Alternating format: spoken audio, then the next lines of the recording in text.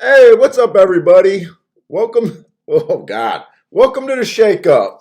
This is a Kentucky Derby day, so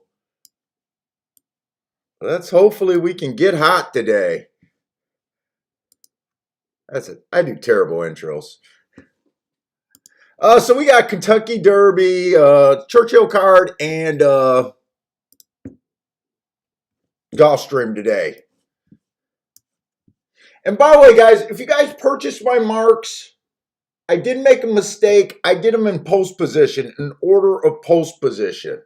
There's only two races a day where it really matters. The first race and I think the 13th race. So if there's a 1 and a 1A in the race, it's going to throw you off. You know, if I did it I made a mistake. So so when you go down my list, they're in order of post position. So the first race today will look like there's a 10 horse. There's not a 10 horse. There were 10 entries. And I just realized I did this yesterday. And yesterday it happened on one race. Hey, what's up, Pie Man? Marco Lou, Q Savage. What's up, Michael P? Yeah, so I spent a lot of time looking at the card yesterday. Not before we played, after we played. Like I said, man, I don't change. I don't change, but I was a little disappointed in my handicapping, other than hitting that one race. I had a little bit of good news, a little bit of bad news. That last race, that Oaks Derby double, after I lost the race, I was thinking, why did it cost so much? And I was pissed at myself. It still ended up being my biggest bet of the day. But when I kept looking at what I wrote, it looked like I went to 3 horses in the double. When I really only went to 2 horses, I had 6-1-18 or 6-1-8. After the race, I kept thinking it was 6-1-8, and I was wondering how the hell I did that. It was 6-18, so I only used 2 horses, so I saved a little bit of money there. I think, reviewing all the races yesterday, I do think the outside was better on the dirt. I think it favored stalkers and just borderline closers yesterday on the dirt. I really do. Other than She Dares the Devil, which I didn't even realize that was the horse because I never look at the name. I like that horse, but I didn't catch it at that time. She was the only horse that wired on the inside. I'm still keeping my eye out on the turf route races today. They were all long shot. Well, one was 7-2, 8-1, and I think about 4-1. But that 4-1 beat Aunt Pearl, who I stayed out of that race because I thought she was just going to be super tough. When I looked back at all the results, I don't know. We kind of said it for the last race. I was kind of joking around, half, talking. Or the last turf race, and I said it might be inside, and then we see that 2-3, 7-2, 22-1 exact to come home. I'm going to be keeping an eye on that, so I'm a little excited about that. Hey, what's up, Ben Taylor? Thank you for the super chat, man.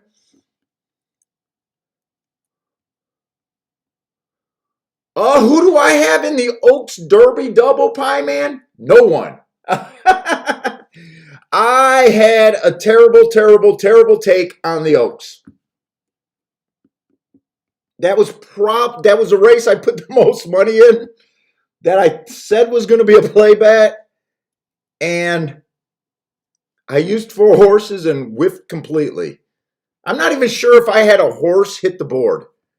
I whiffed bad. But I think the lowest horse I used was 17-1, so, I was trying to get alive to the 6 and 18. I was trying to get alive to the 6 and 18.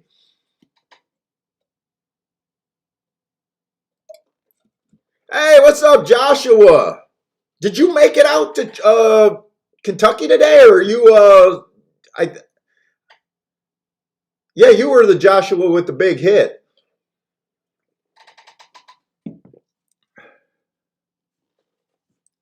Michael P., your buddy loves soup and sandwich later. Let's see. And I I glanced at Gulfstream card. All I can say is Gulfstream. Why did you card almost a 100% turf route card today? I'm going to have to really work some magic today. They only had 2 dirt sprints today. One of them was an 8-horse field, and they scratched it down to 4 horses. So I want to say F Gulfstream, but it's kind of hard to say that about your piggy bank. Hey, what's up? Let's see. Steve B, Michael P, Steve Marshall. Oh, you would have had to quarantine. Wasn't worth it. Well, so what? You had a fantastic day yesterday. But I do want to look at this first race because I'm actually gonna try to dig here. Uh, I was kind of when I went and rehashed everything. I think I was making it way harder than it had to be yesterday. Way harder. Uh, the 2-horse inside, inside, really inside of the horse was inside of track was good last time he ran. Average 1 tick slower than the fastest winner at each call. Oh, this is a mile in the dirt, allowance 1x. 2 races back, early pressing race, doesn't look like much there, and slow average, 3 races back.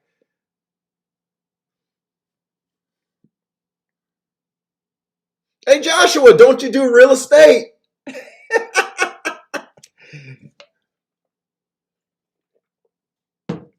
Come on, you could put your clients off.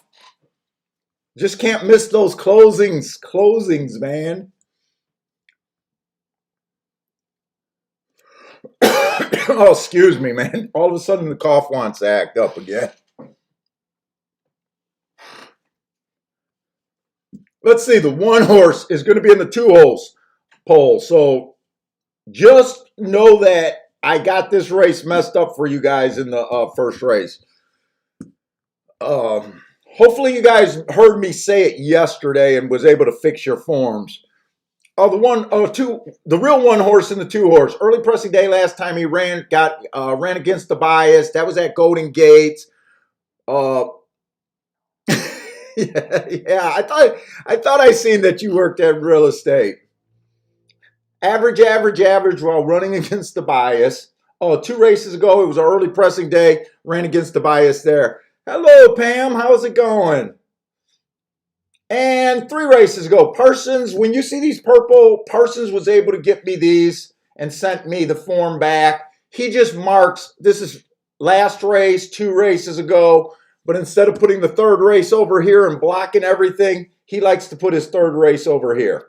So it's still 1, 2, 3.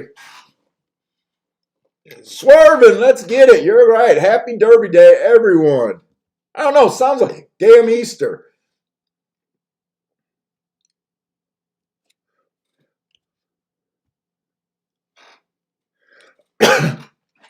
But that was a West Coast horse, Golden Gate, I think it was. Man, the 4. I like the 4's last race, and we're getting towards the middle of the track. He just looks like a speed horse.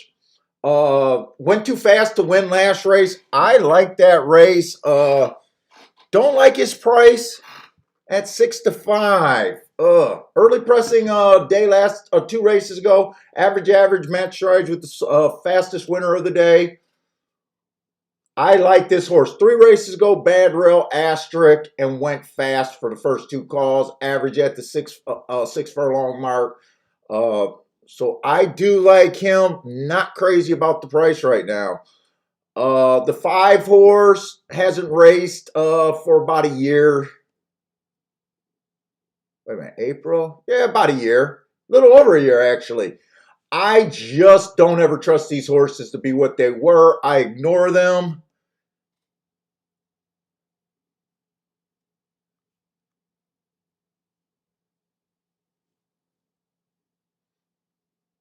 Six is yeah, the 1A.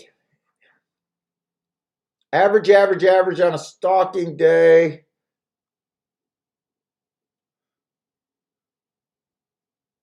I like the 6. But 5-2, I can't get behind. And I even tried to pop on a minute or two early, and I am like getting ran over in the time for the first race.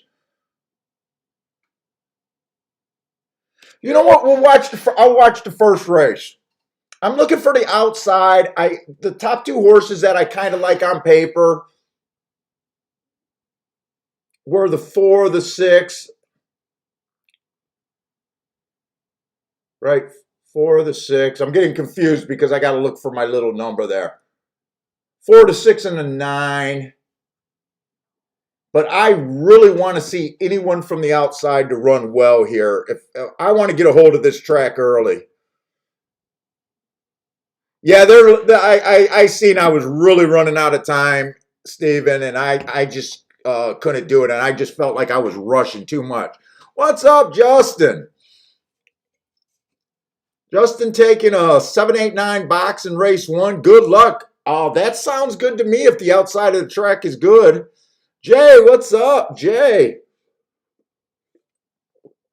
Yeah, I know, Joshua. The market is hot right now. We were just looking at our house and what we got to do to finish it up.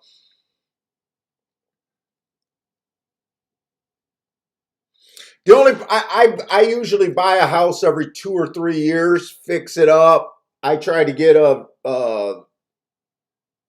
value once I improve it. I sell it again after 2 years. And it's getting harder to find a house. And I know right now we'll get top dollar, but then I know that it's going to be super duper hard to the pits that I want. It'll be ridiculous.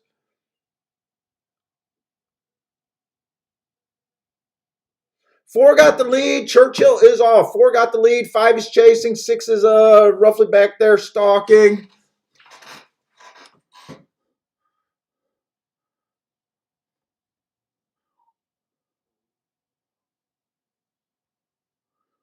Now here's where my dilemma is. I kind of want the 4 to win because he was my best marked horse, but he kind of went to the inside and he's kind of speed. So, in a way, I would love to see an outside horse doing a stalking closing move to beat him because I think reading the track right would be better in the long run today.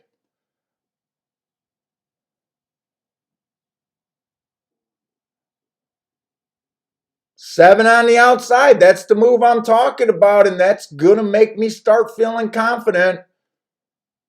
That is going to make me start feeling confident right there. Look at 4 went to the rail, 4 showed speed.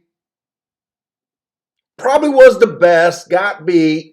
7 made that outside move. You notice all the horses that were running wide down that stretch were kind of the only horses that looked like they were running. Jessica, you had the 476. That's a winner, huh? Nice hit. Jessica's starting off good today. What's up, Joshua Kuhn? Javon, good morning. Justin had a saber, 7 to win place on the saber. I honestly wish I had a couple more minutes. I was just having to go too fast there. Another Oaklawn Park horse winning. I think Fairgrounds had the most winners yesterday. And then it was kind of Oaklawn Park and the Churchill secret, Kentucky circuit, Churchill and Keelan shippers. I don't think Gulfstream won any races yesterday. I'm not sure. I don't think New York did. They might have, but I don't think they did.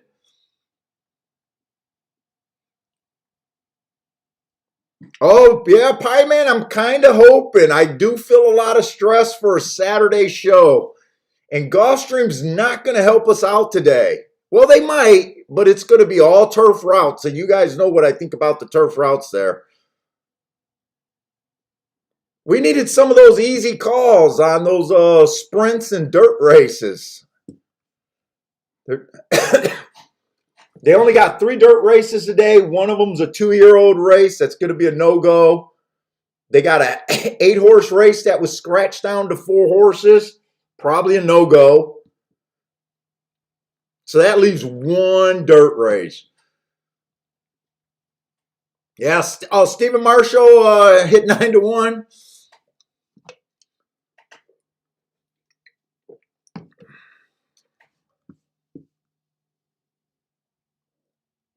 Oh, I'm sorry. I misread Jessica's comment. She has the 5 with the 476. I kind of missed that. I seen the 476. And I just thought that was an exacta box.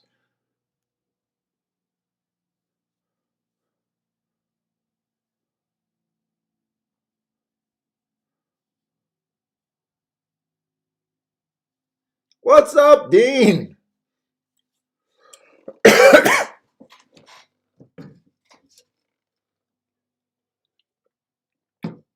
I literally just rolled to bed out of bed 20 minutes before getting up too today.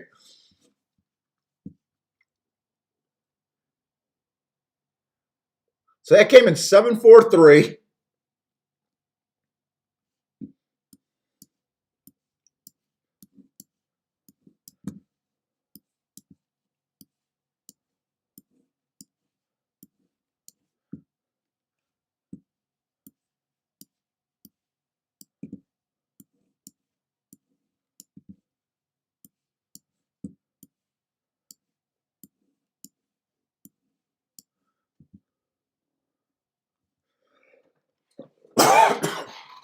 That was a mile, right?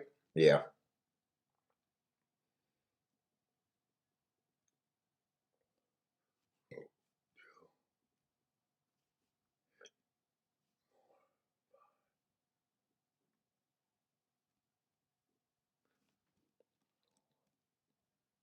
And she was in the 7 hole. That's what I was trying to make.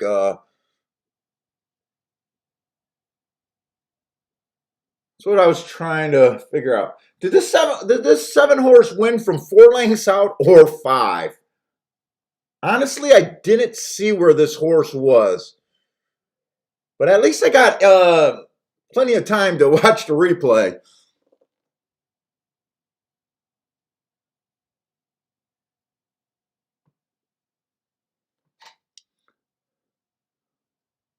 Yep, Oaklawn won the first race. I think Oaklawn and Fairgrounds have been doing the most. I mentioned Fairgrounds won the most yesterday, and then it was pretty close between like the Kentucky Circuit and Oaklawn Park. But I think Fairgrounds had basically 5 winners. 5 winners out of the, I don't know, 13 races. Yeah, I kind of think 7 was stalking. I'm just not sure. Frankie Tubbs, what's up, Frankies?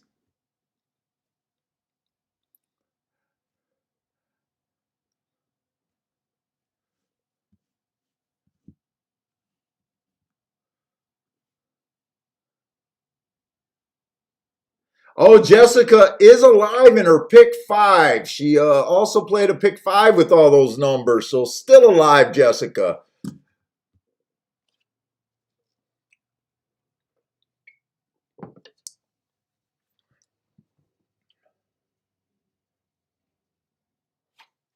Now, let me just review. I really want to just look.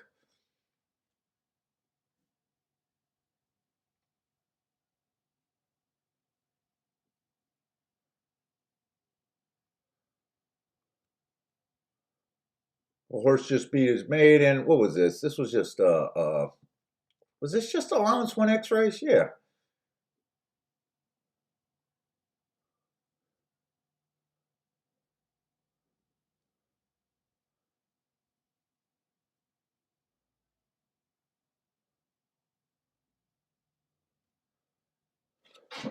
Here's a replay. One, two. Yeah, I'll say I'm gonna put him down as a stalker, borderline stalker closer. Looks like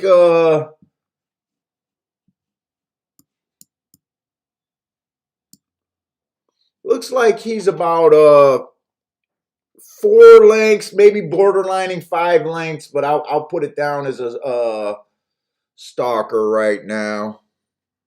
Maybe I'll check to see what the chart caller actually put it down as. Three's making his run 100% outside. The 1A was coming all outside. Yeah, I think I'm definitely, I think I'm going to live or die with that call today, unless I got off of it yesterday when, like I said, when She Dares the Devil won, and that I shouldn't have got off of that call.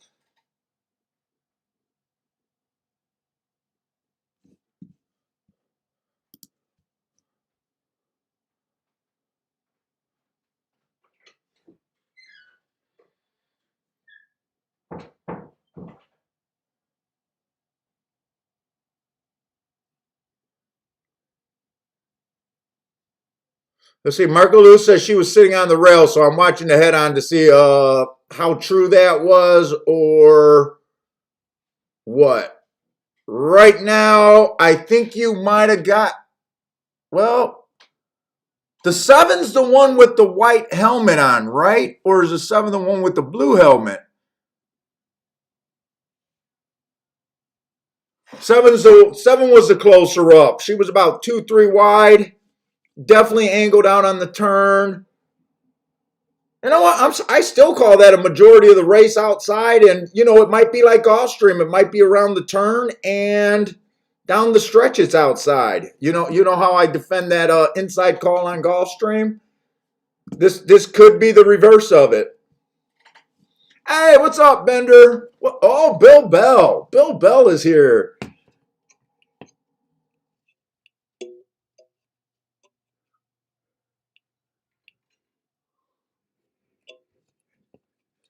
No work today, huh, Bill? You'll be able to play the whole card today.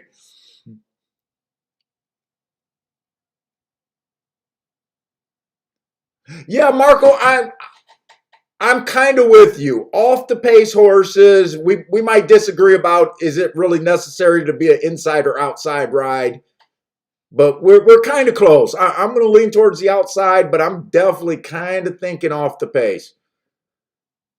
And right now, I don't know about you, but I'm thinking like 3-4 lengths off the length. Off the pace is what you want. I don't think you want to be like 6 lengths off or farther. So far, when I did the charts yesterday, everyone was technically a stalker. They all were about 4 lengths off. So they were the farthest back that you could be that I would still consider as a stalkers. They didn't have the fractions up for the first race. I did not notice.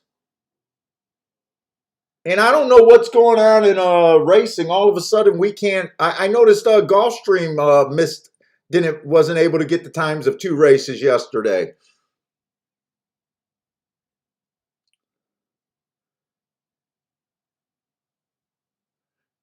Jay, is it juice on today for Baffert and Drug O'Neill?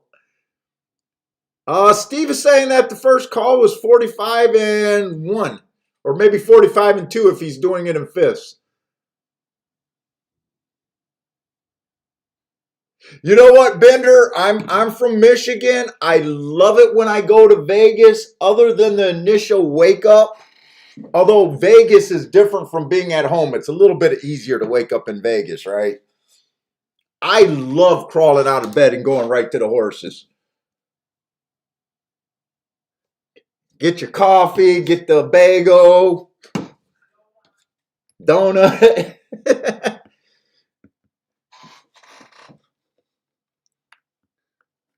Hey, what's up, Rex?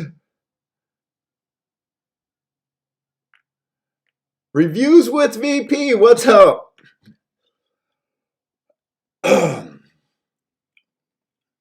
I was trying to get alive to the 6 and the 18. But I will put out a warning. I don't find today's special review. I operate the same way as I always do. I'm the least Derby hype guy in the world. I prefer cheaper races, and I probably will be preferring Gulfstream today. So, and I barely looked at it. I do my marks. I will look at it before the race, but I don't get into it that much. It's just another race for me. And it'll probably be my smallest bet of the day, by far today. It's amateur. It's what we call when everyone's out on the lake on, what, Memorial Day or Labor Day?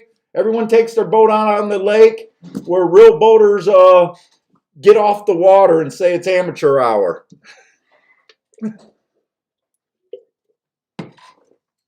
But review, there'll be plenty of sharp handicappers in the chat room that will have opinions and put up their stuff on the Derby.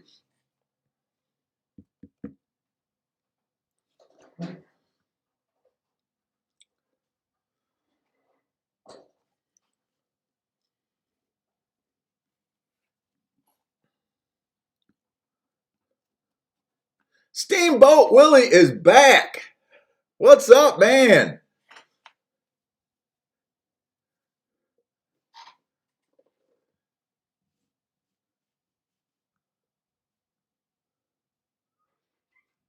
Okay, I am really interested in this second race. Oh, like I said, yesterday on the turf, I kind of do think it was a, excuse me, I kind of do think it was an inside bias. I really do. Now, will it be there today? I don't, come on, I don't know. But I got to find my edges somewhere. So I'm hoping that it's there, and I'm going to play this race like it is. Yeah, Carl, that's true. You can take a boat, but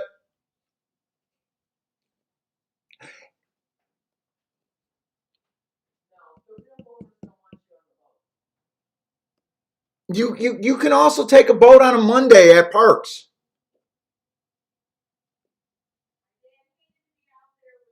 You know what I'm saying? I've won cars, on a Wednesday. Let's just put it this way. It depends on what you're looking for, Carl. I think if you're a win better, Kentucky Derby's a terrible bet. I think it's the dumbest bet to possibly make. Now, if you're trying to go for the supers to try, yes. If you're trying to go the horizontal wagers like pick threes, pick fours, pick fives, ending or starting with the Derby, whatever it is, yes. If you're primary win better, I think it's a terrible fucking bet. Especially if you're going to live in the 6-1, 5-1 range. You can find those all day long in 5-horse, 6-horse fields without trying to battle out 20 horses. So I guess it depends on your goal for the Derby, But as far as having big days, shit. We'll have our big days. They're not a problem.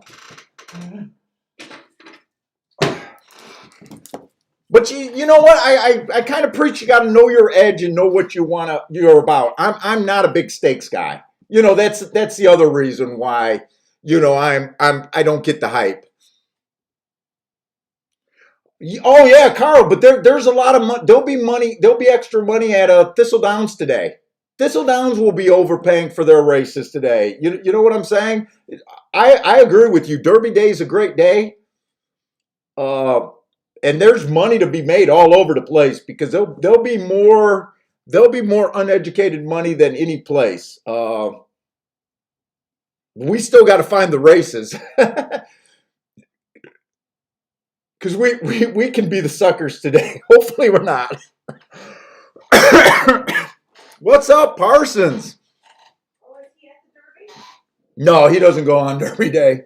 I think he sells his seats on Derby and Oaks. I think I think he sells his Derby and Oaks tickets to pay for his not his box, his the club membership. It's almost like a country club there. I think he said he pays for, where he gets to go in every day and dine in the dining room and that shit. I think that's what he told me.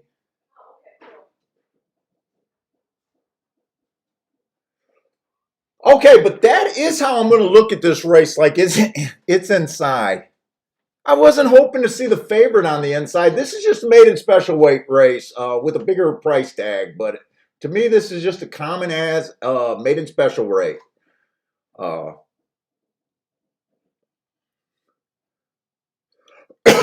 was average, average, average while closing. Got in position at the top of the stretch. I like that. Two races ago, uh, man, Matt Strides with the slowest winner of the day, average, and Matt Strides with the fastest winner at the 6 furlong marks. Got in position at the top of the stretch. This is what I'm talking about. When I just closers, I want to be for more races than not. I think closers are one of the hardest things to judge. What helped me out was demanding that horses that I think are going to be off the pace get within 3 lengths of the lead at the top of the stretch. And that's what I'm looking for. More than marks, more than excuses. I want them just to look like they're getting positions a lot of time.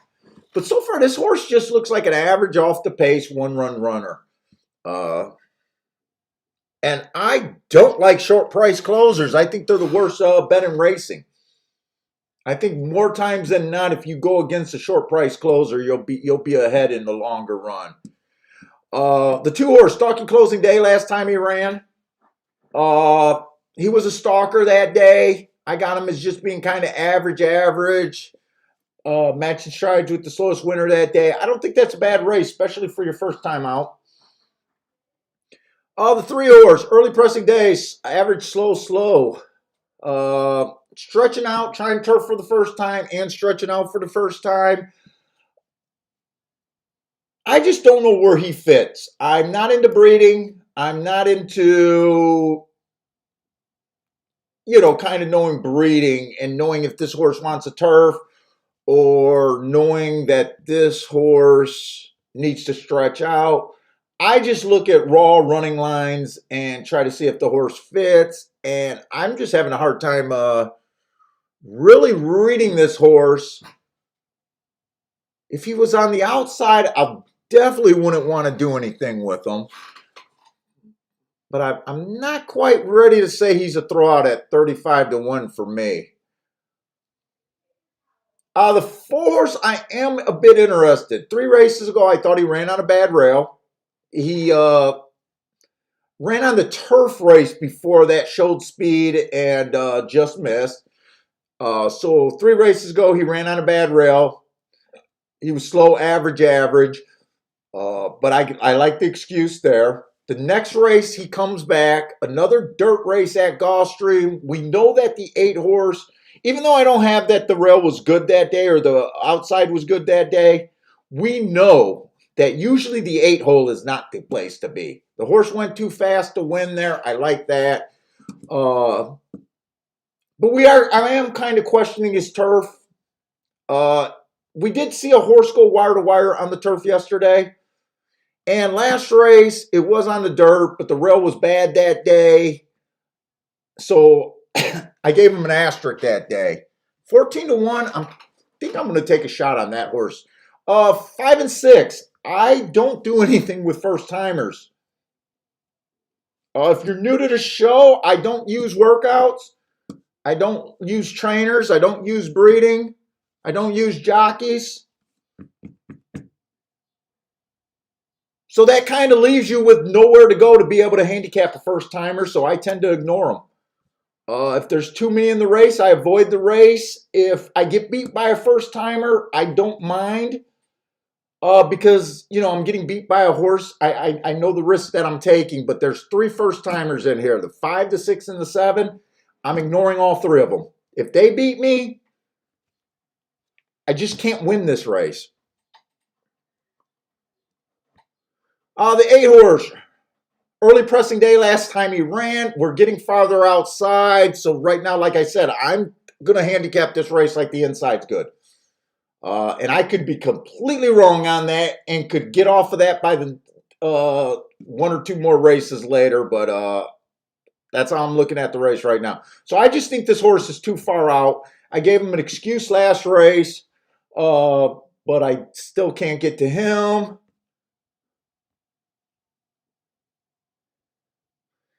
9 ran a one race sample last race. It was also a turf sprint. Outside, same reason why I'm not interested in him. The 10 horse does look interesting. I'm just, you know, going to play this race like the inside of the track is where I want to be. And the 11 and 12 I have very little interest in.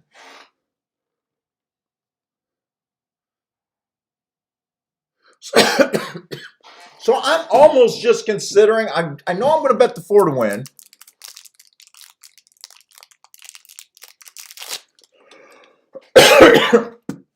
Let me get my account.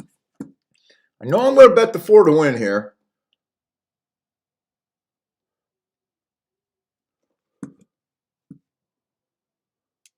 I can't bet. I think the 1 can win, but I can't. I don't bet 7 to 5s to win.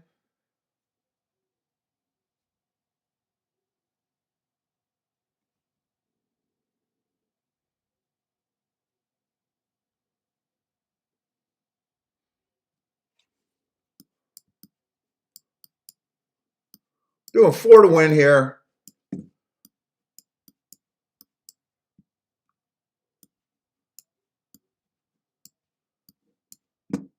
4 on top of the 1, 2, 3. Like I said, I'm playing to the inside.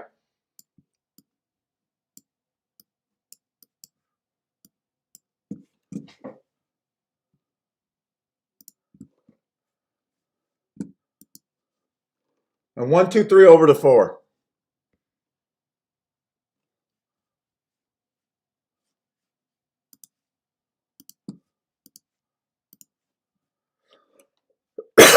For to win. Let's see, do the 1, 2, 3 over the 4.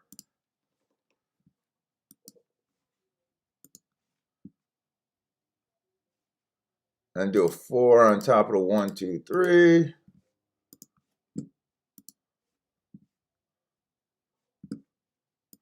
Try to get off to a good start here.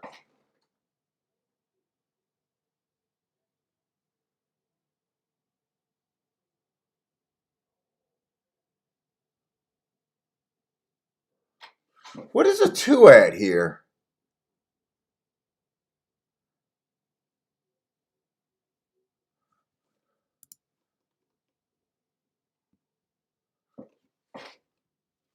Do I have my perfectas?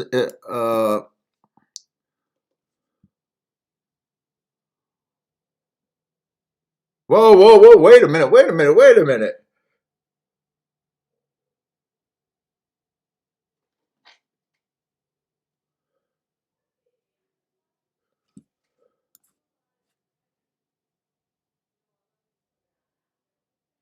Good. I think I'm going to start off going for this race. Wait a minute. I was not expecting.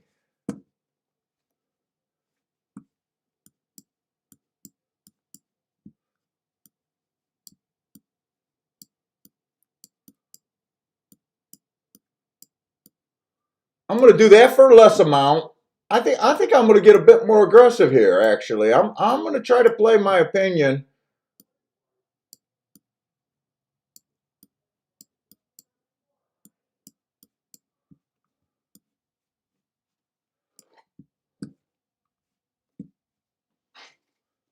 I didn't realize this two was 15-1. So I'm gonna try to hit this. I'm gonna put the one as a saver on top of the 2, 3, 4. I looked at those exactas. Those exactas are paying 69, 144-1,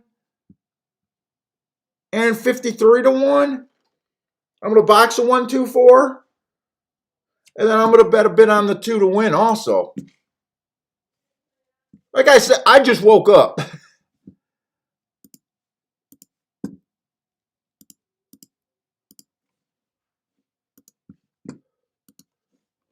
So I am gonna bet this race a bit more than I originally had on there.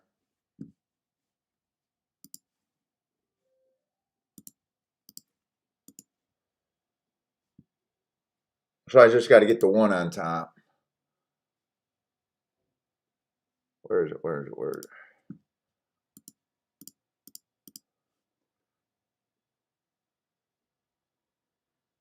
So what exactly are they playing?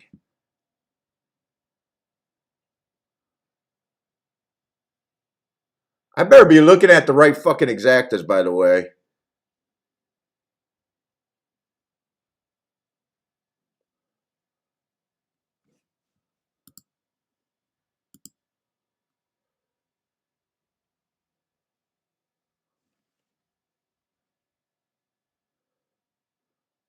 Oh shit! I did not. Okay, those exactas aren't paying as great as I thought. They are paying good, but I forget. Churchill lists their exactas for $2, not $1. Oh, that kind of sucks. So I usually just talk in dollar amounts. So all of those are half of what I originally thought, but I still don't mind the bet.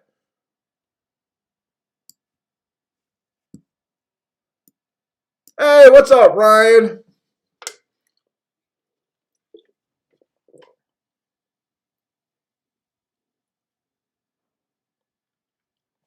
Jessica likes the bullet workout on the 7. Marco Luke is acting. Wait a minute. What do you think of the 4? Yeah, I like the 4. 4 is my main bet. That must have been an early comment. Jay's thinking of 4-9 or 4-9-10 exacta box.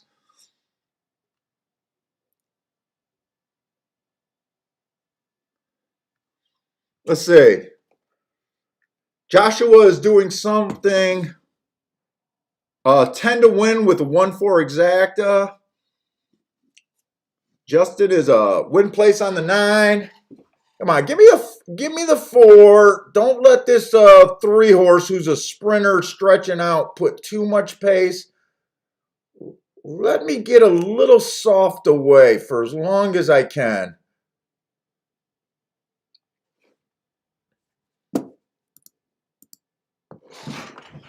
Give me the first call so I can go off on my walk. 24-1.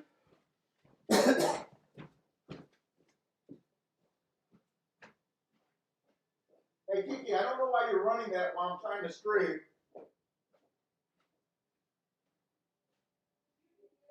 Yeah, we can hear it. Why don't you just turn that fucking off?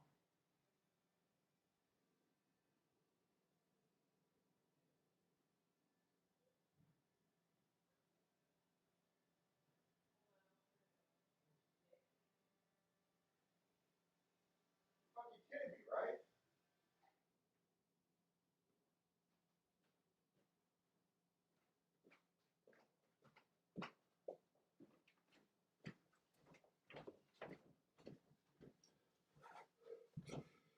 Keep them going with the inside, baby. Come on.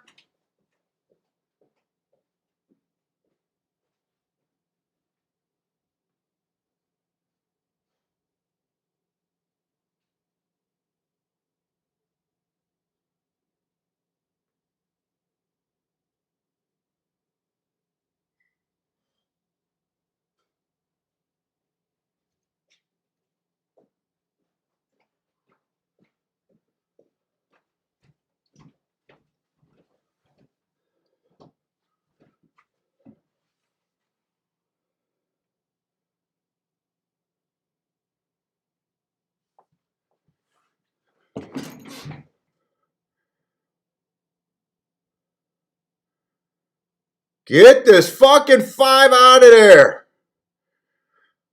Give me a 4-3. Boom, motherfuckers! Whoa! I am done. Good night.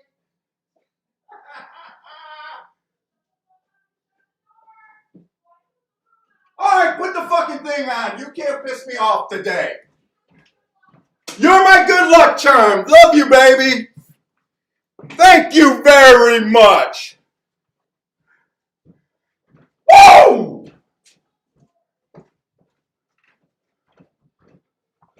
Greatest of all time, baby. Greatest of all time.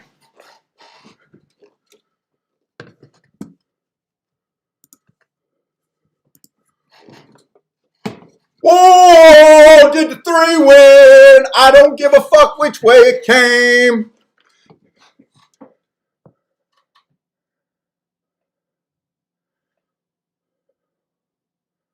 Tell me the 3 won. I even said I was scared of the 3. I can't believe I didn't put a win bet on the 3. I think that's 38-1 over 12-1.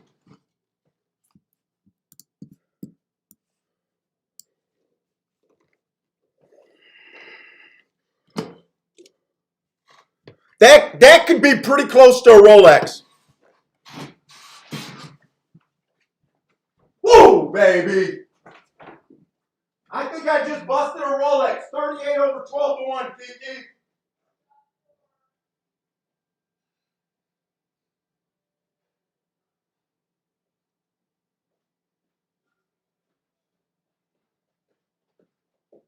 Don't fuck with me on these biases. Don't fuck with me. 3-4?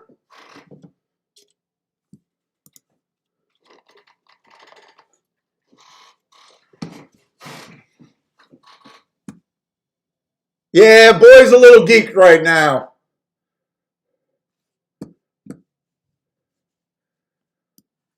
Boy is a little geeked right now. Good morning, John. What does this exacta pay? 300-1? 300-1? I think I'm looking at a Rolex.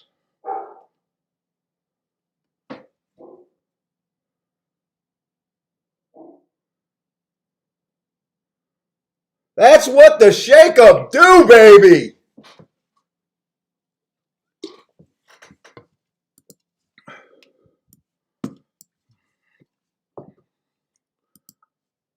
What was the probables?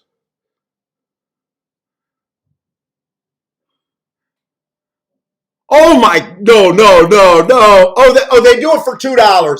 I'm looking at 845 and I'm thinking 845-1. I'm thinking 845-1.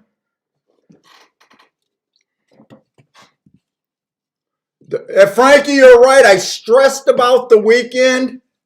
But yeah, that's the way to start it off. Like I said, I was pissed about my Oaks thing. I told you guys, I thought I seen an inside bias yesterday. Yeah, that's 845-2, so 420, 422. Let's not split pennies at the end of the day. Did anyone else play that?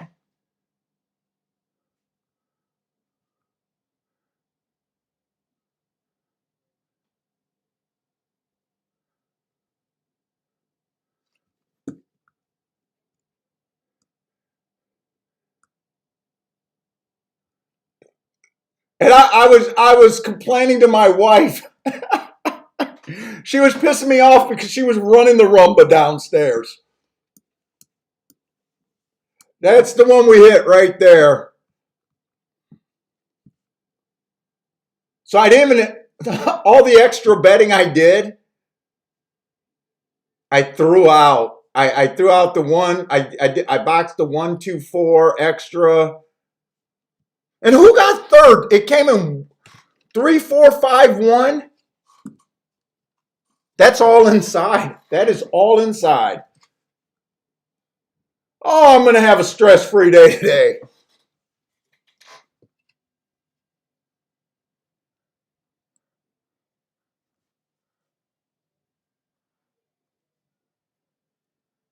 John, hey, sometimes I feel like the best, sometimes I feel like a bum.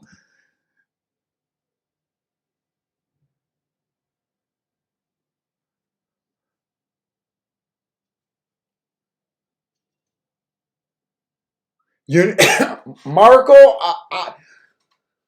I am a little worried about the Gulfstream Park horses this year.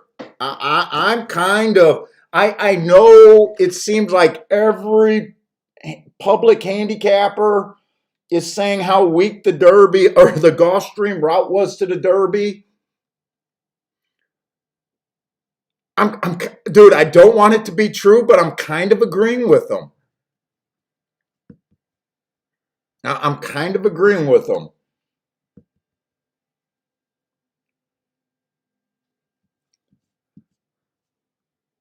Dude, this is my second 10 grand dirt. Well, I'm a bit under 10 grand right now. I gotta light up. I know it's early, but fuck it.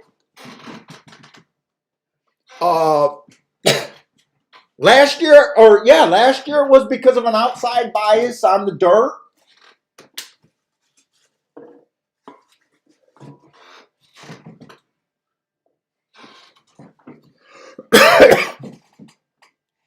Oh fuck, I can't even think right now.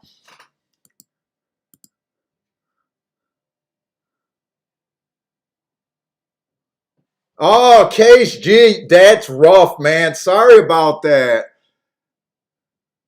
Your girlfriend's dog died, so you probably had to be with her last night.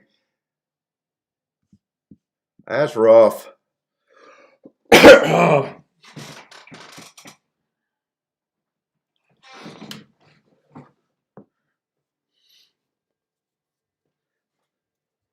I wonder how much the 4-3 was paying. I probably would have been better off with the 4-3. Wait a minute. No, I wouldn't have. No, I wouldn't have been better off with the 4-3. All I would have had was a win ticket. That's all I would have had extra. No, this came out the best way. This came out the best way possible. Trust me, the difference in payout had to make up for that win bet. Hey, Richard, what's up?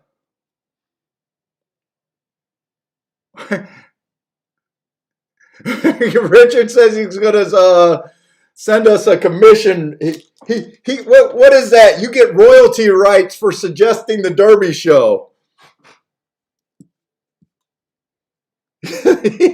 He wants his royalties.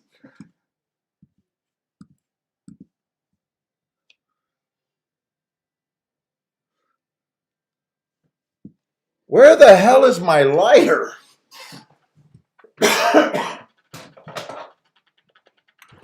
Oh my goodness, who else snuck in here? Yeah, Frankie, I already know Gulfstream's going to do me no favors today. Like I said, it's all turf route races. All turf route races today, so I was stressed as soon as I realized that. I was like, shit, I don't even have, the only race I hit yesterday was Gulfstream. That was the only, I had one opinion yesterday. That's it. Well, I had one good opinion, I said. I had a few bad opinions.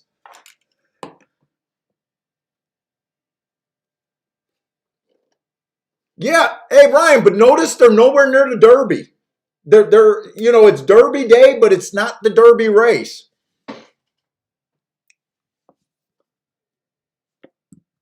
Last year, I think I had $20 on no 40 or $60 invested in the Derby, and that was it. Let's see how much time we got here. And when does Gulfstream start? I think we still got a lot of time for golf. Oh yeah, it's only 11 o'clock.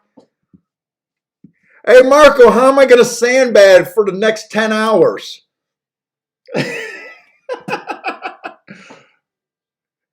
Marco's like, fuck, great. We're going to have this guy that's just going to sit out the next 50 races.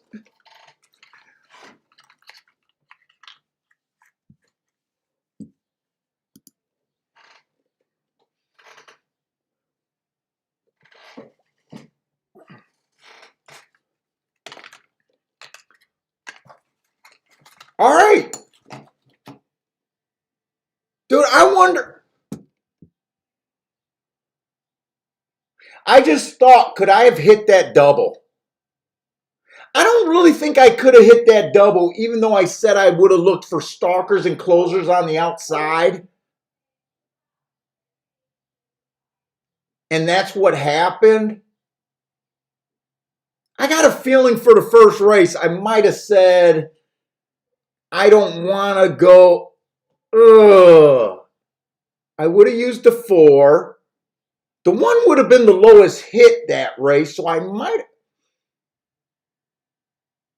I don't. It's so hard to think of what you would have done.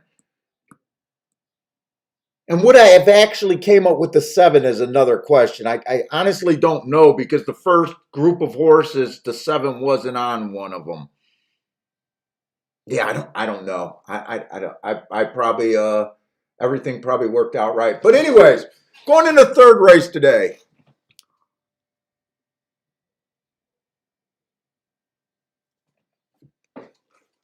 Yeah, Marco Hill, right? My wagering sucks.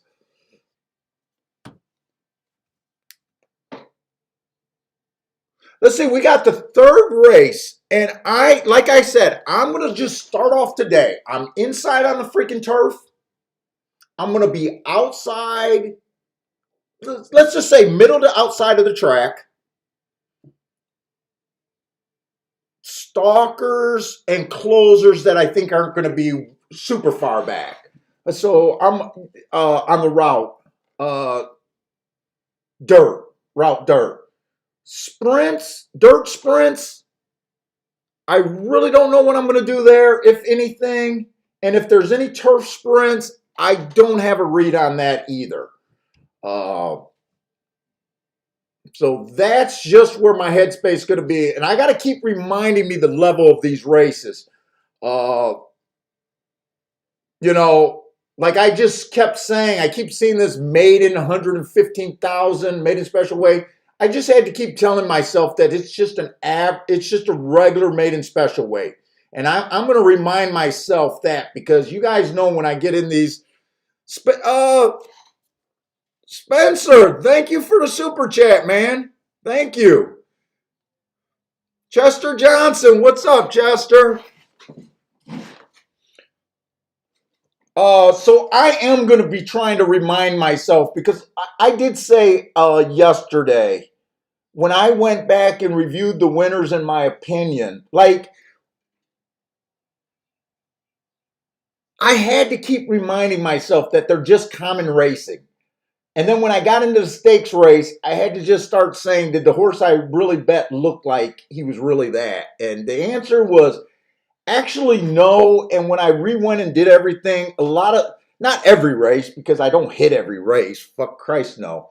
But the results started making a lot more sense to me. You know, when I was looking at all the results for the turf on the inside, the results made sense. It made sense why Black Pearl or that Pearl horse got beat. It made sense to me. You know, when the outside horses were running, it makes sense. So you had to do that. The 2 horse inside of the track was good last time he ran. He had the inside. He was fast, average. That's a good race. Kind of got the benefit of the bias.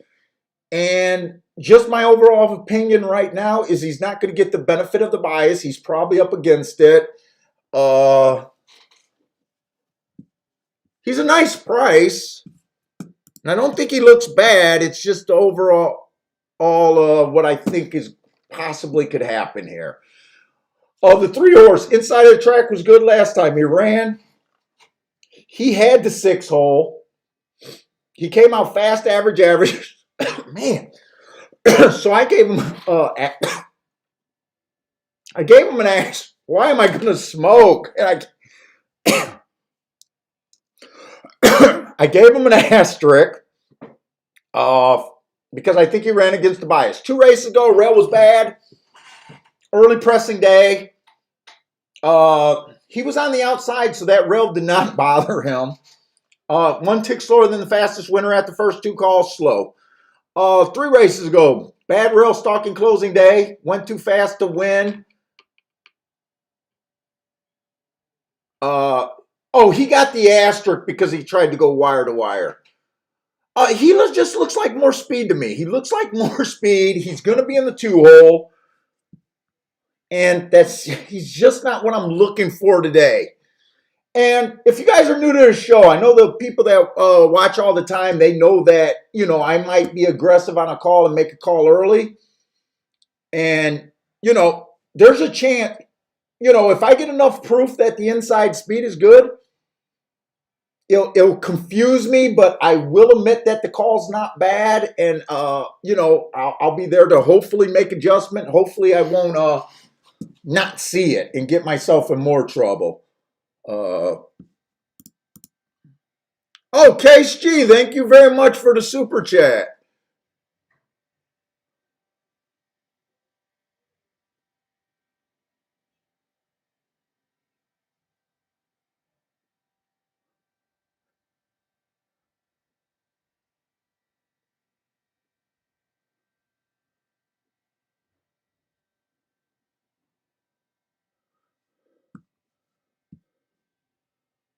The 5, what is the 5 going to be?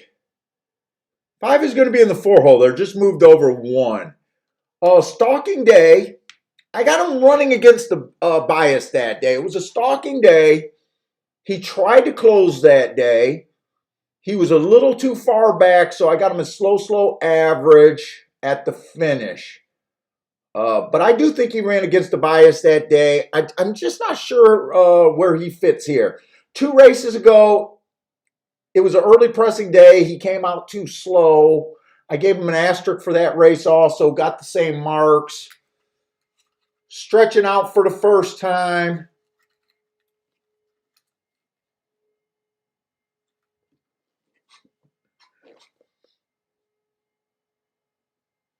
The 6 horse. There's a few horses stretching out. Speed favoring track last time he ran. Slow. Speed favoring track is that. The horses that were winning that day all went wire to wire. So when he came out 8x9, that's a throwout race to me. And 2 races ago, it was an early pressing day. That means horses were either wiring or being within 4 lengths of the lead at the first call. He looked like a closer there. I gave him an asterisk for that race also. He has 2 excuses, but at the same time, I can't get to him because I just don't know if he's talented. To me, he has 2 excuses, but I still can't judge talent there. But he is getting towards more of the middle to outside of the track. Who are they betting? They're betting the 7. So they're betting the 7. That's who we're on. It was an early pressing day. He was an early presser. He won that race and got disqualified. Okay, because I was just ready to say this is a maiden race. So he got disqualified. He's coming from Fairgrounds. We did point out Fairgrounds was winning a lot of races.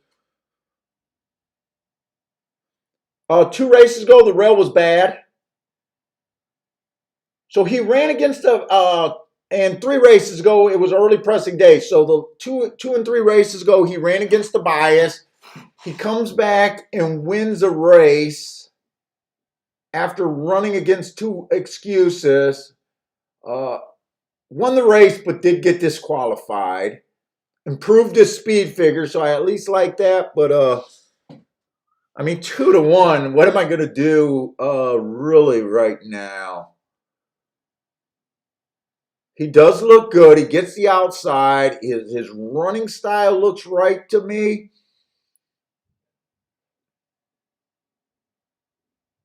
Eight horse, early pressing day, average, match stride with the slowest winner.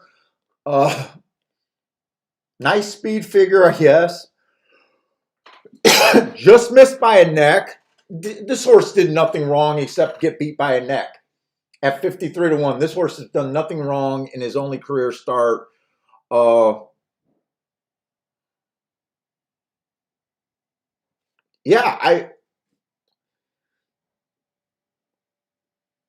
of what's making this race a little dangerous for me and what I'm thinking is everyone's lightly race. Right now, I'm leaning towards the 7 deserves to be chalk. the 7 and the 9 should take most action. Oh, 9's a long shot. 7 and 9 should take action. But I was going to go with what's kind of feeling dangerous to me. It seems like, we got a lightly raced race, a bunch of lightly raced horses. You got a bunch of horses trying new things or a couple of new things. Like this 11 just ran a couple sprint races. He tried to route. Now he's trying a route on the turf.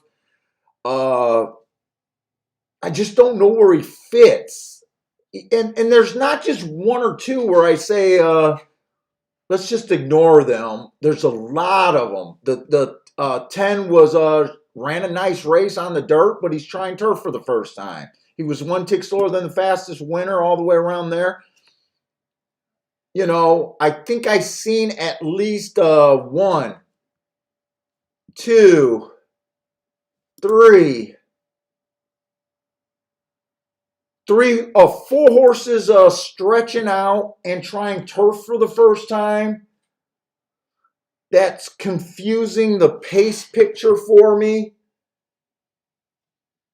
So I can't even start with this race really thinking how this pace is going to work out. A lot of times when I get sprinters stretching out, if I think they're what I do, I move them up 1 spot. So if they're already a speed horse, I think they get the lead. If they're a stalker at 6 furlongs, it's not a tried and true rule. It's just a general rule. I say that they're a threat for the lead. And if they're a dead nuts closer, I say they're a threat to be a stalker. So when I get 4 horses that are stretching out and trying to, it's just really mudding it up.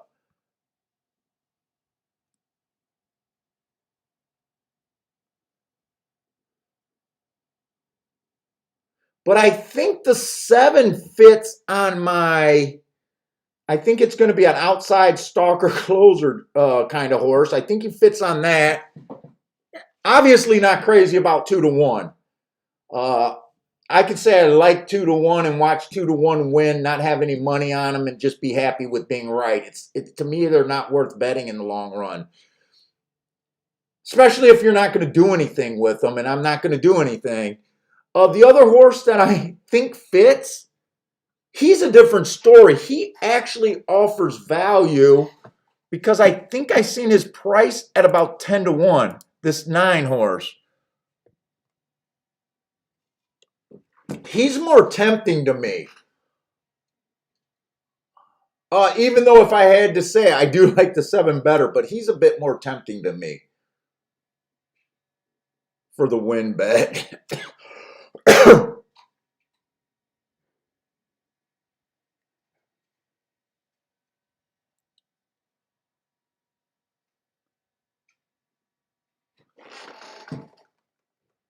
Oh shit! I'm saying I'm handicapping this race like it's a dirt because I'm looking for outside stalker closers, but at the same time I keep saying they're trying to turf. So ignore everything I said about horses trying to turf. That still doesn't change the fact. So there's 4 horses stretching out on the dirt, which still confuses the waters for me. Sorry, I'm confusing the hell out of you guys. You guys caught it. This is not a turf race. I'm the one that's confused. But I was kind of handicapping it still the same way because we know I'm going to be looking at the inside on the turf, and I keep saying we're looking outside stalker closers here. So my opinion is still the same. Let me just see if I missed anything. That might be. So, so my opinion on the 7 is still the same. My opinion on the 8 is still the same, but there's a note that he's been running on the turf and trying the dirt. So that might be a little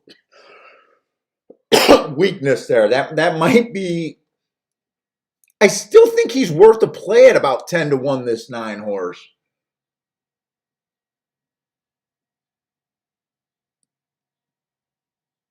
And next race is going to be another turf race.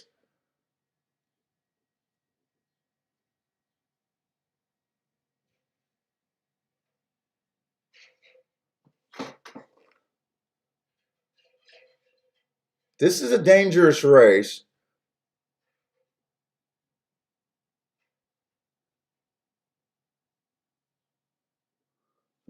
They're heading to the gate.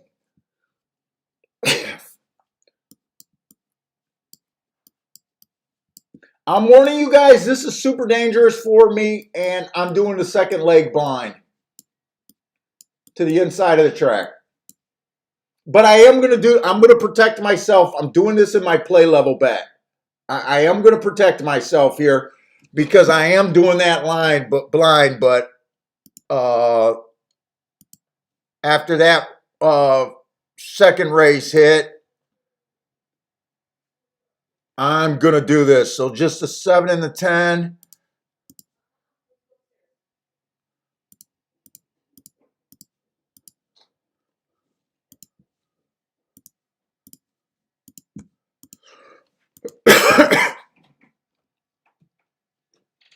He's got his Easter bandana on. Who's the Easter boy? Yeah, we're Orthodox, so our Easter's tomorrow. Come here, Bentley. That means I get real dinner tomorrow. Although I get real dinner tonight. Go show Danny the camera. Come here, Bentley. Let's show off your bandana. You gonna say hi? He just wants to play. Well, we got Easter eggs on them and bunnies. Yep. All right, you don't want to. You're too good for us. Hold on, no, he's looking for his ball. Okay, Joe. Where are you saying the one horse got scratched?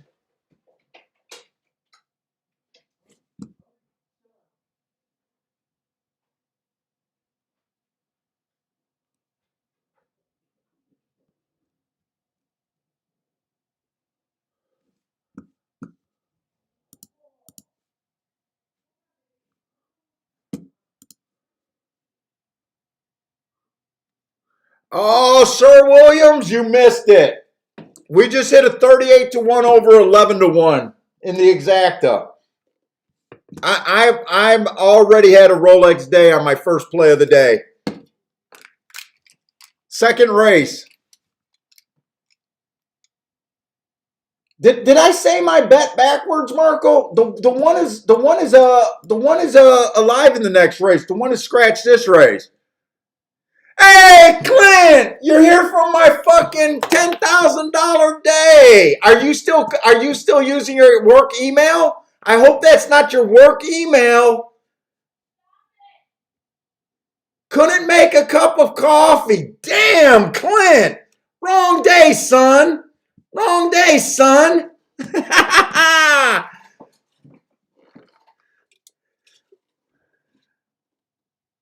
Damn.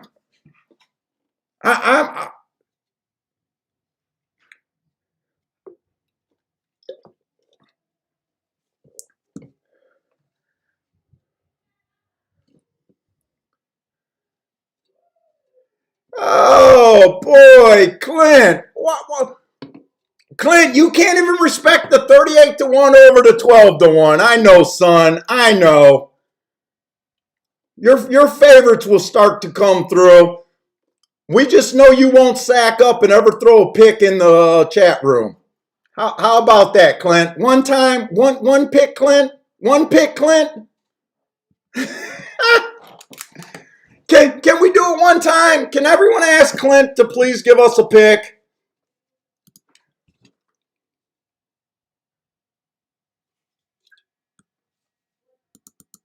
We got our favorite hater here.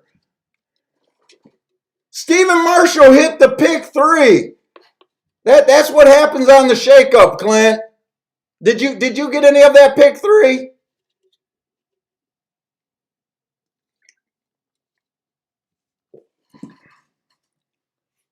Who won that? The 5 horse?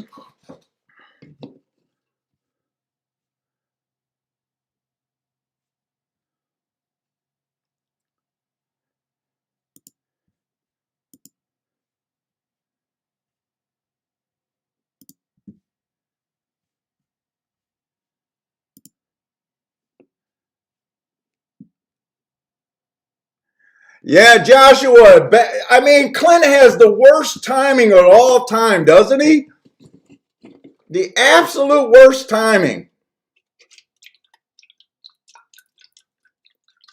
I don't know, Clint. If we want to schedule our soccer academy, we can go to Greenwood's soccer academy. Maybe I'll schedule an appointment.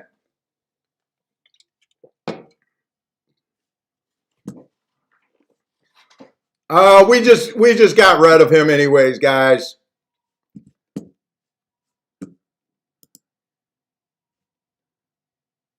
I know he's an idiot. I don't know if he's the owner. I don't know if he works there, but I would not be using my business on the internet to troll.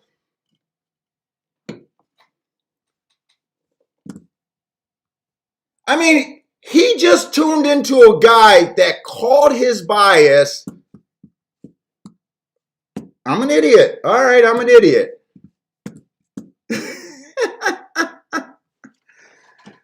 Oh my God. Ridiculous.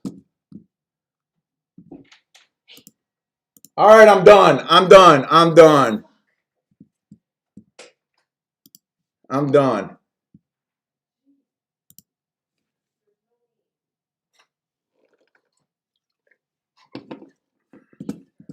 What? It's Easter?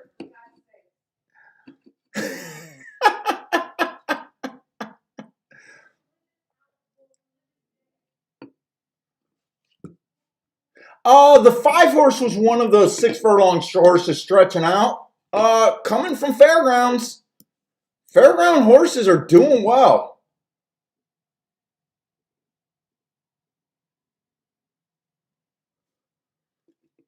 Grandma, horse racing's here. Nick's, I thought I seen Nick C.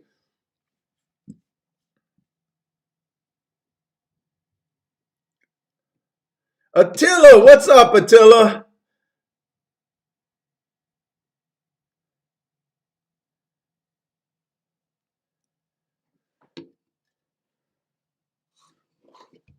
Dude, what is your pick 3 gonna play?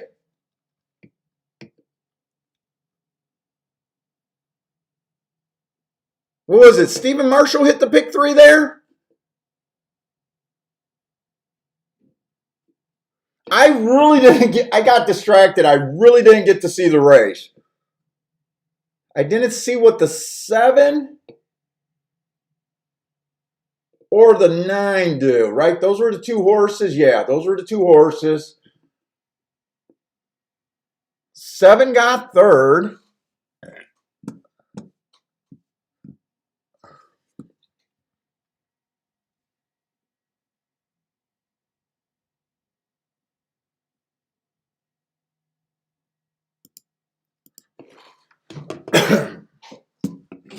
$1,300. Nice.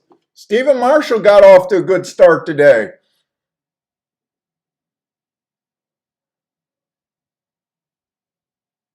Ooh, look at that dude's paisley jacket.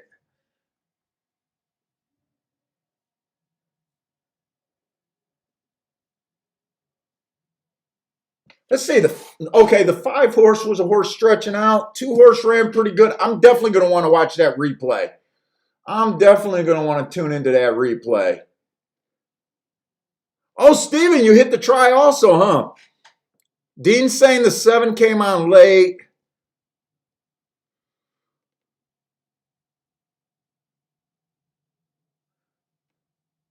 Let's see. The 1 was scratched this race. So the 5 would have been in the 4 hole. I'd say he starts off at the middle of the track. Let's see his run. I want to see if this horse had the rail. I want to see the running style he won with. Okay, so he didn't go wire to wire. The 2 was the threat to go wire to wire. He came out. Okay, so 5 came off basically. 5 ended up being a closer. So Marco Lou keeps saying he's not sure if the inside outside matters. He's leaning towards it's off the pace.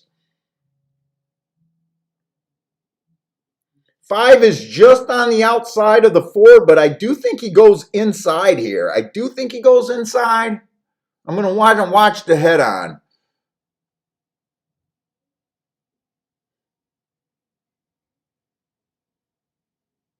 $22-2, 45.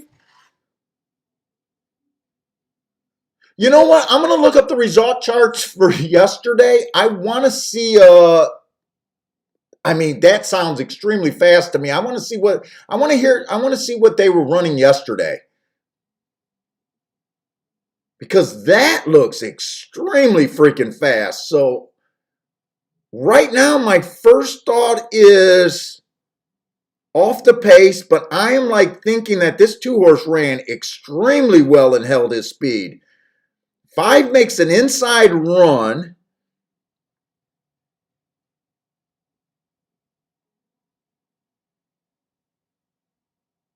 Seven just missed catching the 2.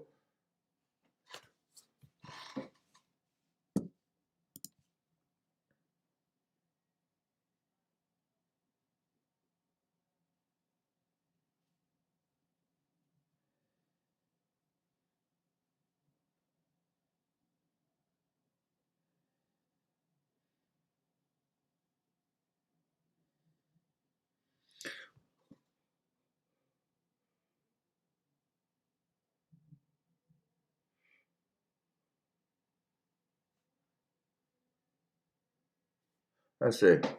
Sir William, Paul, I looked at Gulfstream yesterday. Has the bias changed to middle since the 5-horse was in 7?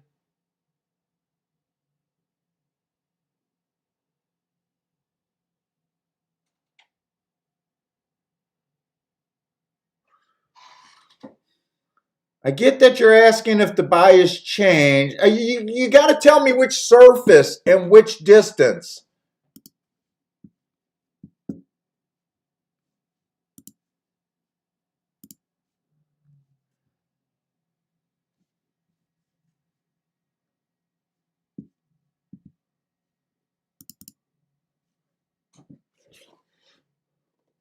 Gulfstream turf sprints ran exactly what we predicted.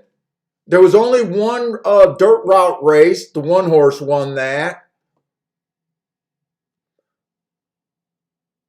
For the turf or for the dirt sprints, that 4-horse was 8-5. We liked him. He got the inside and went wire to wire. I'm not worried about the 4-horse going wire to wire. The other horse was the 6-horse. He was in the 5-hole. That was a race where I liked that 2-horse and I was going to make a big bet on that 2-horse and I backed off because of the 7 and I said the 2 best time.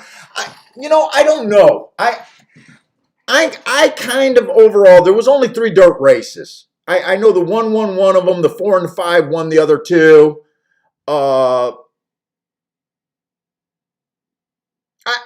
The prices just weren't there yesterday.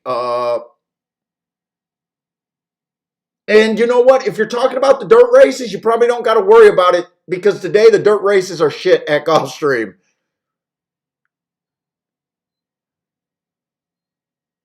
And then if you're talking about I don't think you're talking about the turf route races because the 1, and the 4 won those races.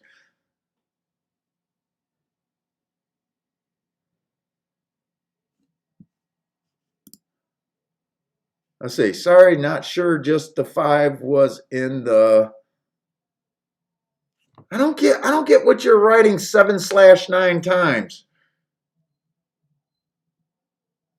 Oh, are you saying 5 was in the money 7 of 9 times? You know what? I'm not worried about that. When these percentages are made, it's based on the winning position. I don't really all the time look how the races are filling out. But remember, post 1 through 3 is winning like 50% of the races. I think 4 through 6 is winning 40% of the races. So even though we see 4s and 5s hit the board, we expect that. I overall say that it favors the inside, but when, like yesterday I said, when the inside's not winning, it's more than likely going to be 4, 5, 6 opposed to 7, 8, 9. The outside is where once you get to that 7 post, you're at a severe disadvantage.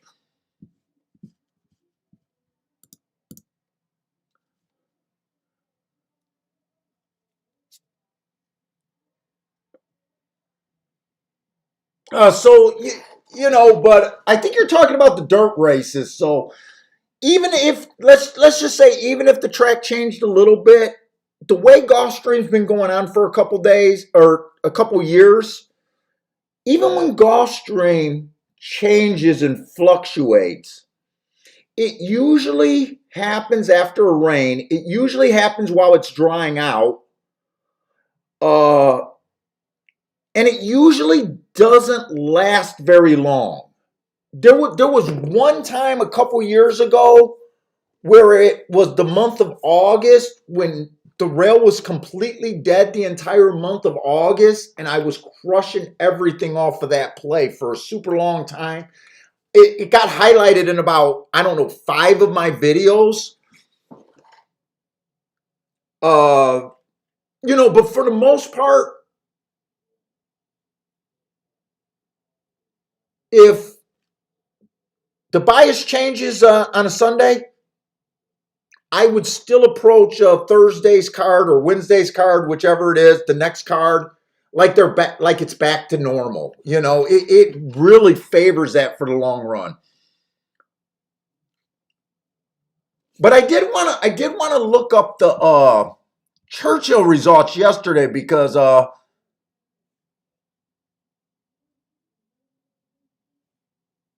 that race just looked sickly fast. That was just they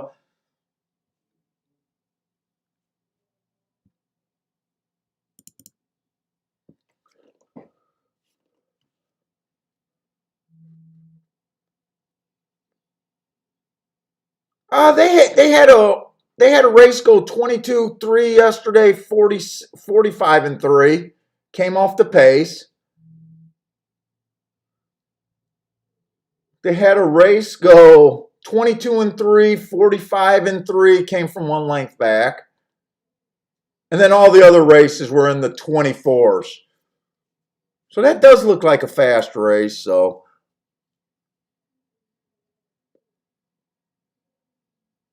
yeah, Bender, you remember that August rail. I mean, we ate for a long time off of that August rail. Horses ran on that August rail. They got laid up for 3, 4 months and came back and were winning at like 20-1. It was ridiculous. And Bender's right. And you guys know that I keep complaining about St. Larned. St. Larned was one of the few horses that ran on that rail and never came back to win. And I kept betting him aggressively. And I think he won 1 race since then on a day that I couldn't even bet him because he was a big chalk, and most of the races he was, a long shot. And I've been playing that horse. I'm still playing that damn horse.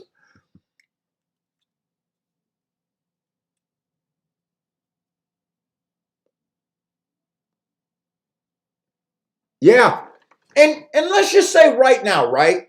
Let's just say right now, I think there's 2 more turf route races studied. Let's just say right now, there is no such thing as bias, right? Let's just say some of the people that really hate me, because one of the big reasons they hate me is because they don't believe in biases, and that's all I talk about. I get it. Okay, I get it. But let's just say it was just a coincidence. What does it matter if it's just a coincidence? Yesterday, I seen the track favoring the inside. I start the first race on a bias call. Wasn't a bias, just happened to be a coincidence. But it put me on a ticket that I was able to bet aggressively that pays boxcars. Okay, so I'm wrong about the rest of the fucking day. Who cares? You know what I'm saying? Who cares? You know, it was enough power, and it was able to make me tee off and wheel a long shot first and second, and just be able to backdoor that exacta. Are you kidding me? And I do it over and over again. So bias, coincidence, who cares?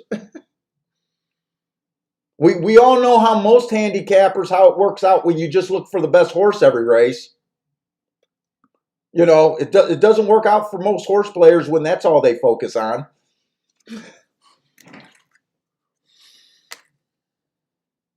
Marco Lewis disagreeing with me. He's tending to think it's an off the pace. I'm still holding on to that little outside. But we're both agreeing on off the pace. So I hope so Marco, I hope that there's a bias to the stalker closers like both of us agree to. I hope there's a coincidence that they all come from the outside post positions and not 1, 2, 3. How about that? We're both right about the bias. I'm just hoping to be more right about the coincidence.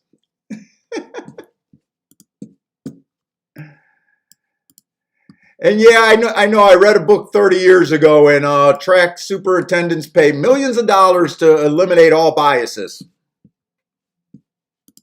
I know.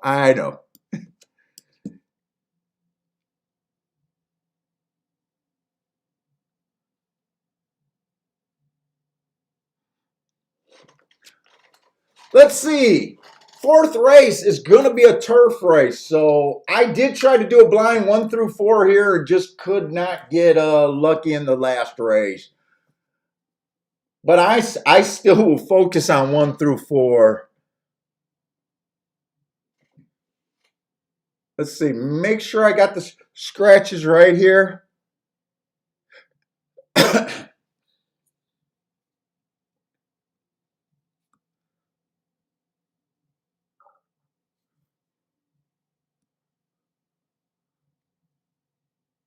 So this is a mile, 62.5. One horse, bad rail stalking day, went too fast to win last race while running against what I consider a bias. I love that race. And before that race, he was off a year. A year. I like that race. I wouldn't be surprised to see this horse bounce after such a layoff. But I do love the marks and the excuse. Let's see how this race, 6-1. Let's see how this backs up. The 2, early pressing day. 1 tick slower than the fastest winner, average. 2 races back, bad rail stalking closing, asterisk for trying to go wire to wire. 1 too fast to win. 3 races, bad rail stalking closing day, went fast to then going against the bias. There is real potential for a real pace duel between these 2 horses. But yeah, I do like both of them. The 3 horse, bad rail stalking closing day, slow, average. 2 races back, early pressing day, average.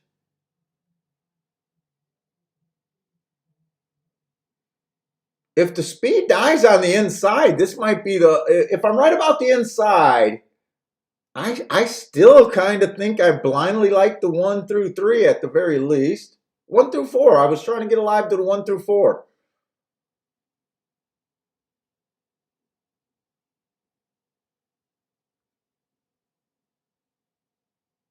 Full horse, inside speed favoring day. I would have gave this horse an asterisk.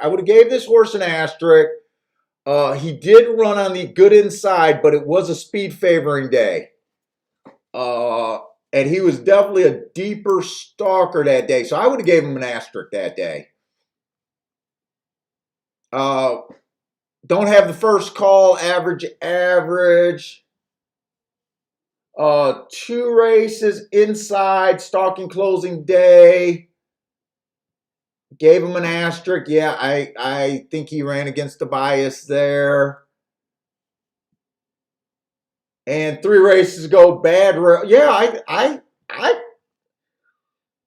I like the 1 through 4. I don't know what I can do. That's a pretty wide opinion. Although, shit, prices. 5 is scratched. 6 horse, average, average, average.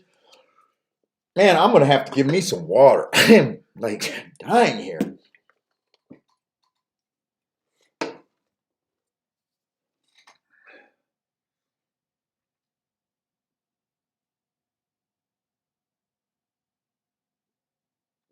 Hey, what's up, Joey?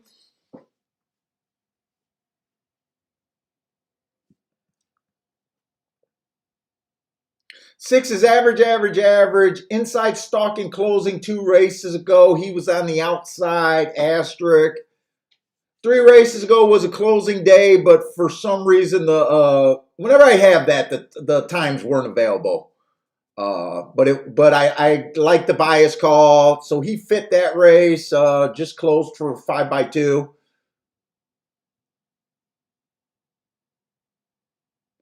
Yeah, I don't really care for him all that much.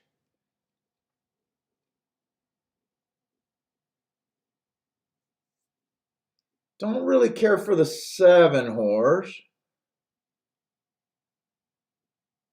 And I'm just kind of disinterested because now we're on the outside. So,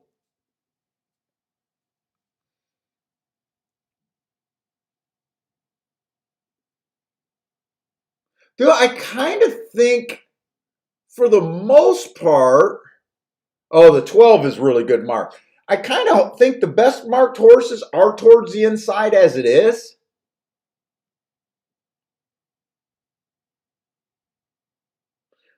I can see this 1 and 2 hooking up. Man, this is another juicy odd race right here.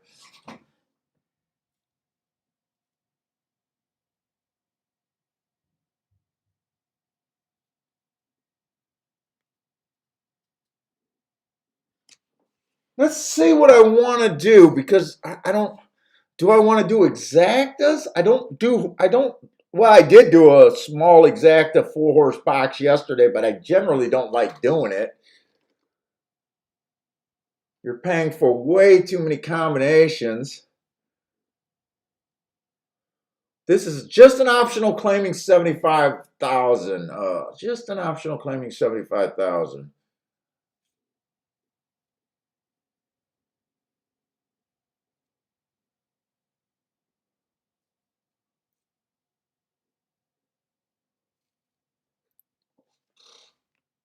How much time? We are running up on short time.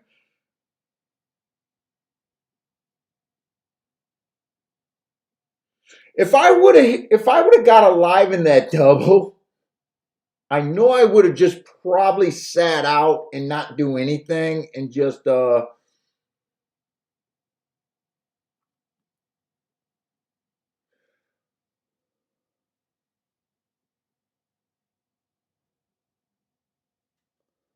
man, these are it's almost too juicy of an odds board to sit out. But I'm having a hard time deciding what I really want to do here.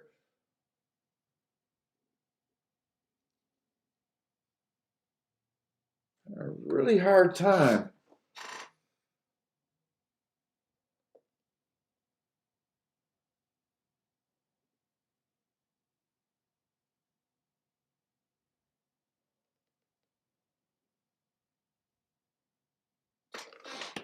Let me look at the odds next race.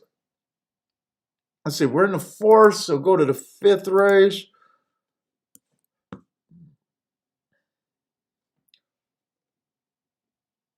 Oh, 7's not going to be the 7's 10. Wow.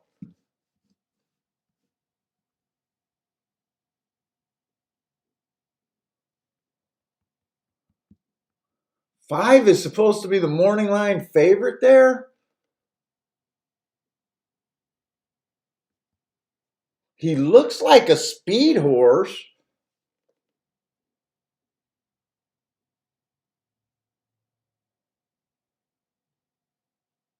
He just broke his maiden.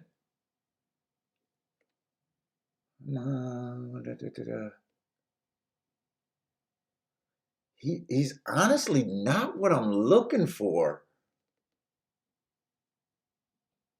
First race out, I got him just as average, slow.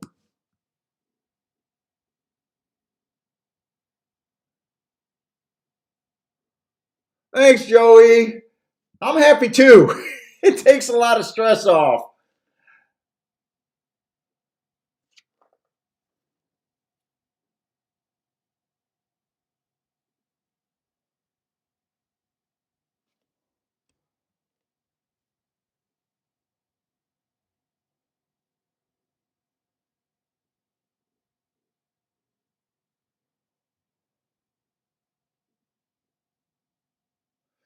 Man, I think I want to do a double.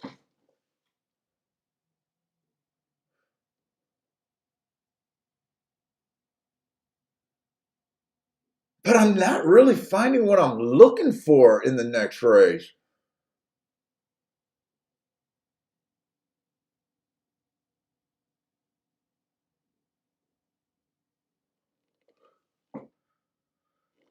If I go exact, I don't even know which horse to key off of.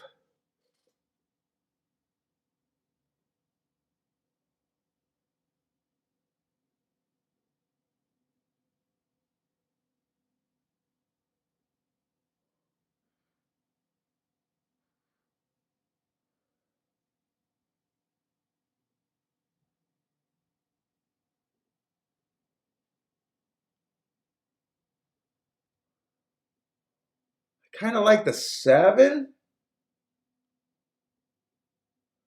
but I don't really love anybody. I just kind of like them.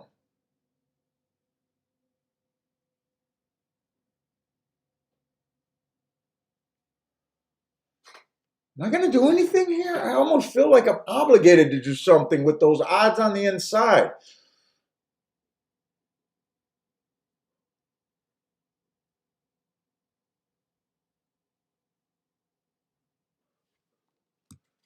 I'm going to try to keep this reasonable. Was it 7 in the 4?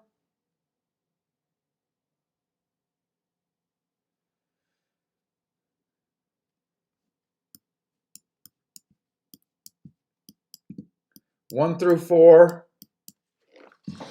Shit, am I even going to get that in?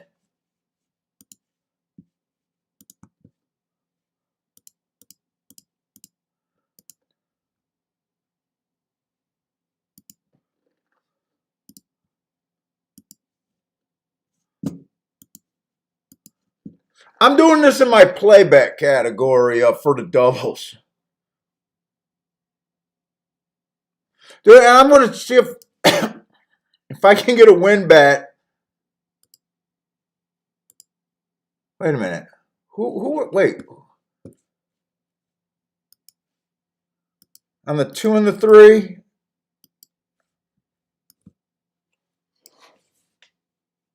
Oh, I didn't get that in. I did not get the win bet in. All I got was a double 1 through 4. I was going to bet the 2 and the 3 to win. I think it's the 3 that I think could really take advantage if this pace duel come.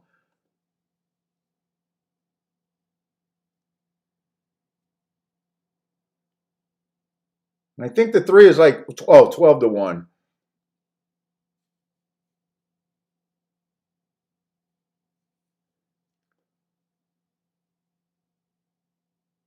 How does this 9 get inside of this 3? How does a 9 get inside of the 3? What the fuck you? How the fuck you get the hedge?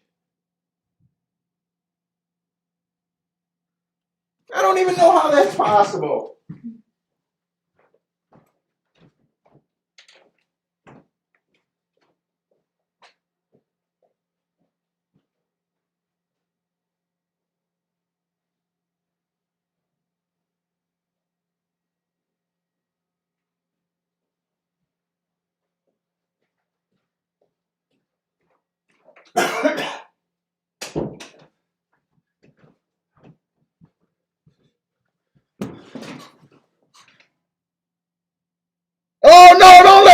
8 roll. Don't let the 8 roll. Fuck. I thought I was going to look brilliant there.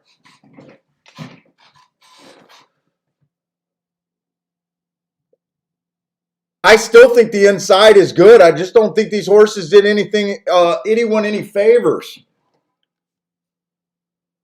I'm still thinking inside of the damn track.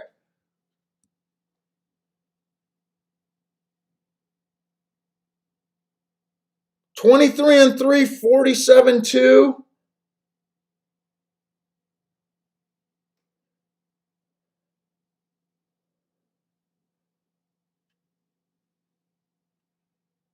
Oh, damn, why did that 8? Who's the 8?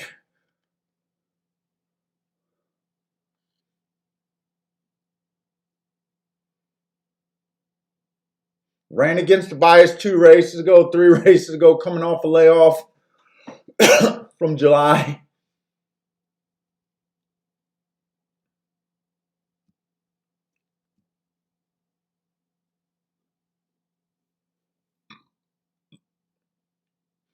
One came off a year layoff, ran that good race.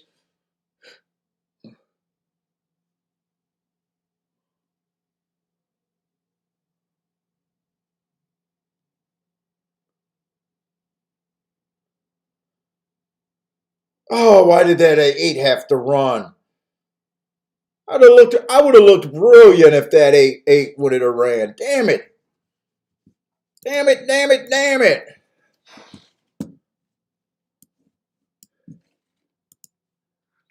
Hey, really, Matt Dale, you're in Southfield? I'm in West Bloomfield, man. What are you doing in Southfield? You don't live in Michigan, do you? Yeah, the 8 came off the pace. I think he closed. It looked like he came from pretty far back.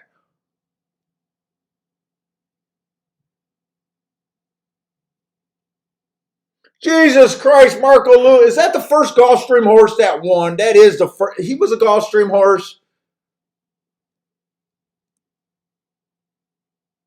Yep. The first one that won.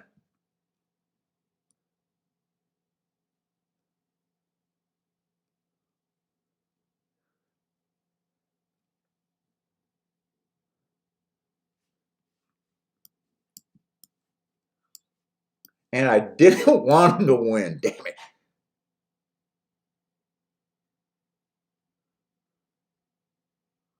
Joey had the 2. Yeah, I was trying to get a win bet down on that too. I still think the inside looked good. I mean, 12-1, you get beat. It looked like it was going to be a 1-2.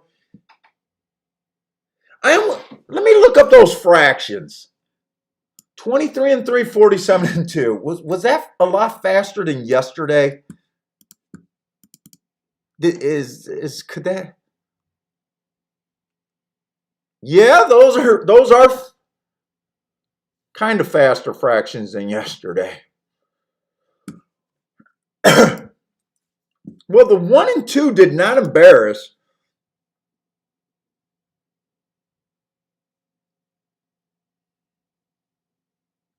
Oh wow, you're from Michigan. Holy shit.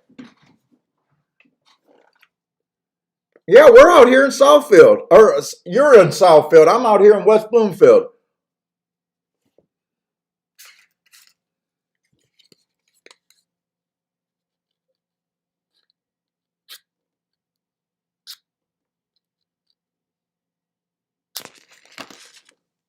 We're like my dad's house was in Southfield.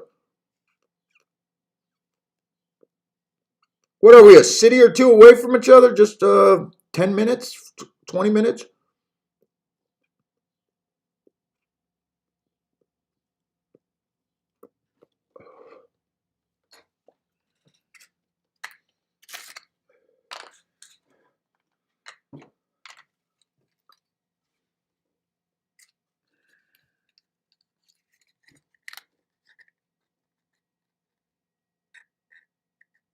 Sounds like a Simpsons show.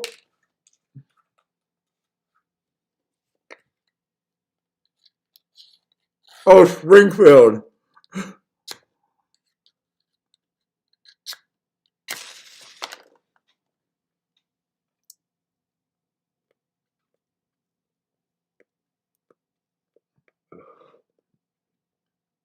Hey, Matt Dale, weren't all the old kingpin drug dealers from Southfield? I know even Muhammad Ali hung out in Southfield.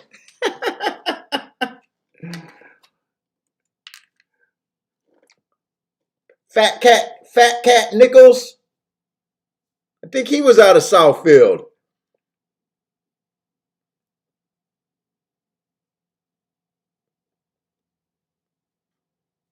That's where when you left the city and you made it back in the 70s, sometime in the 70s, right? Southfield was where you made it at.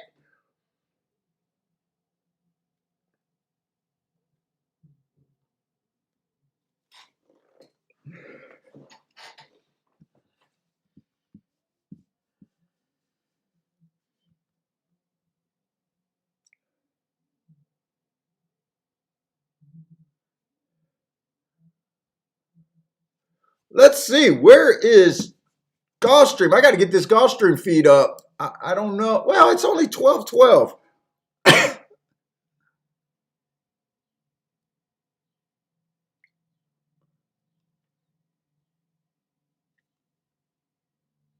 JPZ, I honestly don't know. I can't stream the races anymore.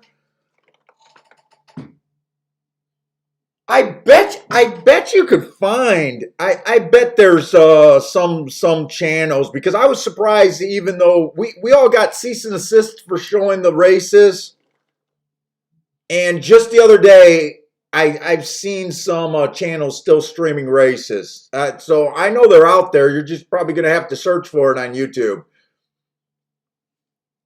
Uh, I know Gulfstream, you could probably, I think Gulfstream does it from their website.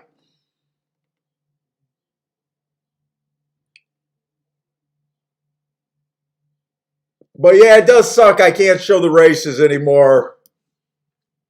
I thought that was the end of us. Luckily, the over majority of the guys convinced me that the show was just fine without it. Let's see, what am I looking for?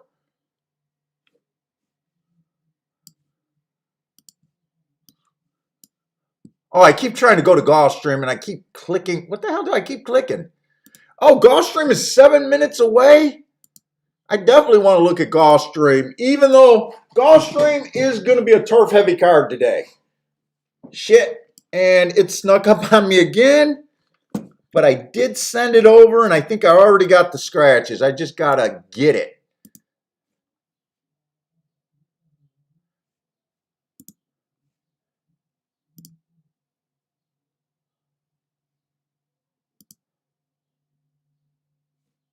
Uh,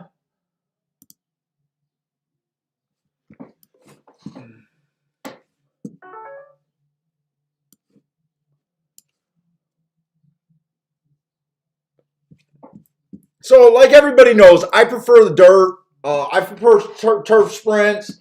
The turf route is the surface that I'm struggling on at.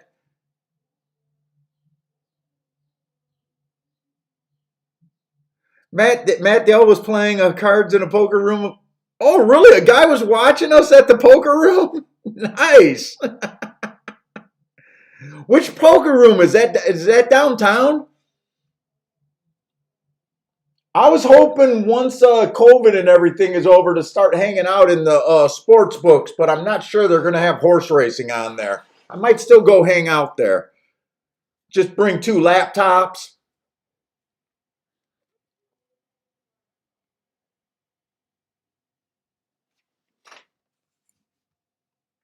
Uh, so we'll see how Gulfstream works out today for us. But for the most part, I've been trying to fade these route races. Although yesterday the only hit that I had was due to that. I think that was on a route race. That 5 horse that I got the luckiest nose bob in the world. And someone that had the 3-horse got the unluckiest bob in the world. Someone in our chat room, I can't think who got that bad beat. The 1-horse, bad rail, Matt strides with the slowest winner, slow, 2 races back, early pressing day. He's just been slow, lightly raced, stretching out, don't really know where he fits. Can't judge his talent off of those 2 races. I'm just treating him like he's a first-time starter, and that's it. What's up, EM? How you doing, man? 2, start and closing day last race at this level, average. Looks like this was a pretty aggressive middle move. Maybe he says he got a slow start. Maybe it was a rush up move. Don't think I'm going to have time to look up that replay just to see what really happened. Well, no, he doesn't look speedy. It was probably just an aggressive middle move coming from 10 lengths behind to 1, combined with a little bit of a slow start. 2 races ago, ran against the early pressing day. Like I said, right now. Yesterday, I kind of felt like possibly inside of the track yesterday on the turf races. But put it this way, I don't have the same feeling about that inside as I do at Churchill's inside.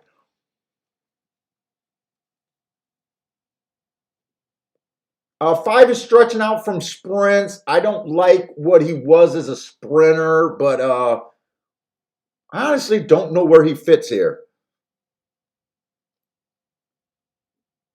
4, speed favoring track last race. The clock malfunctioned. 2 races back, average. I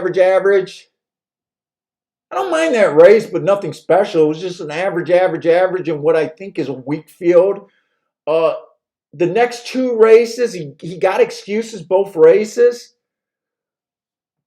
13-1, okay. 13-1. He's at least a little interesting. I'm not seeing anything that's really like he's the most interesting horse I think I've seen so far. 5's making a big class drop. But he's been sprinting on the dirt, just adding confusion to this race.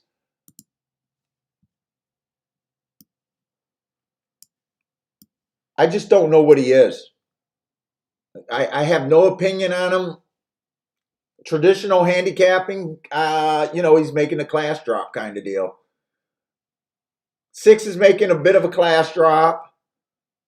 Ran on a bad rail stalking closing track last time. He was a closer, but he had the rail asterisk.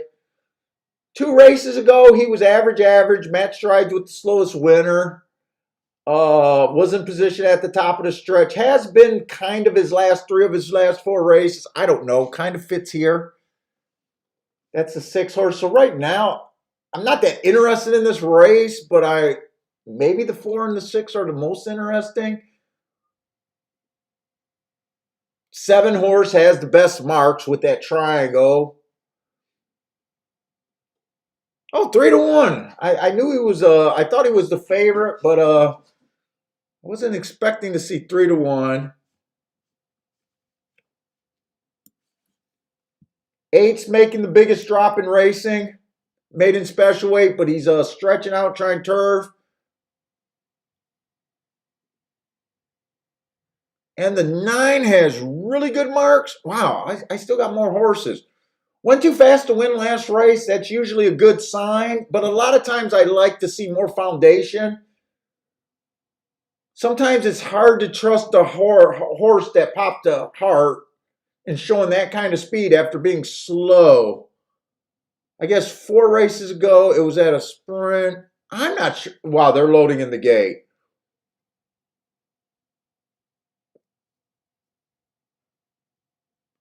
Yeah, I'm kind of. Is there 11 horse too? My God. Oh, 11 is the best marked horse in the race. 11's the best marked horse in the race.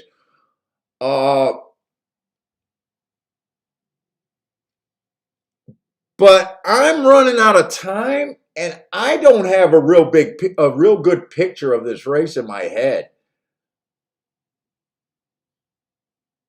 I kind of thought it was inside yesterday. 11, the best marked horse in the race. There's not any edge for value there at 2-1, even if he wins. 9 might have enough speed to, oh wow, 9 offers extreme value. I still don't know what to do with the 8.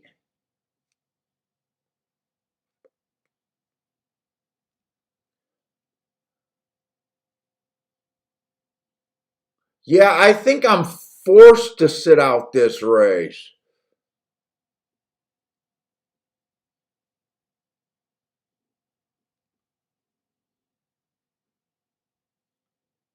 This is a race where I kind of think the horses are betting look good, but I think I see enough like interesting long shots. Like the 4 is a little interesting to me. The 9 was a little interesting to me. The 6 was a little interesting to me. The 10, I don't understand this race. Let's just leave it at that. I don't really understand this race. I got to recognize when I don't feel like I have an edge in a race. There's just a bunch of stuff that I kind of like, that could just add up to be too much with no real opinion. Marco Lou's taking a shot here, going with the 7 over the 2, 9, 10. Andrew likes the 4. Hector's with you on the 4. Oh, Bill Robinson likes that 9 horse at 80-1. Frankie Tubbs doing a double, starting off a double. I think the second race at Gulfstream, I think is going to be a 2-year-old first-time starter showcase. He's going with the 2-6 to the 2-3. Steve B is saying that the 2 horse, who was the 2 horse at Gulfstream? Yeah, 2 doesn't, you know what? I don't understand this race. You know what? I could probably make a case for 7 horses in this race.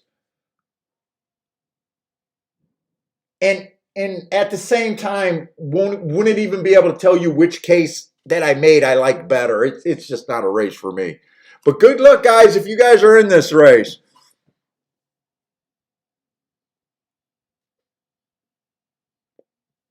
Stephen Marshall is on the 4-6.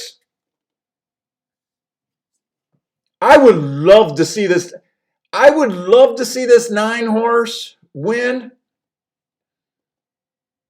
He was definitely on a radar, but when you got 7 horses at radar on your radar, it's kind of tough to say, oh yeah, that was me. 23-1 they went for the first call. That does seem kind of fast.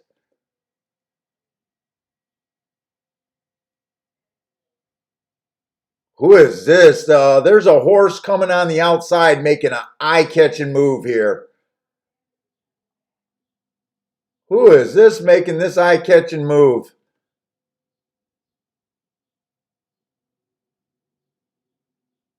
The 5 horse. Yeah, dude, I think I called out about 7 horses, and I'm not even. No, 5 was not one of the ones. He was a 6 furlong horse stretching out.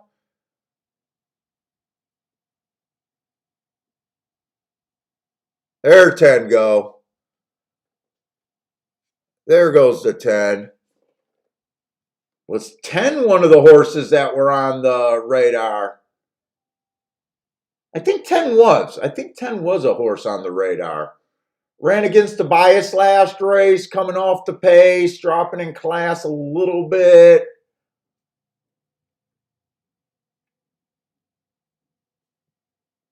That 11 did not run a lick. I don't think the 11 ran a lick, did he?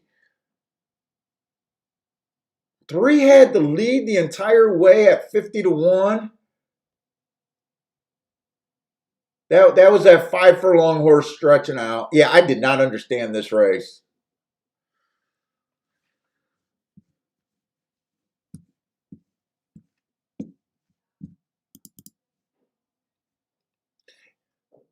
Ten definitely closed.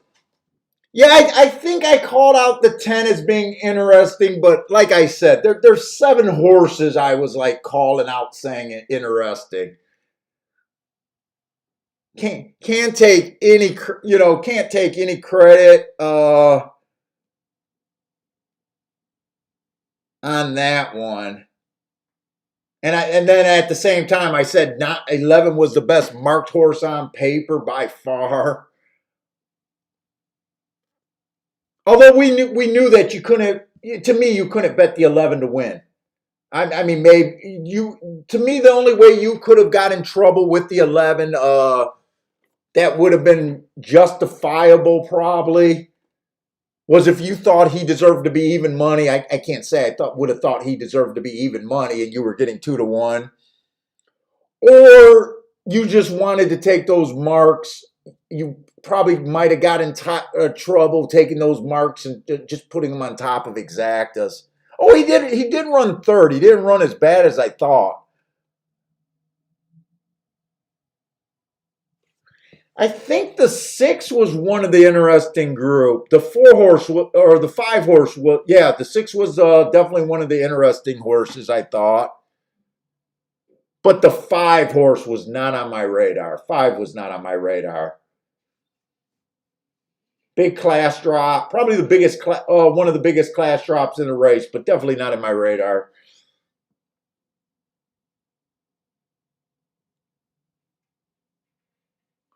And yeah, the 10 had to close. I don't even think I got a question where he came from, because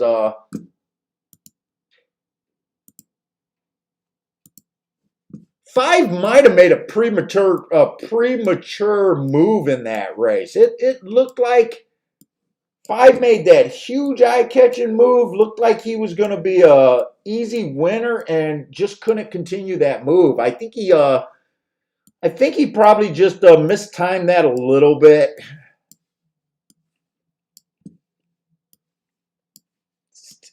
Or he might not just not, he possibly might not just have the horse either.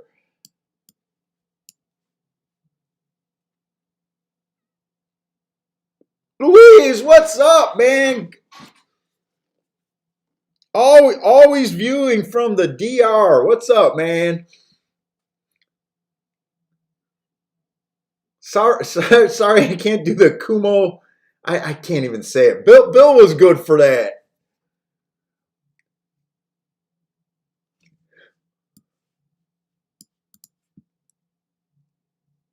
No, another beautiful day out there. Aren't they all beautiful out there in the DR?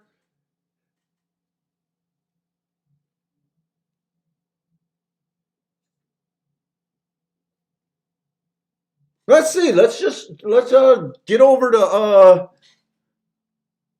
7 minutes to race 5. That's right. We were trying to play a double. Who was I trying to get a live to? I lightly, barely like this race. I was having trouble with this race. I kind of forced myself to play that and just pick 2 horses that I liked a little bit. I don't think I had a real good understanding of this race. Although this, wait a minute, I might be more interested than I thought. The 7 and the 4 are prices. Who's the favorite in this race? That's right. The 5 was going to be the favorite here, and he was, and he is.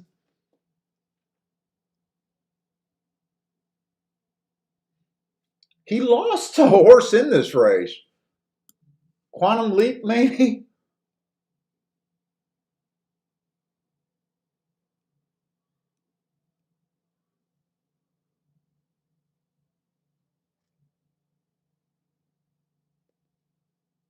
He lost to the 3 before. It looks like he lost to the 3 once, beat the 3 once.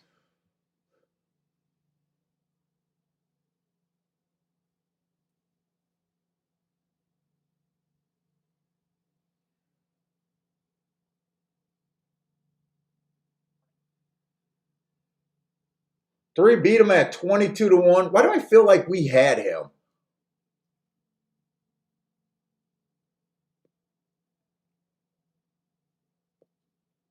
I don't know.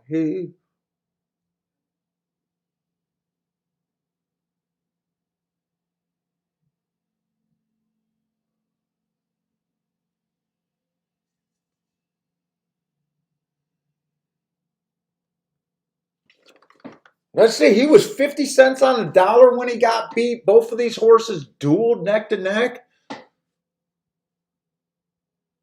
I'm definitely thinking stalker closers.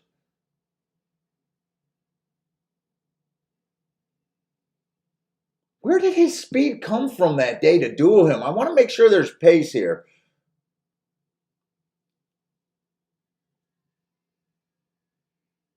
I didn't love the race. I'm dropping off to play bets categories if I do anything. I was trying to make a case for the 4. Kind of trying to make a case for the 7.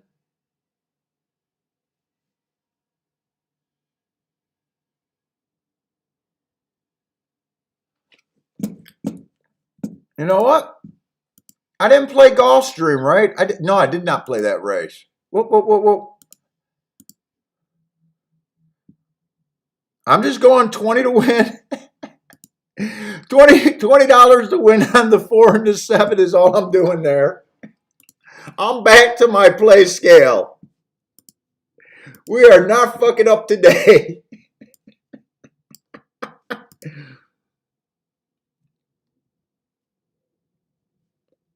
I am not fucking up today.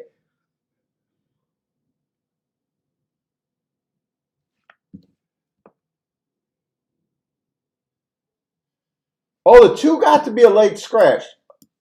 Was that a late scratch or was that just a scratch I missed? I am in the right race, right?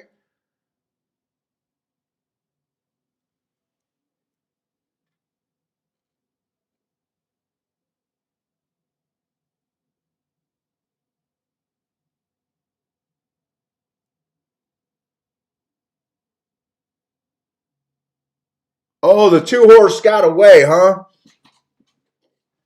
Hey, look at this dude over there. Look at his hat. Got the top hat with the horse on top.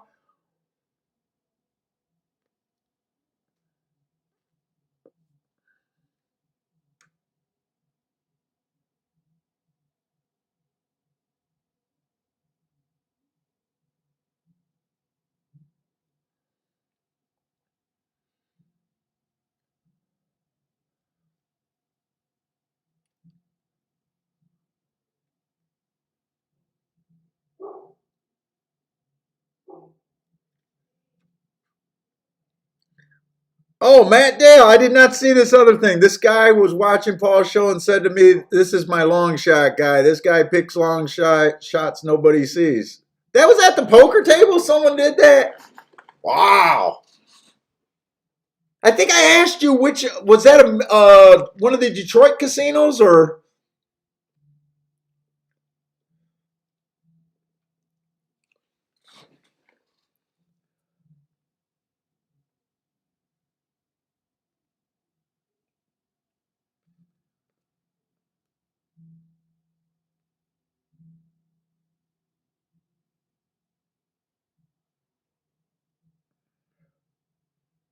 oh, Marco Lou, you're agreeing with me. You like the 4 and the 7 at this price also.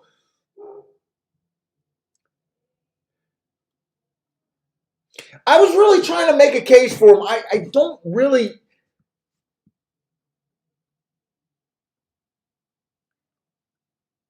I think this race is worth playing, even with a soft opinion. I just cut down my bets to protect myself on this one, but at those odds, I kind of felt like it.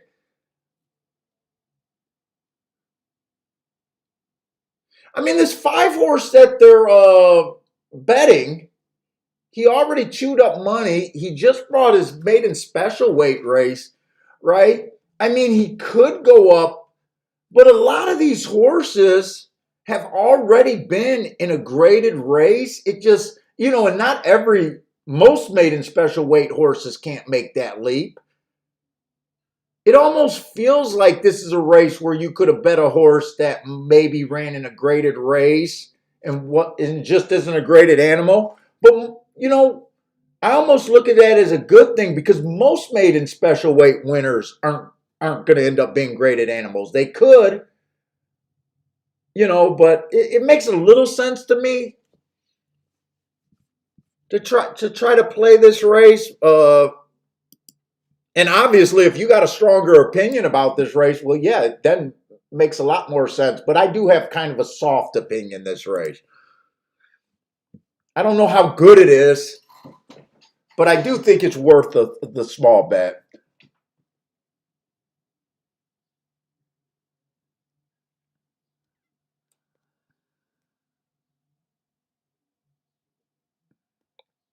And we don't have to rush over to Gulfstream because Gulfstream, I'm pretty sure that's a 2-year-old race.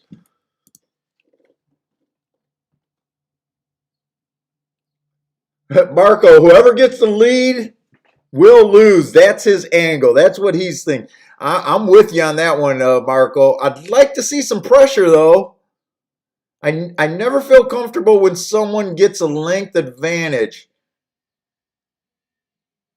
And I wasn't expecting the 5 to rate. I thought the 5.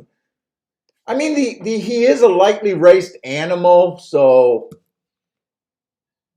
But he did look kind of like a pretty confirmed front runner, didn't he? Yeah, he kind of does.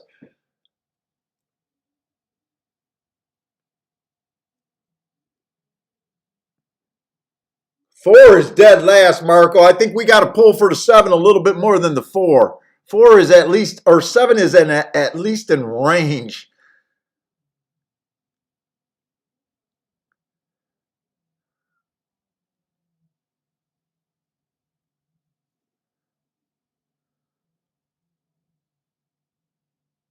Six is making a pretty. Is he making a high catching run or is he just up and down? It's kind of hard to tell. I feel like dead money here. I think I'm dead money here. The 11 definitely came off the pace. We're right about the speed dying, but we're completely wrong.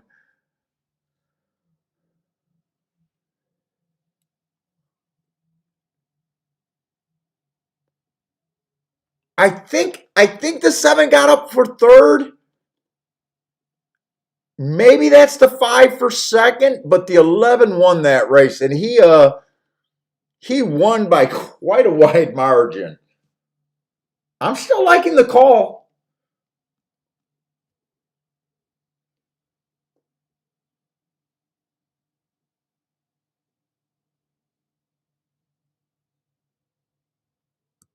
Another man, these fairground horses, I mean, I don't know, but it seems like fairground is just throwing in live horses after live horses, doesn't it?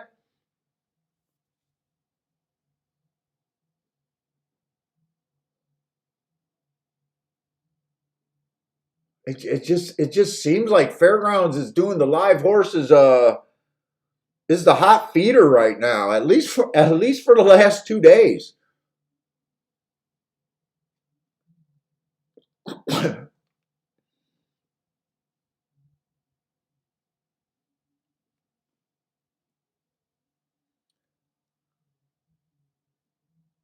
Steve B got the try thanks to the 7. Well, nice. Glad we can help. You did most of the work. You got the first 2 positions.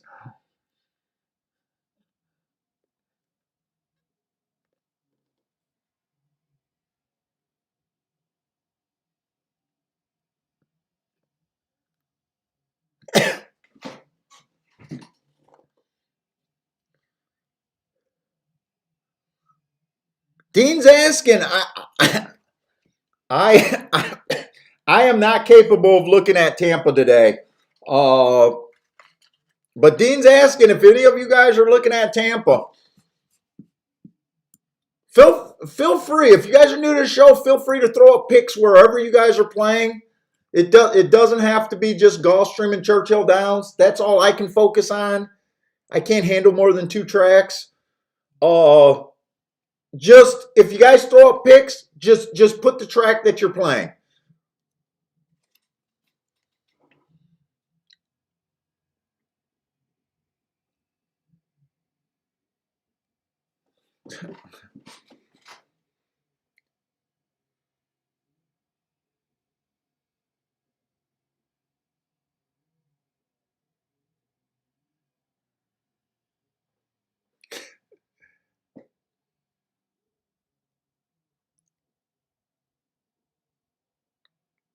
Oh, you're not even playing it yourself. Just curious.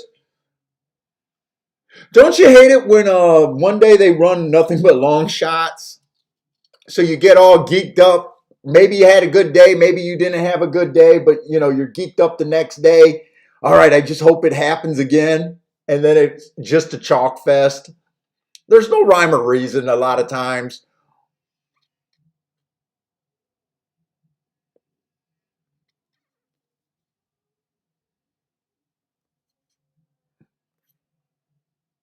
Dean's just playing Gulfstream, Arlington, and Louisiana Downs today. I think we're going to be tracking Louisiana Downs. I think we do. I'm not sure on that.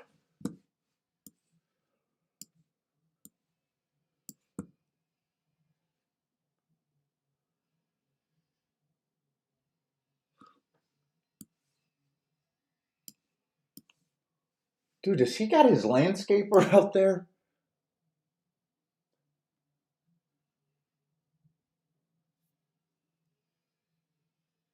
No, that's his tile saw.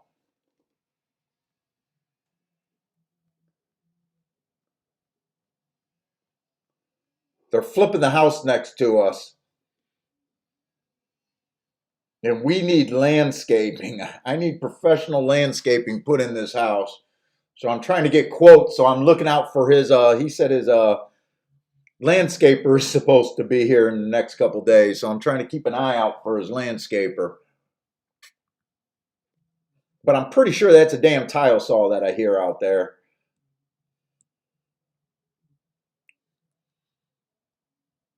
John is focusing on Belmont today. Didn't I make a tic-tac-toe board at Churchill, or did I get excited? I probably got excited and everything went to shit. Did anyone remember how that 8-horse won 2 races ago on the turf?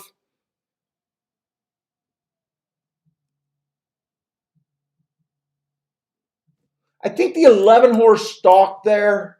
I think he was within 4 lengths of the lead or 5 lengths of the lead. I think he stalked. What? Yeah, that was at Oaklawn. Oaklawn. Churchill. I'm sorry.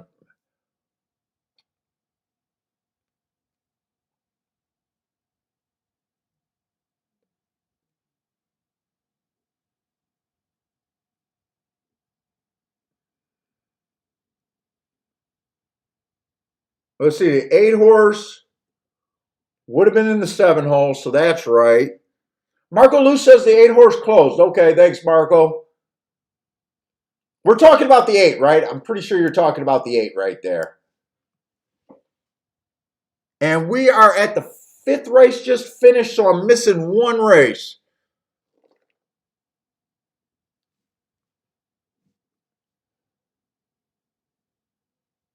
Was that a 5-horse in the 3rd race, maybe? I think that's the 5-horse in the 3rd race. I think it was a dirt race. He would have been in the 4-hole.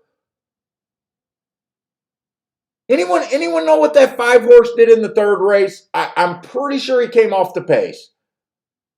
He definitely came off the pace. I'm just not sure if he was a stalker or a closer.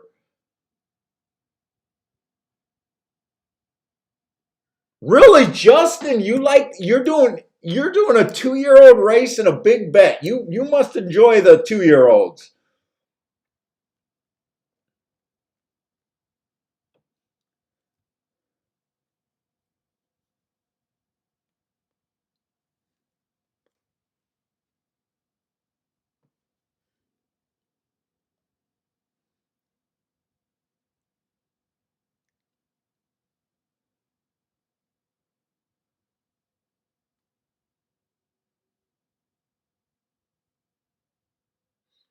Anyone else playing this Gulfstream baby race? Is there any other fans of baby races?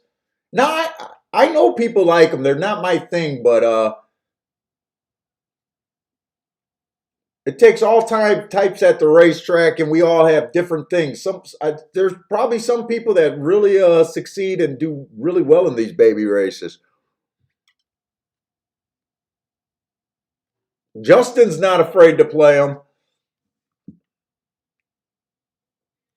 If I had a real opinion in like one of these legs, the first or the third leg, like where I was singled or maybe liked only two horses, the only time I play these baby races is, like at Gulfstream where I think the inside of the track is good. I might make an aggressive call and like just go 1 through 4. But I would only have to have a, kind of a single or maybe two horses at the most. Uh, almost a blind, hoping that the bias kicks in, hoping that I'm right about that call. Frankie Tubbs is taking a win play show on the 2.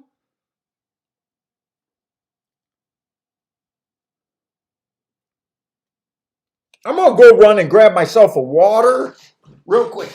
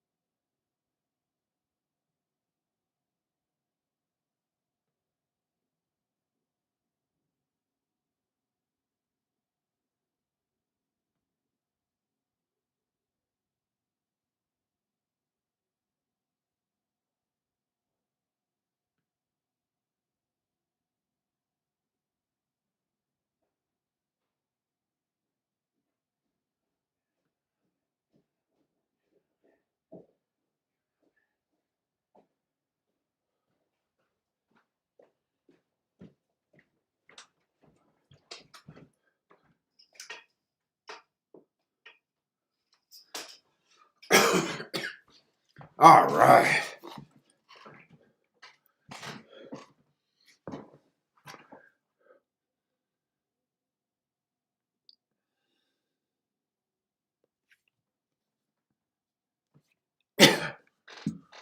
Let's see. They're loading at Gulfstream.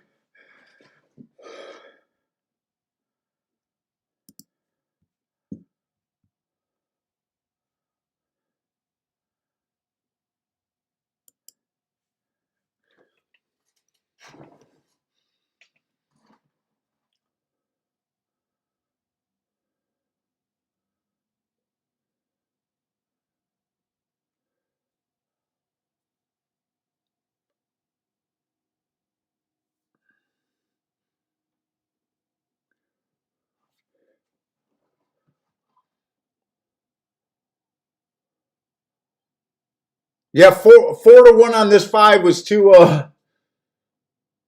good to pass up, huh?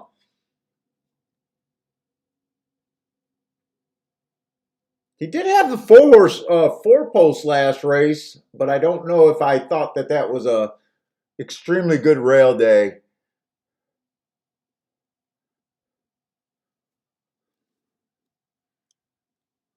Hey, what's up, Matthew B?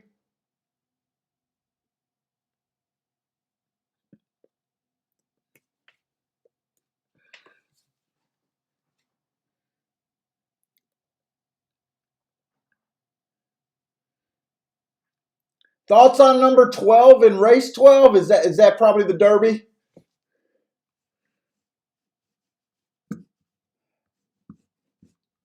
Uh, I'm probably going to be saying this a lot, and it's probably because I am doing a Derby Day show, so I do deserve this. So I expect more new people today. I am doing the Derby stream because I got talked into it. Oh, that's a maiden claiming six. Wait, oh no, that's got to be the Derby day. That's got to be the Derby. But I'm not really into stakes races, and I really don't have Derby fever. Derby's gonna be my lowest bet of the day. Trust me, it will be, if at all. Uh, I do my marks.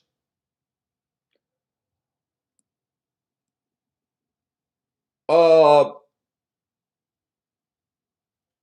but I don't really care about that race.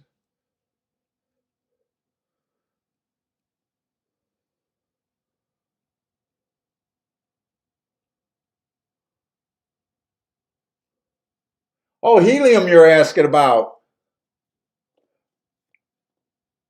I got him running against an inside bias that day while winning. I thought the track favored the inside horses that day.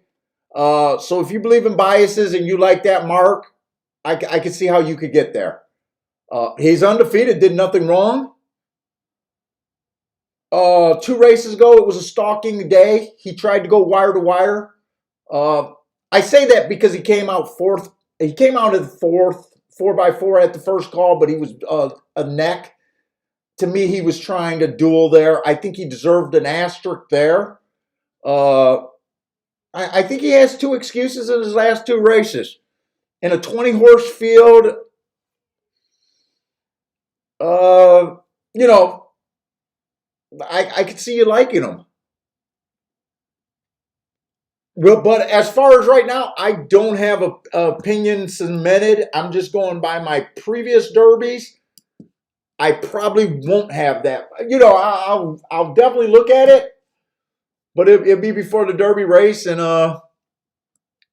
we'll see from there. But I couldn't even name 5 horses in the Derby this year, and I'm a full time player.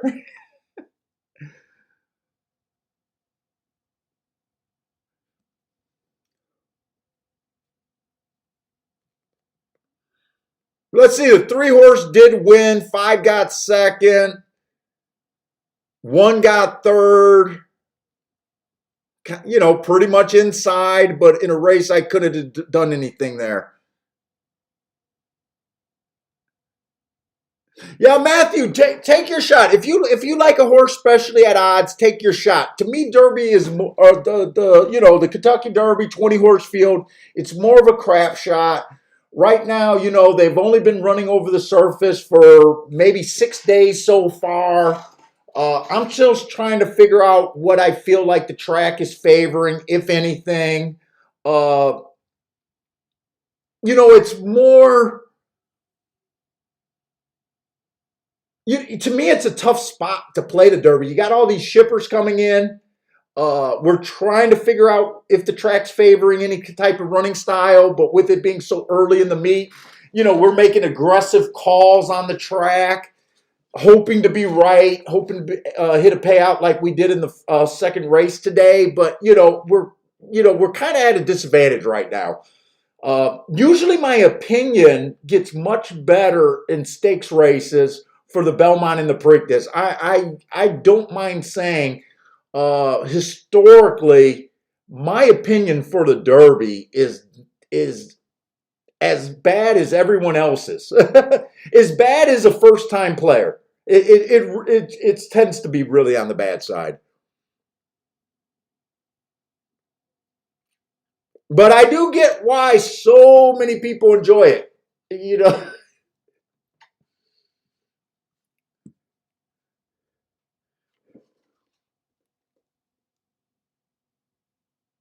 Oh, 2020 was your first year? Nice. So you're a relatively new horse player.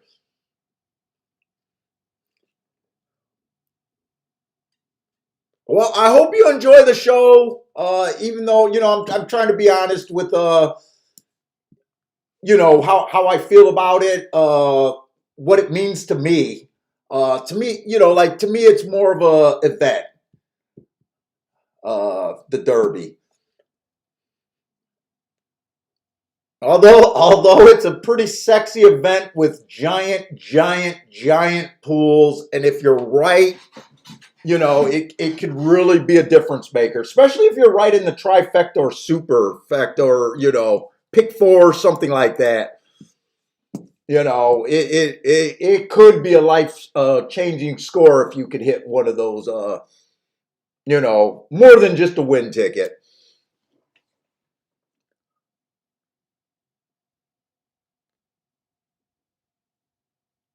Let's see, we got 17 minutes to race 6. And you know what? Your horse kind of fits what we're kind of talking about. We're kind of thinking that the track, well, put it this way, his last race kind of fits. Off the pace, we might be arguing a little bit of about inside outside, but if he runs that off the pace race, that is kind of the running style that I think is kind of beneficial today. Now, he does have 2 races at a shorter distance where he was on the lead. So, and he's lightly raced. So who knows if he wants to be closer to the pace than his last race or not. It's kind of a tough call. Hey, what's up, Frankie? Frankie's back today. Frankie was firing yesterday.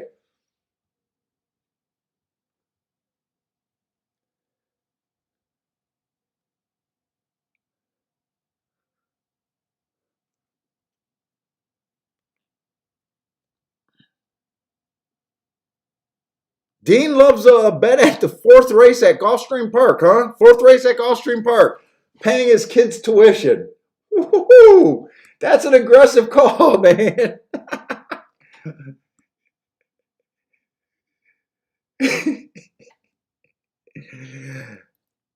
Hey, Dean, so if it doesn't work out, is it trade school? Sorry, buddy, you're going to trade school. Daddy lost tuition.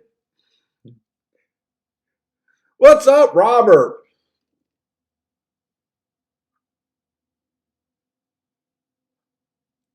Frankie's getting in early with his Hot Rod Charlie, number 9 for his Derby pick. Good luck, Frankie. Robert likes what's up, Robert? Robert likes sounds like he likes Hot Rod Charlie too.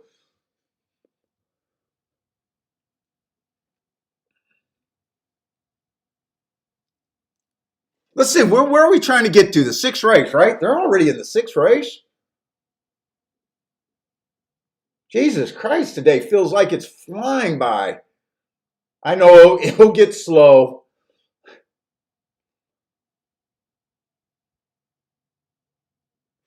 6th race is another turf race. It is only a 6-horse race, though, right? The long jeans.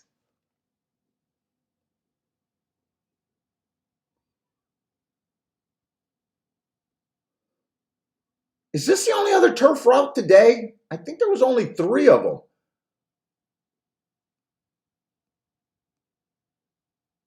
Oh no, there's another one. There's at least 4 of them. Okay. So this is another turf route, short field. Uh, I did start the day off thinking that the inside of the track was good. It worked beautifully for the 2nd race. Looked like it was going to close out that other turf route race, only to get caught by the 8. Uh, Look, My day is already made. I'm still leaning towards the inside of the track. I still love the way the 2 and the 1 ran that race, even though it didn't work out for me. But this is a short. Let's see. The 5 and the 6 are favorites.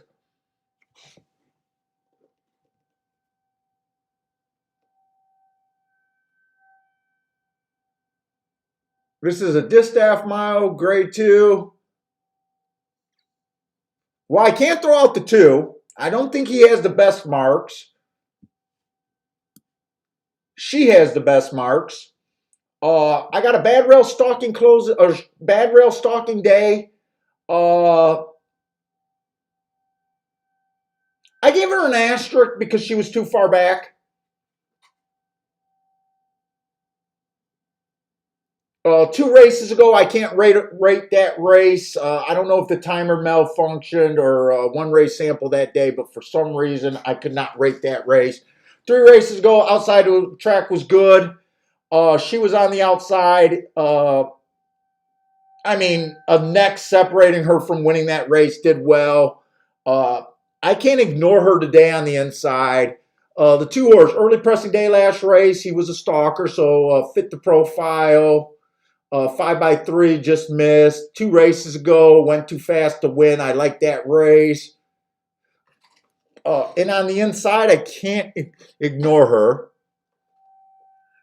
I'll see if I even want to do something once I get to the 2 favorites.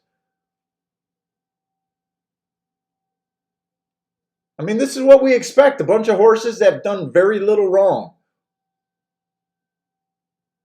5 horse or 4 horse I got running against early pressing day, trying to be a deep closer. I think that wasn't the right day for her to win. Still just missed by a nose. Got beat by the 5 horse, which is the favorite. The track was favoring, in my opinion, a little bit more towards the 5. And 5, I would probably, the way I play, I would favor the 4 over the 5. Now, I'm not that crazy about 3 to 1. But, we are like really splitting hairs because these horses are, really closely matched.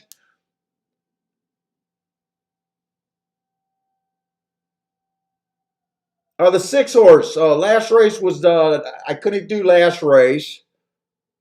2 races ago, this horse went too fast to win against a stalking closing bias while trying to go wire to wire. I love that race. And so far, this horse is the only horse that looked like she has any speed. So just missed there, and I thought the race was exceptionally great. She went too fast to win and was running against a bias. 2 to 1, I'm not excited about the price. 3 races ago, went too fast to win, just missed. I mean,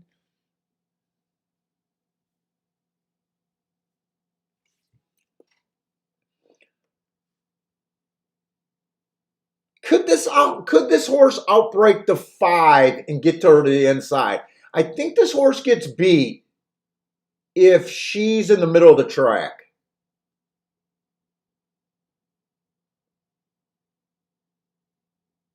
7 horse might add a little bit of pace. But really, if I think the 4, 5, 6 wins this race, it's almost not even worth me playing it. I don't like the 7 on the far outside.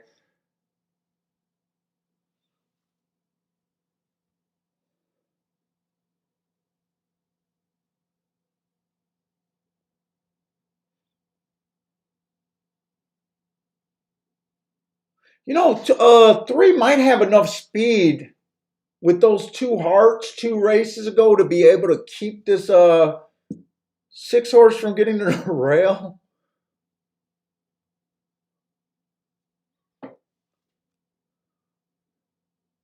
Let's see. Let's look at the next race. Any fairground horses in Oaklawn?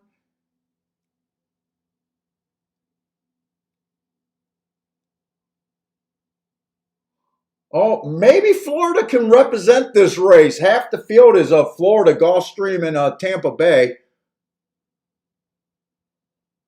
I doubted if I'd be able to think out of a double this fast. I really don't think this is exacta play here for me. I really don't think exacta.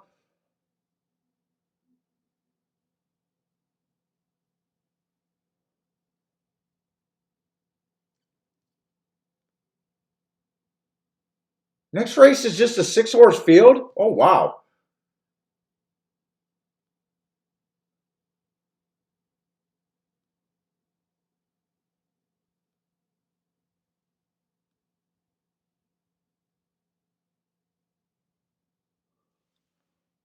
Oh, I still got 7 minutes. I thought I was really under the clock here. I might need all 7 minutes.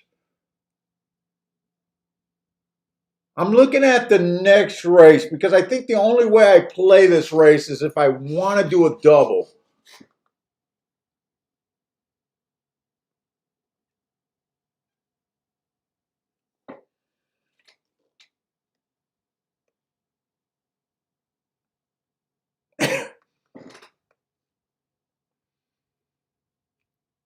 There's your speed in the next race.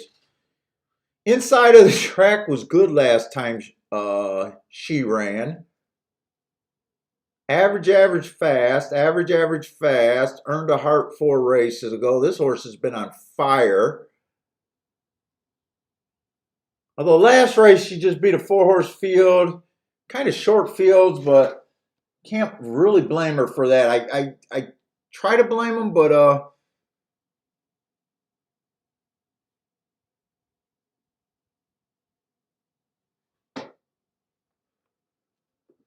Unique Factor ran against the bias 2 races ago.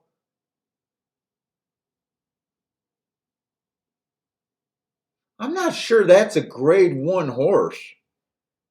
There's only 6 horses.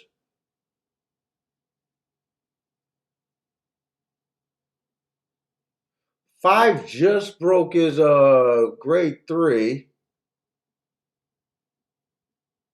Is 4 a huge favorite in the next race? 4 almost looks like she's going to be a huge favorite.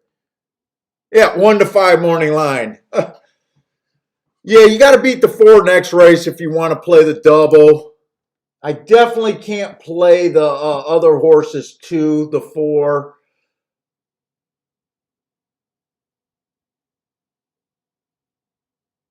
Three-horse might be too far back. There's a chance a 2-horse could be far back. 4 just beat all of the main contenders. Wait, did she? No.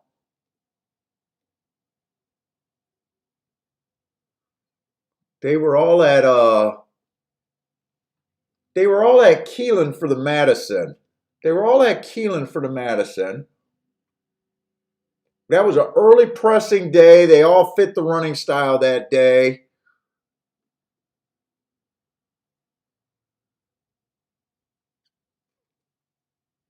Except for maybe the 2. The two might have been the closest, but I still didn't give them an asterisk because she broke by 4.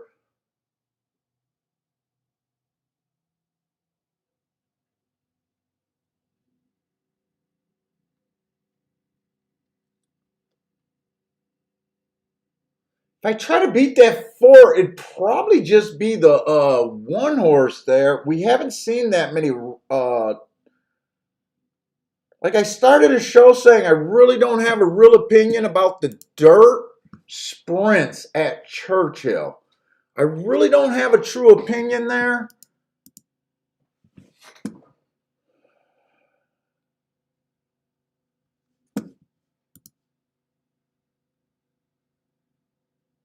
If I was playing the doubles, I would probably use a 2, 3, 4 this leg. I just don't think I could play a double.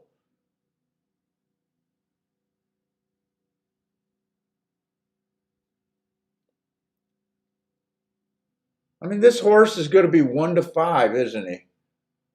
She. I think I'm going to have to sit out.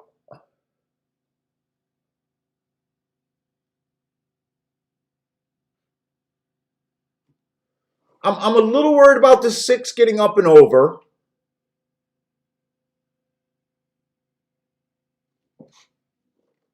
The 4-5-6 is not worth a win bet. The only thing that kind of makes a little sense to me, and after a monster day, I don't even know how much sense it is, because I don't even think I'd be willing to risk more than $40 in this race. To me, I would play the 2 and the 3 to win. But I don't even know if I feel good enough about that. I think I just sit out this race. I think I just sit out this race and go to Gulfstream. All honesty, I don't like the sequence.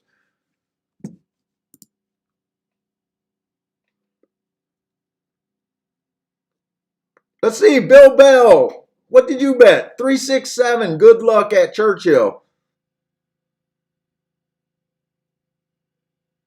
You're playing with your dad and your brother, and you each pick a horse and box it. Is that what you guys are doing? And they only want to play Churchill. Bill, you need to tell them you got an edge at Gulfstream. tell them you're developing an edge at Gulfstream. Hey, what's up, Charles? Stephen Marshall's back with a cigar.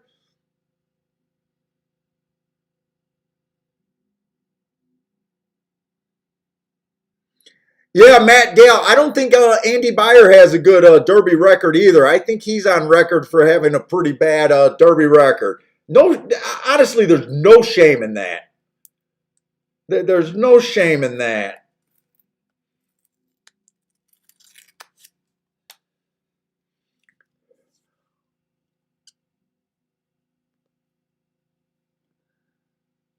Yeah, Ben Taylor, you are absolutely right. If you see, here's the thing.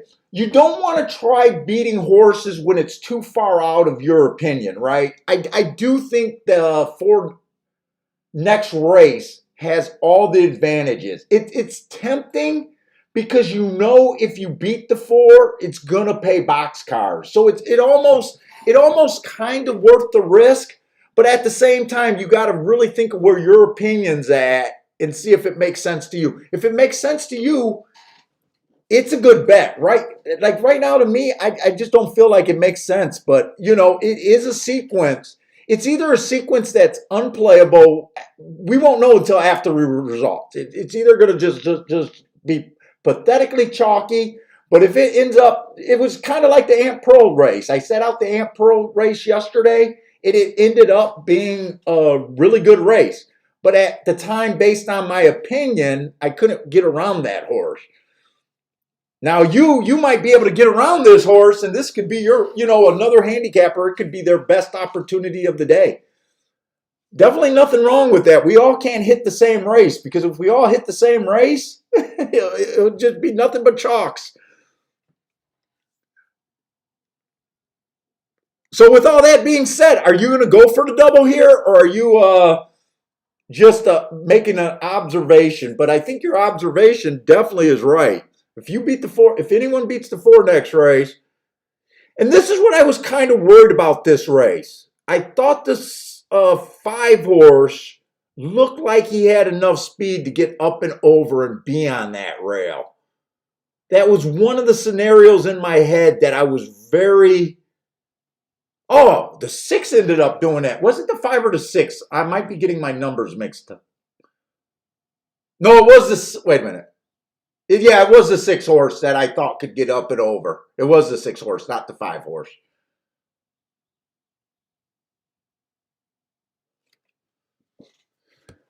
So right now, he's a rail horse.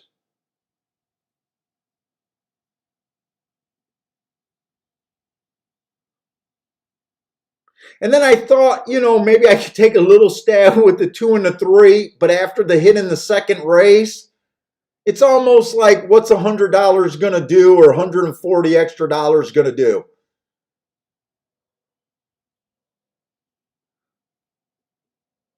Ben Taylor, you decided to pass this race?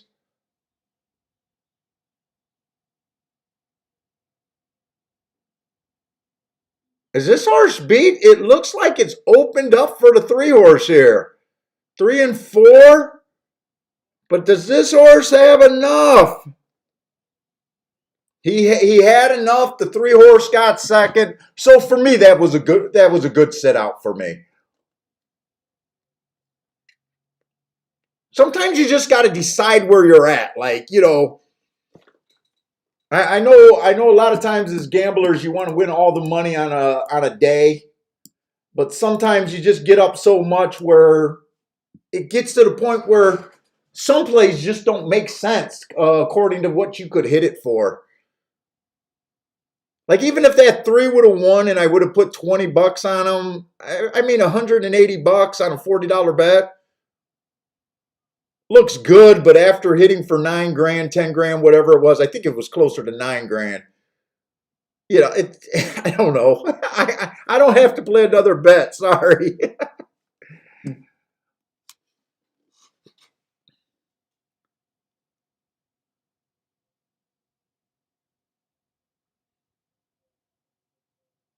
Dean saying if he would have, let's go to Gulfstream. Let's try to get to Gulfstream.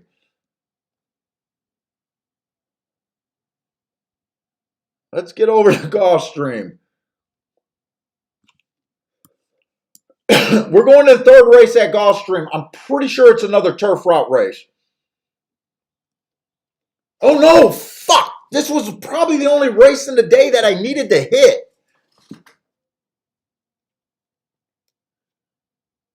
Gulfstream, we know, we've been on fire with the inside at Gulfstream.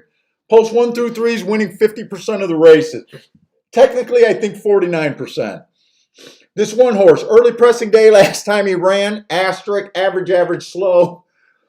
2 races ago, inside was good. That's almost unforgivable, but he's dropping 1 level. 3 races ago, went too fast to win. There's definitely some things to like about her.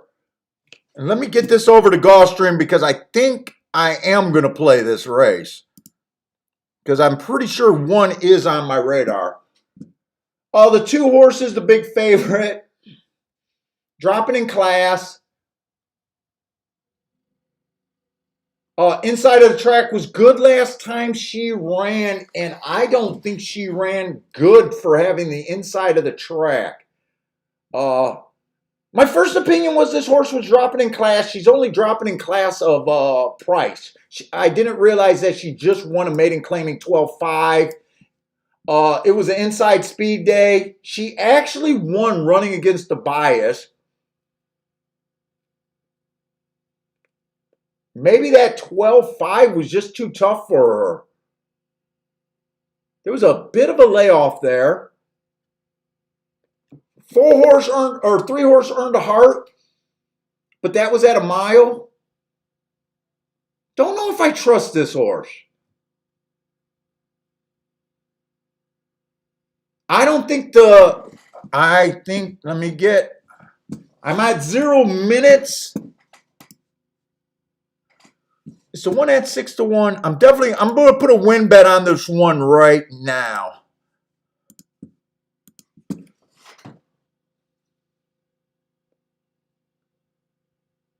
I don't think there's much in this race.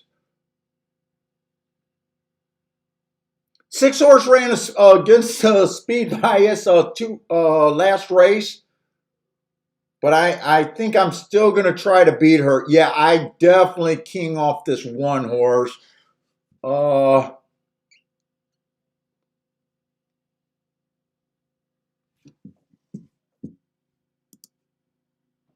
going to play the 1 first and second over the 2 and 3.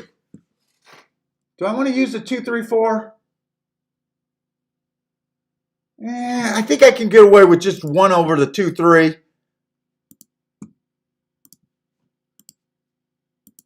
I am not going to have time to look at doubles. I don't even think I got enough time to look these payouts up right now. And then I'm doing a 2, 3 over the 1. I first thought I was going to box those three. Oh, I got time. I thought I was going to box the 1, 2, 3 here. But if it comes in 2, 3, 3, 2, those look like single digit exactas to me. And if I box it, that means I'm doing a $6 to get $9 back. For every $6 I would have done it for, I'd be getting 9. Yeah, I can't do it. To me, just wheeling the 1 first and second, win bet on the 1 is what makes sense to me. Marco Lou likes the 1.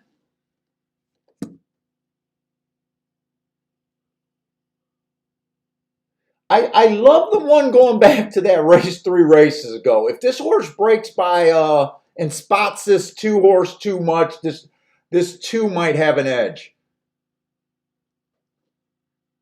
But I got to try to beat the 7 of 5 anyways.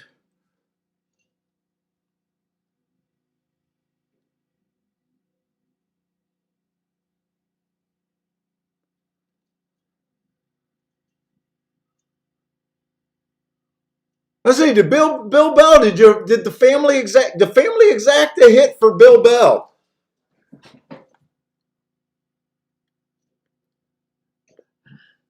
His 637. So Bill, his dad, and his brother combined for the exacta. Justin hit the exacta. This is at Churchill Downs. Q Savage was on, what was it Q Savage on? Was he on that exacta also?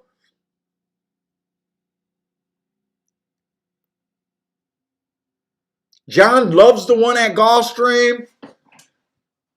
John, you going to be hot today? Wasn't John sandbagging on all his bets yesterday? John, I think that was you.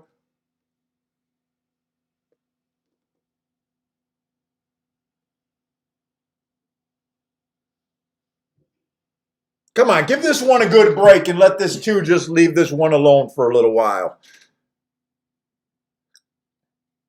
We probably don't. Well, the 4's not taking much money. Come on, he's at least hustling the 1 like he wants to lead.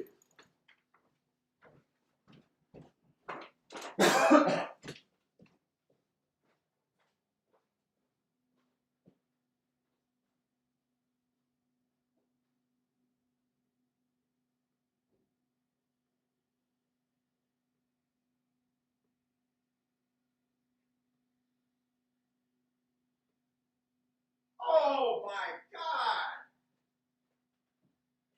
Did I just see this right? This 1 went to 5 to 1 to 8 to 5. Oh, this is not going to turn out to be a good bet. Win or lose, it's not a good bet. I wouldn't have done it at 8 to 5. What the fuck?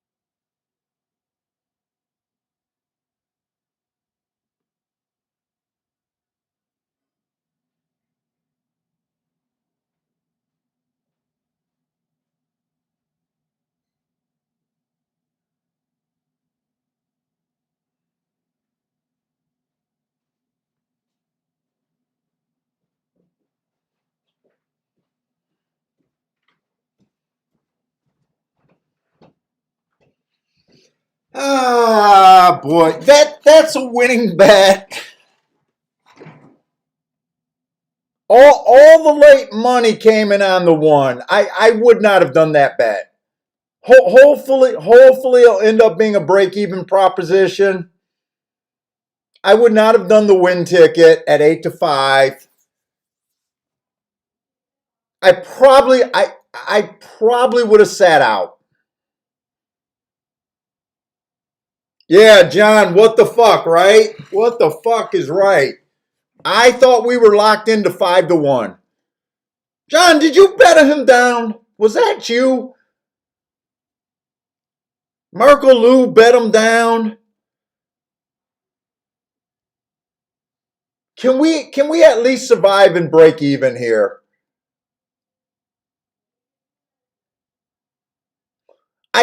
I feel like I made the right bet with the odds that I seen. But if I would have seen these odds one flash before I made that bet, I would have just said what I liked and would have had to sit out here. Luckily, the exacta came in.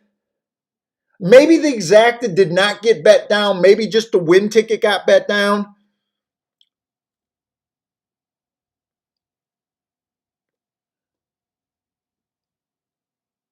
Well, whatever.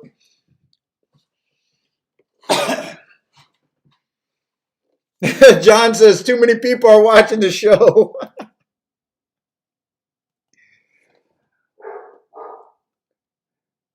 I don't even know if we're getting a bump in viewers, to be honest. I think, according to my thing, we're just sitting at about 75 people. That's about average.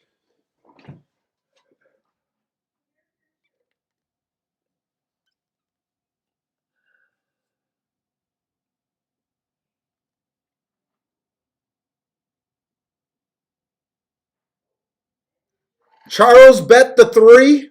So Charles got the Charles. When you bet the 3, did the 3 odds go up a little bit because the 1 took all the late money? My guess is the 3 probably went up a little bit, didn't he? Or did just the 2 odds go up? Because I think the 2 was like even money or less for a lot of the betting. Yeah, it is still early in the day. So, I've been stressed about just doing a Derby Day show. We'll probably get more viewers late in the show for the race that I'm probably will have the weakest opinion on in the planet. No, you didn't get the benefit of that. It's so just the 2 odds went up a little bit. So what did this exacta play? It'd be nice if I can cover all those exactas I played. No. No, I think this is a loser all the way around. What did I do there? Oh, no, I didn't do a 3-horse box. What did I do? I keyed the 1 first and second.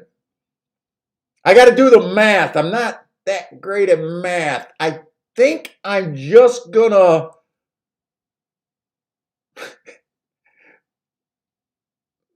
I think I'm just going to make barely a profit on the exacta. What did I do there? I bet the 1 to win, and I'm going to lose all of the win bet. So I did the 1 to win. I bet the 1 on top of the 2-3.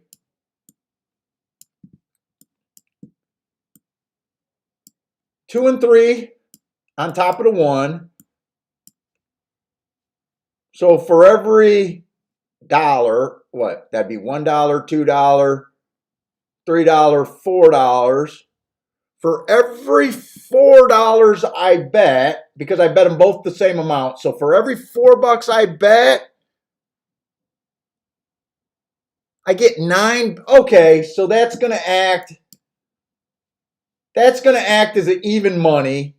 Yeah, I will cover my win bets.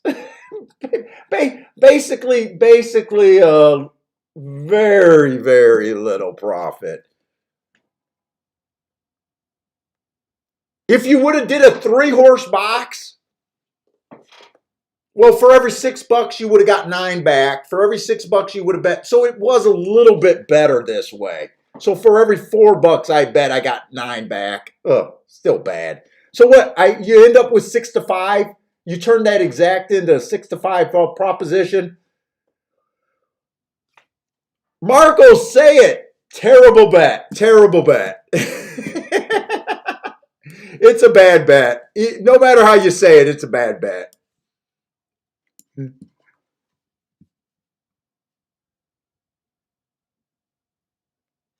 Jack, no, I usually stream on Thursdays and Fridays. Saturdays, I've thought about doing live streams. I've been doing Skype calls with people from the show just joining me on a Skype call. Uh,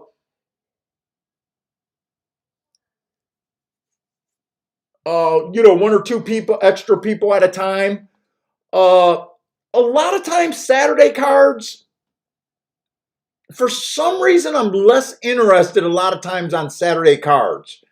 Uh, Especially going into the Derby, where you got a lot of stakes races and stuff, and they have those all stakes cards or half the cards are stakes. Uh, and every once in a while, I'll do like an impromptu Wednesday show. But I've been for probably the last 3 years pretty consistent on Thursdays and Fridays.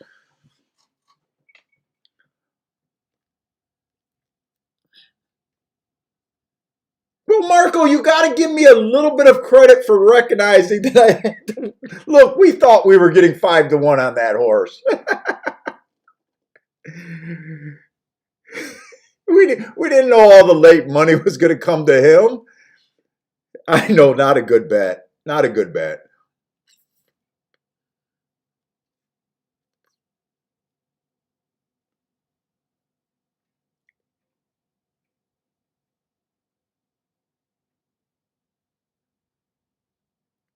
JS says serious inside. Oh, serious inside. Yeah. All the money was on the inside horses there.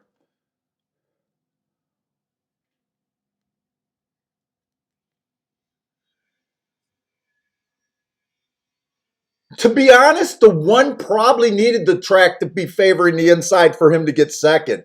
He looked pretty tired most of the race, body language wise. I'm not an expert, but I think the rail did help the one hold on to second there, by the way.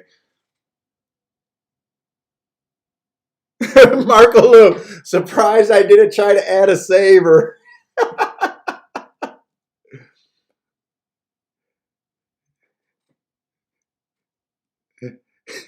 I gotta save this $9 ticket, guys. Oh, that'd be brutal.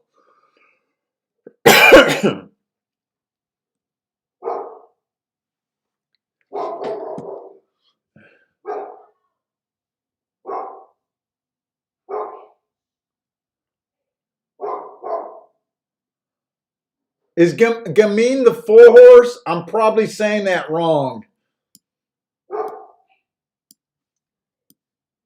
Yeah, Gamine is the 4 horse. Oh, and I'm looking at the odds at Gulfstream Park saying how is the 4 7 to 1 right now? Yeah, 4 is 2 to 5 right now.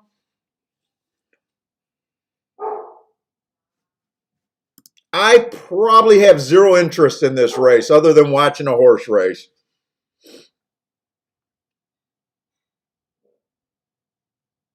Yeah, Bender. Yeah, that's my defense right here. I don't think I would have made that mistake if I would have seen that flip.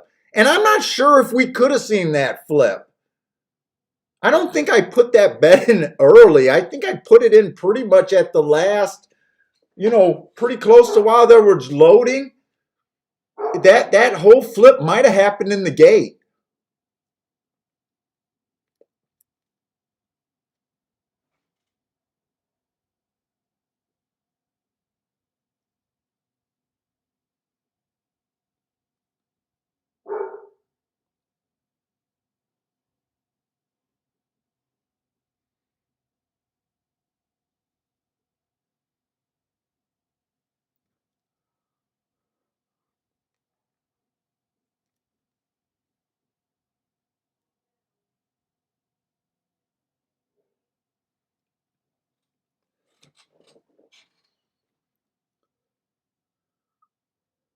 I'm just trying to catch up on all the chats.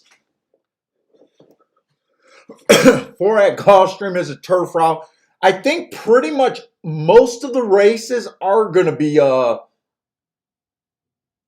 routes or turf routes at Gulfstream, minus one race where it's I think a 4-horse race because of scratches on the dirt. So I don't think there's any way we'd be interested in a 4-horse race at Gulfstream, unless maybe we can make a case for the longest shot on the board. Maybe.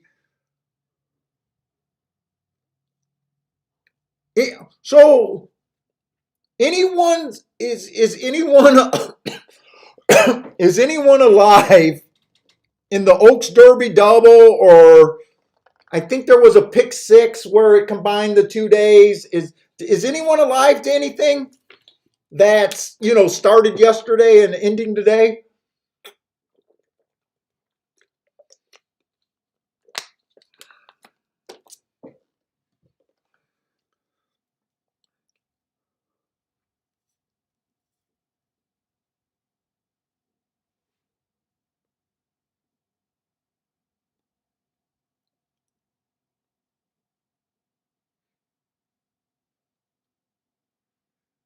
Is Parsons here today? I thought. Oh no, Parsons is That's right. Parsons is DJing at the Shriner event. He does a horse racing party. That's right. Yesterday he was able to play with us, but today he's doing the Shriner thing.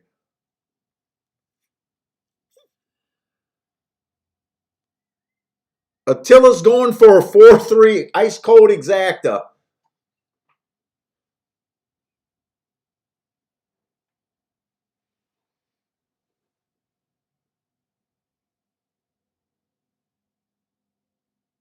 Let's see. Charles took a stand against the 10. He had the 11. Robert is alive. I take it that's the Oaks Derby double. So he's alive to what? 5 different horses? Good luck, Robert, man. You don't have to say the amount, but I imagine you looked at the payouts. Are you alive to a score or a score for you, or do they look pretty good?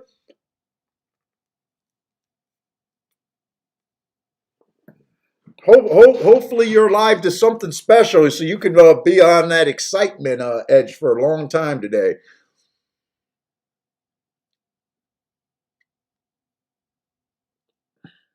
John says, no way. You saw how bad he was betting yesterday. Yeah, tough game. Hey, John, did you do a review of your bets after today? Do you think your opinions were just bad, or do you think you were trying to get too creative? I said that I really went and looked at it,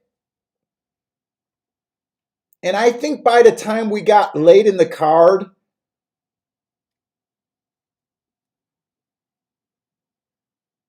I got away from thinking that it was a closer bias or off the pace kind of deal. I wasn't really happy with the way I ended the day at Churchill. Now I didn't do a lot of plays, but I kind of felt like when I reviewed it, I was like, ugh, this wasn't as hard as I made it in my head. What's up, Zero Contrast?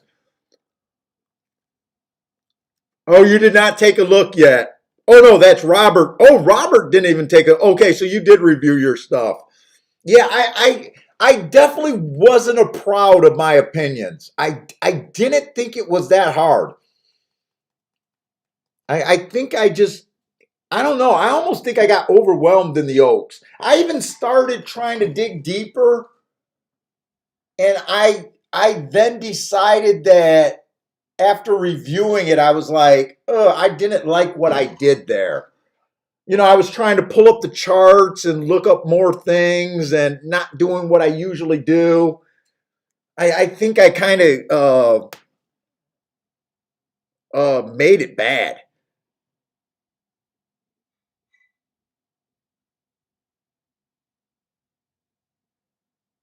Yeah, you kind of feel like you might have been overthinking and making too many bets. I know so many people want to try to make these 2 days so special. I think even if you're jaded, you for some reason we want to hit these races on a on the Oaks Derby card. In a way, I think a lot of people focus on it so much because it kind of gives you bragging rights for the year almost. Hey, what's up, Vito? Zero, are you just now getting here?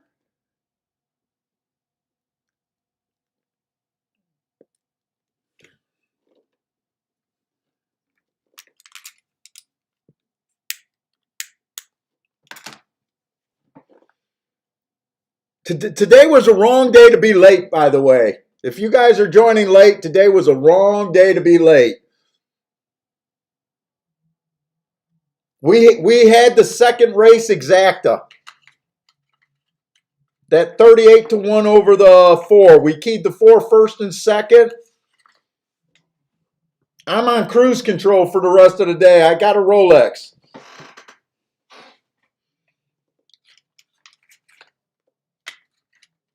Yeah, Vito, it's been a while, man.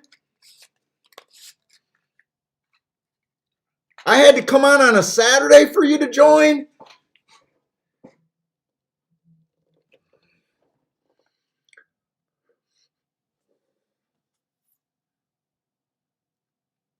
Yes, Zero. I know you're probably planning on looking at Gulfstream. Gulfstream today, if we're counting on the dirt races, there's just not many of them. This is a turf-heavy card today at Gulfstream.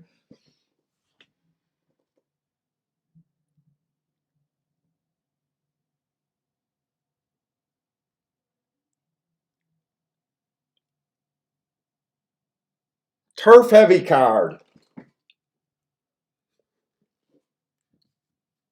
Vito, you been working?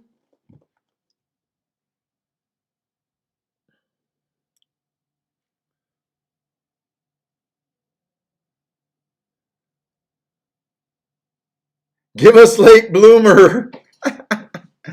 We had to work. Oh man, you worked after handicapping all day? That's dedication. Samster Loop is in the house. What's up, Samster?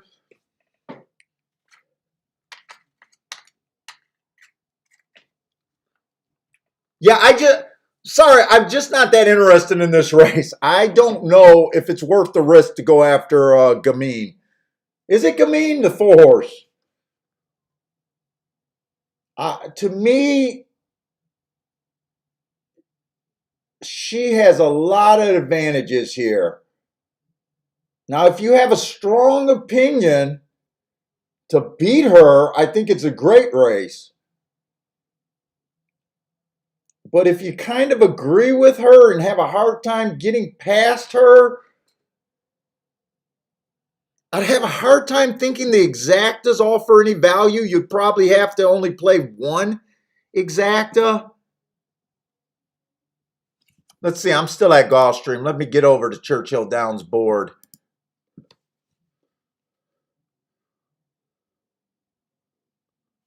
Let's see. And I doubt it if she offers any bump in the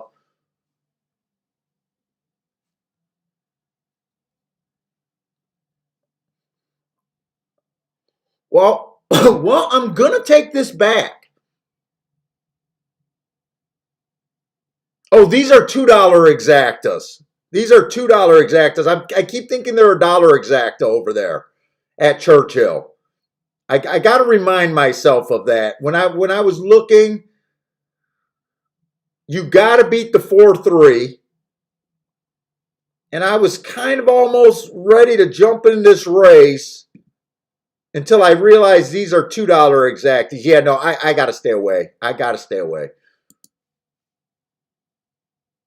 Let's just look at the 4th race. Hector wants us to get going on the 4th race. Let's look at Gulfstream. Well, let's see how much time we got first.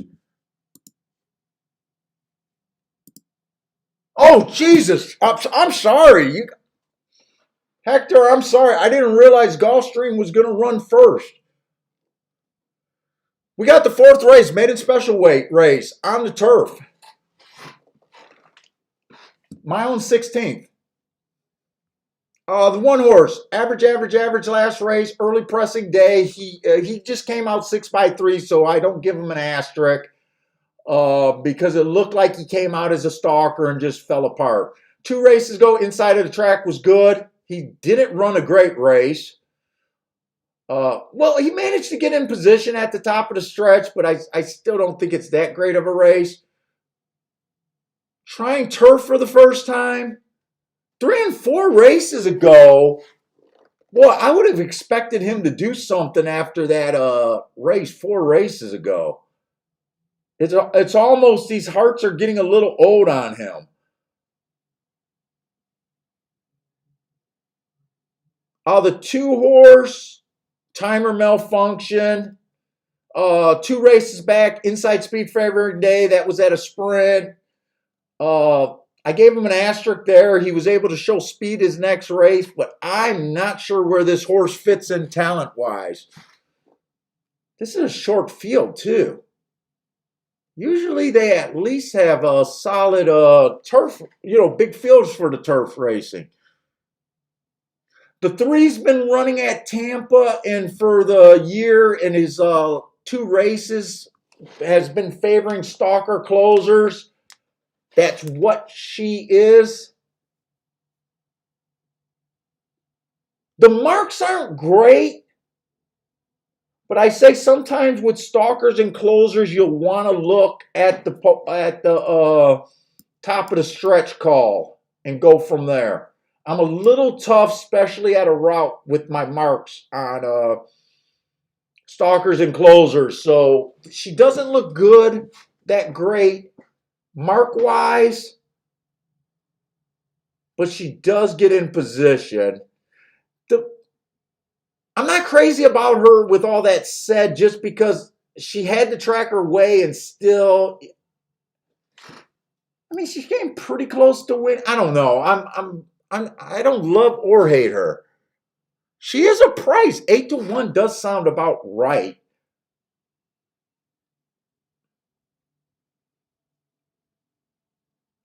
Four-horse.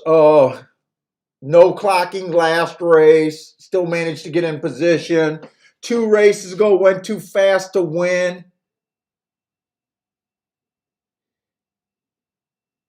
3 races ago, had to track her running style, got in position. I got a bunch of horses that just are blah. This is like very vanilla. I guess I like that Heart and Triangle, but 3-1.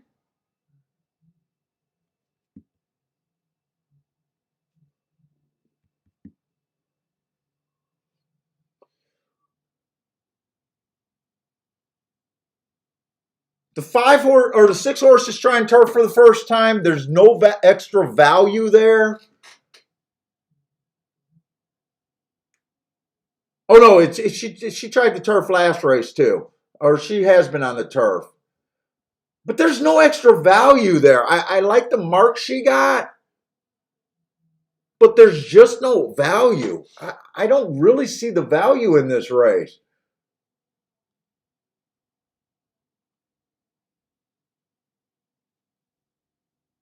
What was a 4 at?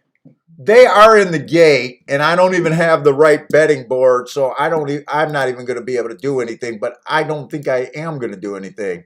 What is a 4 at? The 4's only at 7-2. Yeah, unless you can make it, unless you really like that 3-horse.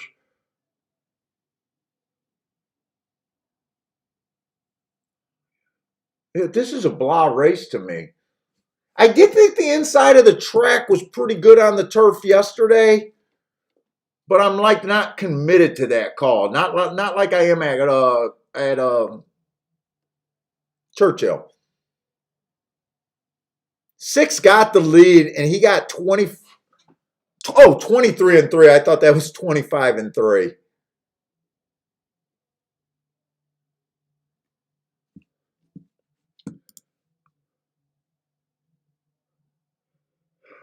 Justin got Exactus. 1 and 2 with the 1-2-6 both ways, it looks like. Hector, no bet, rooting for the 2.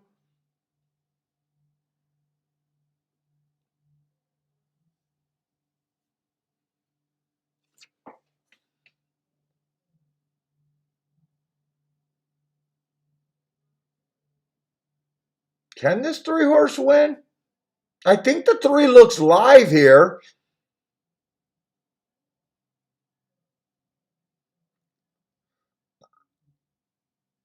I'm not sure.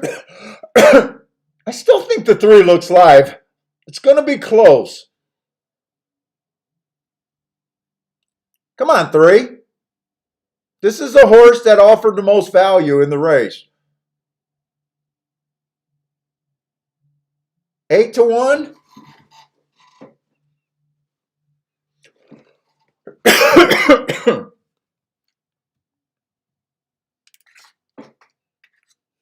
I got 100 empty match books here.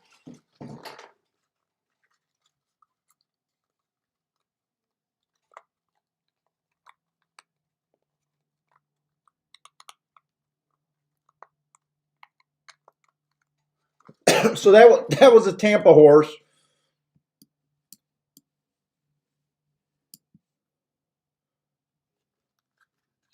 Rex is whatever. Marco Lou, I was just ready to ask that. Did the 3 stalk or close? I think he closed, but I'm gonna put him as closed right now, but I'm gonna possibly change that once we see that.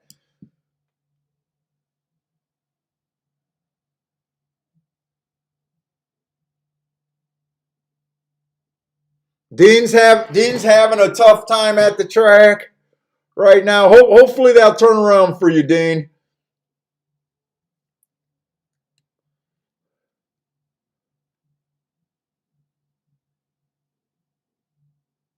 Oh, I want Rex to tell me more. I seen the 3 there, so I'm gonna have a hard time agreeing that it was strange. I'm interested why you're saying that. To me, the 3 got the perfect trip, and I think I threw in that yesterday. I'm not sold on the inside, but I am kind of getting more interested on the inside. 3 was kind of the horse that I thought offered the most value in the race. 3 was the only place I could have went if I was to get down a bet. That was really the only place I could have been.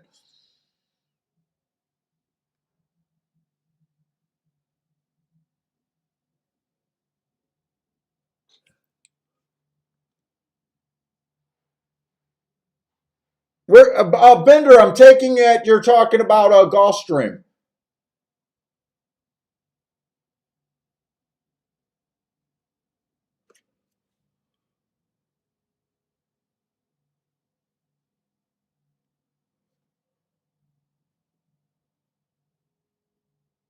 Oh yeah, because Churchill is past the 5th race.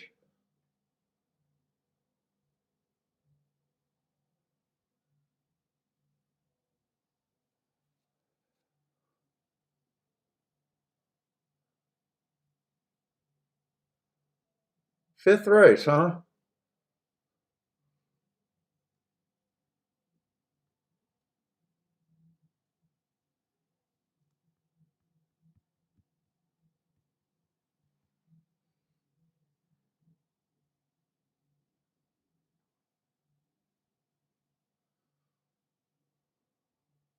Definitely looks a bit interesting. I'm taking it since you're bringing it up before the 5th race. 10-1 morning line. I was guessing that this horse was going to be a price.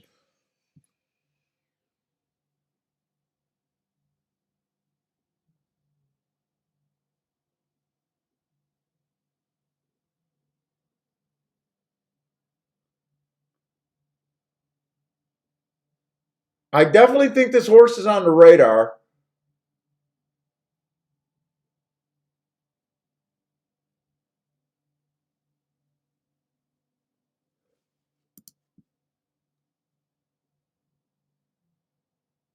Oh, you just figured that was a closing day? Then that's why you were excited. Okay. I was kind of wondering where you were going with that. I still think she looks interesting. I think she looks interesting. Uh, it might be worth looking up that optional claiming $75,000 race to see what kind of horses are there. Uh, I got that as an early pressing day, one of the rare early pressing days at Tampa. Okay, so that makes sense why you were probably wanted to bring that horse to the attention.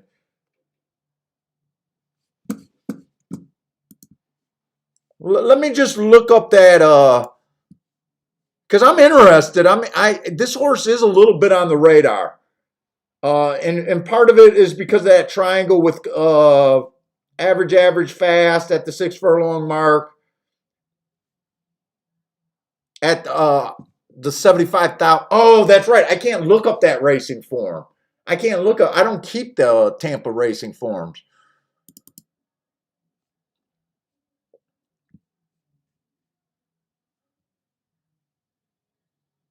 Let me see. I do want to look up that Tampa day just to make sure.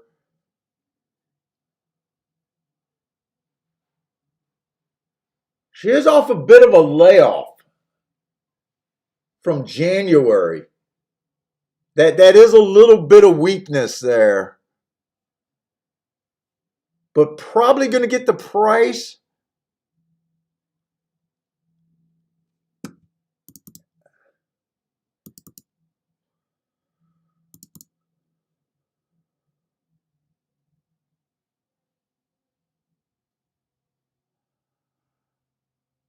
Yeah, I got it as an early pressing day, but there was only 3 races that day. One of them went wire to wire, and the other 2 stalked.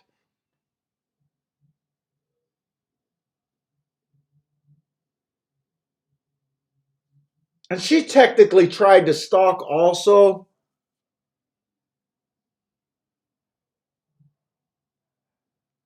I don't know. I'll be interested in what we might do there. I don't know. I'm definitely interested in her at that price. Oh, Churchill Downs is off. Oh, that's right. That's the Gamine race.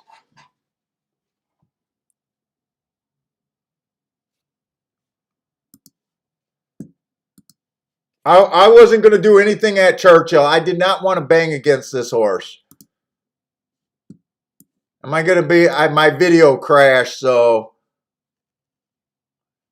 it came in 4-2-1-3 the exacta.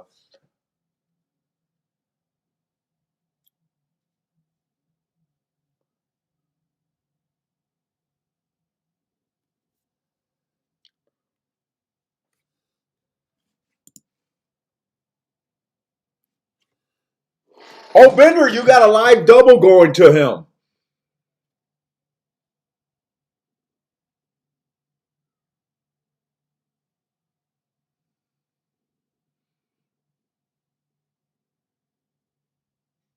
Oh, Bender is here. Oh, I'm sorry, not Bender. Parsons is here. He's not DJing today. He's not spelling either. Got me on for the noise. Well, but Parsons is at a party, whether he's DJing or not. He's at a derby event.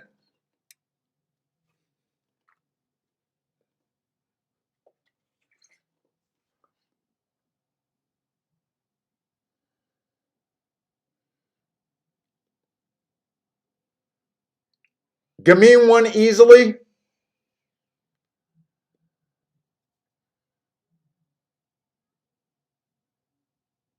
Looks like Charles hit a 32 double, a $32 double at a Gulfstream. I'm taking it. He closed it out. Bender, if you played those for enough, are you going to hedge? I got a feeling what you got to be alive to a real score if you're right about the 5 next race at Gulfstream. And I'm getting freaking cold again.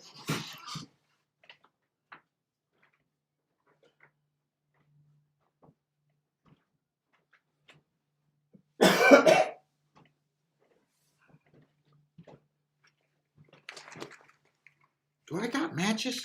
Oh, I do.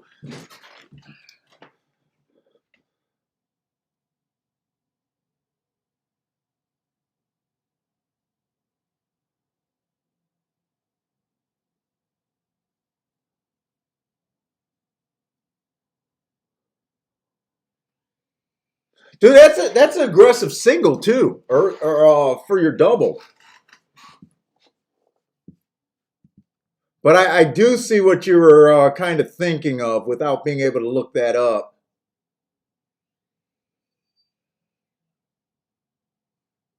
Probably fifth race at Gulfstream is going to happen well before. Are we at the longer? We're probably already at the longer post times at Churchill. I haven't really been paying attention to the post times there.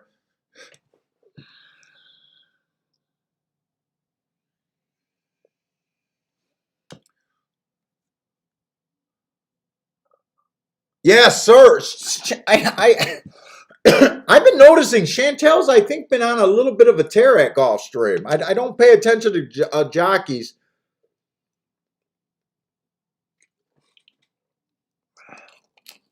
Oh, nice, nice. Yeah, I figured you'd probably be alive to a pretty decent ticket if you close out that double. Good luck on that double.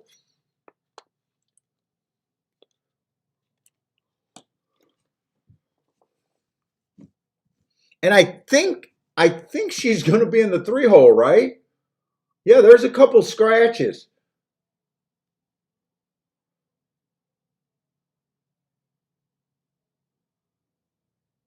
So the next race at Gulfstream, we're going to have a mile on the turf, optional claiming 35,000. The 2-horse. I got to get these numbers right. Match strides with the fastest winner, one tick slower than the fastest winner. Average at the 6 furlong mark. That's obviously a good race. Was dueling at the top of the stretch, just tired out. Nothing's wrong with that race. 2 races ago, stalking closing day. She was only 2 lengths off that slow. I keep telling you guys, you want to look at that. Looks like she got one of the slow paces of the day and had a hard time cutting into that and just missed by a K-hair. 3 races ago, being a closer. So this horse gets in the range almost every race and been running pretty good. If the track's backing up, I don't know if I have a real opinion on this turf about what I'm a little interested in the inside right now. This horse looks like a contender to me if the track's backing up. The 4's kind of the opposite. Done very little wrong. Won its first race out, fastest winner of the day basically, or at least fastest pace of the day. 2 races ago, she ran with a few horses in this race. It was an early pressing day. She went too fast to win. That plays exactly like an excuse there. Held on pretty good. The 2-horse passed her, but there's not much difference between those 2 horses.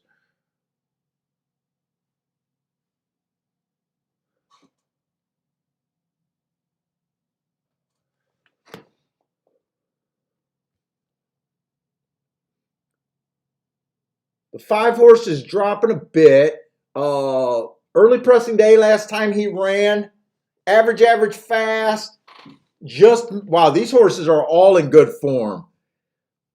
Tampa, for the most part, has not been favoring horses that close to the lead.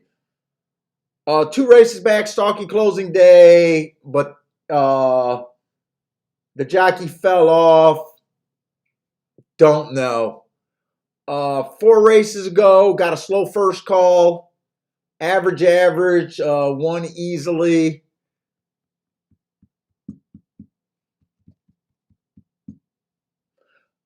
I find this horse interesting, but so far, I looked at 3 horses and I don't have a throwout in the bunch.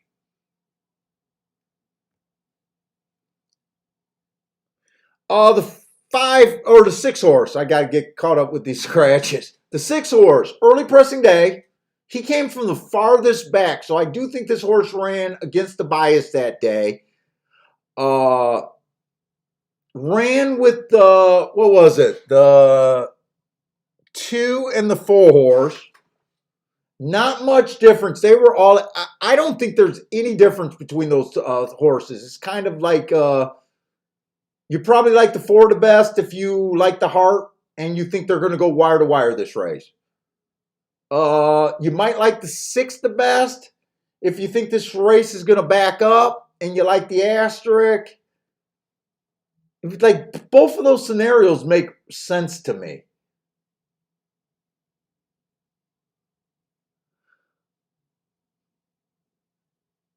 The 7 horse, inside of the track was good. This horse won on the inside, slowest winner of the day. Race before that, she was just average. Good form. I probably like her the least, but at the same time, she's not a throwout. This just looks like a solid freaking race. That's why I said I thought Bender had an aggressive single.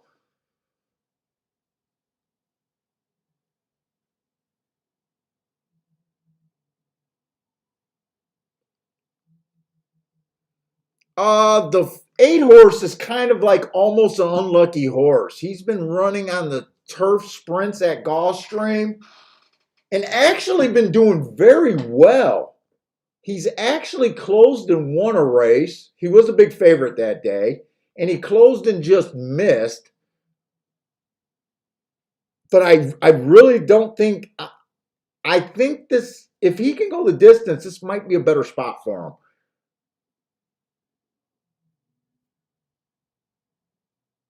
And I'm not sure, he might add speed to this race, and it's tough to call. Usually, I think they're a threat to show more speed.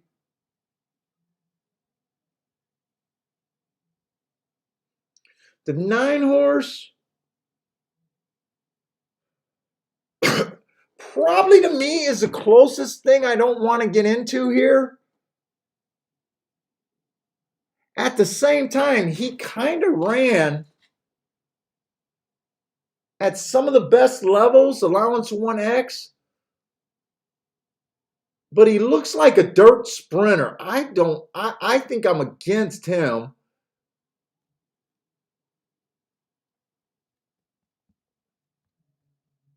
This is a really tough race for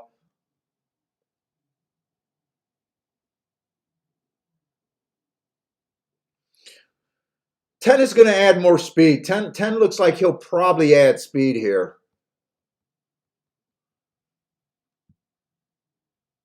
7-1, I don't care for him, but 7-1, I got a feeling 4 is going to be the favorite here.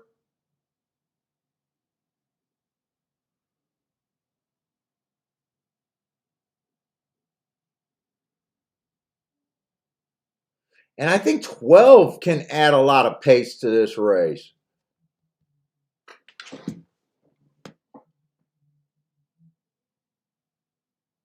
Four ran on a bad rail last race, stalking closing day, went too fast to win.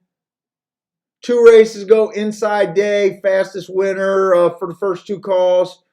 Trying turf for the first time, and still not sure if he's a sprinter or a closer. To me, he looks like a long shot, and I think, yeah, he is a long shot. I think he's going to add pace. In a way, I kind of feel like there's enough pace in this race to hurt the full horse. I think there's enough pace in the race to hurt the 4.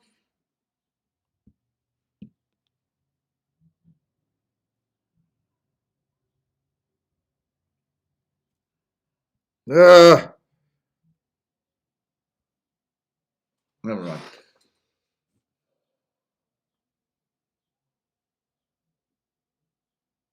Does the 4 run away and hide, or does the 4 get beat here? To me, if the 4 runs away and hide, I don't want to be in the race. Oh, 5-2. He's not as bad as I thought.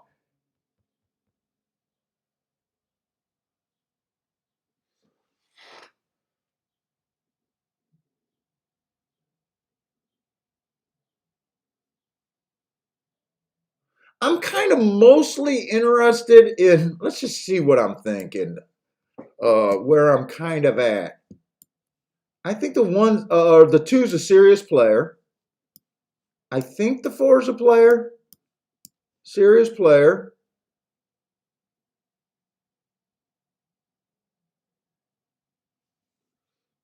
I am definitely interested in the 5.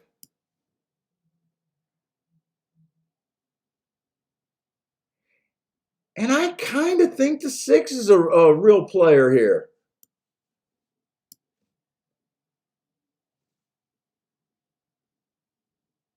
If I think the 4 gets outdueled here, I just want to use the 2-5-6.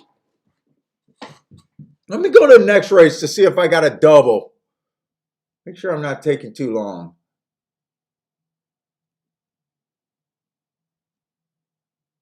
Oh, I didn't realize there was another sprint race today. I thought there was just 3. It looks like there's another one.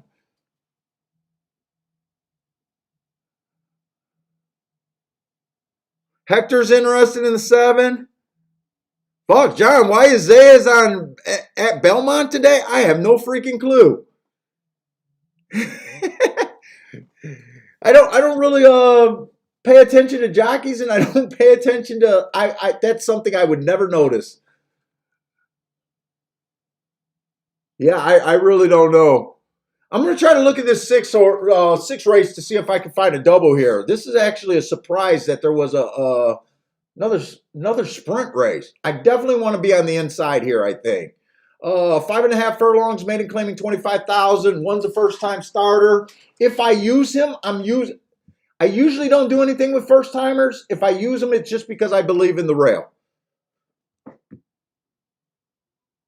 The 2-horse, I hate the running style. He's a router. I hate route to sprint. He's a slow router. God, he's 20-1. I got to find the speed this race.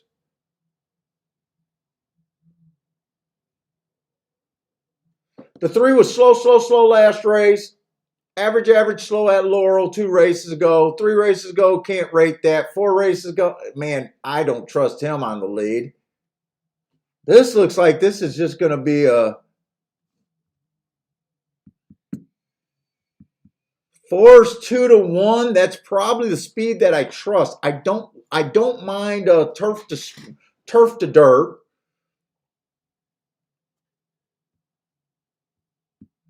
I just know that when they switch and it doesn't work out, I just can't get mad about it for the most part. Problem with him is he's going to be a short price horse.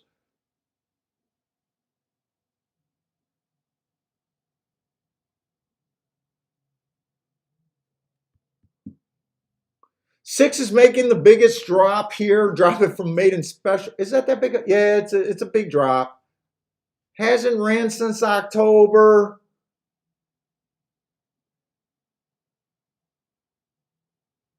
First race out in August, he was still slow. Barely slow.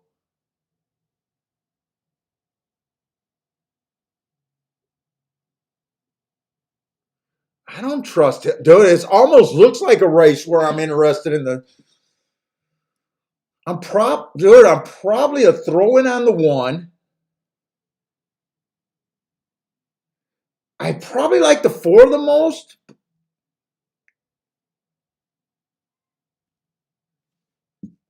I probably like the 4 the most. I'm going to circle that because I got to make sure those payouts are even something. 1's probably a throw-in, but if those doubles aren't paying, I'm not interested in. And 3 on the light side. I don't think this race is worth the 3x4 though, or 4x3 double.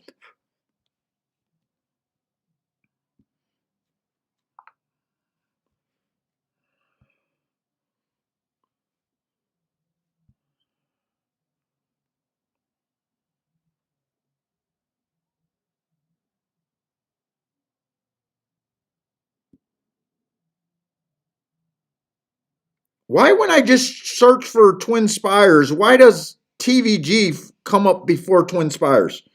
That makes no freaking sense. Twin Spires. There's no results for Twin Spires?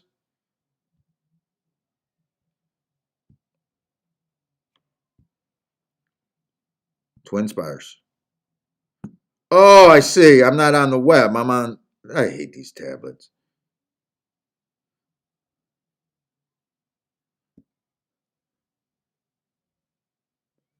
They're not even first on the Google search. How are you not first on the Google switch when that's your actual freaking name? That's the name of your freaking website. You would think it'd be first on the Google search. It's like fourth on the Google search.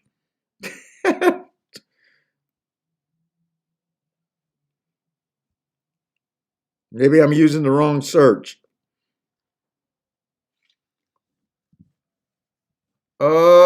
I know I'm running out of time, but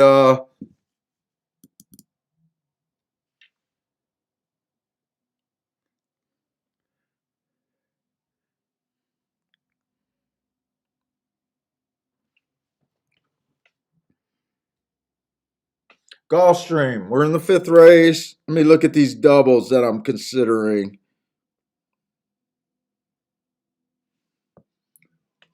Let's see. Who's the lowest of this group? 5 went up to 3-1. They're betting 11. I'm going to have to go back and look at that 11.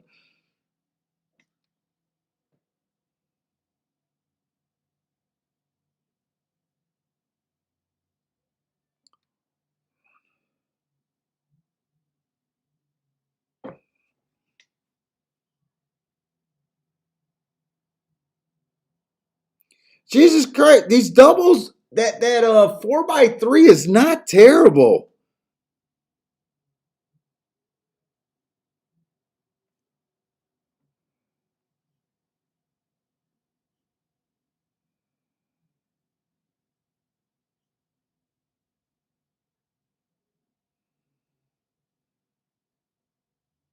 They're not terrible. I don't want to do a 4x3 though.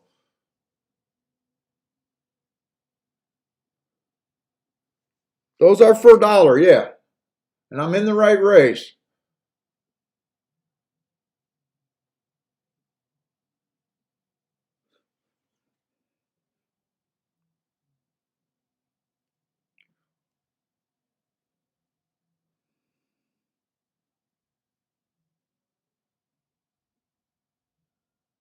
The lowest double is a 2-3 for 19 bucks.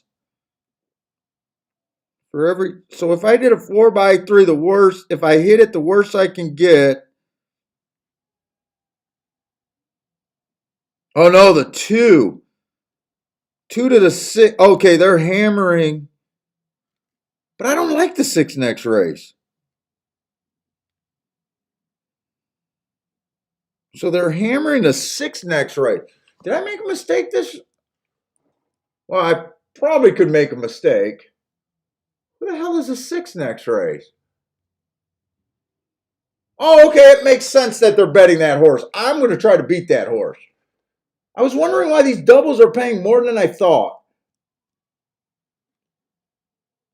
I still don't know if I want to do 4x3 though. Let me get over to Gulfstream on this one. Let me get doubles here.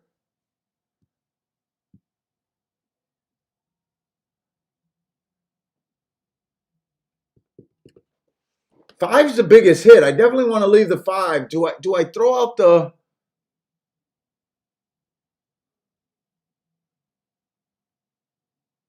Dude, I think I hit this if I do the 4x3. You know what I'm going to do? I'm going to do the 4x3, but I'm going to play to the 4 more.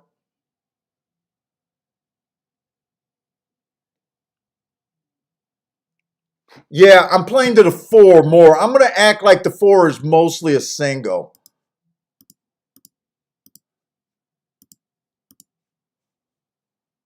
That's how I'll do it.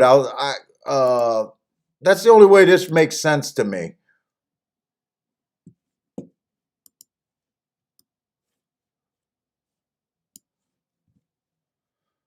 So 2, 4, 5, 6 to the 4. Which is the bigger hit, to the 1 or the 3? Do I want to play those for the same amount or for less?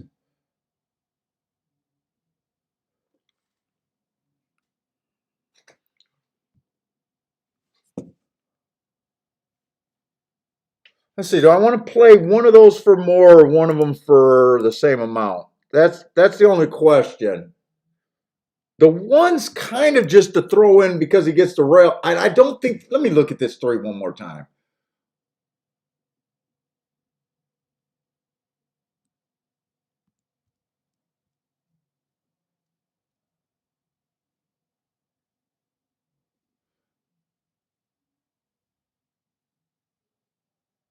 Three's a mile horse. You know what? I'm going to play to the 1 more. And then I'm going to play to the 3 pretty much like it's going to be a saver that could possibly be a little bit of profit.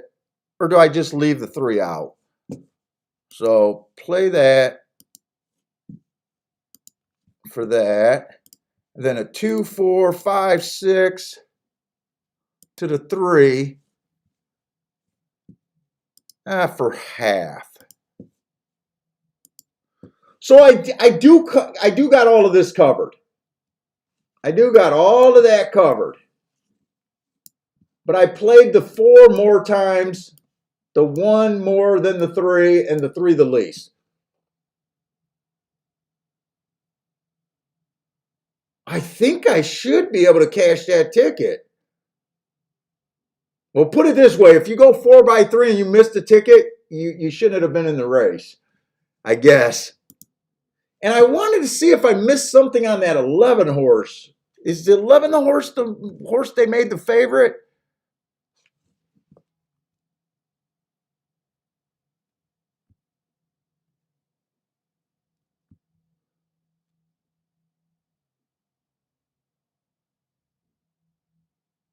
Dude, he's coming. Is he coming out of that same April 9th race and I missed that? Yes, he is. He's coming out of the same race. The 2, the 4, the 6, and the 11 are all coming out the same race. And to me, they're all the same horse. They are all the same horse. But I don't have the 11.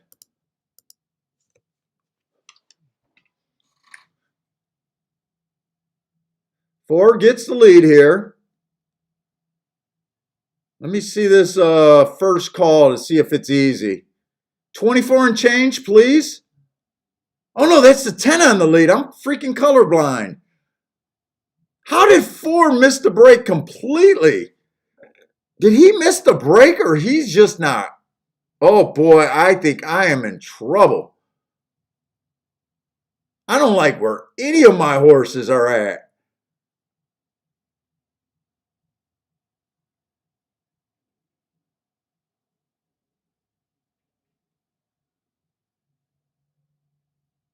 I still don't like where a single horse I have is at. Did 4 miss the break and he's rushed up, or does he have horse?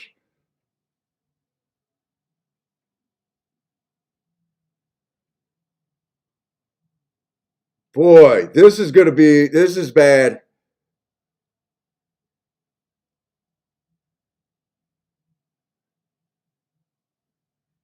Change, go, go, go, go, go, go, go, go. Go, go, go, go, go, go, go, go, go. No, no, no. Well, it was fun to watch that race and lose. Man.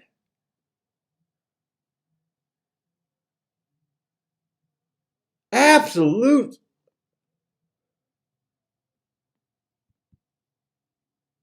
10 horse won at 19 to 1.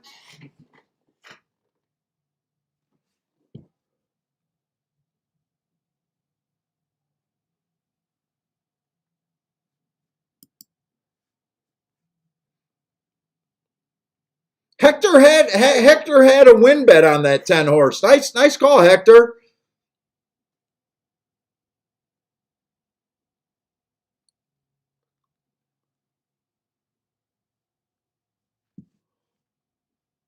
What?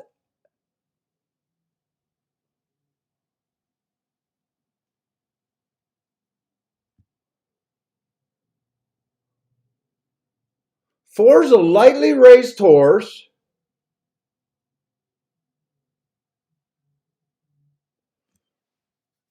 Always had the lead. I guess I'm. He did break his maiden at maiden 16,000. I think the 10's dropping. 10 won first race out.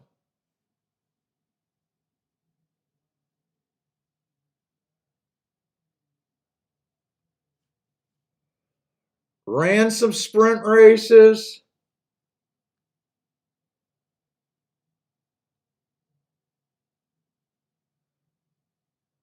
Dropping from 50K.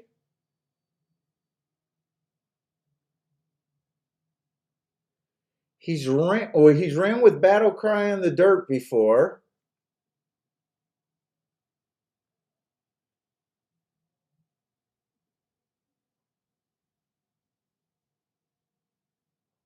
Who's the other horse he ran with? He's ran with the 2 before.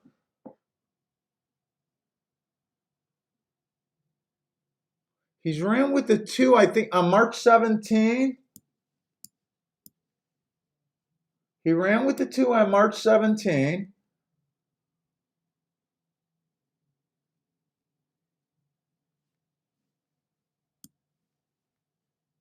He had the lead over the 2.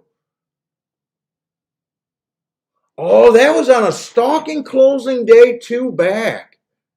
And he's already ran with the favorite before. On a day where the track played towards the favorite and played against him. Captain's hindsight, this horse does make a bit of sense.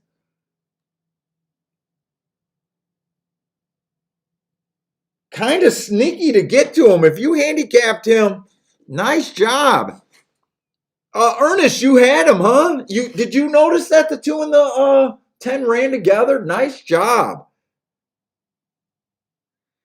I think Hector had him too. Nice job, guy. Oh,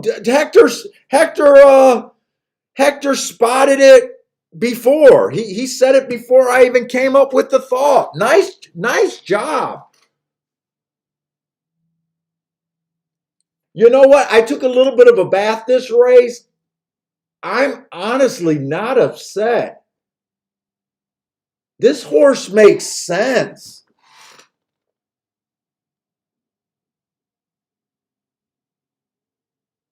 This horse makes sense.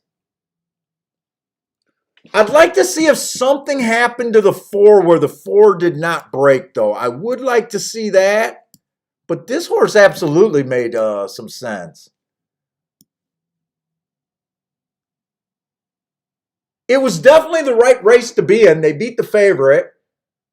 Bender's 5 horse that we liked got third at 20. You know what? I'm not embarrassed with that job. It's not like a long shot won the race.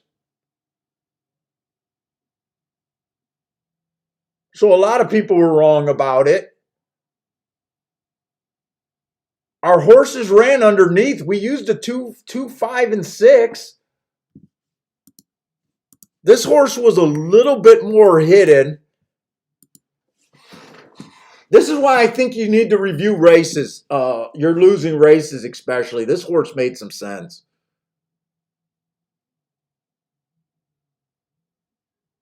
Now, if I would have seen that, I can't even say that it would have been an automatic because I might have said him, the 4, the 12.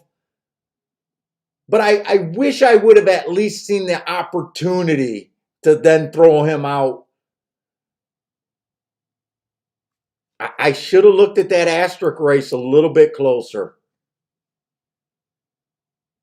Oh, well, all right. Good job, Hector. Good job,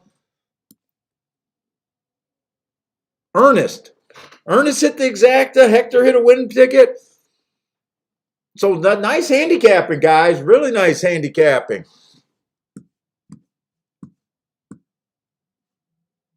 Dude, I honestly think when you guys had that insight, everything that race was wide open for you guys.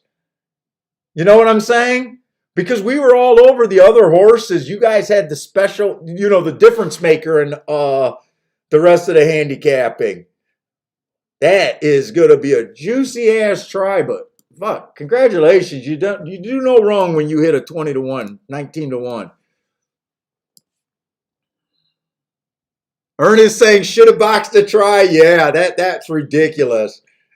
And I don't want to rub it in because, fuck it. I don't like, I never think of doing extra stuff when I like 20-1s either sometimes. And then after a race, you're like, ooh, should have.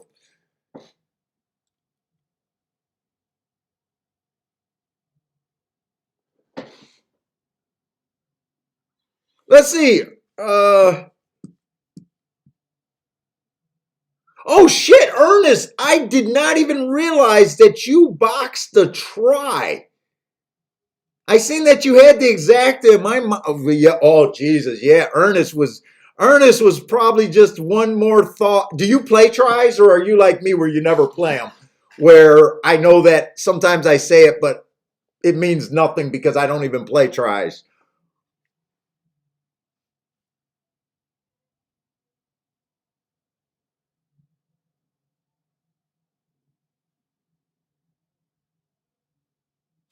Charles is also saying, I am going to want to watch that replay. I think the four just broke slow. Four was dead last and got steadied. I'm not sure if he reared or anything. Four definitely had a terrible trip. Four lost all chance at the start of the race.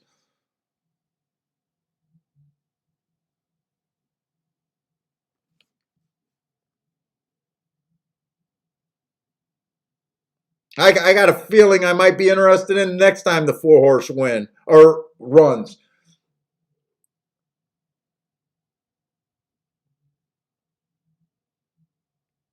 So 24-1 was a fraction that they could have wired on today.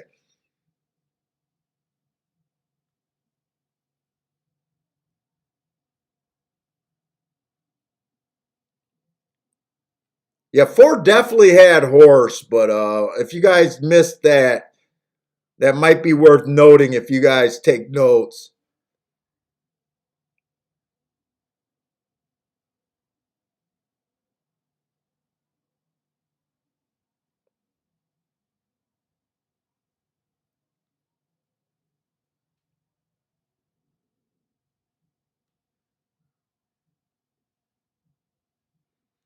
Twenty-four and 1, 48 and 2.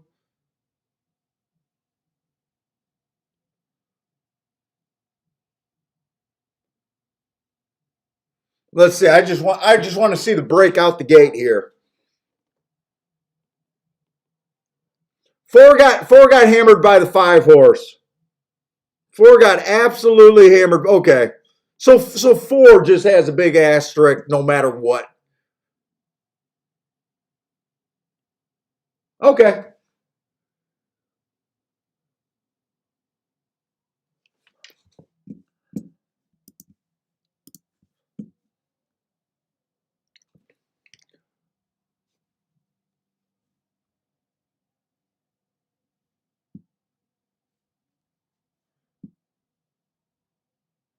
Yeah, that was a complete rematch race.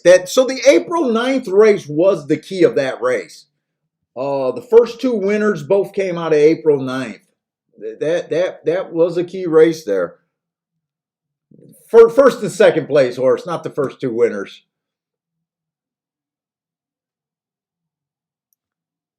Wait a minute. No, the 10 didn't come out of that race. The 11 came out of that race. Sorry, I take that back. I take that back. The 11 came out of that race, not the 10. Let's see. What are we going into? The Pat Day Mile here? Is that where we're at today?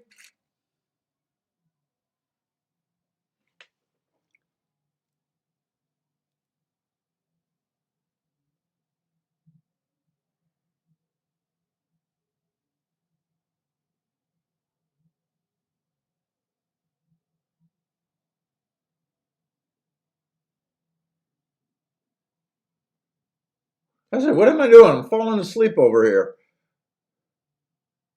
So we got a grade 2 Pat Day mile on the dirt. One horse, Bad Rail, looks like a speed horse. Match strides with the fastest winner, which he was for the first 2 calls. Average at the finish, stretching out for the first time. Early pressing day, last race, took care of business, or 2 races ago, won. 3 races ago, ran against the bias. Match strides with the slowest winner, so he came back twice at big numbers after an excuse. So just don't know where he fits stretching out. I just burnt the shit out of my fingertip.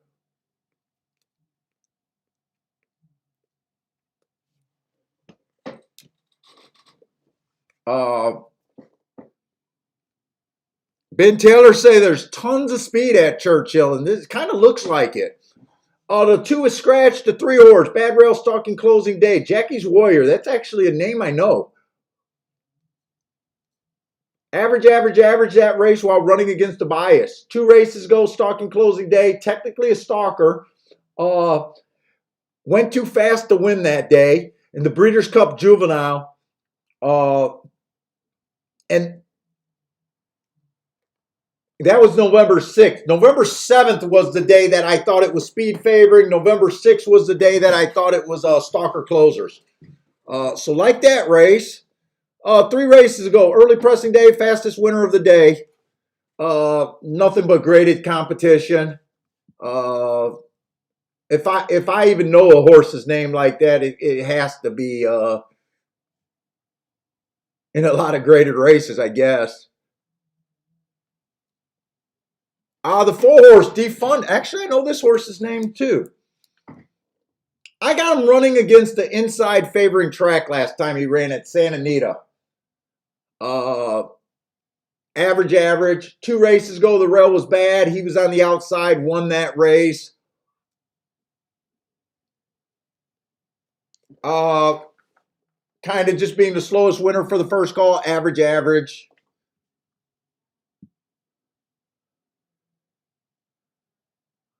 Probably going to come off the pace. 5 horse. 1 tick slower than the fastest winner for the first 2 calls. 2 races ago, fastest winner of the day.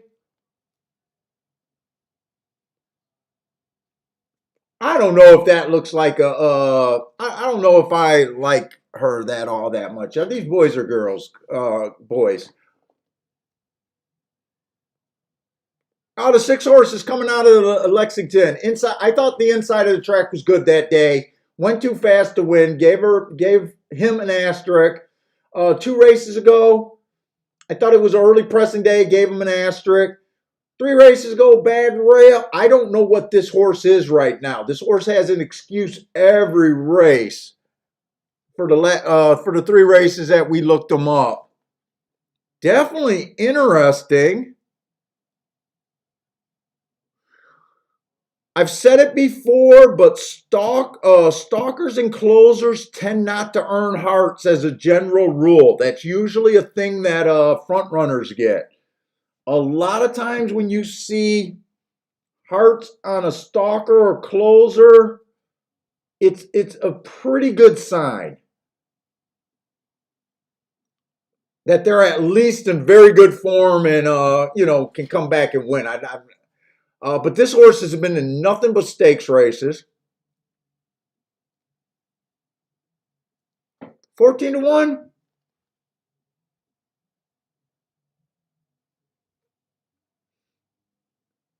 The 7 horse ran in the Bay Shore at New York. Early pressing day, just average. Before that, he just looked like a typical high price claimer to me. I don't know. I'm not Whiskey Double. I've heard that name before. I know the big stake race purists are just ripping on me as I go through these higher stakes races. The 8 horse coming from the West Coast. I just thought the inside, uh, and I know some of our West Coast players at Santa Anita has been telling me about the inside bias there.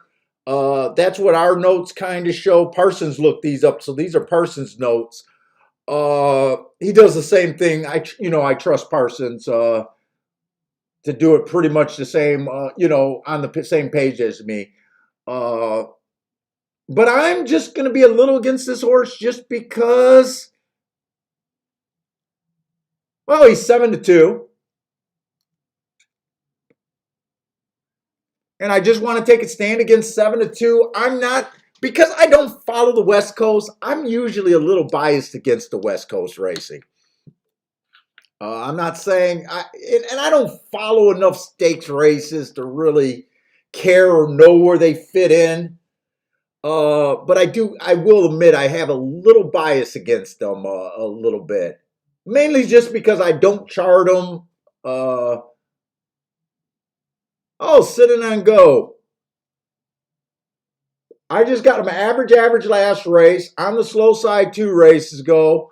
Oh, I know this horse. This was part of my $10,000 Derby day last year at 24-1. Yeah, sitting on go. I know this horse has been running for the most part. I haven't liked where he's been in. Parsons needs this horse to win because of breeding rights. The last year on Derby Day, she won because I thought it was an outside track. She was a closer, and she was about I remember like 6-7 wide, and closed out giant doubles for me at 24-1.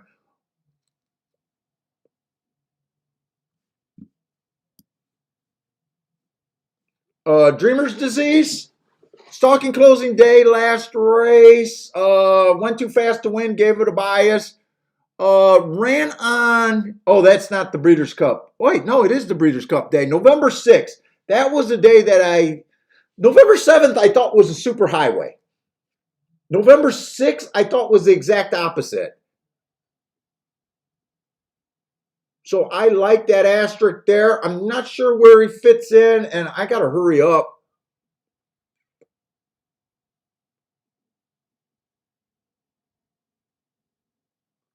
Boy, the 11 horse went too fast to win. I got mixed emotions. Went too fast to win, but I had that the inside of the track was good that day, and he had the inside. I like the hearts, but if the inside was good, man, I'm kind of torn on that one. And he's the right price to figure it out. And right now the 12 horse Joe Frazier just looks like a claimer, high price claimer. I just don't know. 11, I got mixed emotions on. There does look like there's a ton of speed here. The 11, the 10.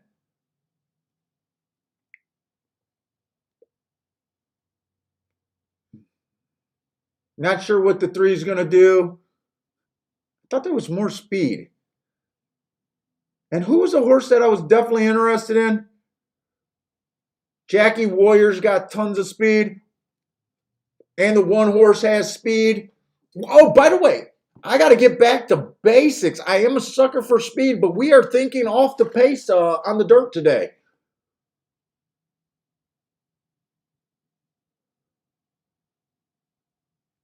So those horses kind of eliminated themselves to me all. Not only is there possibly a 4-horse speed duel,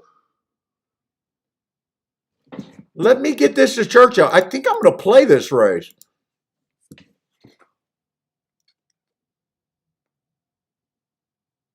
Defunded kind of fits what I'm thinking. Santa Anita horse, after I just talked about that, I have a small West Coast bias.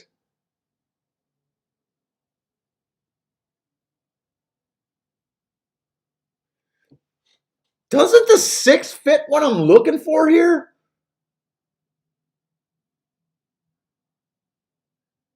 Is 6 going to come off the pace?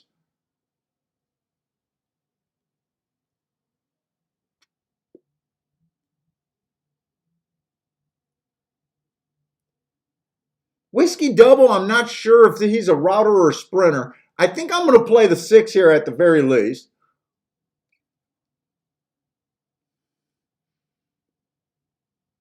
Can Sit It On Gold do it 2 Derby days in a year? Maybe he's just a Derby horse. A Derby day horse. He's on the outside. I haven't been feeling like he's been fitting any of these races.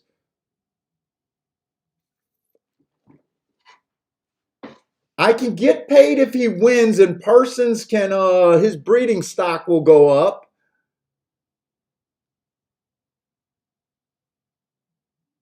I don't know if I believe in that call. I'm definitely doing something with the 6. I think I'm mostly interested in, I think Sit It On Go is a play bet, if anything. I'm putting the bet in on the 6. I got to put the bet in on the 6 when I'm not getting creative here.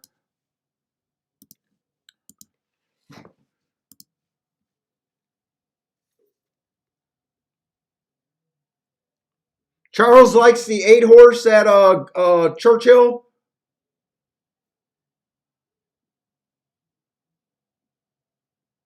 What is the 8 horse at? This horse can be what I'm looking. That horse can rate. My biggest thought against him was I thought the inside of the track was good. He is what I'm looking for. What is defunded at? Defunded at 4-1. I'm not interested at 4-1. I like defunded. I think defunded makes sense here.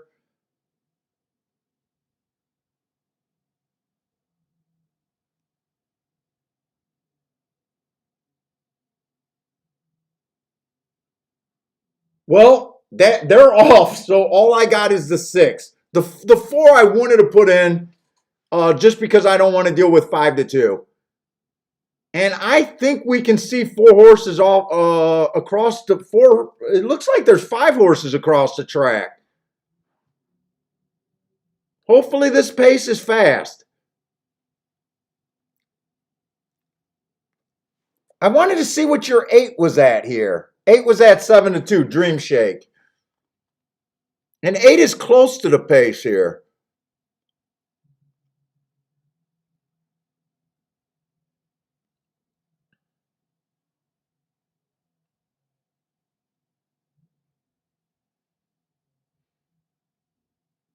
Defunded looks for real right now to me.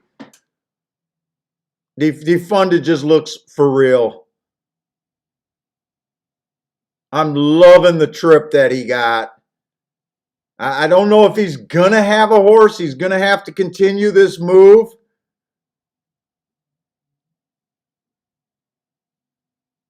I think he's flat. I can't tell if he's flattening out, if he's just up and down.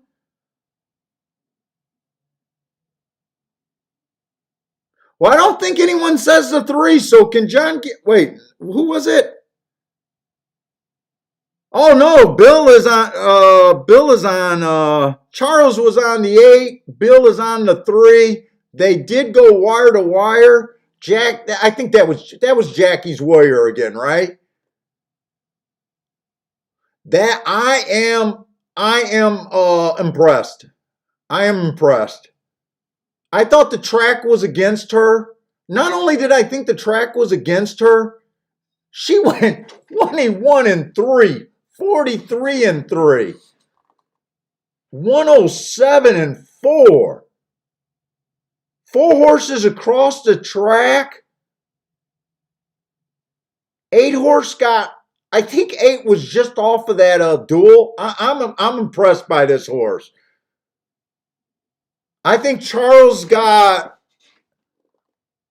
a little bit unlucky, and I think Bill. I think it was Bill. I think Bill was just on a spectacular. I'm impressed. I think that is probably the most impressive run that I think I've seen in the last 2 days.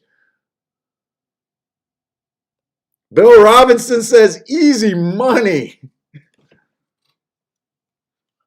I don't think I can play Gulfstream. I thought the one was possibly worth the play. I think I was on the 1, 3, and 4. Oh, I got 3 minutes. I can decide what I'm going to do here.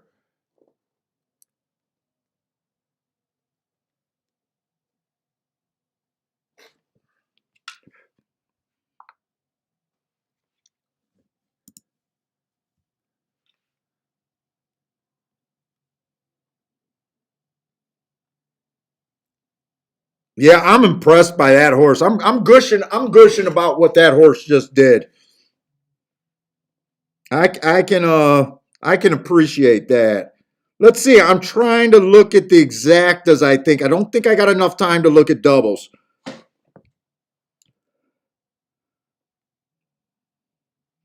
The exacta that I want to look at is just 4 on top of the 1, 2, 3.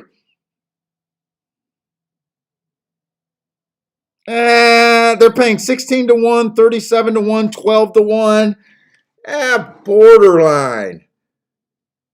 Borderline if I want to play them. The 3 for the win bet, I'm probably not that interested in 9 to 2. 5 to 1 on a, is that 5 to 1 on a first time starter?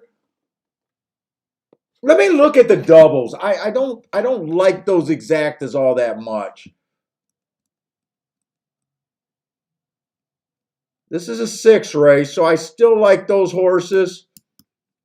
4, I do think 4 is my top choice, and he's the favorite, so I want to just circle. The 1 and the 3 are just kind of the next best, I guess.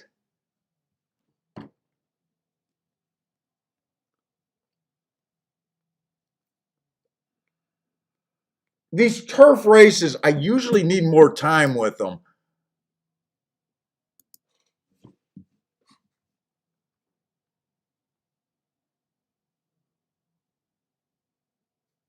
We did see a horse go wire to wire, and I think we've seen a horse close today so far on the turf at Gulfstream. 4 is making a huge. Oh no, I can't see the odds. This is next race that I'm looking at.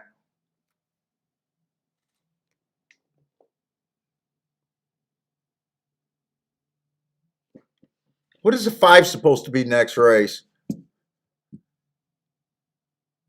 That'd be the 7th race. What is the morning line on the 5? Just 4 to 1?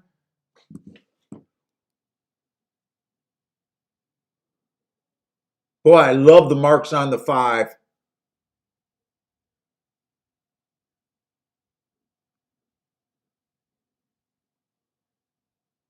Six is probably the morning line favorite.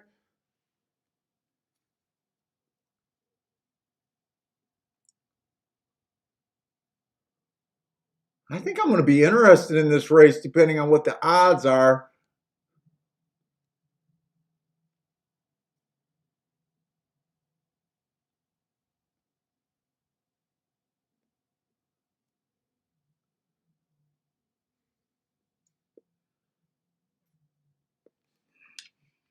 Double. Why didn't I just look up the doubles? Why am I trying to guess from the morning line?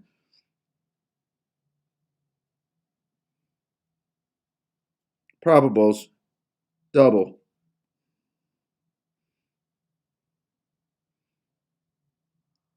Four to the 6 you got to beat. That's paying $24.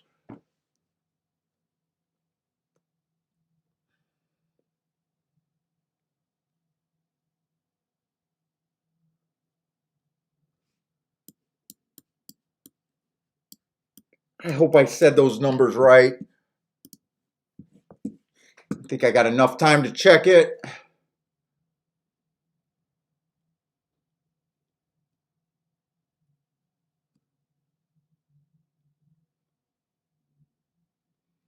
Oh, I want the 5 also.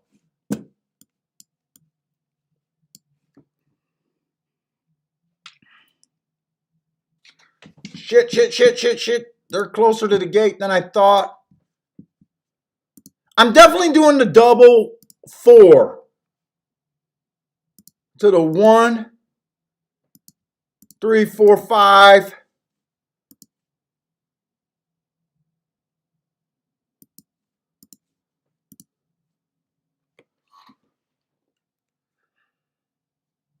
Do I want to do it with the 1 and the 3 also or no? Yeah, I do. I'm going to do the 1 and the 3 for less, though, to those same 4 horses. You got to beat the 6 next race. Do that for less. So I basically got this. I just got 4 for more.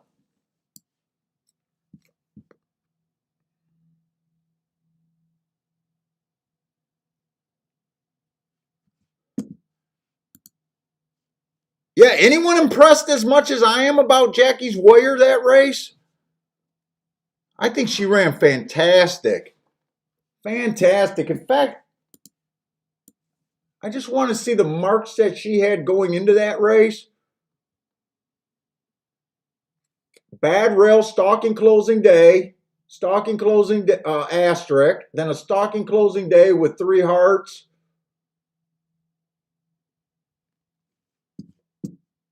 I think that's definitely the performance that really impressed me.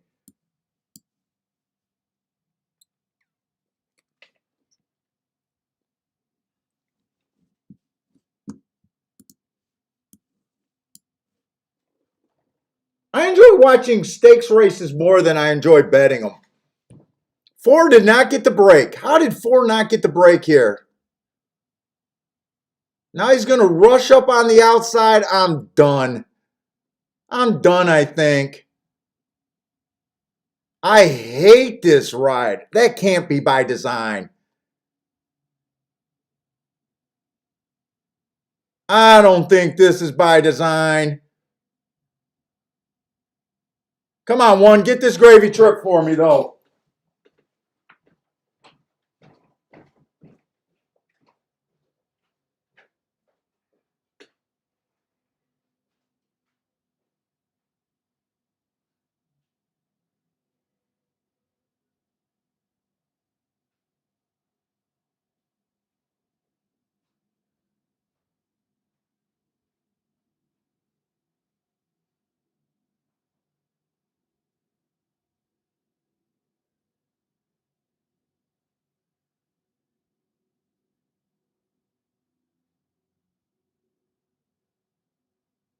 Get it!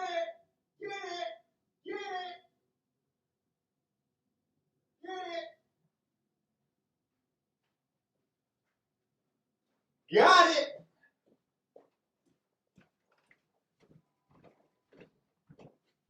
Today's a rare day where I'm able to hit a first timer.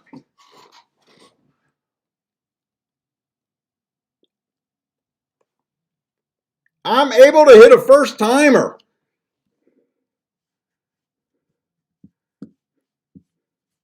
Dean took all day but finally hit the 1 horse.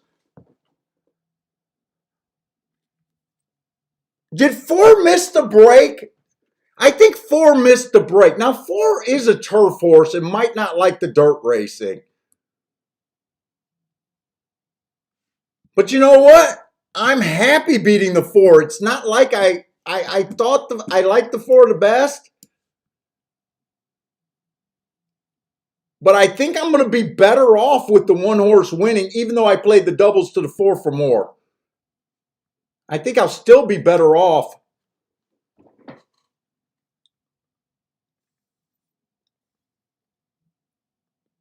So if the 2 would have won the last race, I would have hit the double. I just got beat by that 19 to 1 shot. That was a sneaky horse. Feel like we're handicapping all right today. What's up, Scotty?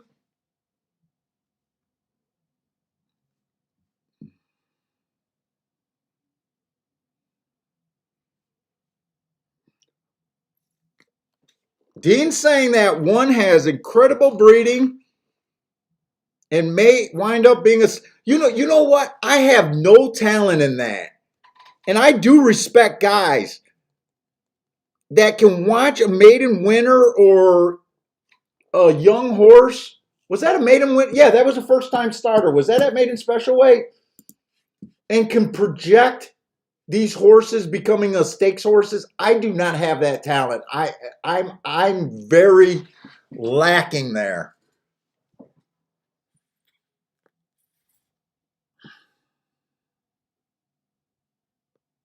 Yeah, that's why I hit him. Weak field, first time starter on the rail. That's one of the few ways that I can hit a first timer. It doesn't happen often. Usually, it's kind of that. It's usually at Gulfstream because I believe in that rail so much.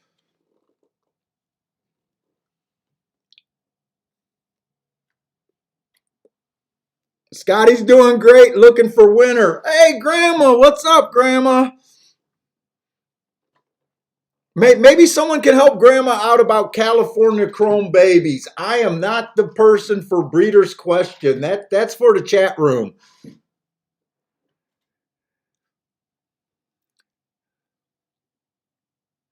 And I think I need some more aspirin. I do want to see this break on the I do want to see this break on the full horse. I want to see if there was an excuse or he just wasn't what I thought he was.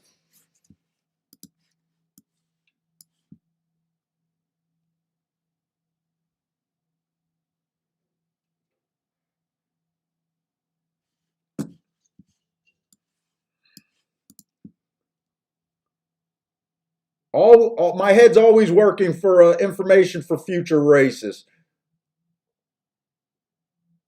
Yeah, this full horse, whether he missed the break or not, there is always an excuse when you're having a horse trying a different surface.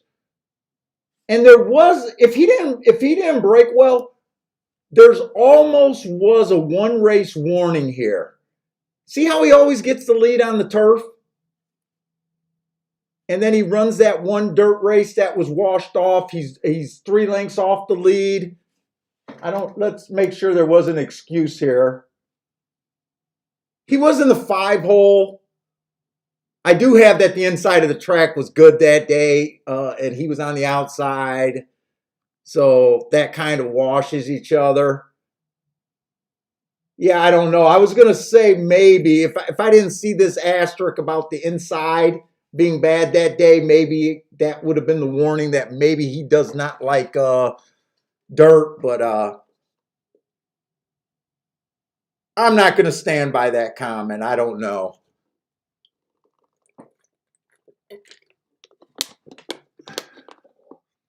Case G is saying Chrome's babies have done okay.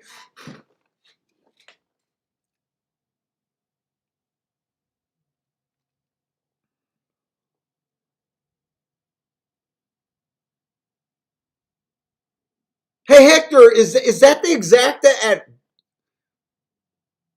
at Gulfstream paid 25 for $2, or was that at Churchill? I'm guessing it's probably at Gulfstream because I think Churchill it was 2-1 over 5-2. That doesn't sound like that could have paid $53 even for $2. Maybe, I don't know. That doesn't sound.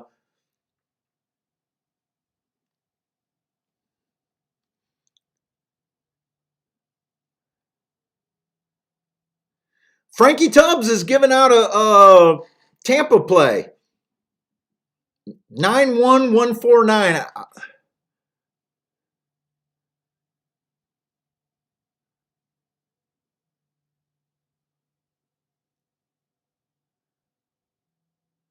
Oh, GP. Yeah, that makes more sense. 5-1 over. I'm not sure what the 6 was at. 2-1?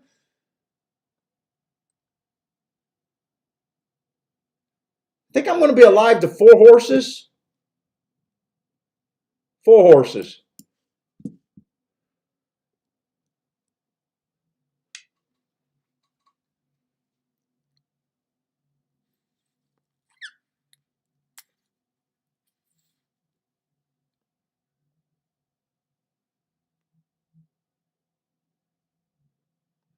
Grandma, at Churchill Downs, I'm all over the place. Uh, I like the inside on the turf. I hit for a Rolex day in the second race today. We hit that exact, a 38 to 1 over 12 to 1 because of my call. Thinking that the rail was the place to be. So we hit that 3-4 exacta. On the dirt, I've been liking the outside. Still off the pace. But that did not work last race. That 3-horse, Jackie's Warrior just disrespected my bias call. Went wire to wire, insane pace. That girl just showed up and ran. That's the most impressive race I've seen, according to my opinion, in the last 2 days. Yeah, Mack and Company hit a 400 to 1 double. Or 400 to 1 exact in the second race. Rolex day, buddy. Why do you think I look stress-free today?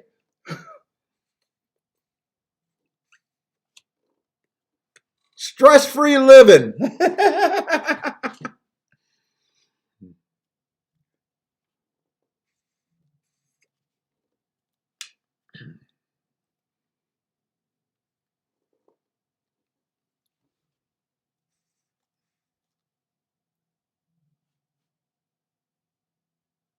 Mizzou Man says that, and we're live to a double here.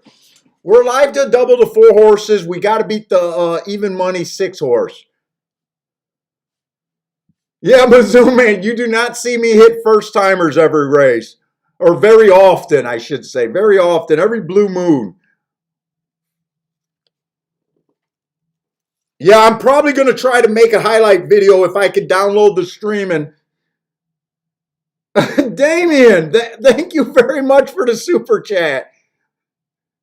Damien thought me hitting a Rolex deserved a super chat today. I really do appreciate it.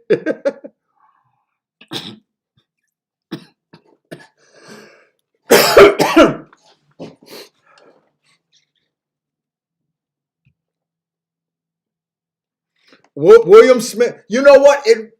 We made that call on the turf late for the last race, and I thought I missed the opportunity when that 2-3 came in.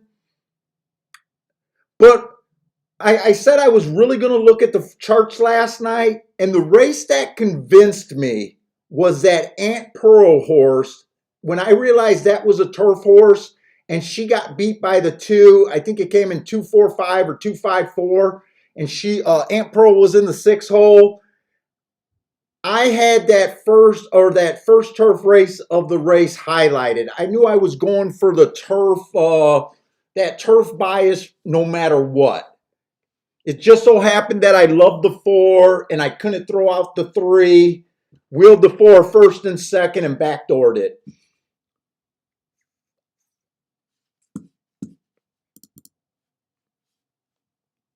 And then the next turf race, the 1 and the 2 horse, the 2 horse was 12 to 1. The 1 horse was, I think, 6 or 8 to 1.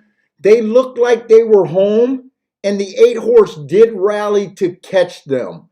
But they were kind of dueling on the front end. I still thought the pace held up. Or I thought the inside held up, but it didn't work out that race. And then the third race, did it work out, guys, or not? I don't remember playing the third turf race. I think that was just a 6-horse field. I'm not sure if we did anything in that, or I did anything in that race. Aunt Pearl bled. That could have been an excuse. Hey, Mizzou Man, I'm just going to go back to, I believe in biases. Whether it's a bias or a coincidence, after that, you don't even care, right? You don't even care. I could be wrong about all the races today, and I don't care. You know what I'm saying? But that is good to know that Aunt Pearl also bled. So I don't keep up on industry news. So is that everywhere that stakes horses are not running with Lasix? Is that everywhere? I thought that was just certain states.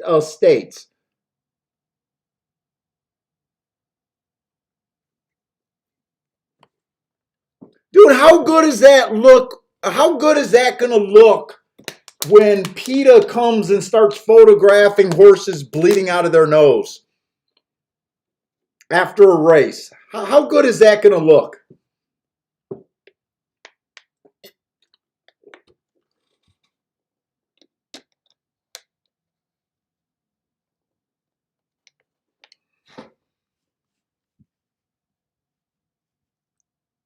Grandma thinks she sees a little hair on my top of my head. I want to laser my hair off. No Lasix for the Derby. I don't know. I think that could end up backfiring big time. And John is saying that's the rule everywhere. I did not know that.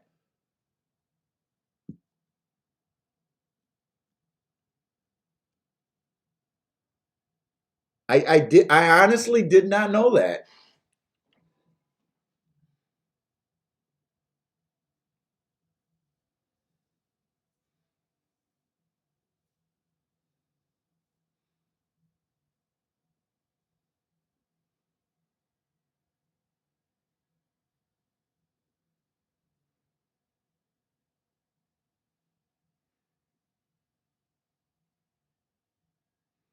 I but horses is it true that from what I understand, horses rarely breed from Lasix, right? Or do they still bleed on Lasix also? Maybe I had bad information. Like,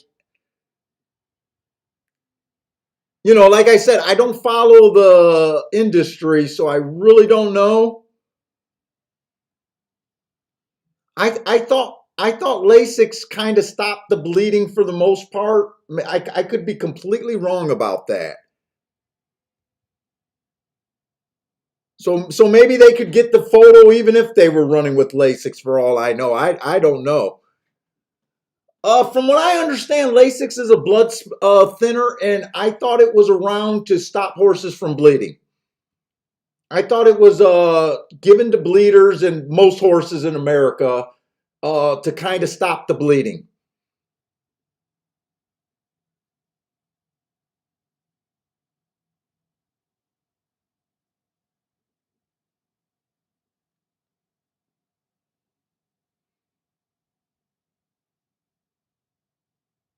Yeah, so maybe C Money maybe C Money is probably more uneducated, or I'm sorry, probably more educated on that. Okay, so I am kind of right. LASIK does a great job in stopping bleeding, but you can still bleed through it. Sounds like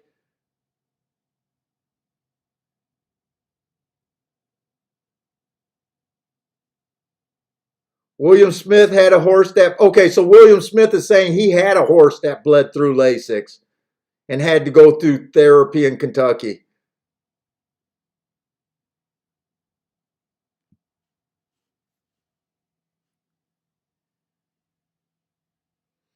So it's I thought it was a blood thinner. Maybe I like I said I could have a I am probably the uneducated one talking about this.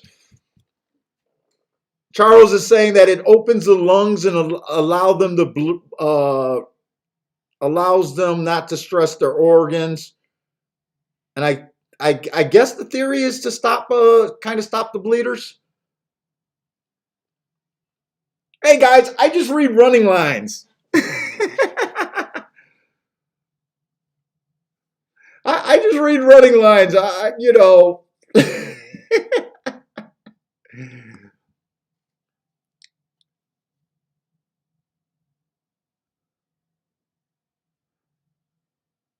So are they trying to stop the Lasix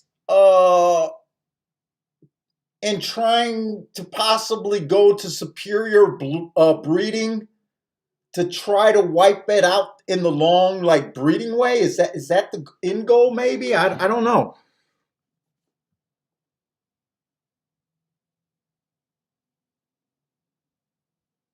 Okay.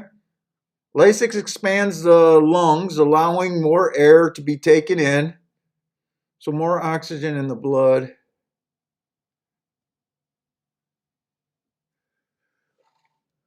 Let's see. I got 23 minutes over there. We kind of did Gulfstream. I'm trying to beat the 6. I really liked. I don't even know what I'm alive live to. Wrong ticket. Oh, the 1345. I think I really like the 5 horse too. Are we going in the 7th? Wow, they're already in the 7th race at Gulfstream.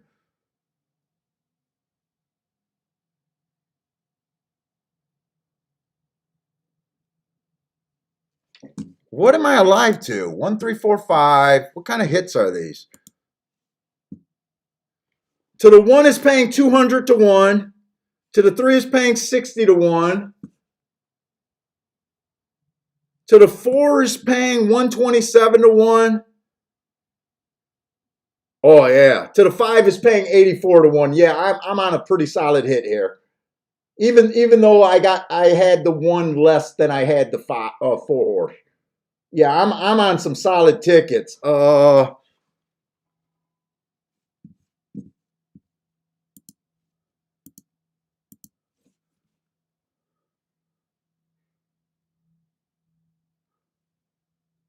I don't think I can do a saver to the. I can't do a saver here. The 6 is 3 to 5.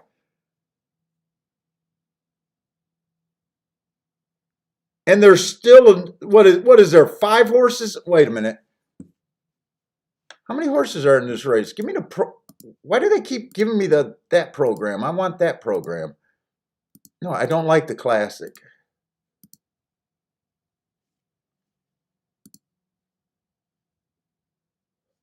So 1, 2, 3, 4, 5. Yeah, 6 horses can beat me. I'm unprotected to the 3 to 5. I am just going to let this one go. Oh yeah, we check our rewards.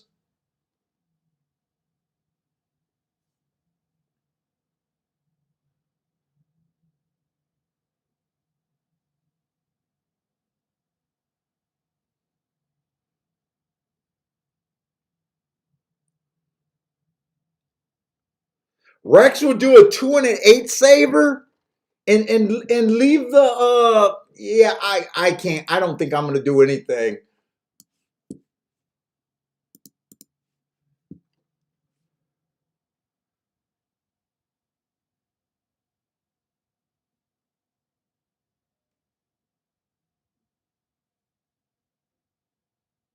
What's up, Attila? I think I seen you earlier, but I wasn't sure about that.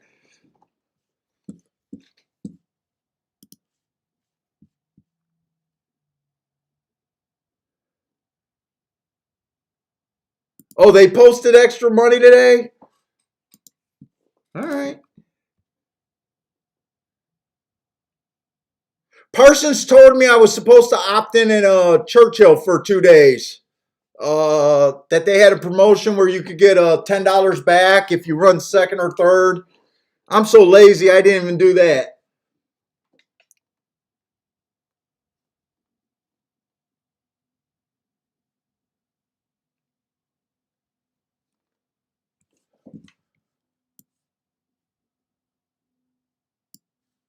See, I'll be right back.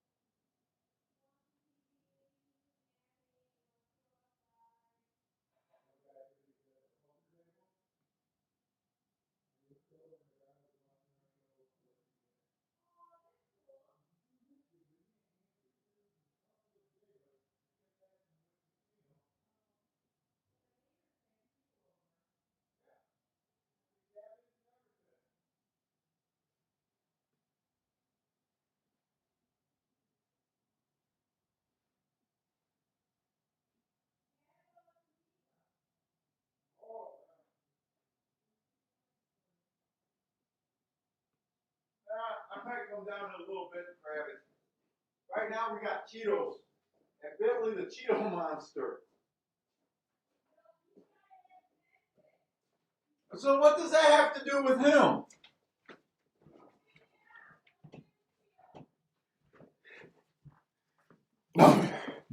Cheese puffs.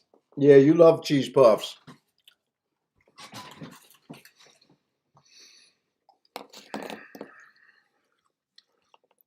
In fact, now I'm going to get my...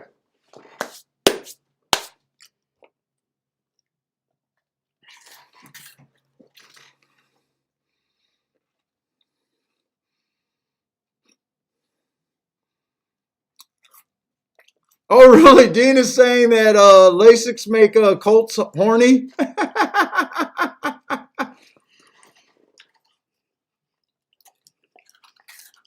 Hmm?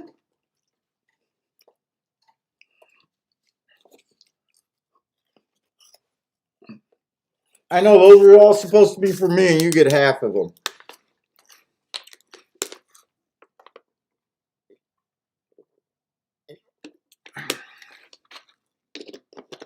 Oh, Marco's taking a shot at a pick six here. Good luck, Marco. Jesus, I hope it's the 3 here, though. Right? 3's one of the ones I got.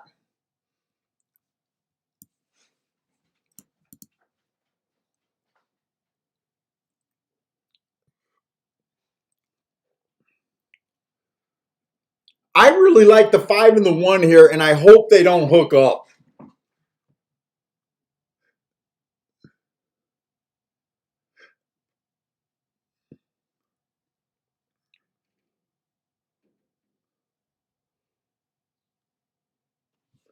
Let's see, the 6 and the 1 ran together last race, April 1st.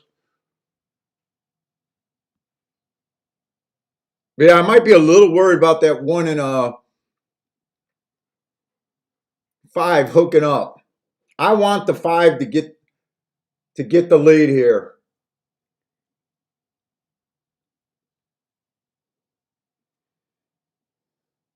Although 1 would be the much better hit.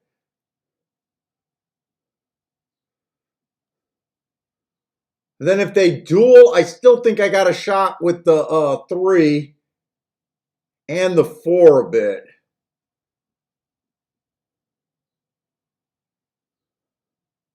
Hector got a 20-cent super. 3, 6, 7, 8.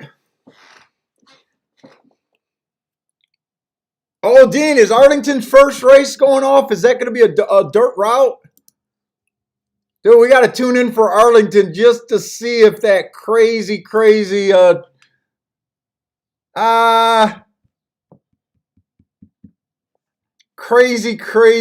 bias is going to happen. I can't even call it a bias right now. It did work yesterday.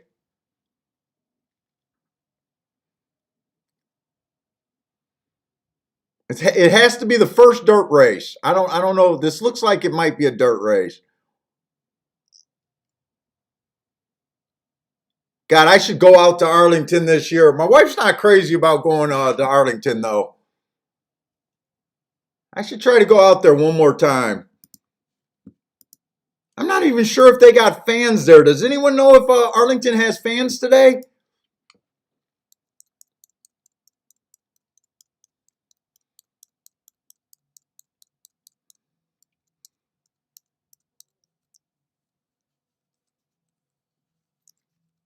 Really, C-Money, we only got 70 watching? Man, I thought for sure I'd get a Derby Day bump. Hey, C-Money, did you? I went back and checked out Howard's picks for the pick 5, and I sent him not an email but a comment on his ticket. Man, Howard did a good ass job on Oaks Day. I told him I'm not sure if he hit the pick 5. It just depended if he used 2 Bs. If he used 2 Bs, he hit that pick 5 yesterday.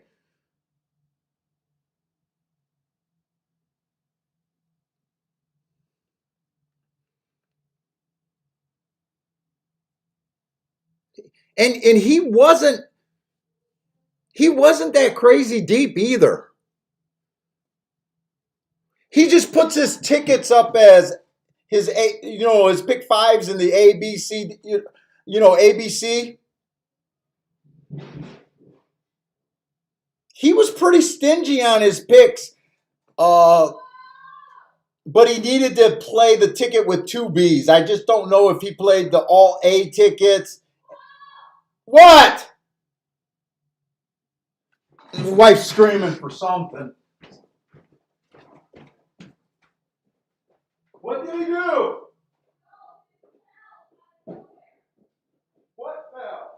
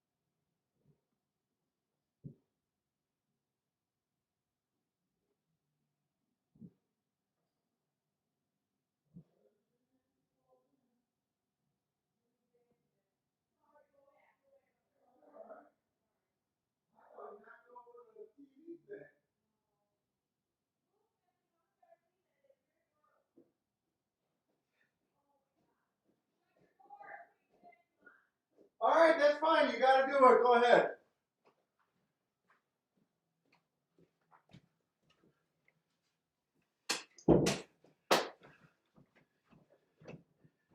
Her fireplace insert just fell over. What the fuck happened there?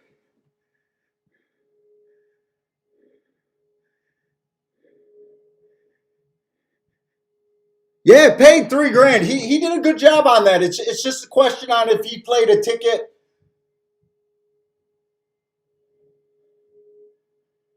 If he played a ticket with two Bs. If he played the two B tickets, he probably hit it. I wrote not sure you hit it, but solid handicapping anyways.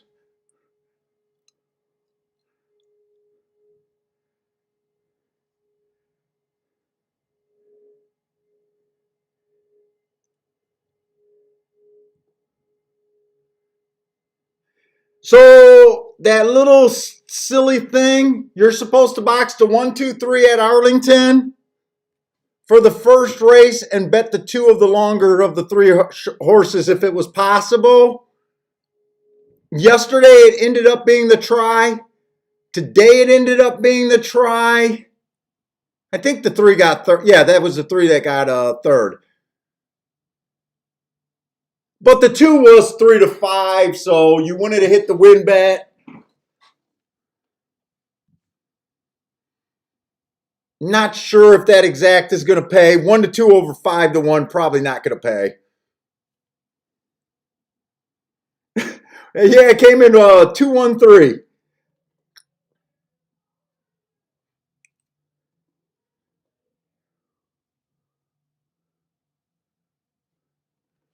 Let's see. They are heading to the turf race. I didn't miss that. I thought I might have missed that down there.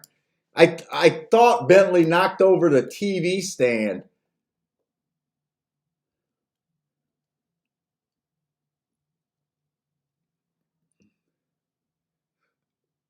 Let's see. Where are we going at oh, this is going to be a turf route race at Churchill. Well, if I play this race, it's going to be one more time to the inside of the track. I got enough time to watch Gulfstream and wait. I think I got to get started here. Uh, so I still like my call. I did want to look up that last turf race. I know it was only a 6 or 7 horse field.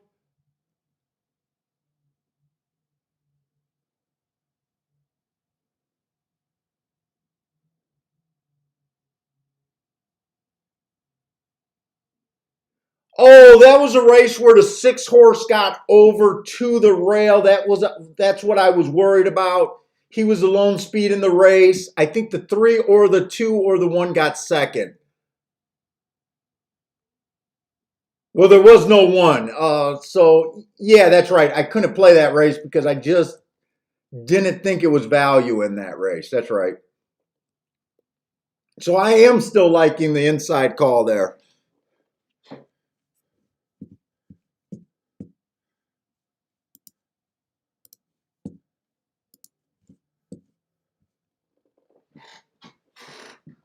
The 1 horse, average last race, 2 races ago. It was an early pressing day.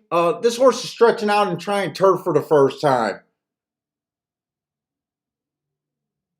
I just don't. Is that what the 3 looked like in the first race, by the way? That's the same angle on the 3 horse, except the 3 horse had asterisks that race. So I don't know if I like the 1, but he does get the inside and it already worked. I just, tough call. They're off at Gulfstream. I'm going to be distracted. No, wrong race.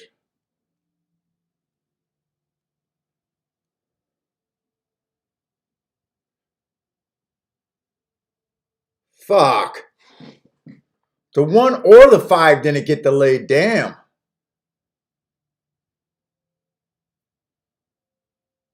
Three is in position. Okay, I gotta.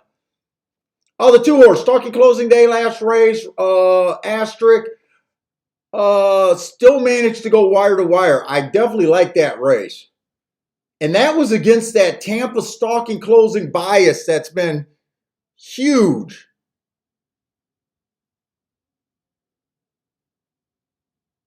Come on, 3. 3 is a big hit. Come on, 3. Ah, fuck.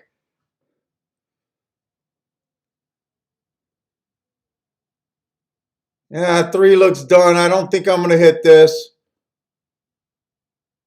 Dude, I thought the 1 and the 5 had speed and they're nowhere. They are absolutely nowhere.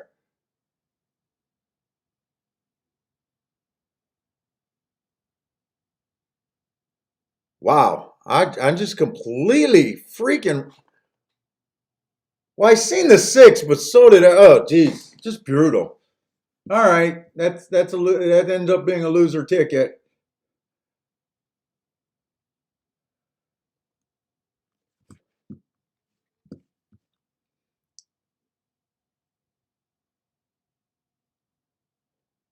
Two is at 5-1, huh? Although the 2 is probably going to get compromised.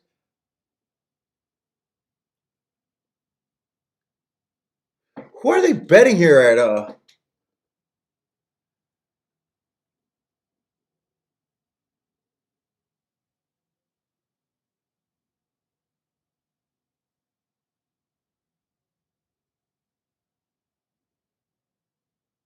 And I'm going to have to relook at that race. I keep getting so distracted right now. Sorry about that.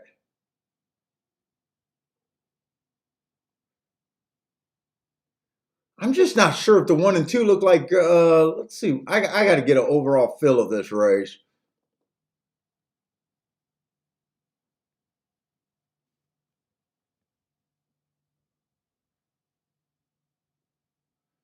Dude, these are just a bunch of horses that broke their maiden, ran in some like little stakes races and some grade 3s.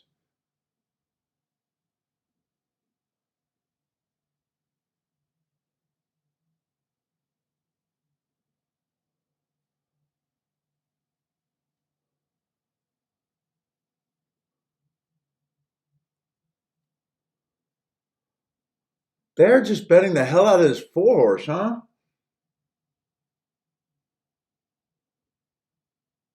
Four has done nothing wrong.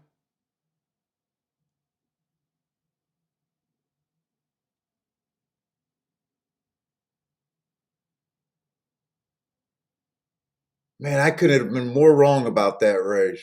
Holy cow.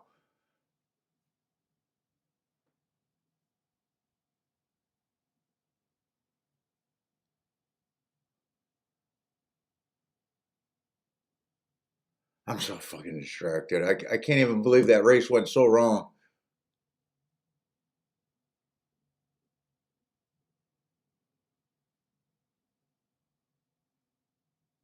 There feels like there's a lot of speed towards the inside this race.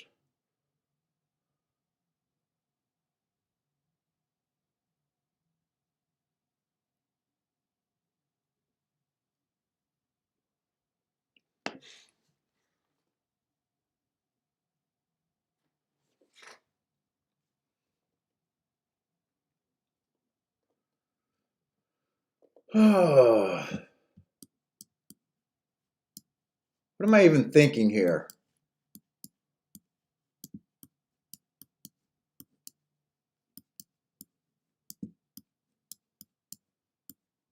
I think I'm going to key off the 3.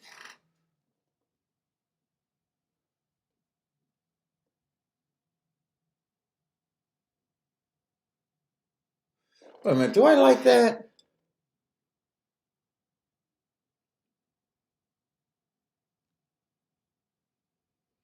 There does seem like there's a lot of speed in this race.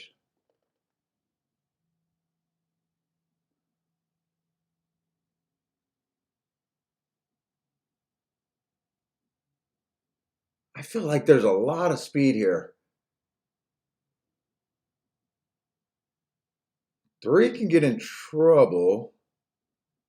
What is the 1 and 2 at? I'm going to do this playback category. I just feel so distracted right now.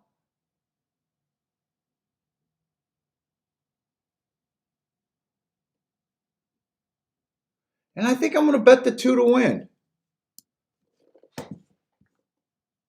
Whoa, whoa, whoa, whoa, whoa, whoa, whoa, whoa. Am I even going to get anything in? No, no, no. Oh, gee.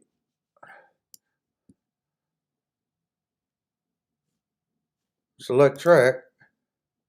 Churchill. Wait, what happened?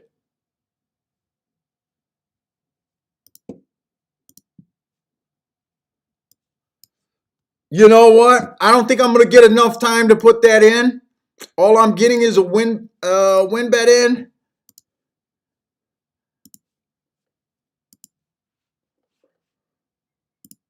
On the 1 and the 3. Or 2 and the 3. 2 and the 3. Let me try to get that exact in. If they can hold this up for a minute. No, no, couldn't get the exact in. I accidentally flipped out of I hit my savers and went off of the track, and then it took too long to get back in. So all I was able to do was a win ticket on the 2 and the 3. 2 just got steadied right out the race.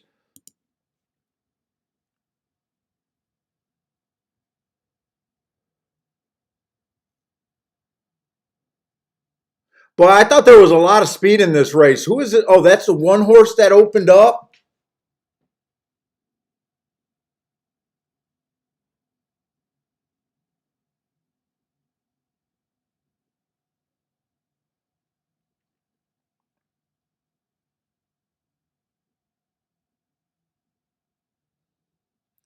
$22 and 4, 47 1, huh? Come on, 2. Can we find our way through there? I don't know if you blew your race already. Let's go. Is this 3 loaded? Is this 3 fucking loaded? That's right. I don't have it on in the other room. There's nowhere for me to hide. Is this 3 loaded? Is this 3? Oh, I can't tell if this 3's loaded. Come on, 2. No, 3 flatted out. Come on, 2. Come on, 2. Is this 3 got horse? No, he doesn't have horse. One more time, 2. No. 2 got steadied out the race. That might have cost him, or he might have been in that speed duel.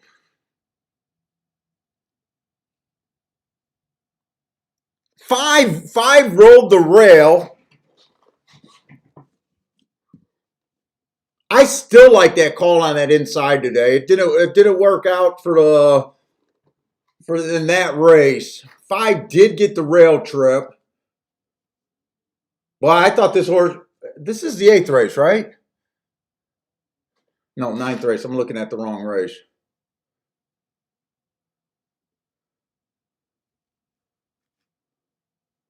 That's a West Coast horse. 5-1 on him. Nice price. 12 got second. I want to watch that replay and see how bad that 2 got checked. 2 might still not have won. He would have probably been dueling with the 1 horse.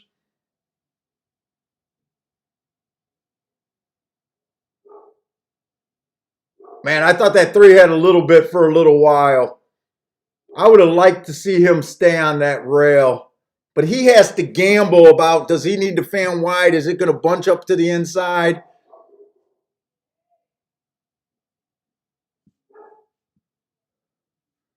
Javon nailed that exact. A nice hit, Javon. 5-1 over 15-1. Yeah.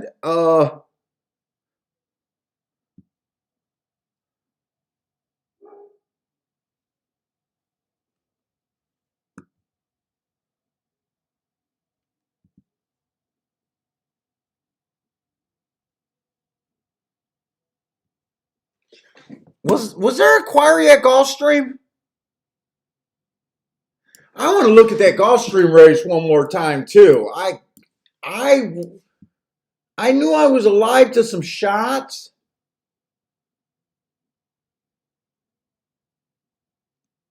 Who the hell was that 10 horse? Oh, 10's a first-time starter. Okay, there's no way I could hit a first-time starter to a first-time starter double. So I couldn't have been alive to him.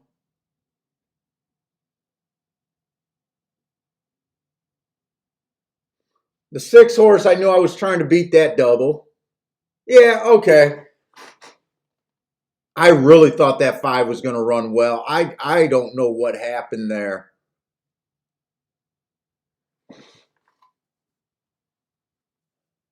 I thought he was going to run well. I really did.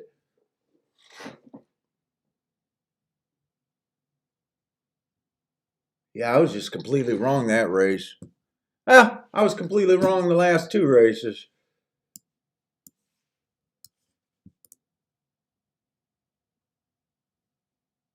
JS had the 12 at Churchill. Now I'm getting hot.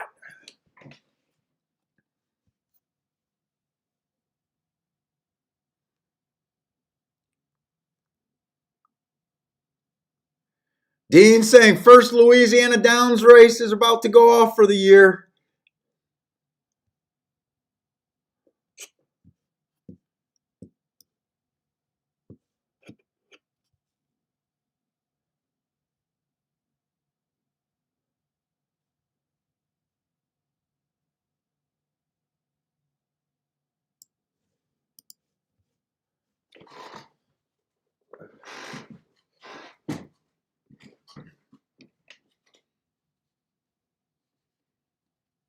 Marco Lou's still alive in the pick 6 at Churchill. Oh, was that a Churchill pick 6? I thought or did you play 2 pick 6s? John, you did make a good bet. You had the 12 at 15-1.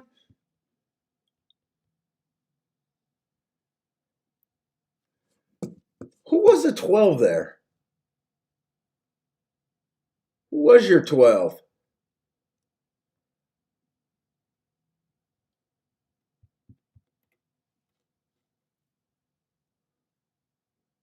hit gate at the start.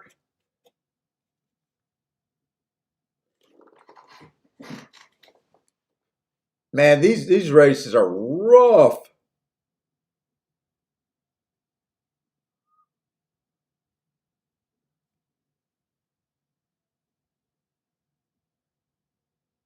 To me, the 5 made sense there.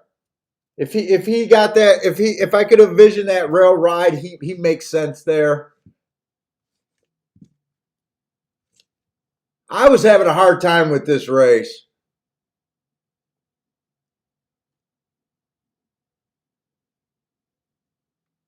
Mizzou man's alive in a pick 6 also.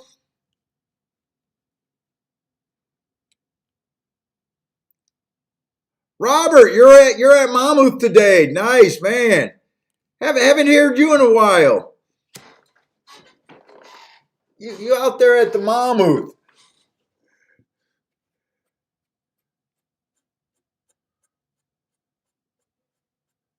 Yeah, keep that pick 6 rolling. I'd love to see you guys hit that pick 6. Oh, you did have 2 pick 6s. Nice. Okay, I thought I seen the Gulfstream one.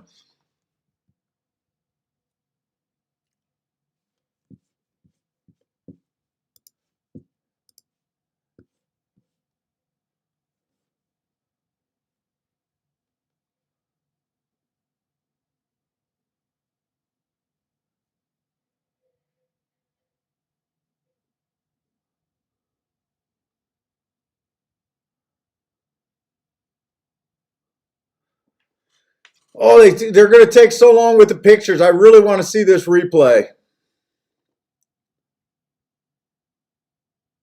Oh, why do I got both of these cameras up? I don't want this one on. I want that video. I think that's the last turf route today.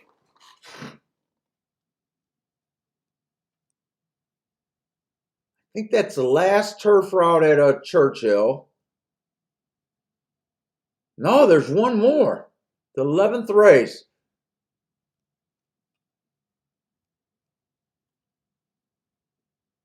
Nine horses, still a solid field.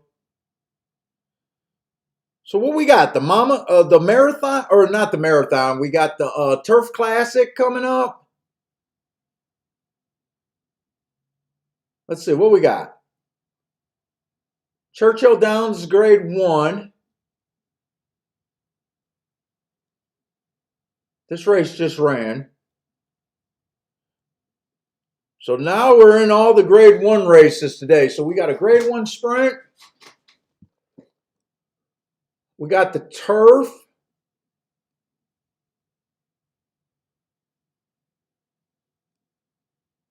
Then we got the Derby.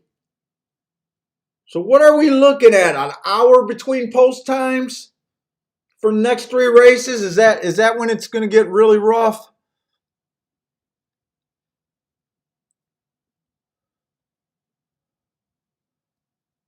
I got a feeling it's an hour between post time.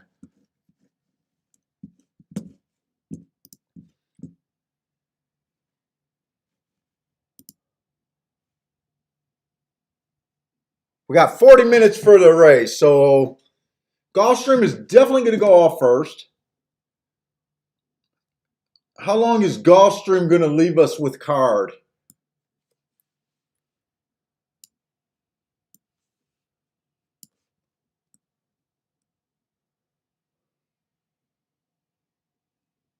Damn the 6 horse.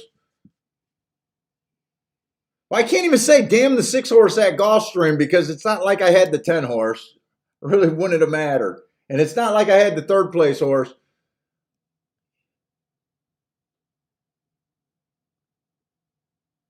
Is this a...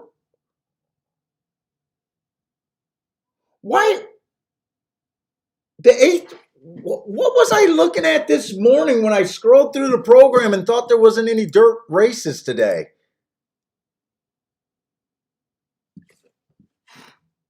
We got a cheap 12.5 on the dirt.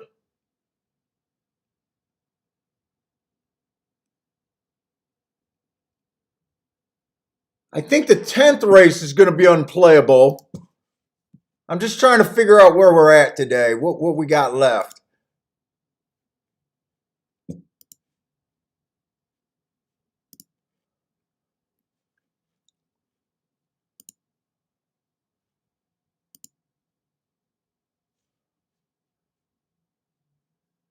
Yeah, okay, so I was right about the 10th race. Probably going to be a non-bettable race.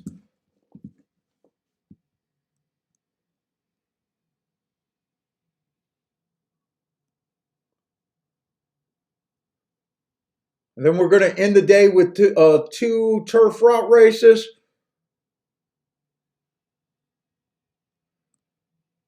All right, so I'm going to have to figure out what I'm doing on the turf today. And I kind of got away from this. Let me catch up.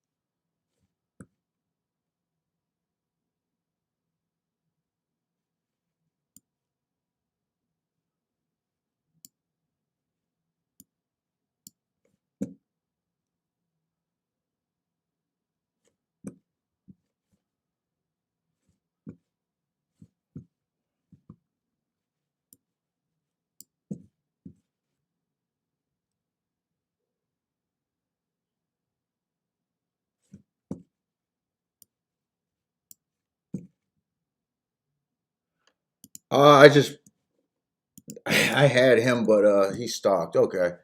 I just want to get this tic-tac-toe board back.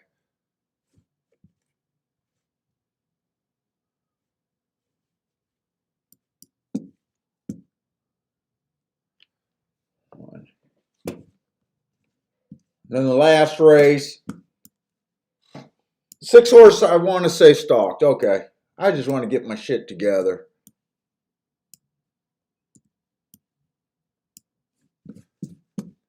Let's see, where we at? What we got going on?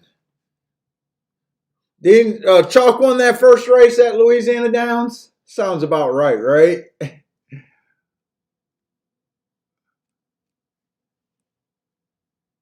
Gulfstream, we're going in the 9th race. We still got a few races left there.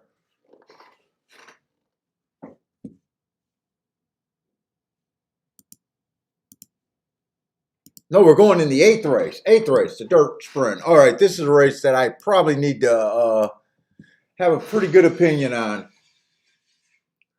Let's see, we got a claiming 12.5, 6 furlongs on the dirt. You guys know it. Inside of the track is what I love there.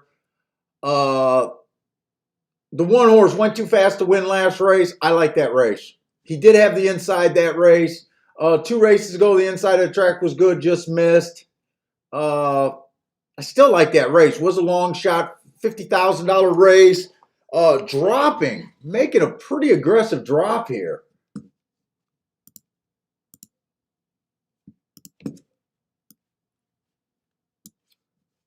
Making a real aggressive drop. Gets the inside today. Oh, I like the price on them. Oh, the 2 horse, 1 race sample last race. Doesn't look like that bad of a race. At this level, 2 races ago, average, average, average. 3 races ago, early pressing day, average, average, fast. This horse doesn't look bad either on the inside.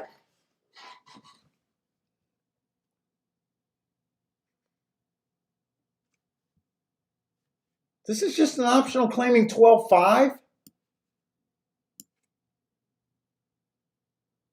Optional claiming 12.5, stake right through with number 1 through claiming for your turn. Never won 2 races, claiming or starter or 12.5.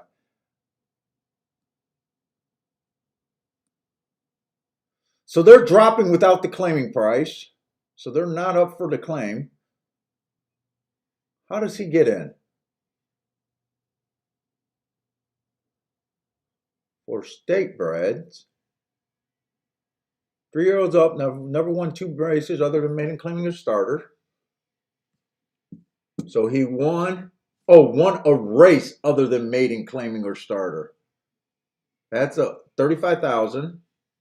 That's a 50,000. How does this horse fit here? Or which have never won 2 races. He's won 4 races, or a claiming price of 12.5. Well, he won a 35 and a 50,000.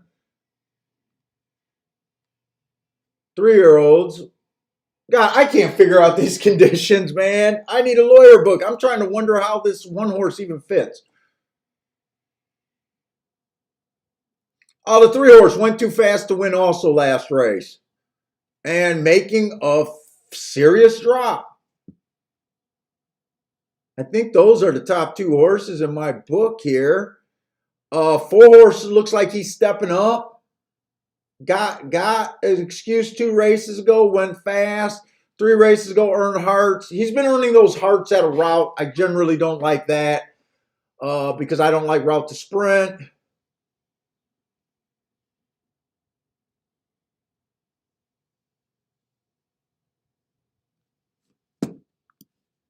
Taking a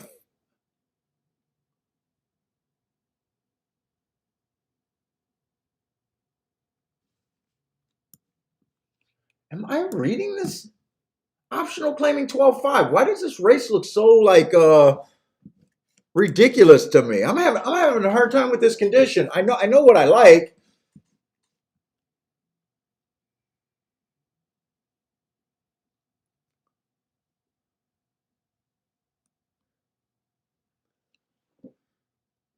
Three's the favorite. Let me look ahead for double. I'm probably going to do something with the 1. I'm probably going to use the 3. I got to see if these if I want to try another double. I don't know.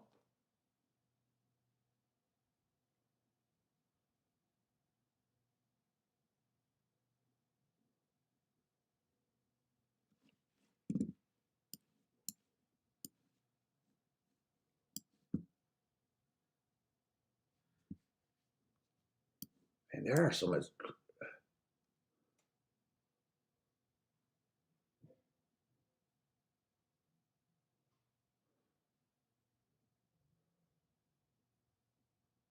Jesus Christ, I feel like I'm losing concentration. Am I tired or something?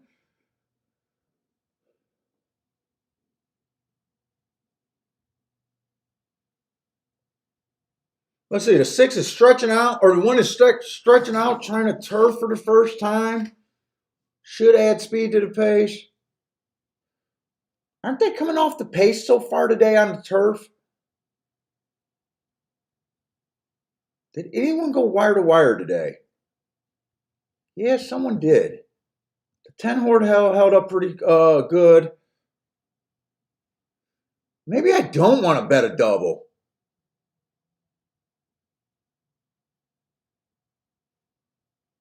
Maybe I just want to play this race by itself.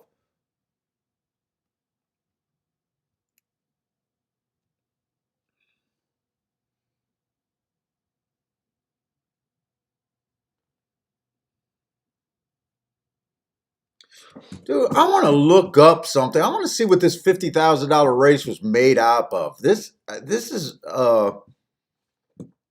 want to play this 1 horse. I'm almost getting warnings like I'm not trusting this. This looks like a 5-level drop to me.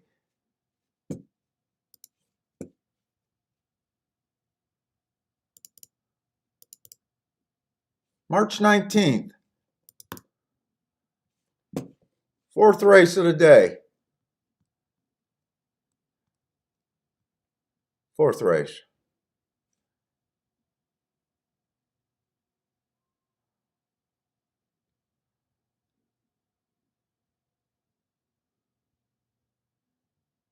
Dude, that race crushes these horses.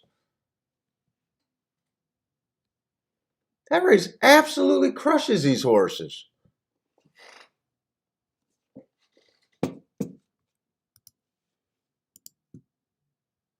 I'm going to do a 1 horse to win. Let me see what these exactas are paying.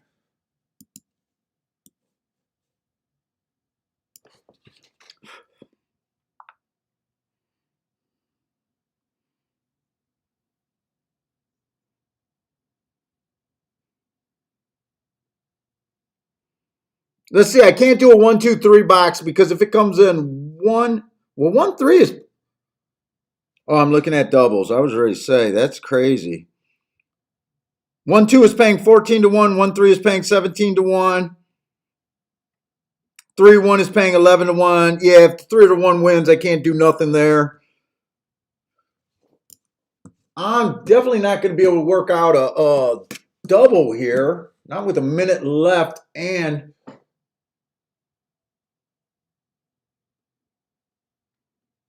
let me get that win bet on the 1. I definitely want to do that.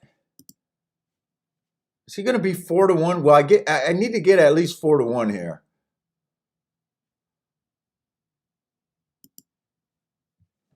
Will I get 4 to 1?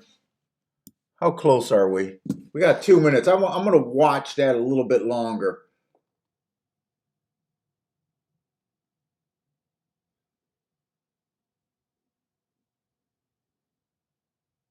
I really think the 2 and the 1 and the 3 are the 2 main horses in this race. And I like 1, 2, 3, but I can't box it.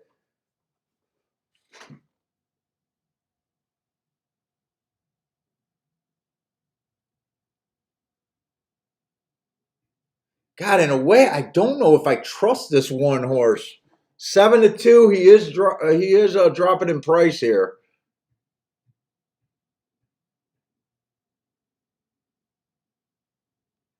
Man, I really think the winner comes out of either 1, 2, 3 here. I really do.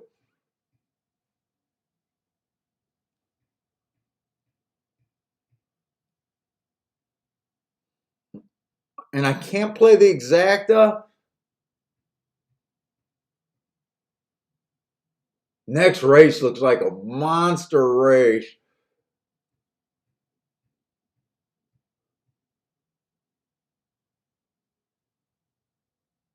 I like the 8.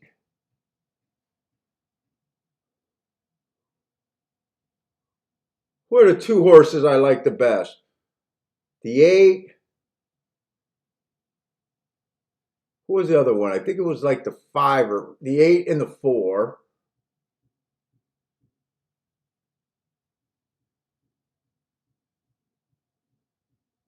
Man, I don't. What are these exactas or doubles paying?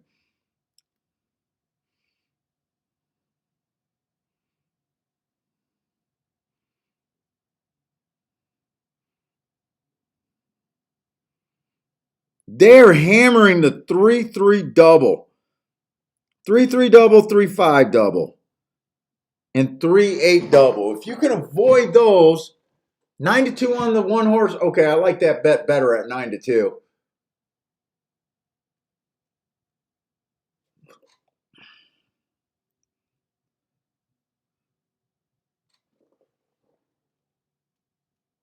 I definitely like the 8 next race.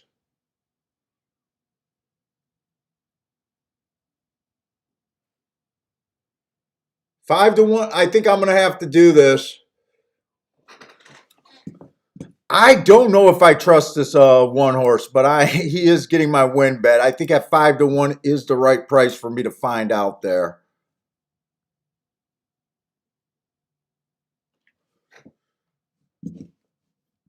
It just feels like I want to do more, but I'm having a hard time finding the more.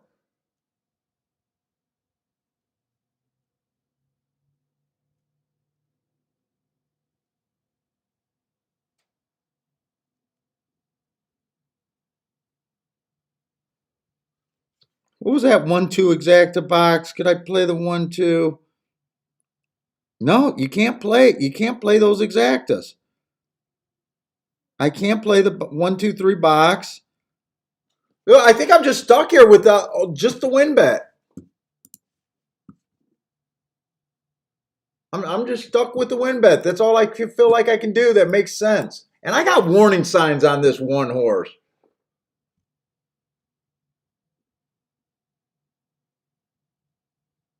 I think 3 is the most likely horse to beat him.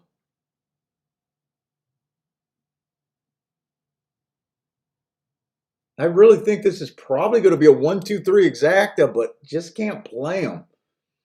For every $6 you're betting, you're getting $18 back. I just don't want that for 3-1. Or is that 2-1?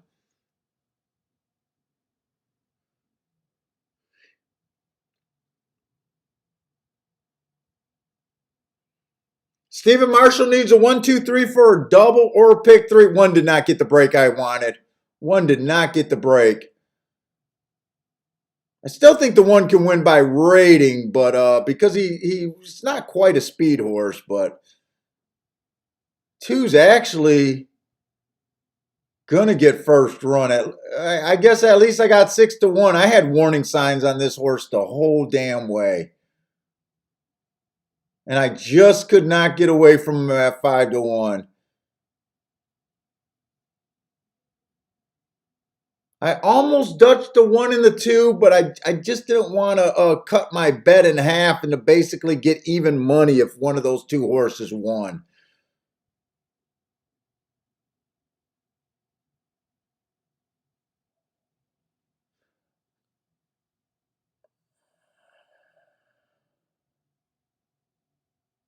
He ain't gonna beat this 3 on this rail. I'll be shocked if this 6 can get by him. Yeah, I just couldn't do anything with this race. 6 ran a really good race. 6 ran a really good race, in my opinion. I just feel like the inside of the track is the place to be there.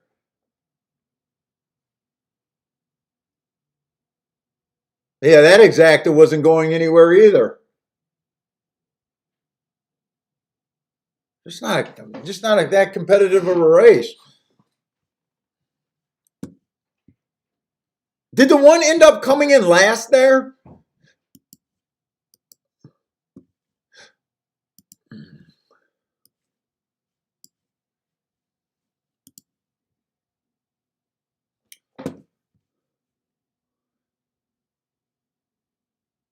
That drop was so suspicious to me. It really was. The drop on the 3 was pretty suspicious too, but I was pretty sure the 1 or the 3 was going to win that race.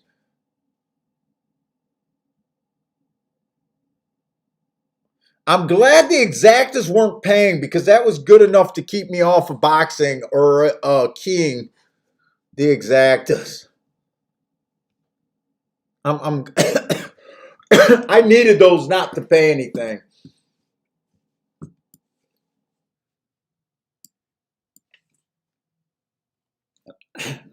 And I was trying to look at doubles, and I wasn't going anywhere with those doubles. Let's see, Churchill should go off before Gulfstream.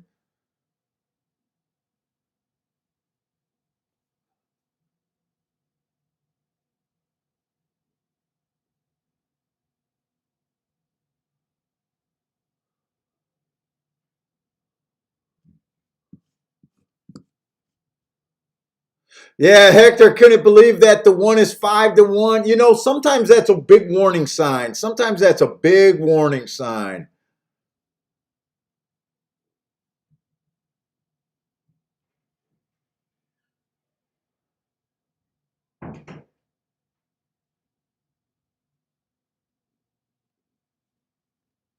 What did Bill hit here?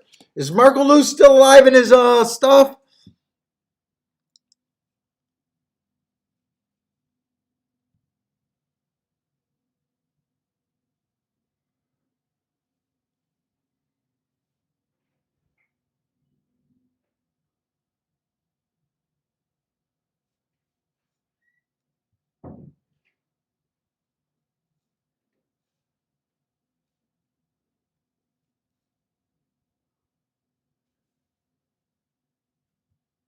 Robert, wait, I'm trying to figure out where you're trying to fly out to. If you hit something, where are you thinking about going, man?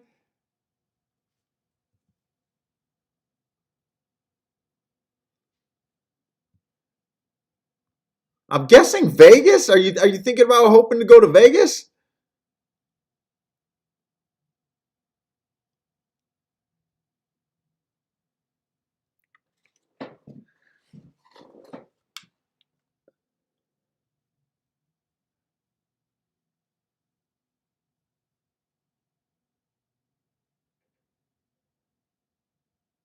3624. Wow, that one really faded. Yeah. Someone said he came in dead last. I believe it.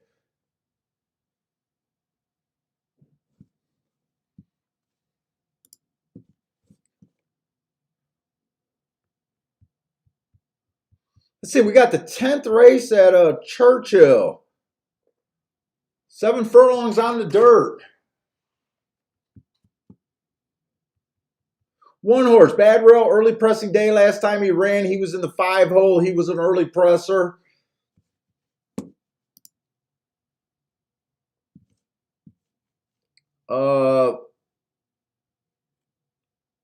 Finished the race being the fastest winner of the day. Best race ever. 2 races back, average at the Gulfstream Park at the mile.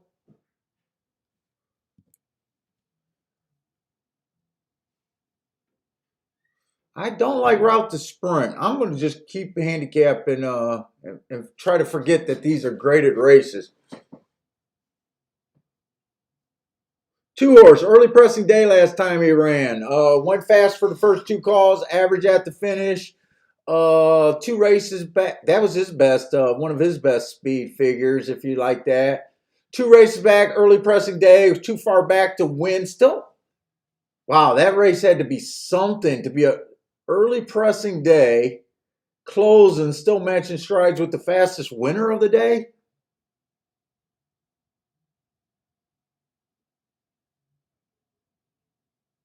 That sounds like I'm betting. Let me see something. I need to almost look that race up. Something there. I'm curious. December 19th.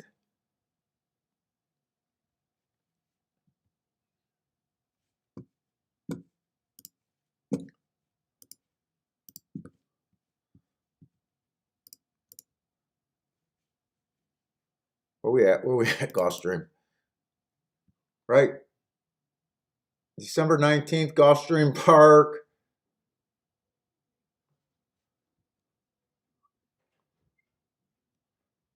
That race look. I'm curious about that race.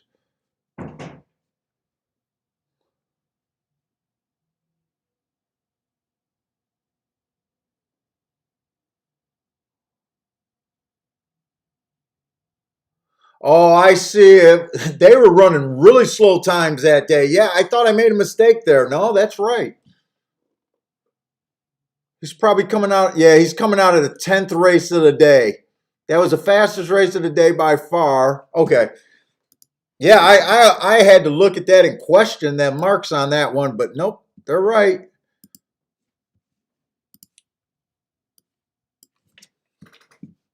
Two races ago, he ran against the bias. Oh, that's the race we're talking about. He was against the bias that day.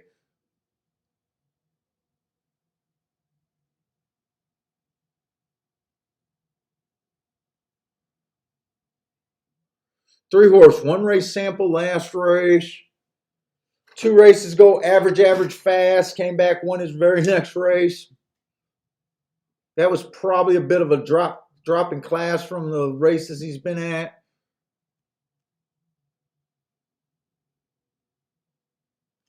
Let's see something.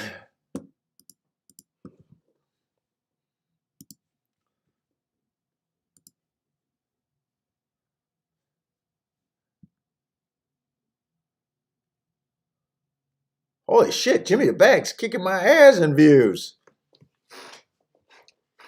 Probably because he's not falling asleep like I am.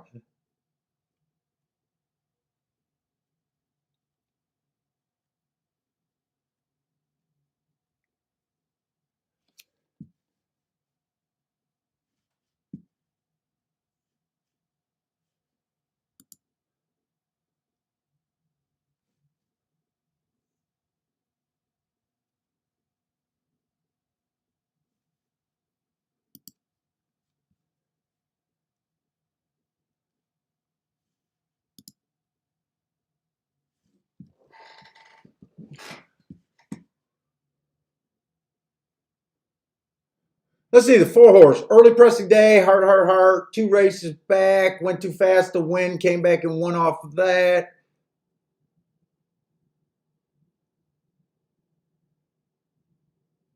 It's five looks like he's going to be the big favorite here, huh?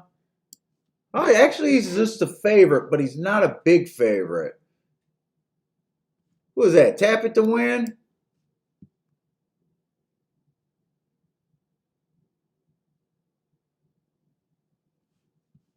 Seven horse. Joshua Coon. They might not be having a big day, but dude, I am getting tired as fuck. I might ask for another energy drink.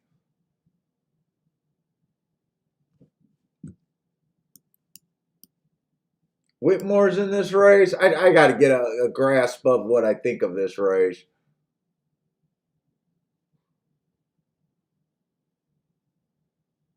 So I got that 6-horse scratch. Yes, I do.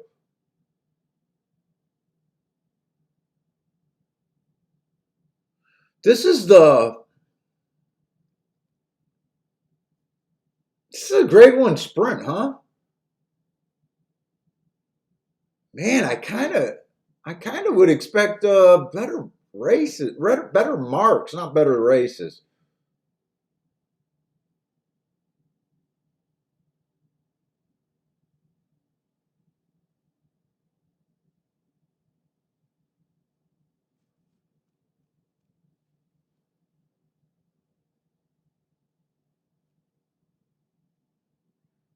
Why does this race overall does not feel like the pace is going to be that crazy?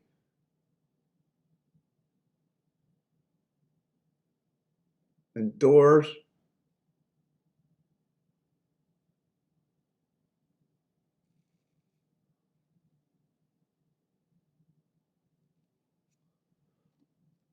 $13 is 38 to 1.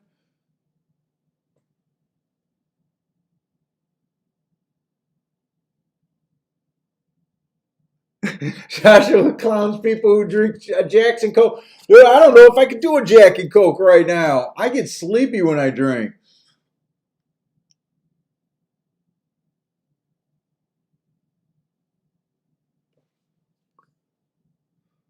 Is anyone else thinking that this kind of does not look like a super fast paced race?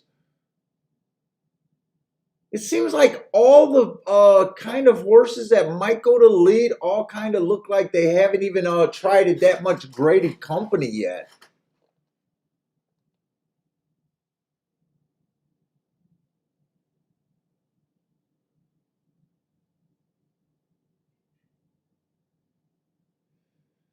I mean, let's go. Tap it to win. Let me just start with the favorite and get an idea where I feel like the favorite. 3 races go. Tap it to win. Had a stalking closing day. He had a stalking track. He went too fast to win. That's the excuse. The very next race, he comes back in the Pat Day Mile. He went fast for 2 calls. Still stalked. Average fast.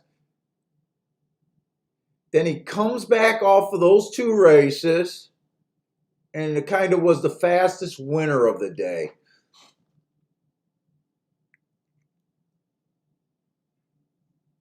Justin is saying that 8 looks like he can be lone speed.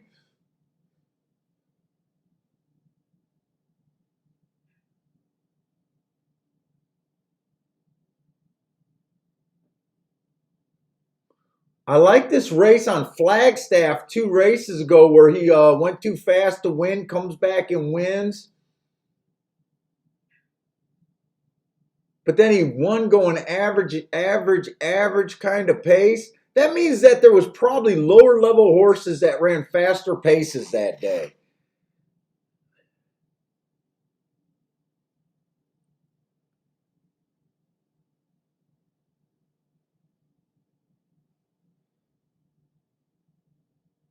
This is definitely a decent betting race if you could firm up your opinion here.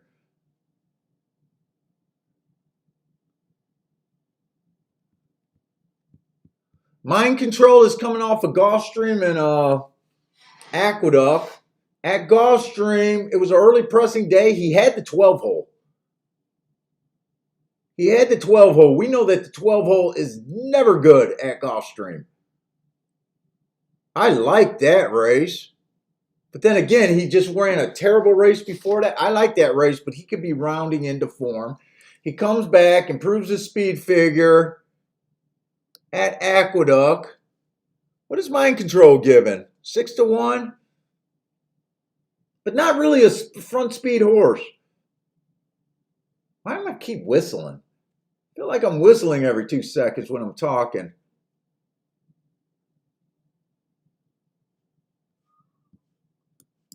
Fat Man, he had a bad rail last race, but he was outside of that 4-wide trip. Fastest winner of the day coming off the pace.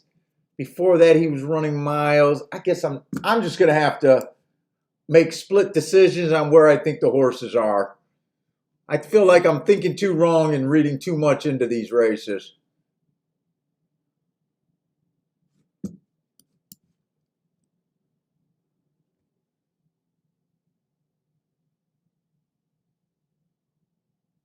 I'm still a little interested in Flagstaff. Tap it to win, I still think can be there.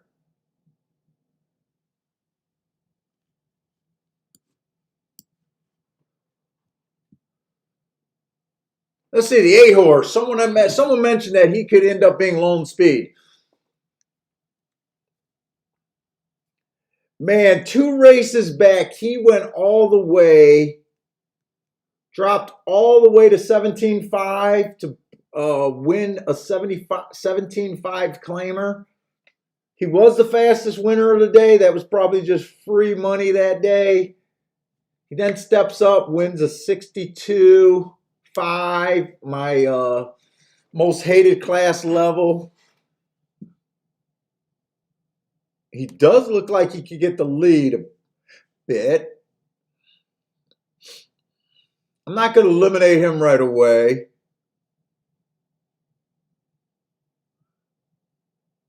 I'm not going to.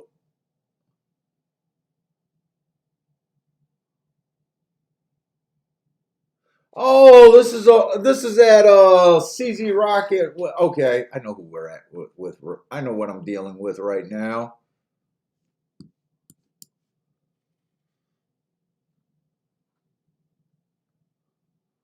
We'll be against him.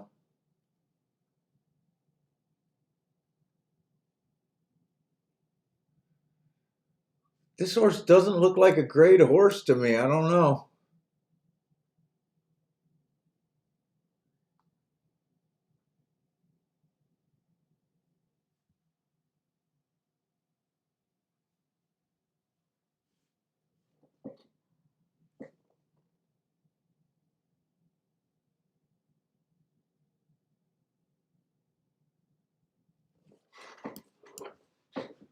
Oh, that's Hall Creek Hustle. I'm against Hall Creek Hustle today.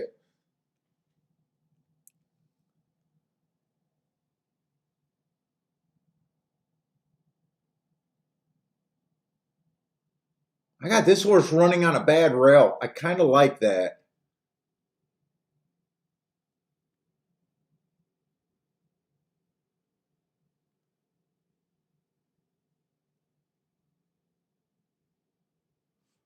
Excellent.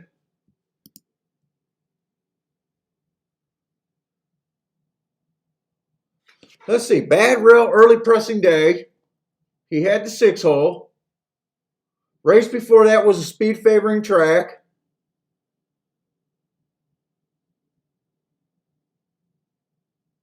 Before that, he was at Keelan. Man, I might like this 13.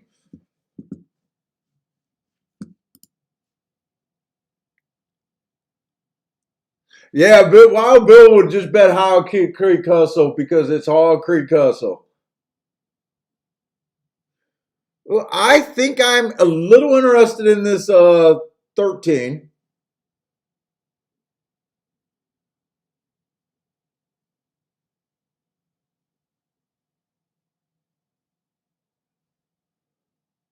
Eight horses, 22-1. Hard for me to throw off a 22-1.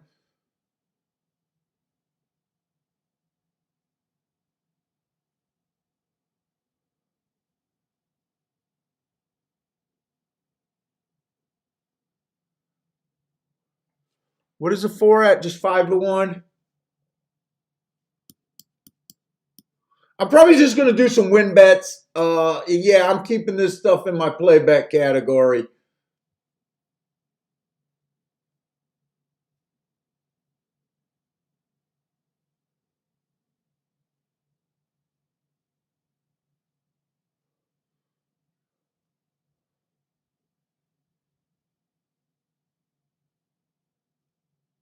I think I like the 2 and the 13 here. Mind control and the 13. I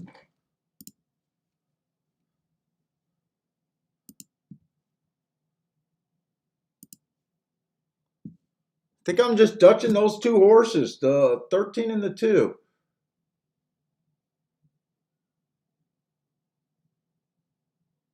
I think this horse could be rounding in form.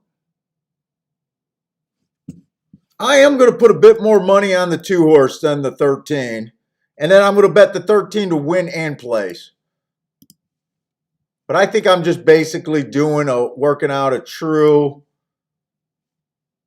2 horse Dutch here. Well, probably not a true 2 horse Dutch.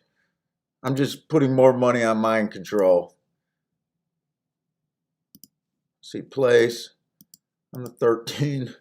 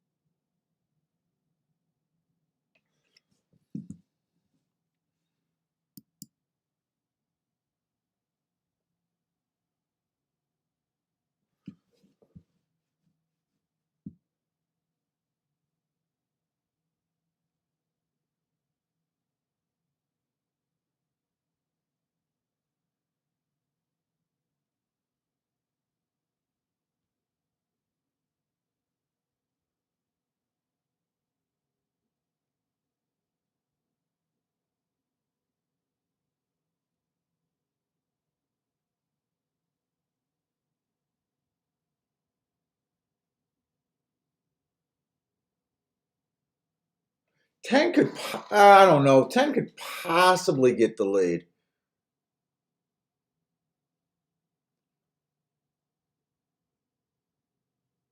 That's all I'm doing. That's all I'm doing. What you guys like?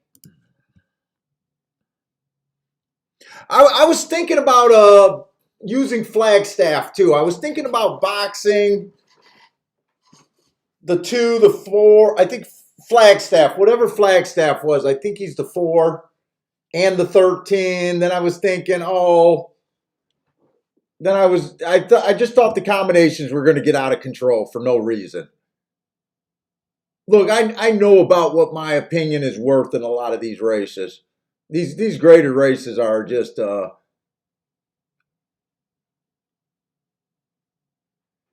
turn out to be kind of tough, and I still want Gulfstream. I know this Gulfstream race is going to be a monster.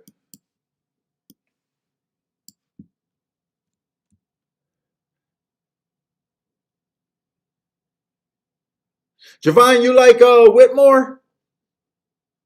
I'm just against Whitmore. I think Whitmore is about 9-2. I thought he was about 7-2, about 9-2 right now. Like, I mean, yeah, tap it to win looks good. Whitmore he looks solid. I was really questioning the speed. I think Flagstaff or the 8 horse might get the lead here.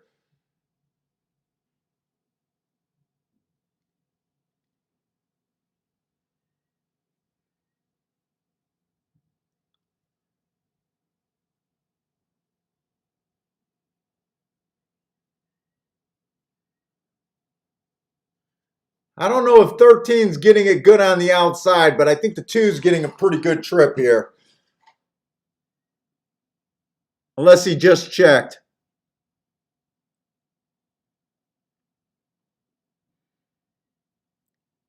Can the 13 run with these? I gotta pee.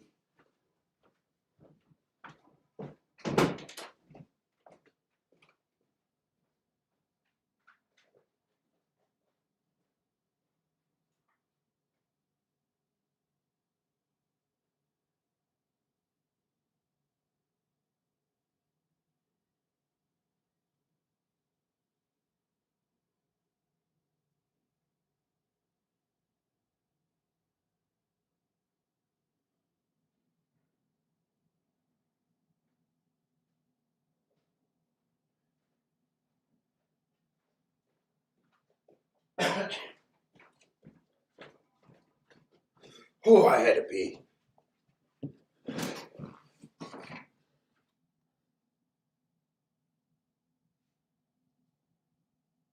Flagstaff held on.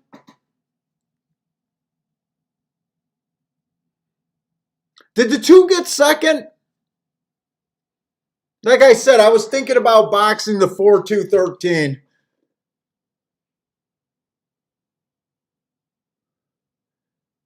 No, I don't think the 2 got second.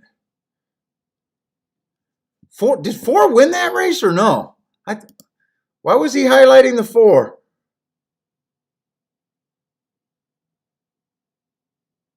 Who was that in second? Was that the 13 in second?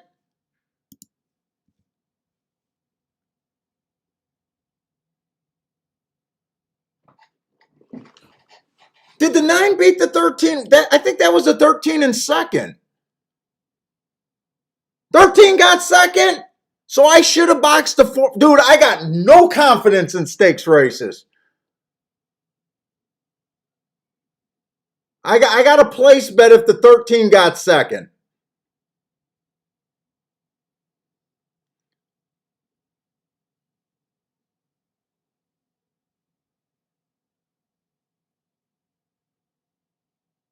Dude, I was really close. I said it before, and then I just kept getting combinations. I'm not sure the 13 got second or not.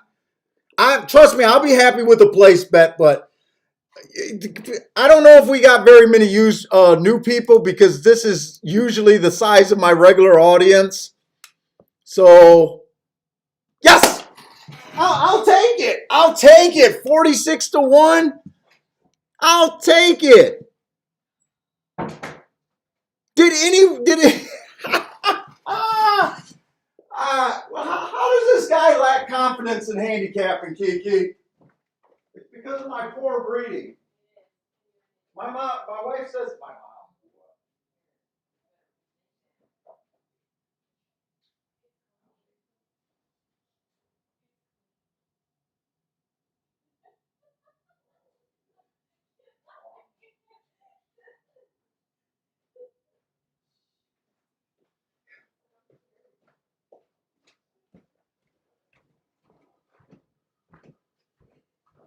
I got, my wife always says I got weak confidence, man.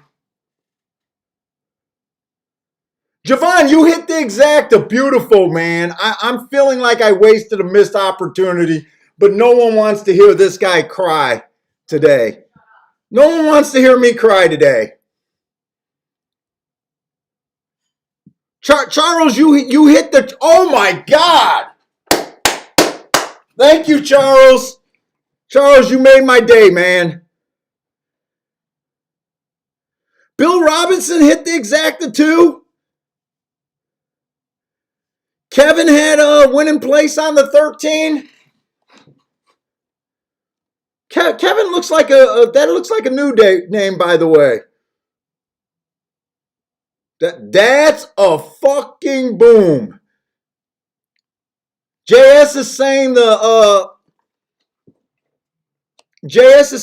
413 paid 700. Is that 700 to 1? That's probably 350 to 1, right?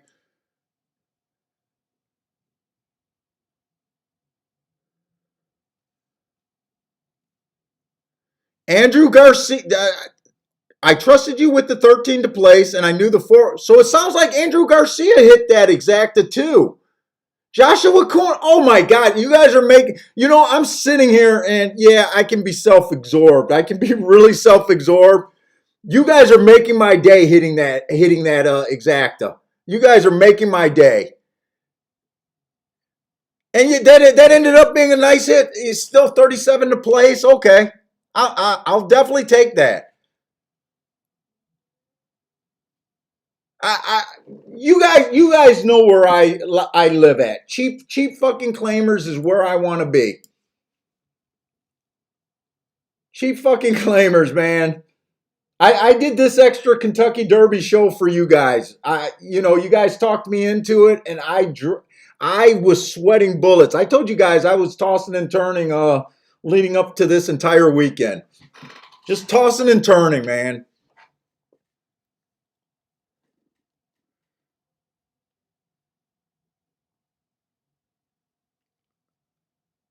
Oh, you used to hang around when Wild Bill was here. Who hit the try there? What did this try pay? Nice job. I think it was Charles that hit that try. I'm fired, Charles. My God.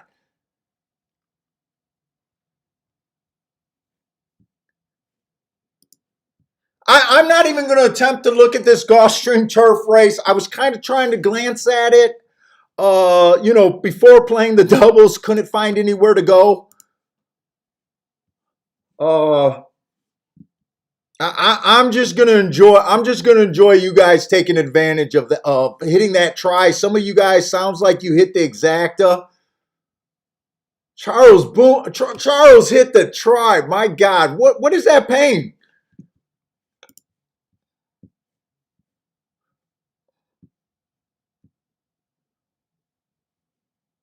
What? What the hell, man? What did that try pay?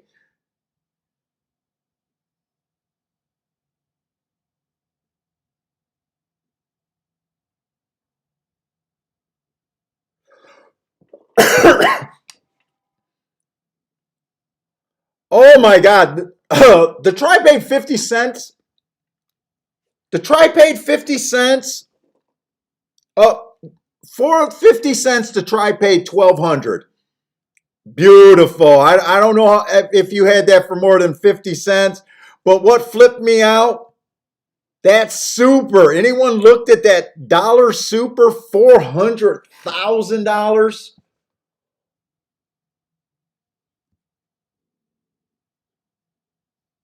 400 grand. Wait, that's Gulfstream. I just wanted to see who rounded out that super.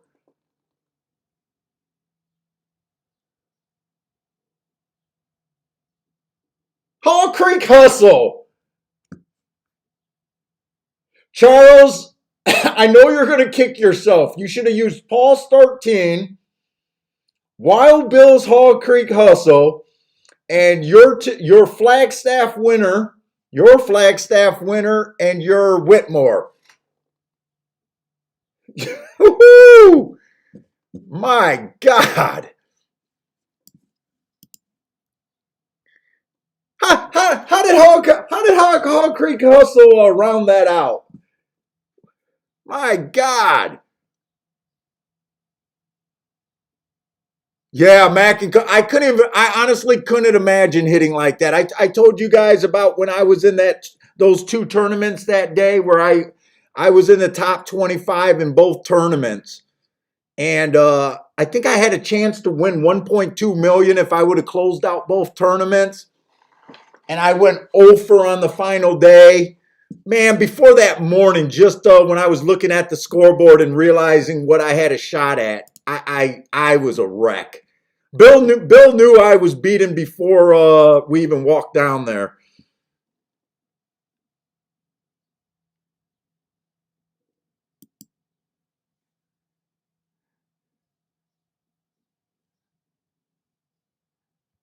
And I gotta tell you, Hog Creek Hustle, I can't believe he rounded that out.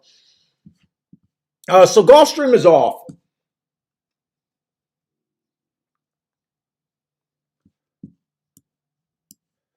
What did that exacta play? I'm thinking that exacta paid 360 to 1. Yeah, because they do their doubles at about $2. So dude, all I want to know is what other show that you could have watched where they had a legit shot, because I did say what I was thinking of doing and I didn't do it. At an $800 $2 exacta and a $700 $2 exacta.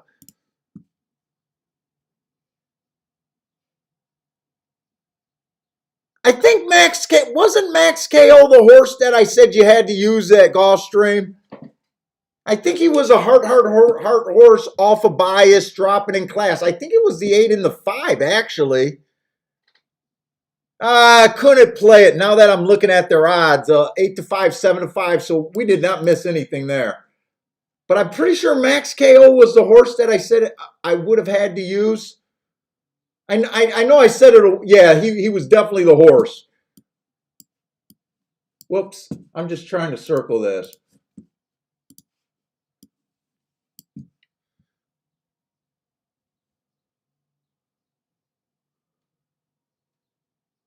And I think it was the 5. Was it the 5? You know what? I think I know it was the Max KO, but I think the second horse that I thought you had to use was the 4. Yeah, it was the 4, not the 5. Oh, 4 got third. I didn't realize 4 got third, but yeah, but I 8 to 5, we probably wouldn't have dived.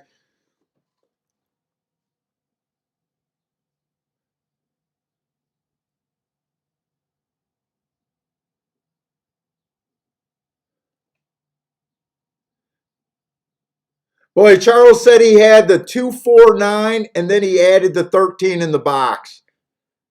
Beautiful, man. I'm glad you hit that. Beautiful.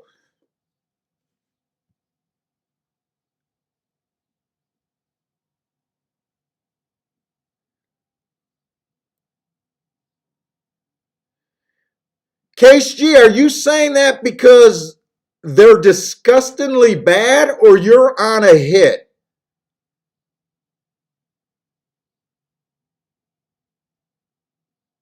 I don't know. I just seen your comment. If you guys see my 4 bets and the superfecta, you would throw up like,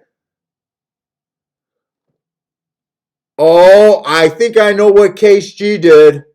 Case G, do you have all the horses in your superfecta, but just the wrong order? I got a feeling that's what he's saying.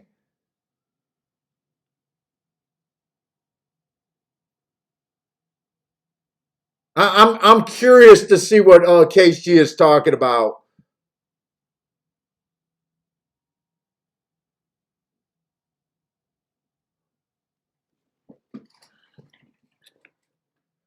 And I think I'm going to go get a Coke now. I think I'm going to grab a Coke.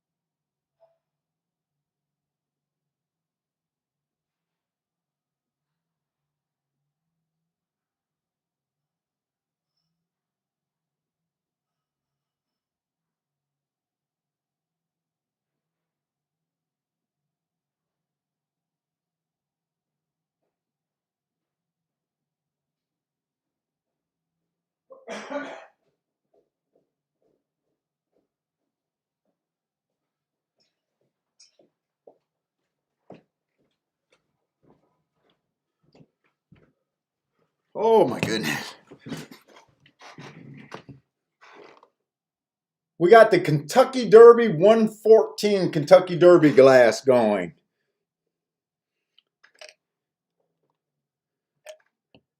I had my wife's friend picked seen them at a garage sale and bought me a whole bunch of Kentucky Derby glasses for Christmas one year. Yesterday we had the 1986 112 Derby.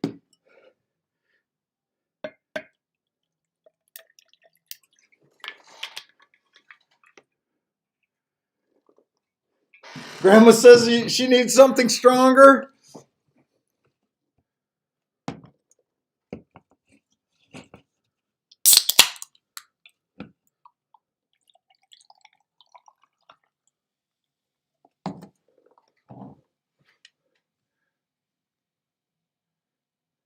Jonathan, want to talk the Derby in the 12th race? Don't we? Jonathan, I think we got roughly 2 hours before the Derby, man. And I'm probably going to need most of that 2 hours even to get my scrambled thoughts together. Trust me, we'll be able to try to focus on that damn Derby.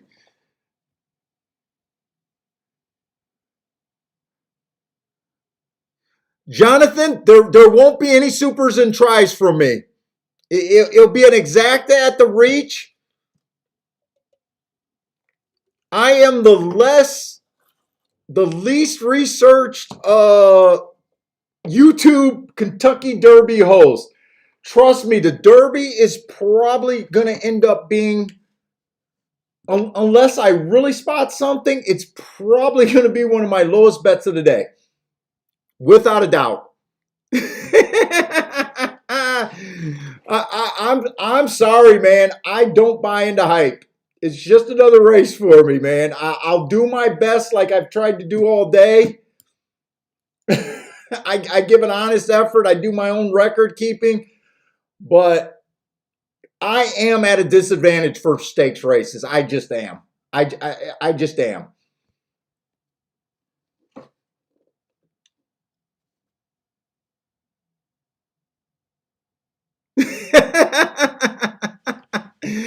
You need some advice before we do it. I think I'm going to try to do it just like the last race, where I just stick to my first gut instincts.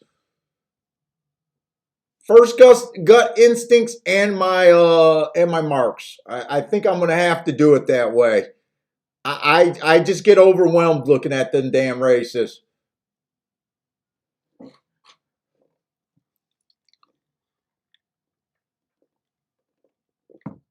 Well, dude, Jonathan, I'm sure if you guys want to help Jonathan in the chat room with your Derby selections, man, a lot of these guys in the Derby chat room are extremely dangerous. They are extremely dangerous. Either way, thank you, Jonathan. Trust me, I'm going to get to the Derby. I think Gulfstream is going to come up. I literally think we have about an hour and a half before the Derby. I hope you can. I know you're at OTB, so that's why you're probably wanting to hear Derby talk right now, because you're probably on a time crunch. I get it, man. We are only in the 10th race at Gulfstream.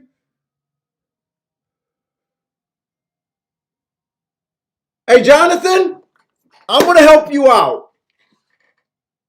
I'm going to try to help you out. Let's go to the Derby. We don't give a shit about a 4-horse race at Gulfstream.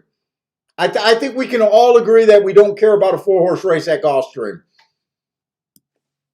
Let's go. Let's try to dig a little bit into the 11th and 12th race.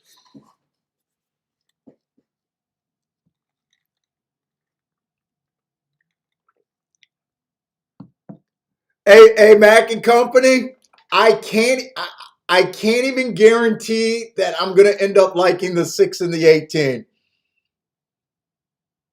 I thought my work on the Oaks was that bad. I'm definitely going to look at it again. God, I hope they're a winner. I really, really fucking do.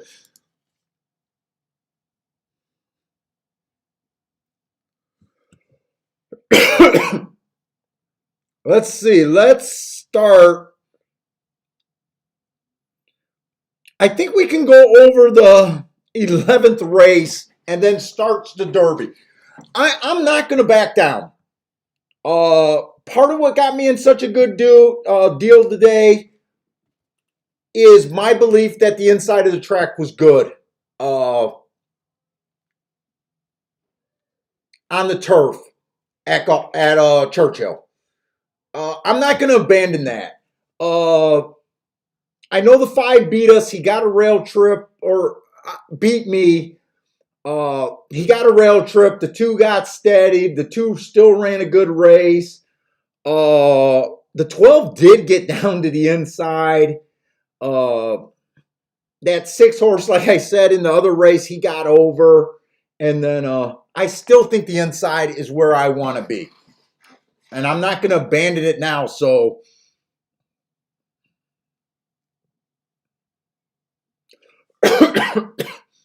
so I am still going to focus on the inside. Let's just see if they at least look like they got a pulse. So this is going to be the Turf Classic. Tickle on my damn throat.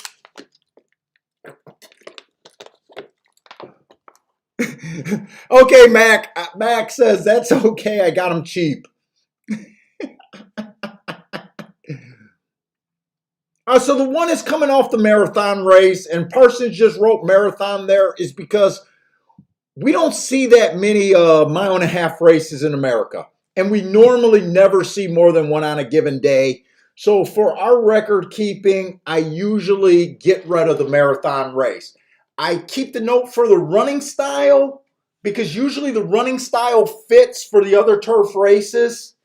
It's still good for completing that picture. But it's not good for using it in the times. If the times look super slow compared to the other route races, I throw it out completely. If they fall in between, they get included in my charting and everything. But anyways, he just wanted to note that that was a marathon race. I mean, just looking at it, looks like an okay race. He gets the inside. 2 races ago, it was an inside stalking closing day. He was an inside stalker. He won that race. He was the slowest winner of the day, but and he had the bias, but he handled his business. And then 3 races ago, it's another marathon race. So I can't throw him out because I honestly believe in the inside today.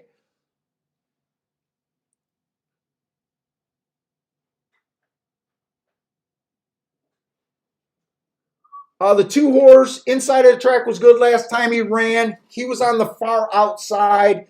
He looks. Remember, I'm going to keep saying this. I only chart horses. My marks are only good for the first 6 furlongs. So a lot of times I'm really harsh on route closers. I always point out you want to look at the top of the stretch. So that slow. He did do it against the bias. And he kept running and he just missed by a K-hair. So just don't look at slows without if you looked at the marks and you liked my marks, you still want to read into what they are. You just don't want to bet hard horses blindly, and you just don't want to bet hard or slow horses or throw them out blindly. The 2 horse, I'm still on the 2 horse. 2 races back, bad rail stalking day. Seems to me like the track was favorable for him that race. He was in the middle of the track, and he didn't do that good. I would have thought he would have ran a little bit better. 3 races ago, bad rail closing day. He was a closer. He was off the rail. He was able to win. So I guess the last 2 races, I kind of agree. I got to always, never trust my marks. Always read the comments. And just like I don't always trust my marks, I read the comments, and sometimes you'll say, wait a minute, I think that horse fell on a bias. Yeah, that was a stalker day, and he was a closer that day. So there is an excuse there. So this horse last 2 races was a good excuse, but from what I see, his best race, he had the track running his way. I think the track's going to be running his way again, but he's going to come from out of it. The 3 horse, stalking closing day.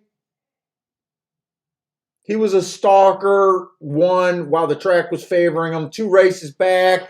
He won slowest winner of the day. No surprise there. It's still fit. That was a mile and 3/16 race. That's a marathon race. I would have thrown that out of my profile, but he still was running competitive times with the other mile races that day. So, read into that. Don't just disrespect that. 3 races ago, bad rail stalking closing day. He kind of rode the bias there. So I don't love anything, don't hate anything. I'm just kind of going to be on the inside. It's just, am I going to use the 1 through 3 or the 1 through 4? The 4, stalking closing day at a grade 1 race. Average, average, average. It was an outside. He got the track his way. 2 races ago, it was a closing day, fastest winner of the day. But he was a closer while the track was closing. Boy, this horse got some options. This horse won while wiring, and he won while closing. You got to handicap this horse multiple ways. If there's no other, so far I'm not seeing any speed. There's a chance this horse can be on the lead, and there's a chance this horse can rate, and there's a chance this horse can close. This horse has options. 3 races ago, it was a bad rail stalking closing day. He technically was a stalker, but really earned the 2 hearts. I don't have to give him an asterisk because as soon as we see hearts, we already know that plays just like an asterisk. I love that too fast to win. Comes back and wins at 14-1 the very next race.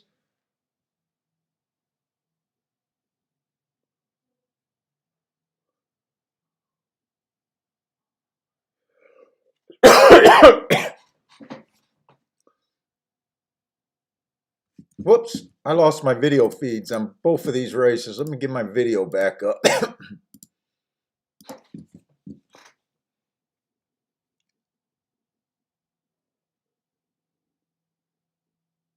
Is that the 5 that I left off? 5. We didn't have the Delmar marks for the 5 horse.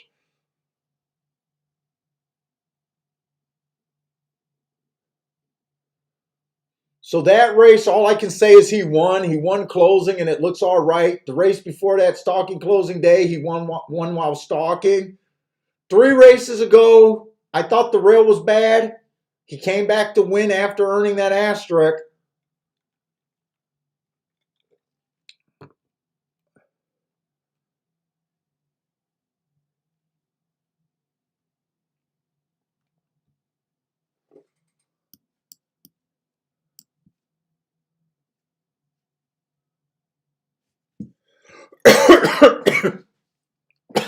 Oh, gross.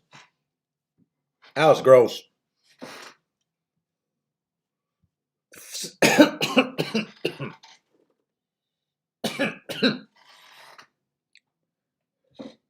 all I got left of my damn cigar?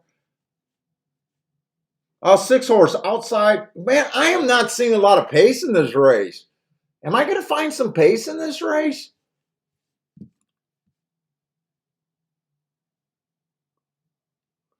The 6 horse last race, outside stalking closing day, lunged at the start.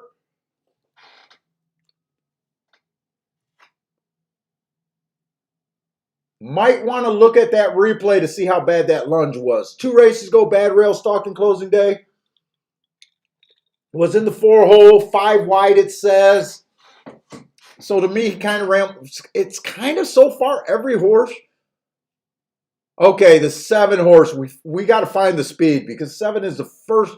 Well, I think the first horse that looks like he needs the lead. The other speed horse might not even go to the lead.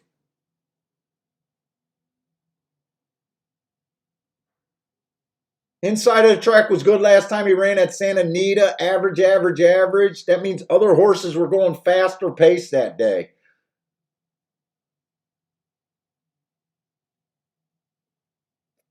Two races ago, bad rail. He was on the outside. He won that race. I mean, this horse has been consistently in grade 1 and 2 competition. Parsons likes to give, he likes to give double asterisks. I don't think it's necessary. Once you get an asterisk, that's the excuse. But he gave an asterisk for the bad rail and an asterisk for the closer. You know, I don't know if he found in his handicapping that when he gives them two, it works out better. That I don't know, but he that's how he notes it. If anyone's wondering about that.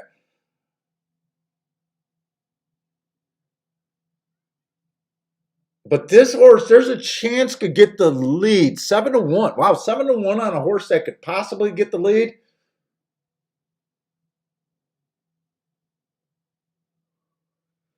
The 8 horse, average last race, slow the race before. 3 races go fastest winner of the day. Been running at Gulfstream. 4 races go bad rail. He was on the outside. I'm not sure if this is a grade 1 or grade 2 horse. I'm not sure. He looks like an underneath horse to me at the best.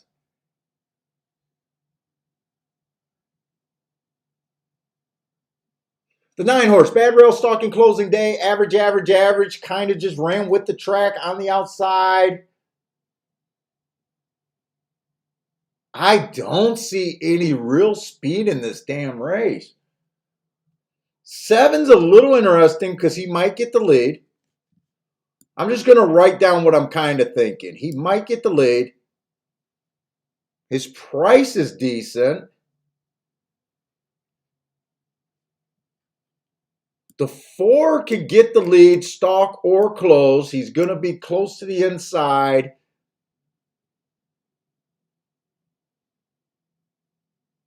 He had those heart races three races ago.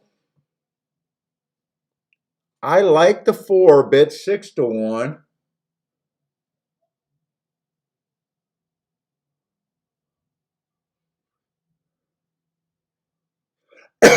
Three looks like he could get first run here on the inside.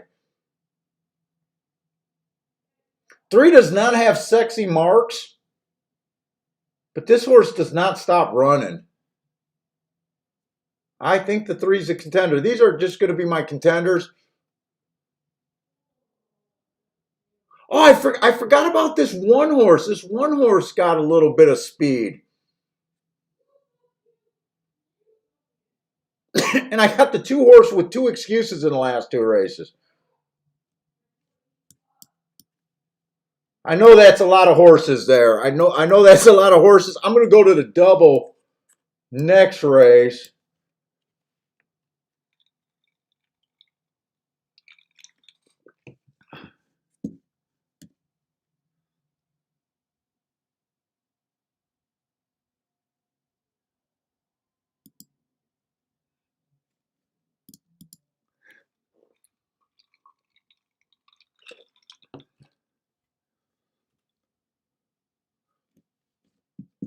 Let's go to the Derby. Let's see.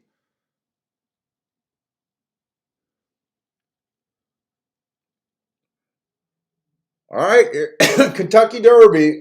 This is going to be my initial pass, I guess, or maybe my secondary pass. Let's see if I even agree with the horses that I liked yesterday. I think I'm going to have to go through this race fast.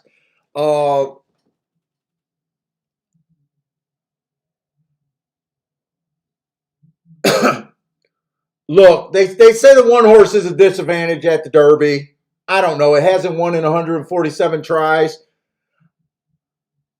I don't really care about that. Because I know they have route races where the 1 horse wins at Churchill. I don't. To me, just to say he never won the Kentucky Derby, if I thought the rail was hot, that would not bother me. I don't think the rail is that hot, but that's not the reason. I'm just putting it out there. I think that's the stupidest stat people talk about.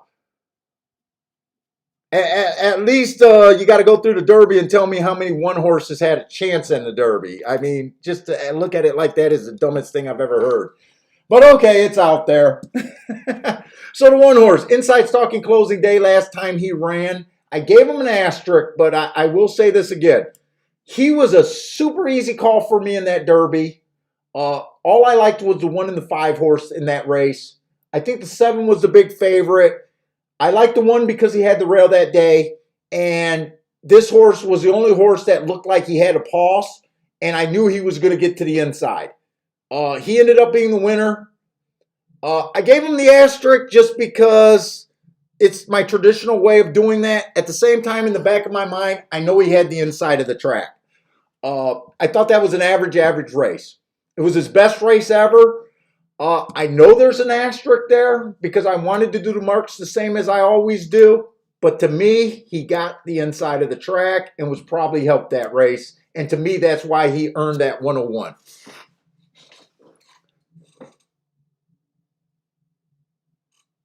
Oh, is it the set? Well, they always talk about the 1 hole. They say the same thing about the 1 hole. Maybe the 1 technically won the Derby. You know, they always say they don't want horses running over. I don't know why in the Derby they act like the wide outside horses, because normally, if people really believe that, why isn't everybody just boxing 10, 11, and 12 on a Tuesday, or let's say on a Friday at Churchill?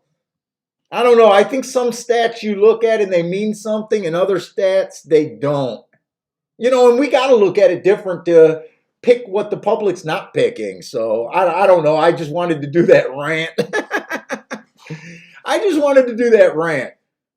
But I'm not extremely high on him because I did think he got the the bias in his direction that day.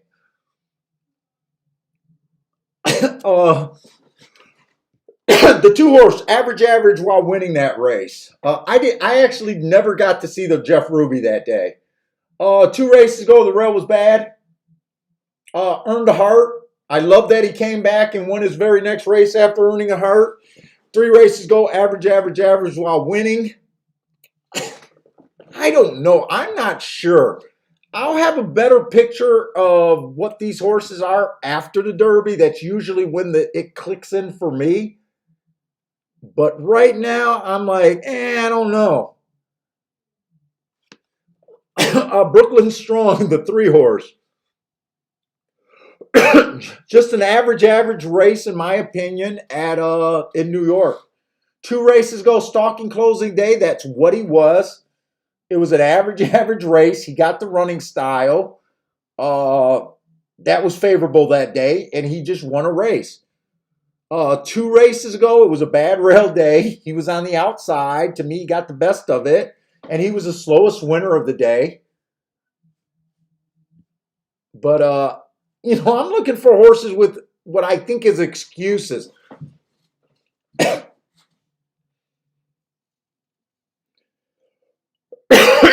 Man. The 4 horse, early pressing day, average. If I want to play the double, I'm not going to. Okay, I still got 15 minutes here. Gulfstream is off on that 4 horse race, by the way. 2 races ago, it was an early pressing day. He was just slow, average.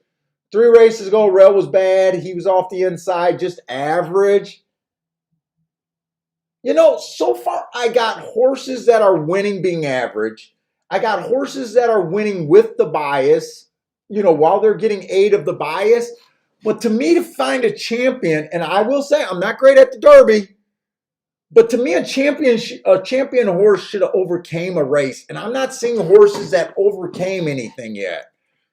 I see the 4 horse, another horse, early pressing day. That's what he was. He was just average. 2 races ago, he ran against the bias. Slow, average. Didn't really overcome. 3 races ago, rail was bad. He was in the 4 hole and he ended up winning while being average. I'm like underwhelmed this time at the Derby for the last couple years.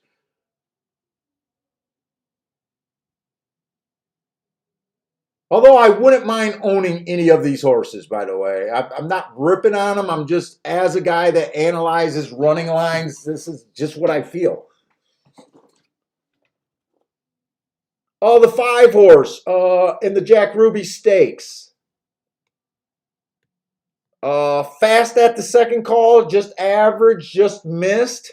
At least I seen a triangle. At least I seen a triangle, something better than average.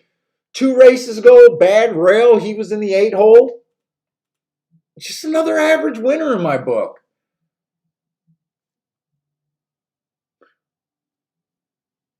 Five horse one over there. Mac and Company's looking at helium. Someone else asked us about helium today. All right, the 6 horse. I thought that was an early pressing track that day. Speed and Stalkers is what EP is. This horse was a dead nuts closer. He didn't win the race. He was just average that race. But in a way, I think he overcame a little bit. He got in position at the top of the stretch. That's a bit interesting to me. He overcame a little bit. If he would have won that race, to me, he would have overcame a lot. 2 races ago, rail was bad. He was on the outside, just average. 3 races ago, at a sprint on an early pressing day. I mean, he earned some triangles, fastest winner of the day. I don't know where that race gets him here. Technically, he hasn't beat anyone. Oh my God, Mac and Company, this was one of the horses that I was trying to get alive to.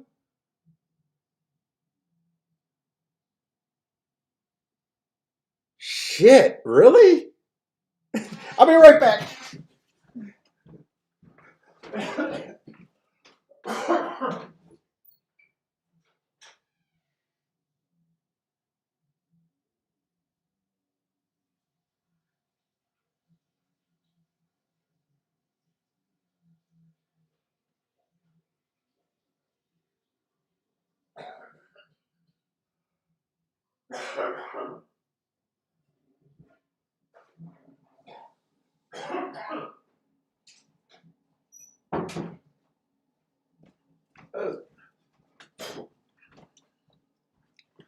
Oh man, I had to go.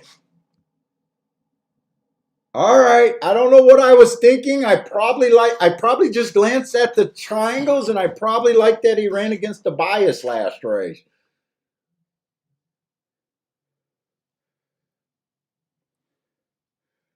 Mac and Company's not liking my update there. I don't know. We're still gonna have to look at try to get closer. Oh, the 7 horse, average last race. Early pressing day, that's what he was. He fell apart. 2 races ago, I thought the rail was bad. Won. Earned a triangle while winning, but I think he was well off a bad rail. 3 races ago, just kind of on the average side to me. Was anyone in the Risen Star on that rail that day? I might like that. Santa Anita horse, the 8. Inside early pressing day. This horse ran against the bias. Earned a triangle. You know, I say I got a little bit of a bias against the West Coast horses a lot. A lot of times they're just overhyped and it's kind of easy to be against them. I'm not sure because I don't follow the Derby talk.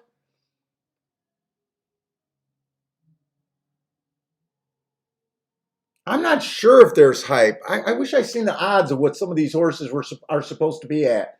2 races ago, he was just average. 3 races ago, he ran with the bias. The fastest winner of the day. Looks like he could be the pace. Hot Rod Charlie, Fairgrounds, early pressing day. To me, he got a track. He ran. He won while being fast. 2 races ago were not available for me. 3 races ago, it was a stalking closing day. He went too fast to win. Wow, I like that race. See what I mean by I like horses that to me overcame something, went too fast to win, lose, comes back, just that's 3 races ago, comes back, just miss, and then he comes back and wins. I would have liked if he would have included his speed figure. I got a feeling Hot Rod Charlie is going to take some action, though. Midnight Bourbon. Matt Strides with the fastest winner of the day. Just got outran there. Early pressing day, that's what he was. 2 races ago, bad rail. Dueled, went too fast to win. So kind of overcoming. He's been in a couple fast paces.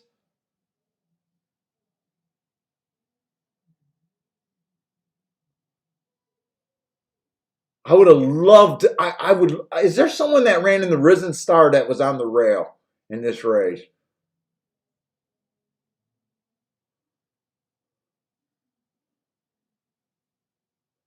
I'm against the 11. I probably just put the 11 in because I think that's the first horse that I just said I'm against. Boy, I got burned by liking Tampa Bay races before. I got burned by liking a Tampa Bay Derby horse before. I got this horse overcoming and winning, running against the bias. 2 races ago, I got a stalker day where he technically tried to duel on the lead. He ended up stalking, but I gave him an asterisk for that race. This is a horse, in my opinion, overcame some adversity.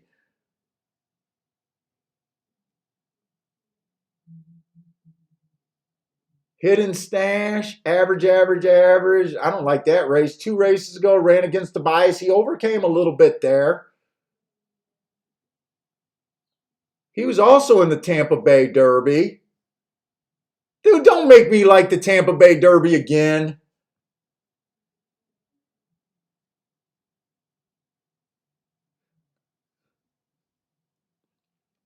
All right, is Essential Quality the freaking favorite? Look, unless you're playing supers, unless you're playing tries, if you're just playing a win bet, I don't care if he's if he's 5-1 or less. You, I don't know why you want to play him win or lose. He can win by 100 lengths. So unless you're trying to make something happen, at least this horse has been fastest winner of the day in the Bluegrass. He overcame adversity running against a bad rail 2 races ago. Honestly, this horse has done nothing wrong. 3 races ago, he kind of ran with the speed figure. But I'm not telling you anything anyone else hasn't said. But I will be trying to beat him. Rock Your World is more speed. 2 races ago. Parsons gave him an asterisk for running on the inside. I'm not sure about that. He was in the 4-hole. I usually would not give him an asterisk. He's been fast, but we've seen a couple horses that's been fast.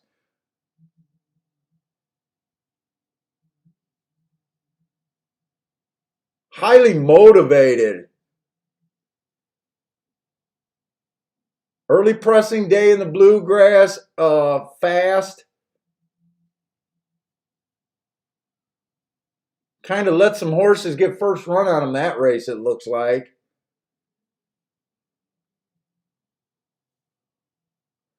Am I guessing is a Essential Quality and Highly Motivated? Are those the 2 chalks right now?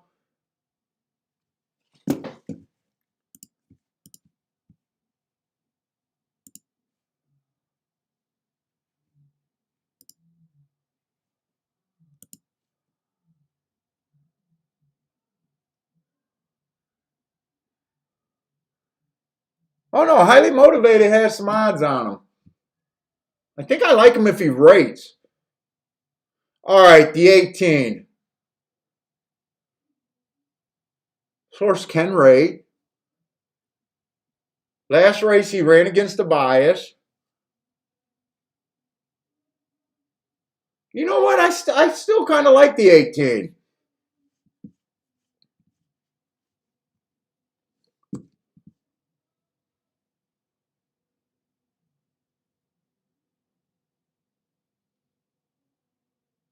The 19 Soup and Sandwich. I thought Soup and Sandwich ran a really good race.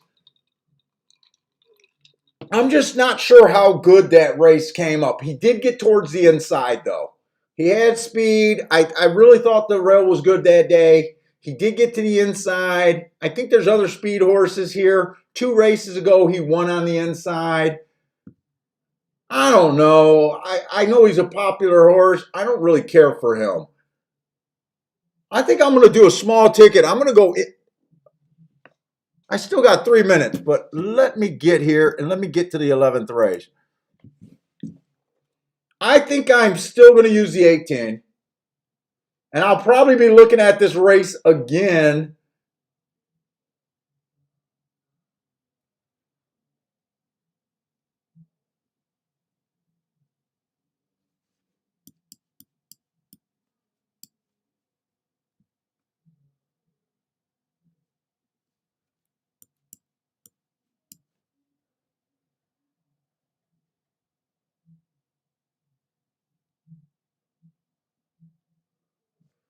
I even think the 14, but you got to make sure that these are the right ones.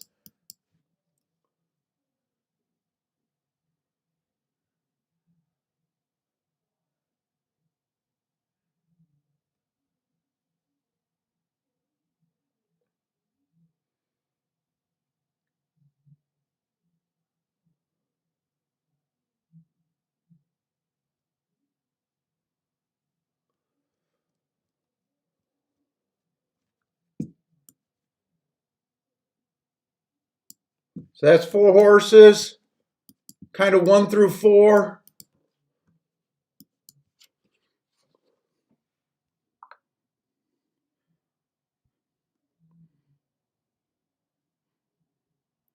Let me get to Churchill. Come on, come on, come on.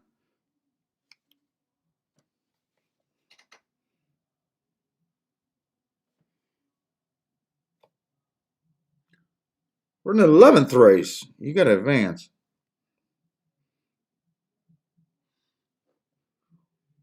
14 is the favorite. Let me just see what.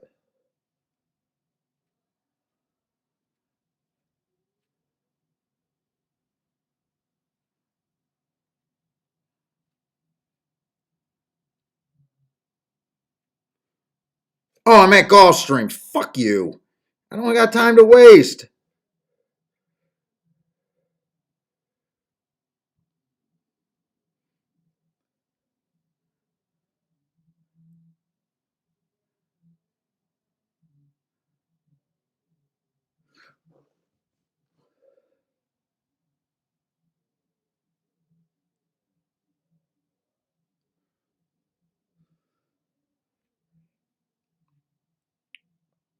It's 317, 318.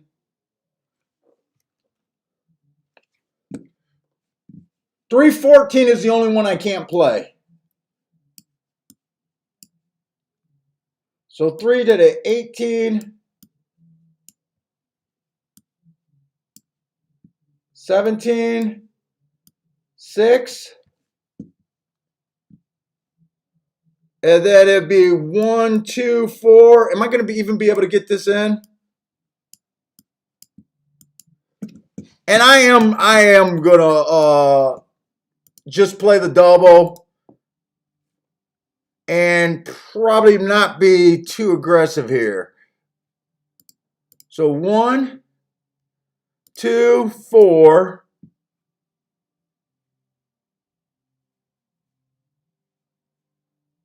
13, 14, 18, 6. So I got that one in. That one can get in. Oh, nope, did not get in. I got nothing in. Wow, how did they load so fast? Wow, they loaded fast there.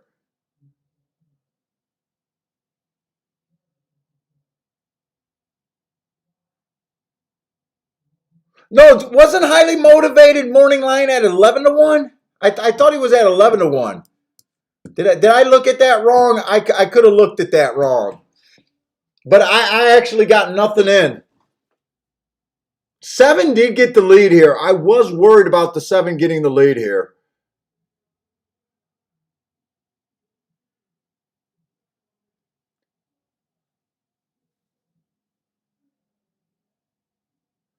And 49 and a half, I think you should be really worried that this horse got the lead.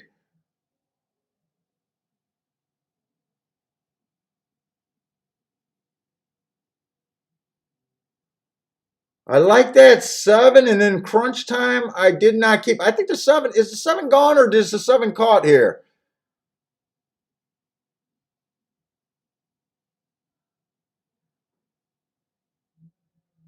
Three's going to wear him down. But there's other horses coming. Come on, 2. Nope, nope, nope. It's going to be 3-7. Everyone flatted out. Maybe the 5. You know what? I got my speaker symbol on, and I could not. That was right at the wire when they crushed. I'm not sure if the 3 won that race.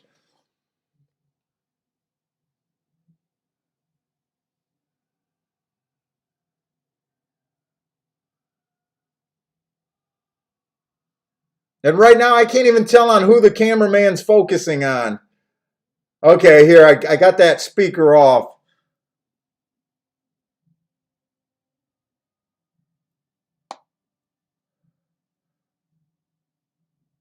Well, unless the 5 wins that race, that was not going anywhere. I think the 5 might have got that. Did the 5 get that?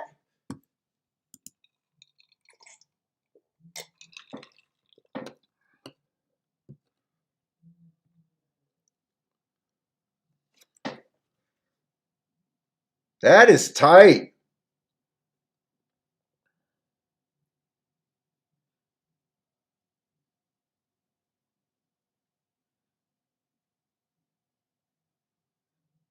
That is tight.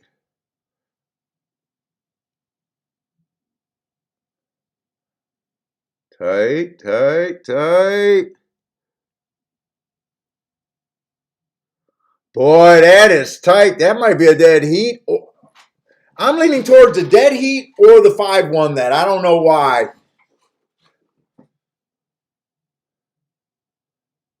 Cameraman's either going to give equal time. Yep, going to give equal time to both of them. Cameraman's not sure. Yes, sir. Sir Williams, I was trying to do a double, but I got nothing in. I got nothing in. And right now, well, I wasn't doing those. I was only doing them for $5. I wasn't going aggressive here. Right now, I'm probably on the look. If the 3 wins, he's probably not going to give much of a bump to the doubles. So I'm probably.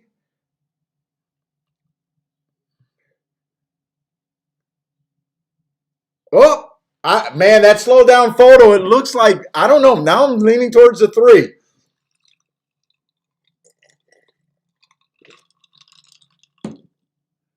Mazuman, I'm going to set my mind to neutral. I was just rooting for the 3 to be right, but what the hell? The shakeup doesn't root for 7 to 5 shots.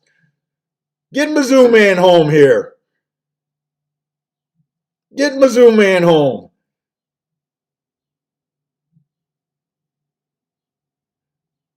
Case G is wondering how much mattress Mike.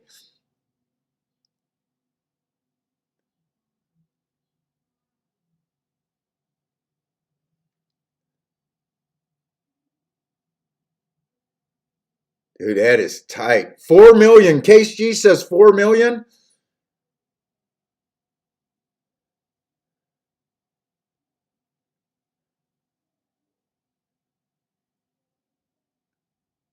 What do you hit? What do you hit for with the 5, Mizzou man? Do you got something special going, or just a win ticket, or what you got? I mean, I don't mean to downgrade the win ticket, but 5-1. 5-1's definitely not bad. I'm kind of leaning towards hoping you got something special. And who am I? You could make something happen with a 5-1. We like 5-1s.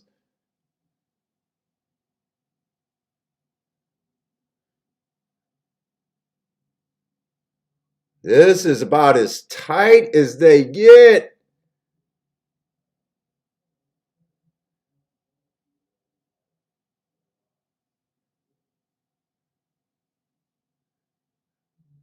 Boy, they rerounded. I think they wanted to showcase that.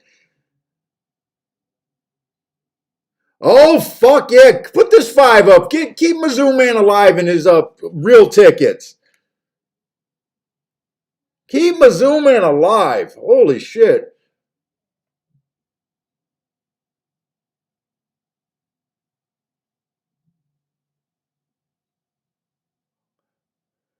Oh, Mizzou man, you kissed your sister. Everyone wants a kiss, just not with their sister. That's what a tie is. Isn't that the old saying about a tie? Everybody wants a kiss, just not with their sister, or something like that. I think I remember a coach used to say that back in the day. Maybe it was just him.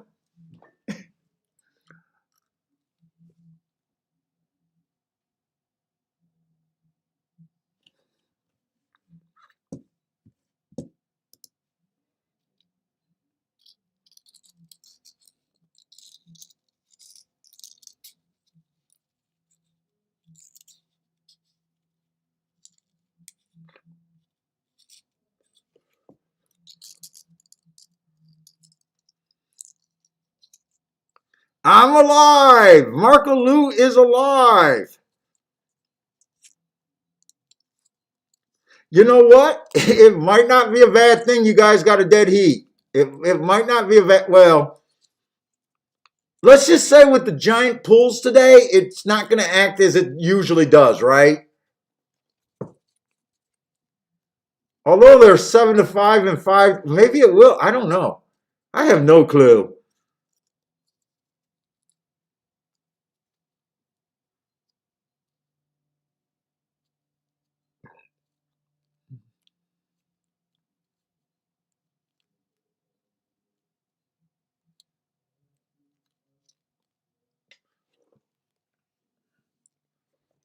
I think Mizzouman says he also had to try in the super there.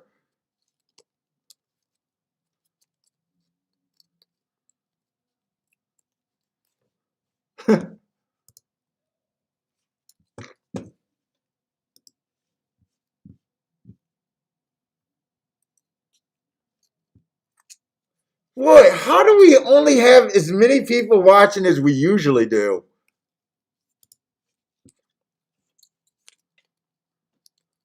Yeah, unless you own both horses, right?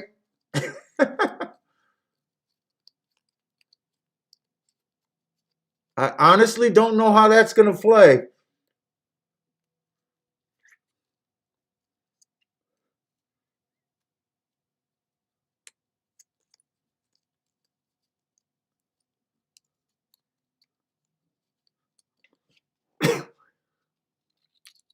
Does all those pick sixes and everything do they end with the Derby? Is this your last leg, or do you guys got to play the next two races after the Derby?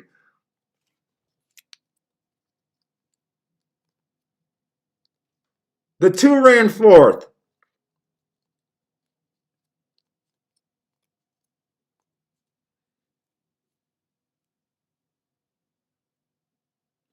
Marco has a highly motivated for the pick six.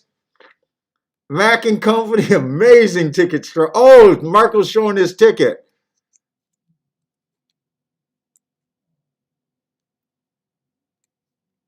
Yeah, that's a skinny one.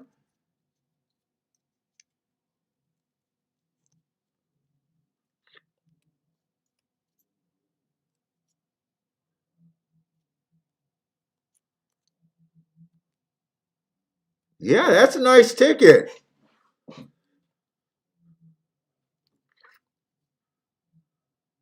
Pick six ends with the Derby. What's up, Stephen Marshall?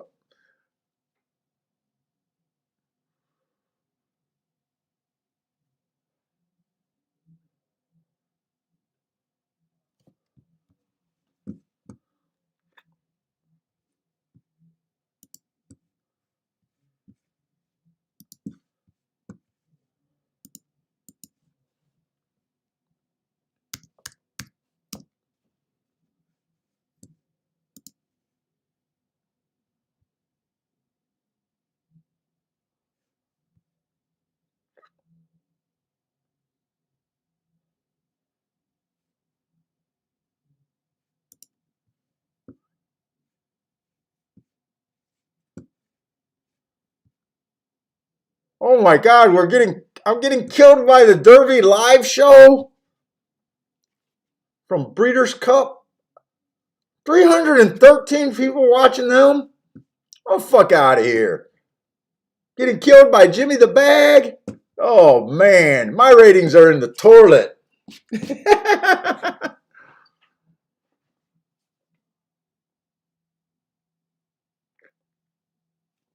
Mizzou man's ready to get the drinking going. He needs to get sloshed for this. Good luck, Mizzou man and Mac and Co. Or I'm sorry, not Mac and well, good luck, Mac and Co. But good luck, Marco.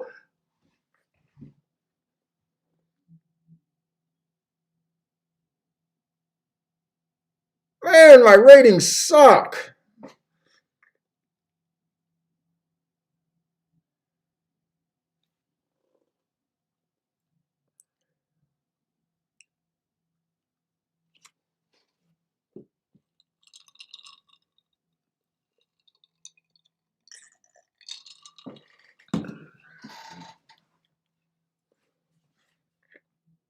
Thanks, Sir William.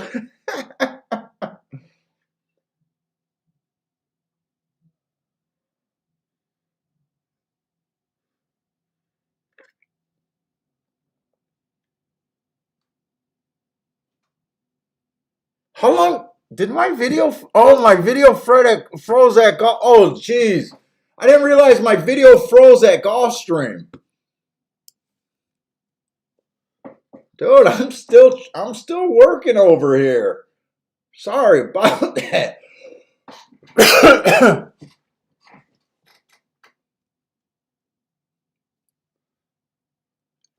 They are 0 minutes to post.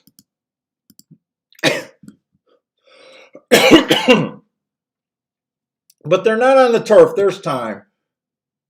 We got the Honey Rider, just a 75,000 starter stakes of some sort. This one horse broke his maiden first time out stalking closing day. That's exactly what he was. Oh man. Average second. Hey, I don't know. The 2 horse, early pressing day, average. This is the 2. Oh, like I said, I'm not,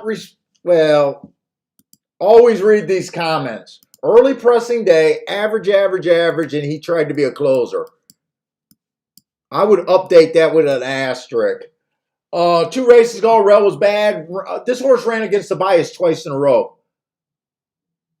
3 races ago, he was average, slowest winner of the day at Monmouth. I like that he ran against a couple biases. The 3 horse, stalking closing day last time he ran, kind of got the trip on the slow side of the trip. 2 races back, 1 race sample, but that just looks like a throwout anyways. That was a dirt sprint. Probably not that suited. 3 races ago, slow. 4 races ago is the only race I like where he showed a sign of life. It took him 3 races after that to break his maiden. I'm sitting on the fin. Oh, I didn't realize that the 3 was scratched. Right? 3 is they're loading in the gate. Sorry, I wish we could have looked at this race. I'll scroll through fast. Probably not enough time. 4 earned some hearts. 4 ran against the bias last race. Still won. Still won against the bias.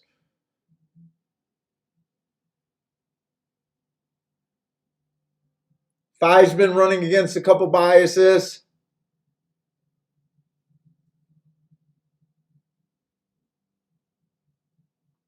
6, nothing. 7's been a lot of horses with excuses. 9 earned a heart while running against the bias, being alive at the top of the stretch. Into some graded races. 9's probably the big favorite, isn't he?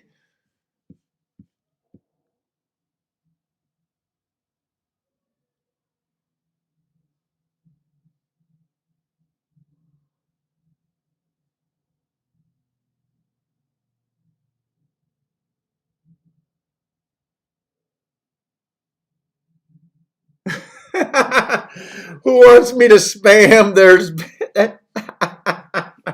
giving out Rolexes.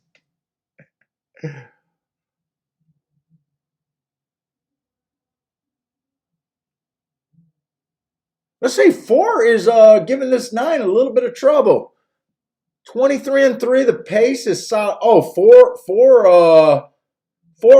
Oh, we could, if we had time, we probably would have predicted that speed duel, huh? Both of them are front runners. Both of them ran against the bias. Both of them been earning heart.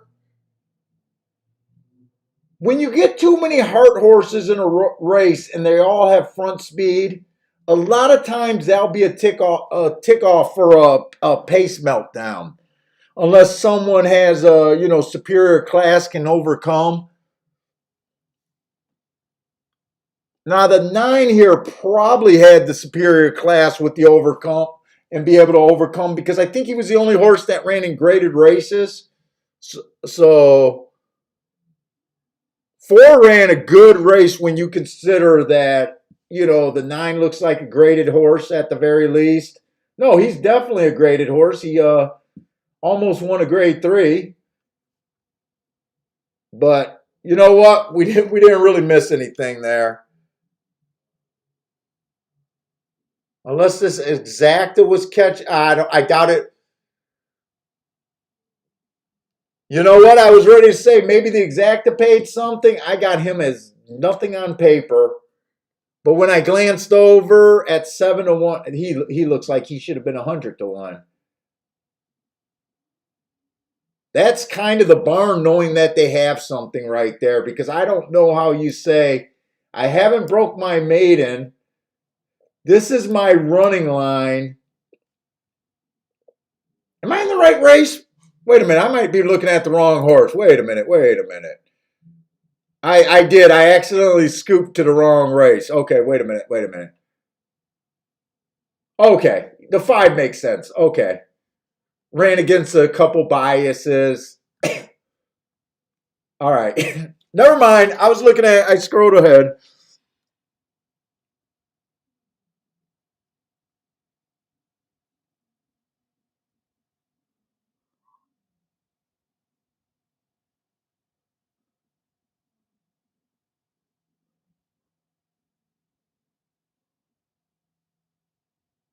Dude, but everyone really wants to know how is Clint's Derby Day going? That's what everyone really wants to know. How's Clint doing? That's the big question.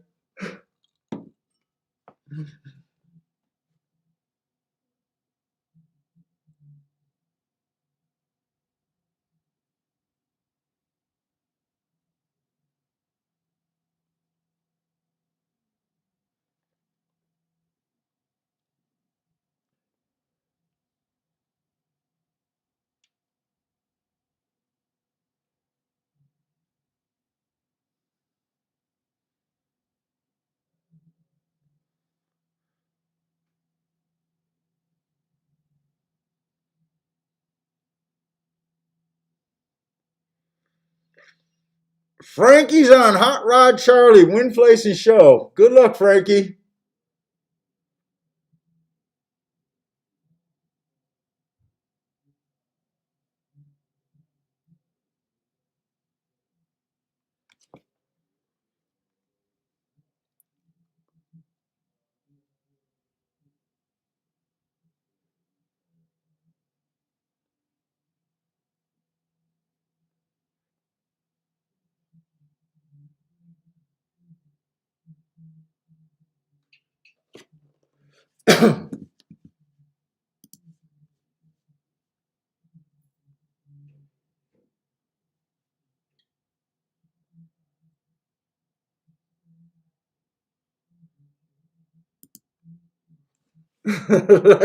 Let him in.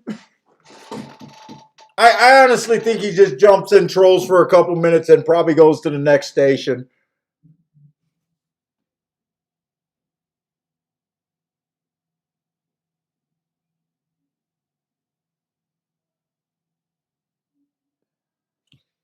Let's see. There's one more race at Gulfstream.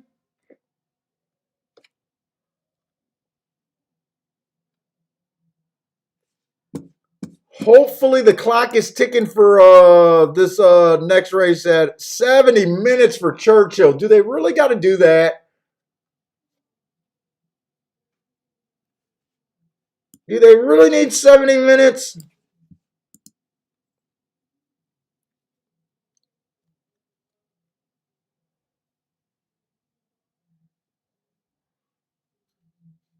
You guys that want to be put on record, throw up your Derby picks. If you guys been waiting all year and this is your time, throw them up.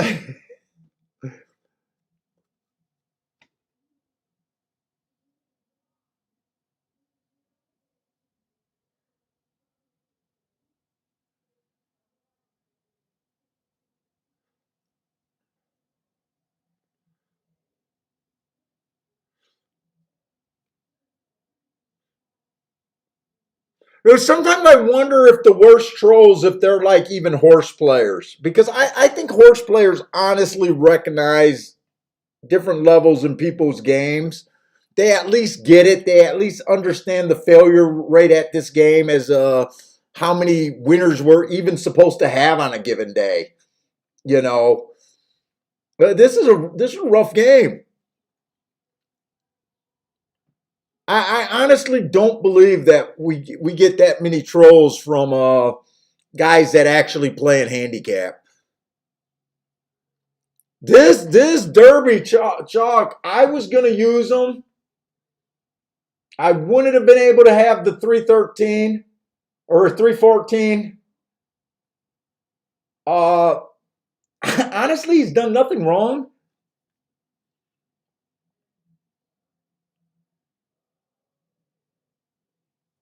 But man, this is I can't wrap around it. I keep saying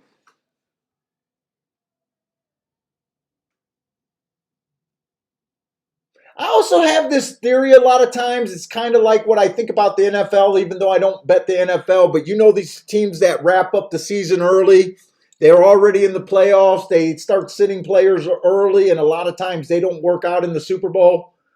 To me, sometimes I wonder about that with these horses. These horses that keep winning, you know, they make it to the race. They might be a little bit flatter, where these horses that are fighting harder, needing the races. I sometimes, like what was the horse last year that I absolutely hated? The super horse. I can't even think of his name right now.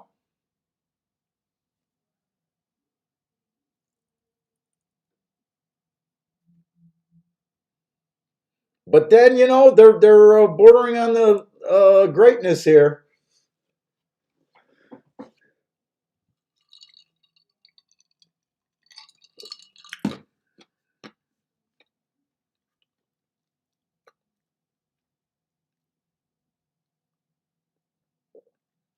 Grandma horse racing is a bitter old woman and usually don't cheer people on. Ah, you're a fan of Marcos.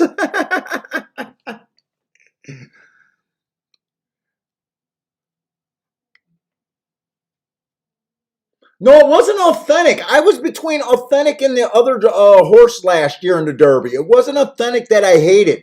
Actually, that race came up.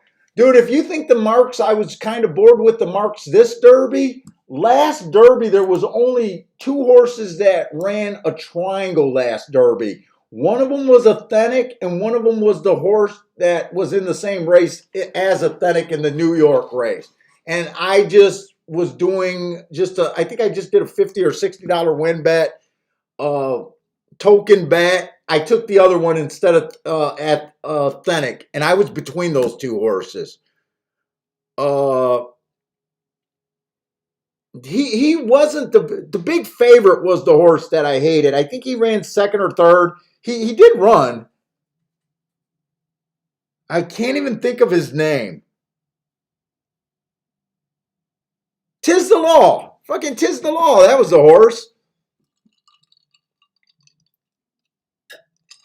And remember all the races after that, the Breeders' Cup, everything. I kept saying what I thought of that crop. I couldn't believe how poorly the Derby was marked up.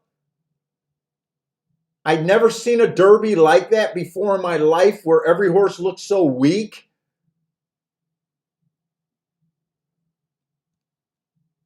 Like this race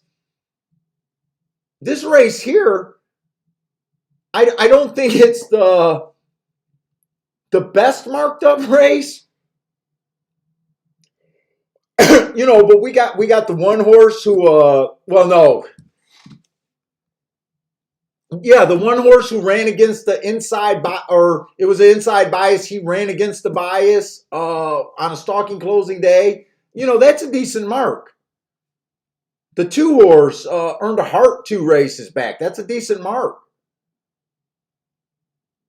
There's your single triangle. That's what Authentic looked like. Maybe Authentic had 2 triangles and the other horse had a triangle in the same race. This is already, I just went through the first 6 horses and already, there's already more, triangles, triangle. There's already more hearts. There was none of that in the Derby. Every race at Tisdale Law was just average. And when I just see average, it's really hard for me to recognize greatness because all I can think, there might have been an $8,000 horse that earned that triangle that day. So to me, I don't mind seeing averages in cheap races, mid-level races, but I don't expect to see that many averages in, look at extensive quality. At least he ran against the bias, got some triangles. Look, this is a better marked up. This is by far, in my opinion, a better marked up Derby than last year's, and it's not even close. It could have been New York traffic. They were coming out of the same race. I'm pretty sure it was a New York race. And I was between those 2 horses. I knew I just wanted to do a token bet, and I didn't want a Dutch because I think Authentic was I think he was only 6-1, something like that. And you guys heard me all day in yesterday saying how I think the Derby is a terrible bet for a win bet, especially at your 5 to 6. I did it last year.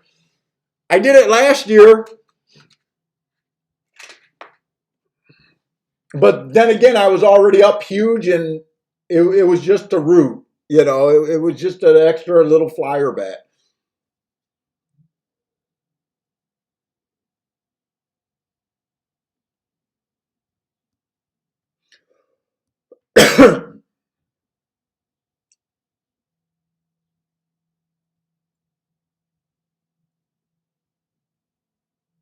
Let's see, what race was that? Jackie's Warrior race. I see your comment there. Oh, Grandma Horse Racing, thank you very much for the super chat.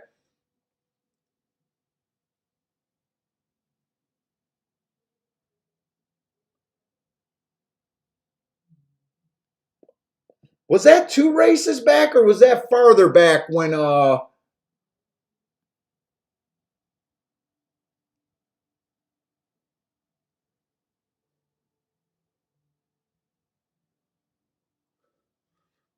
wait a minute, what? Oh, go back to race 8. Okay, I read it wrong. Sorry about that. I hate it when I see this just flipping on the screen.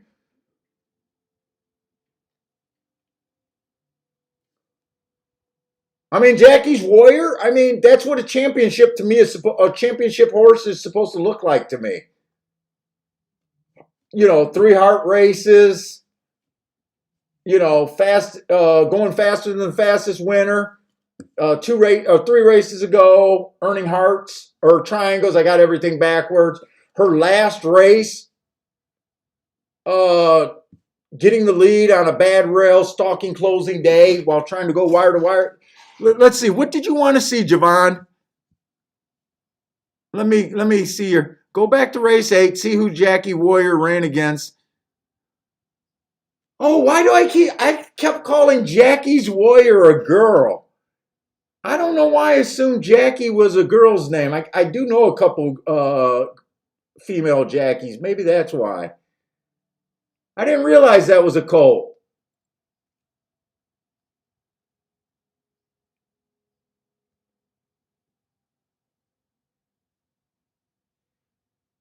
She ran against essential quality.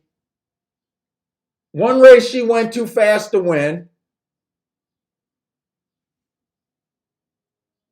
And last in the last race, Jackie's Warrior ran against the bias. So what did essential quality have those two races? Let's look this up. We got nothing else to really do. Mizzou Man, I think it was Mizzou Man. He's just getting lubed up or liquored up for his lubed up, liquored up for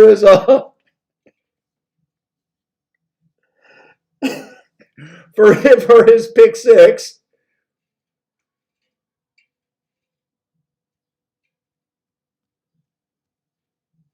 Yeah, Essential Quality did beat him, but the one race he earned the hearts, and Essential Quality stalked on that race. Was that this race at Keeneland, or wait a minute? I should have got the dates of the race. Let me go back one more time. Let me go back one more time.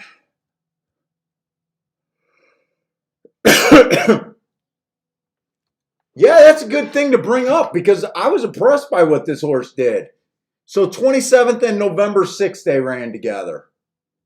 27th and the 6th.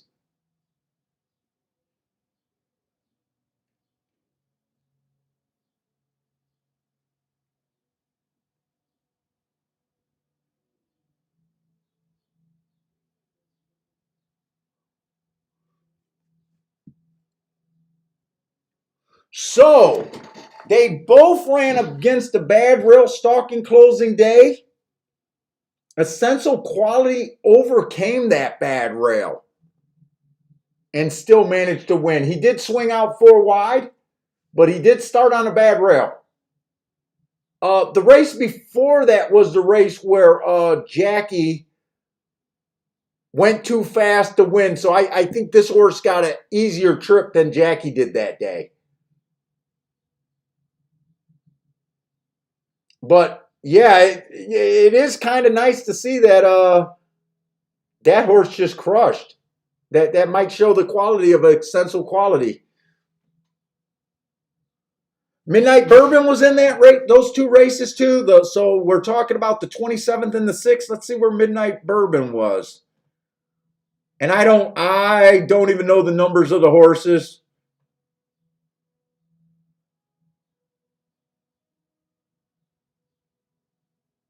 What kind of number is he?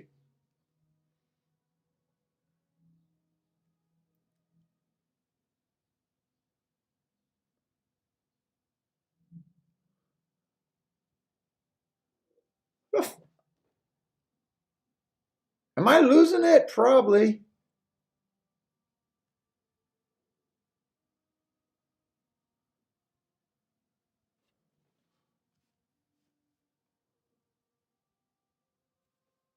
Wait a minute. Midnight Bourbon was in those races too.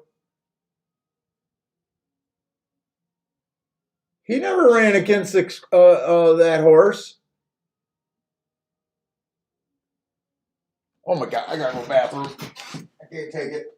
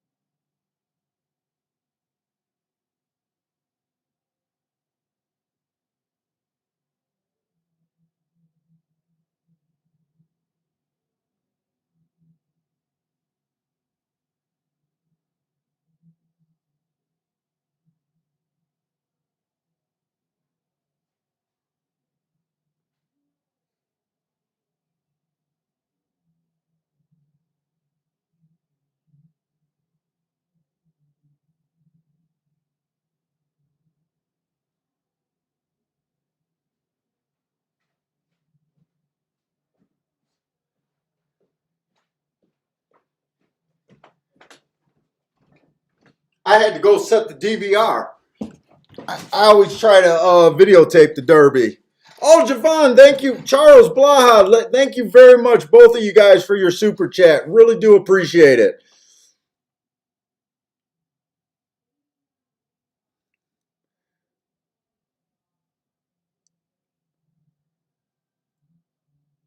Did Midnight Bourbon go on the rail for the Risen Star?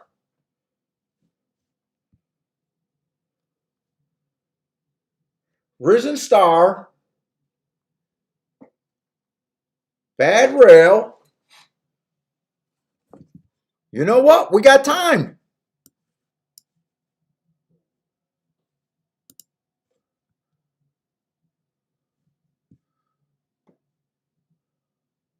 Midnight Bourbon, Risen Star.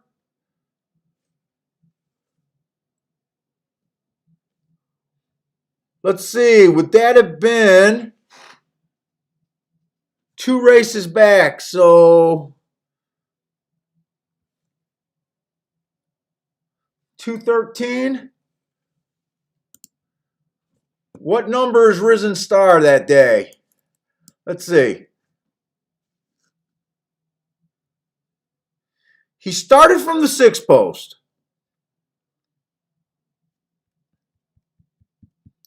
So he was a 6 horse that day. Do I got to hit play? I wish I could show this. I'm not sure if that's great territory. I can't risk it. But I'm just watching the replay.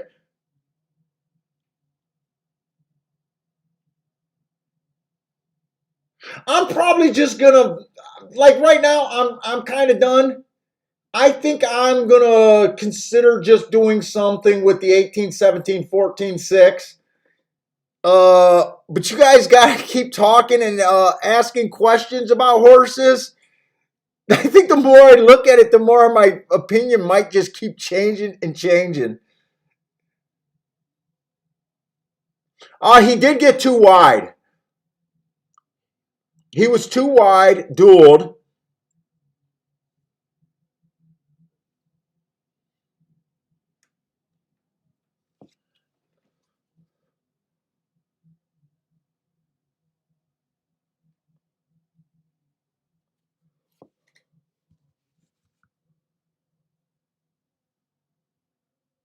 Who is this we're looking at, by the way?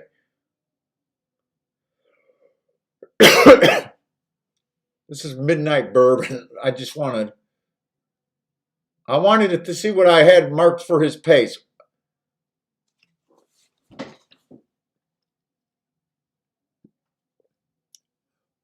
Boy, they went 1 tick slower than the fastest winner. He outdueled the 13, but the 13 actually had the rail. It looks like the winner of that race, he fought and was still running as he was drifting out, but he was a tired freaking horse.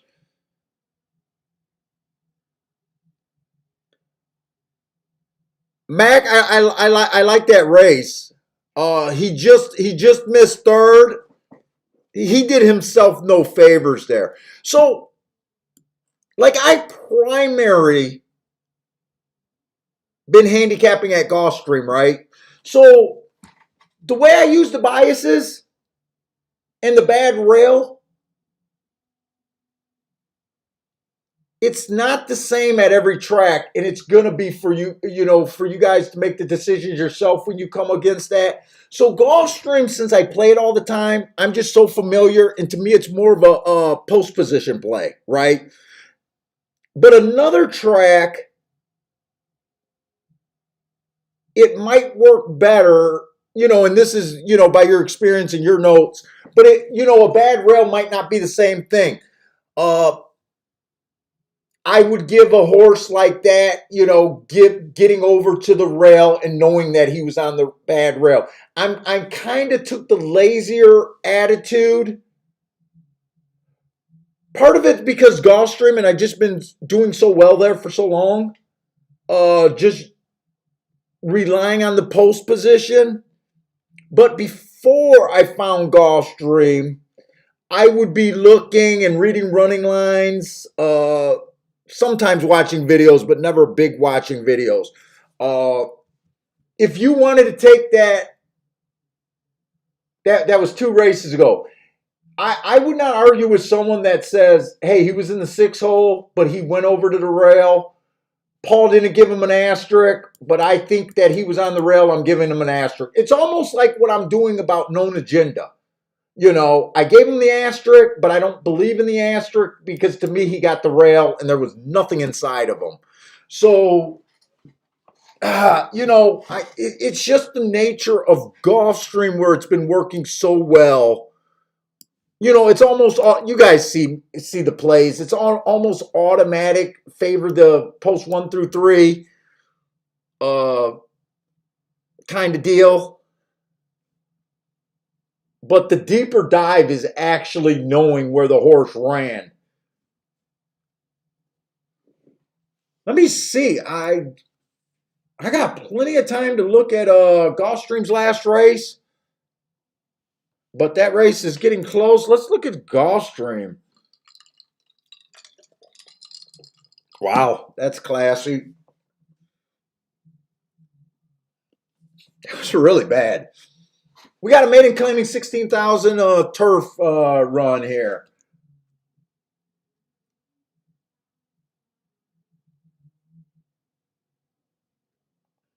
One horse was just slow last race. No real excuse there. Dropping a level.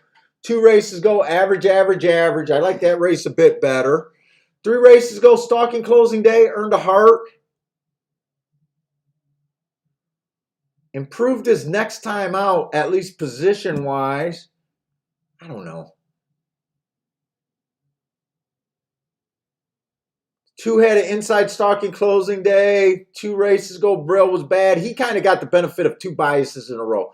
I honestly don't have a real opinion about what Gulfstream's turf is doing today, if anything. And in fact, if I go back in my mind, other than that 6 winning at 3-5, off the top of my head, I can't even tell you what they've been doing at Gulfstream on the turf today. The 3-horse stalking closing day last time he ran, earned a heart in the triangle, went too fast to win. Is there any other speed in this race?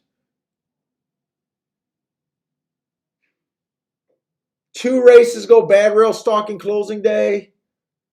4 races ago, he ran against the bias.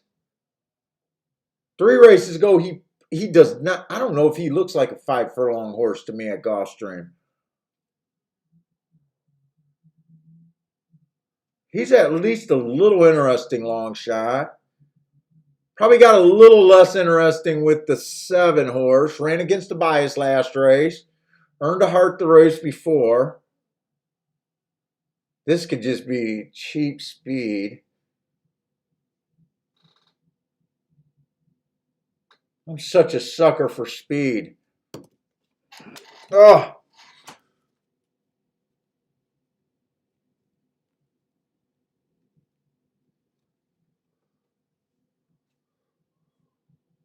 Who the hell are they betting this race? The 2?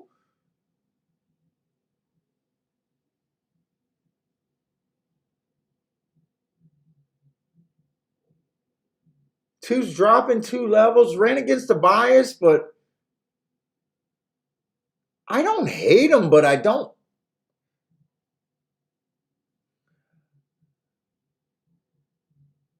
I'm not even really sure if I think he's a real. Wait a minute. Let me see what else is here. These are a bunch. I love cheap races. Some of these horses showed you just enough to get interested.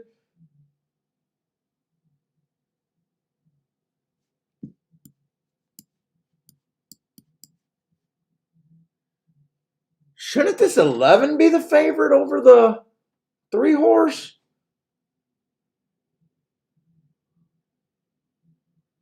To me, I think the 11 should be the favorite. Marco, are you still live in that pick 6 at Gulfstream?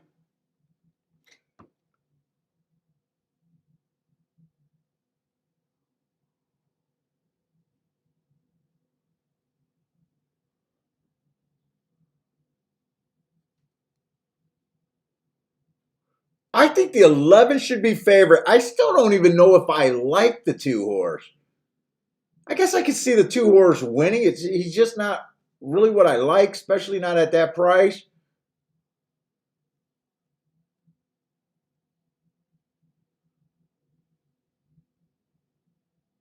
Is there a case that either the 7 or the 3 can get out alone, just one of those two of the 3?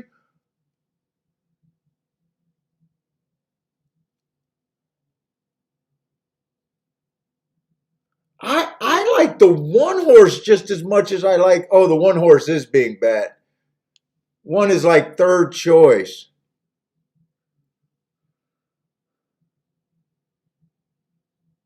The only horse I'm not sure if I'm going to do anything here, but the only horses I'm even a little interested in are the 1. I'll put the 2 in there because I'm not sure. The 11, the 3, and the 7.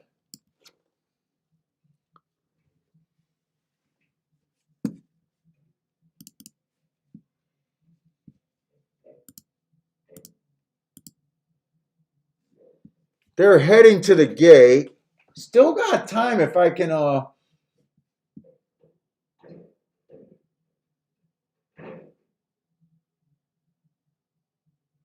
Boy, that 2 horses last race was at Tampa.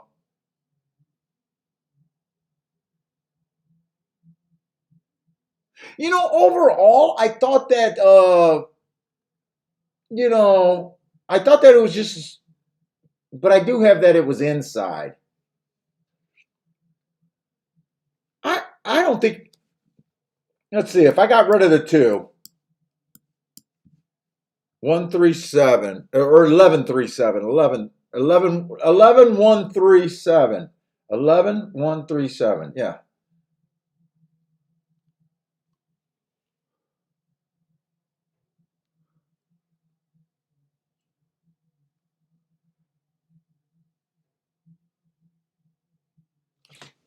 I'm gonna do a small token bet. Well, if I can even get there, I got to get to Churchill or Gulfstream. I got to get to Gulfstream. I'm going to take a flyer, 3 and 7 to win.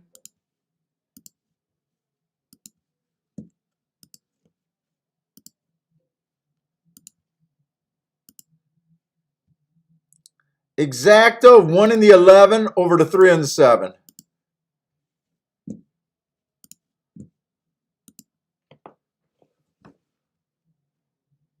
You know what? I probably should have put the damn 2 on top of that. Why am I splitting hairs if I'm right about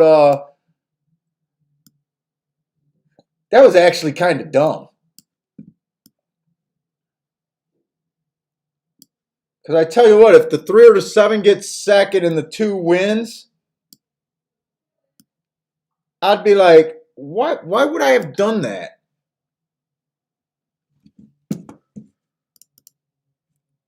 I got enough time to get that in.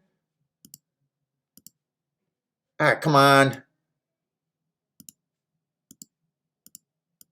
Ah.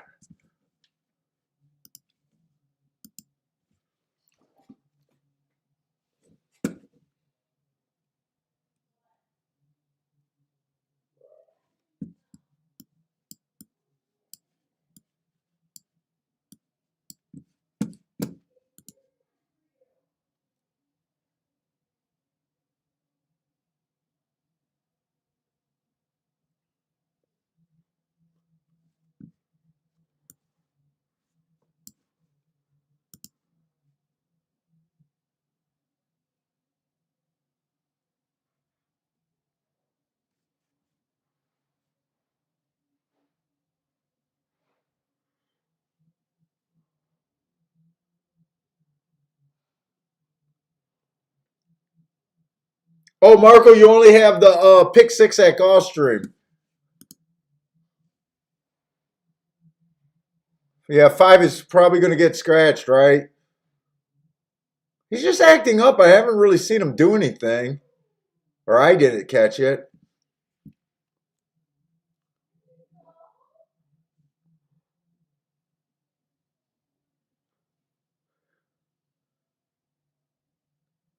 Let's see. Bill Robinson has a shot at a Rolex day. I don't even know if I should try to mandolin. Mandolin.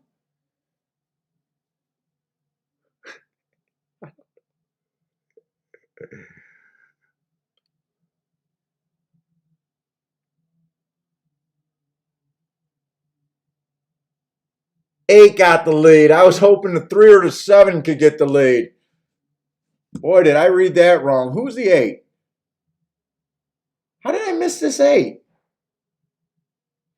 Really, how did I miss this 8 not getting the lead? This horse had an option to get the lead. He's been sprinting. And he was just 1 length off. Yeah, I missed that.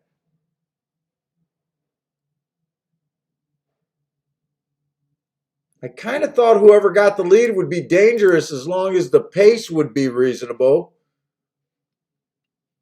3's all over the place. This jockey doesn't know whether to break or to keep riding. 3's a mess. This guy don't know what to do.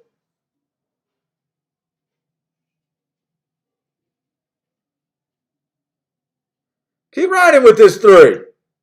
And this 7. I need the 8 to quit badly, though. 3, you got horse. I believe in you. I believe in you. No, I don't believe anymore. Come on. Can this 8, let this, nope. 1's going to win it. Is there any way his 3 can rally? Anyway. Beat him. We're going to get hit. I don't know.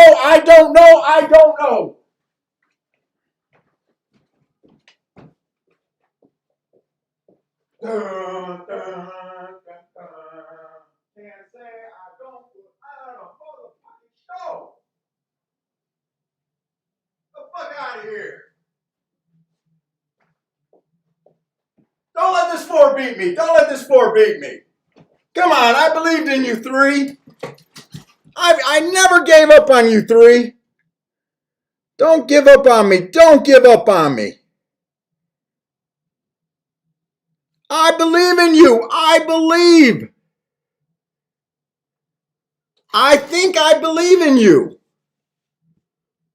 Come on, soul bond for that 3. Come on, baby.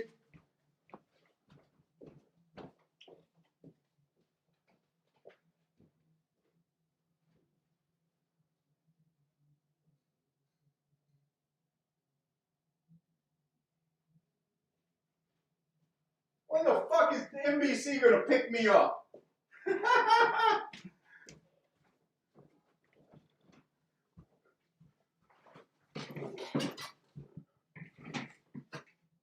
Come on, Randy Moss on NBC has never done that in his entire fucking life. Not in his fucking life. I don't care if the 3 got beat for second. I don't care, or, if he got third. Randy Moss has never done that in his life.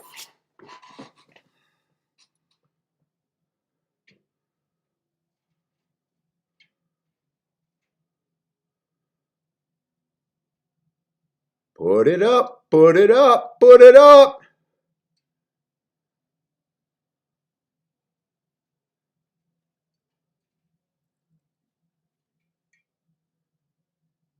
No dead heat. I think I'd rather take a law. I don't know. Yes! Oh, baby!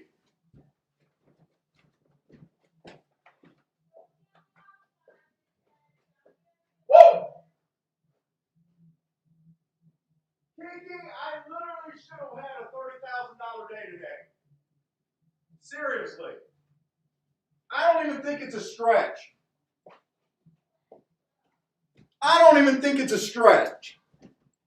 All I had to do was box a Flagstaff and a 3-horse exact, and just come back and kept betting the same way I hit that other race. I would have had a $30,000 day today.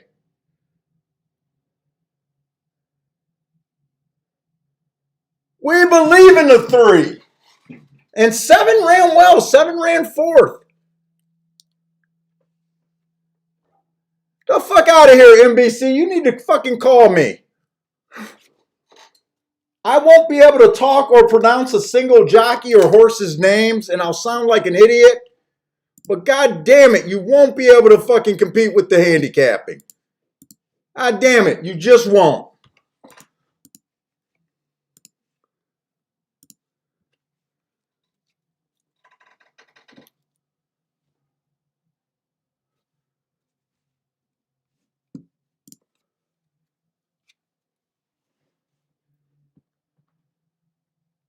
Is this exact? I gotta pay at least 100 to 1, right?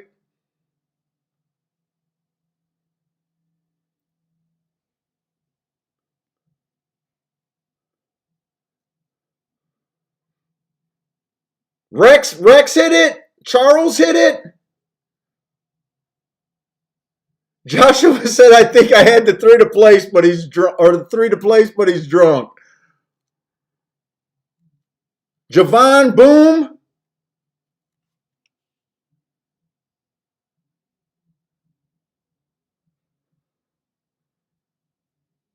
Charles got the trifecta again if the 3 gets second. Nice, Charles, man.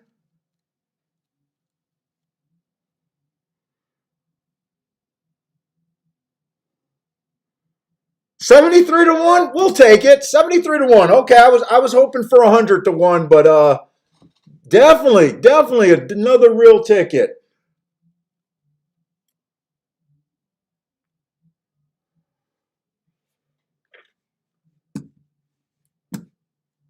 All right, that's it for Gulfstream.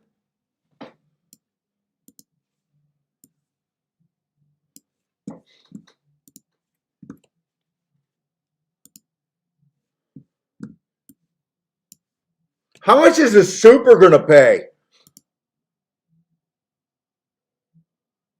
One.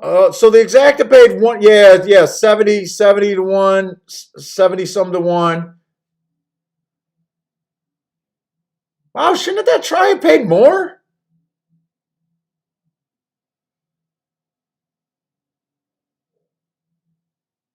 $500 10-cent super. Who was the 4 horse? I got rid of the form. Hey, will you place a bet for me on the Derby? Yeah. What? Don't make fun of me. Based on name only. I think it's the number 2 horse, something with King. Last of the Kings or the Last King or something. I think you're talking about King Fury, aren't you? No, I think it's the 2 horse. Just yeah, you're right. Like the King. Like the king. I want that. So just win and place money, something tiny. Hey, you got it? Fuck you. I'm good for it. You got it? I'm good for it. I don't know. Shut up. If you lose and you don't pay me, you're going to work it off. Oh, shut up. That's fine. Yeah, I mean actual work. Toilet brush. Not the other way. my Kiki is betting win in place on King Fury in the Derby. Or no, not King Fury. I'm sorry. The 2 horse, Like the King. Let me do that now. Should I book my wife's bet?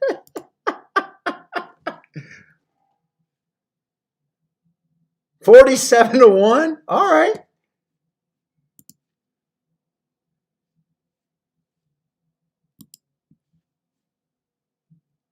She didn't say how much. How much do I want her to owe me?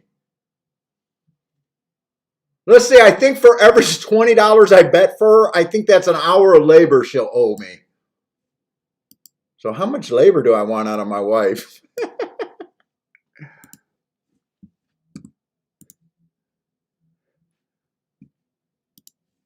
$20.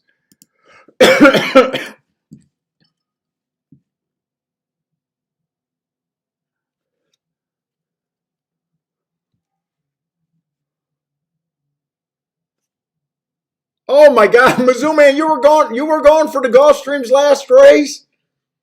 We believed in the 3, man. We believed in the 3. He didn't run the way I wanted him to run, but He never stopped running. Never stopped running.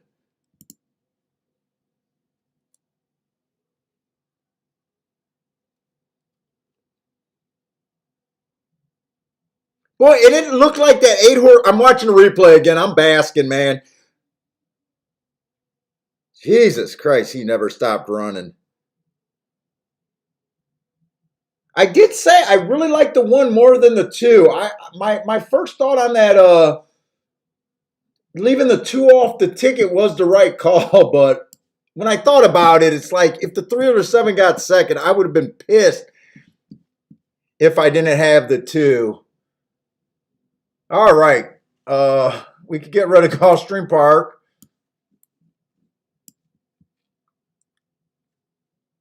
So we got King Fury down. Did I lose my video feed?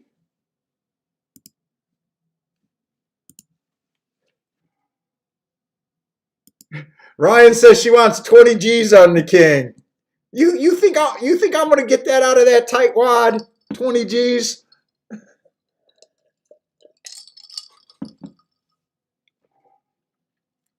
I have not bet the Derby. Right now, only my wife did. The last I looked was trying to get that double in, and I did not get that double in. That double. No, I would have been alive in the double with the dead heat. That's right. I got to even remind my horses, myself, what horses I was kind of settling in on. But no, I have no action going because I got shut out of the turf race. And I think we still got we got 27 minutes, so it's not okay, it's not going to be that bad in waiting. Oh, by the way, if you guys bought the buyer's report, or not the buyer's report, the Churchill marks for the 13th race, if you guys got those, remember I did it in post position. So it only mattered in a race where they had a 1 and a 1A. There was only 2 races today. I don't know if I'm going to be around for the last 2 races at Gulfstream. I am kind of burnt out. The 1 is the 1 horse in the race. I think the 1A was the 10 horse. So just make sure. I probably messed up your form. Hopefully you guys aren't going to hold it against me, but I should have, I tried to let you guys know yesterday and today, but I did make that mistake.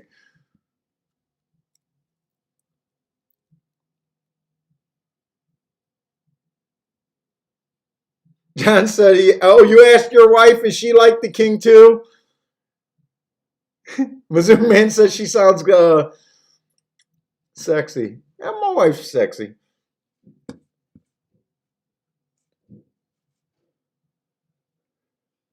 Don't let her know that I still would say that.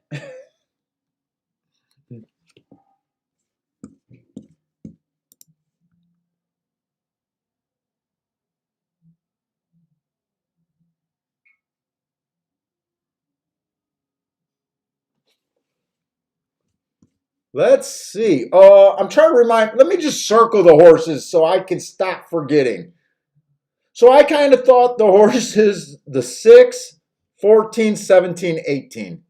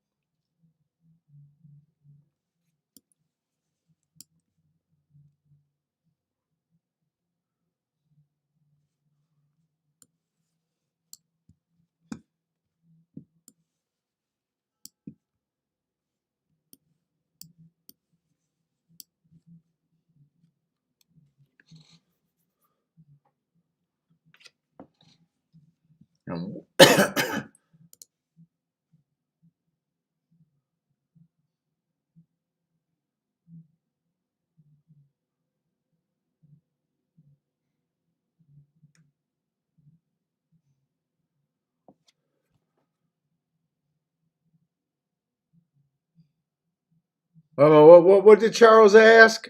Yeah, Charles. Okay, I just answered that. Okay, you bet the Derby yet? No, I haven't. I'll still be waiting. 6 is 39 to 1.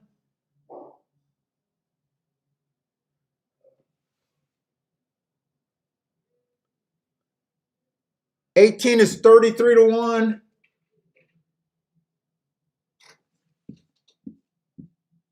17 is 10 to 1. And the 13 is 5 to 2.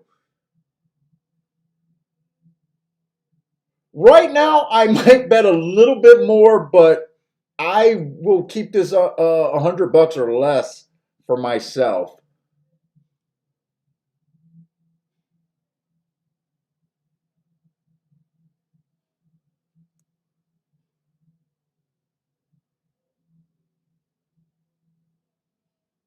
Wait a minute. Wait a minute. Could I be intrigued by this last couple races? Let me look ahead at the last couple races. These are horses that were on the Derby Trail. Dude, I bet there was a lot of races today like that and I didn't even realize it.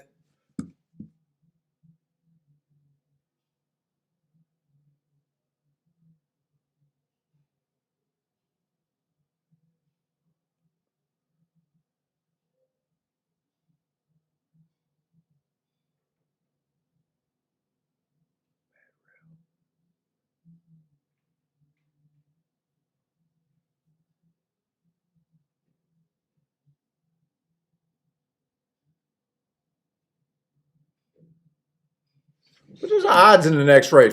Maybe I'll do a double.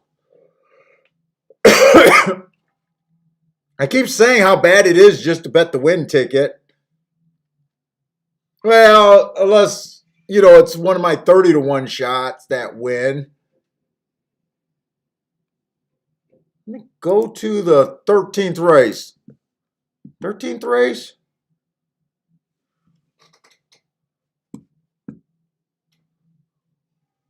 Okay, so I got the scratch on the 6.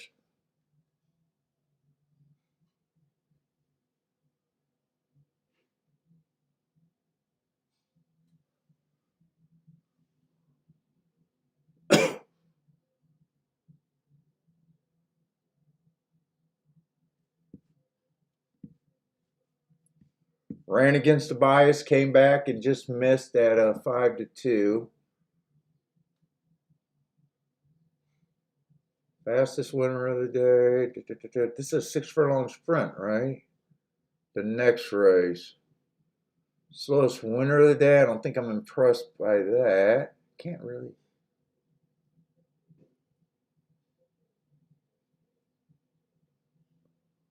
The 8 horse got one of the most intriguing marks in the next race, but that was a non-winners 2 lifetime race. I'm not sure where he fits.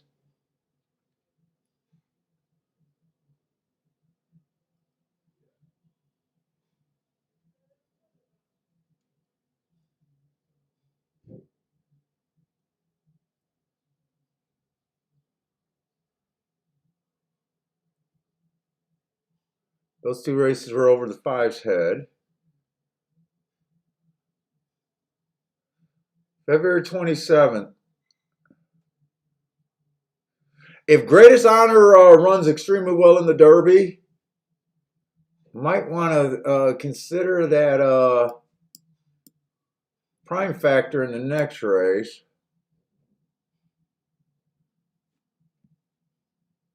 This horse ran against the bias, the 3 horse. I like the 3.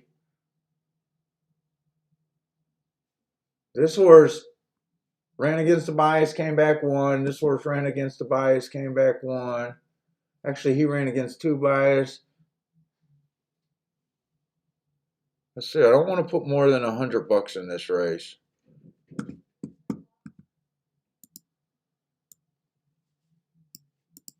Let's see. I still got time. Charles left the 6. Yeah, I don't know how much I believe in the 6. I don't know how much I believe in everything. I keep bordering lining that exclusive quality does look like a champion at the very least. To me, he's probably one of the overall best marked horses in the race. Rock Your World is another one. I just got this thing about the West Coast. I don't know. I would not be shocked to see him win. But I think there's a few horses that could possibly go to lead. And all of these horses can't go to the lead. And I still like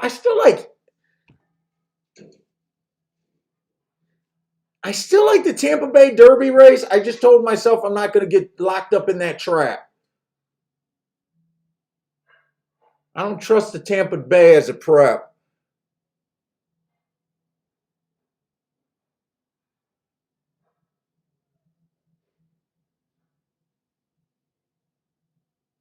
I just threw out Midnight Bourbon, but when whoever, I think it might have been at Mack and Company that asked about that, I was kind of impressed by his last race.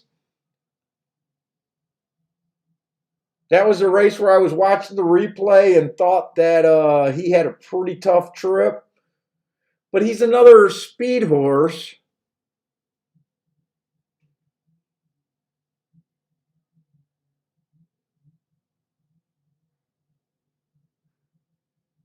Hot Rod Charlie earned some heart.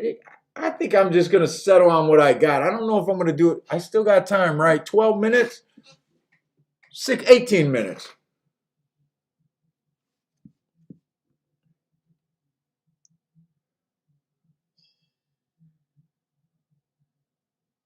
Yeah, Joshua, I think those are my contenders right there.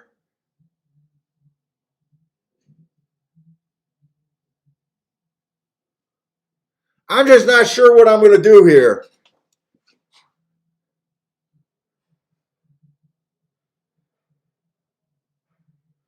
Parsons, man, you missed the day.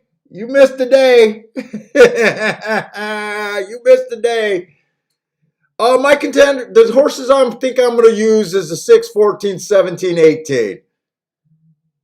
6, 14, 17, 18. Let me look at it again just to make sure.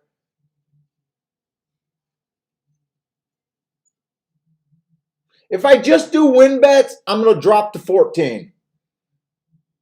I'll drop to 14. I don't know what else to do. I don't feel like I could just do a 4-horse super box. Hey, a double?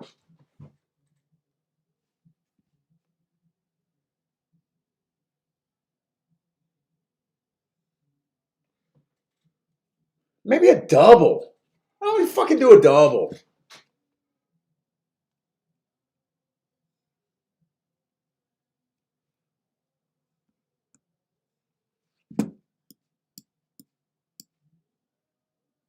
Six, 14.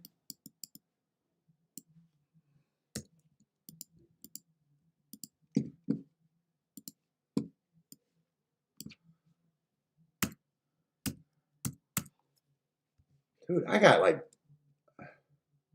6, 14, 17, and 18, right?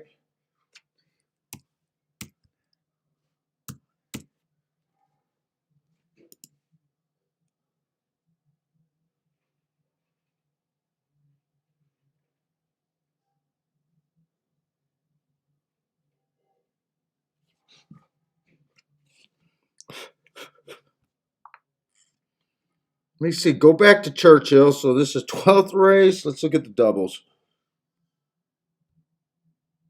I can, yeah, you can play a double here. Why wouldn't you?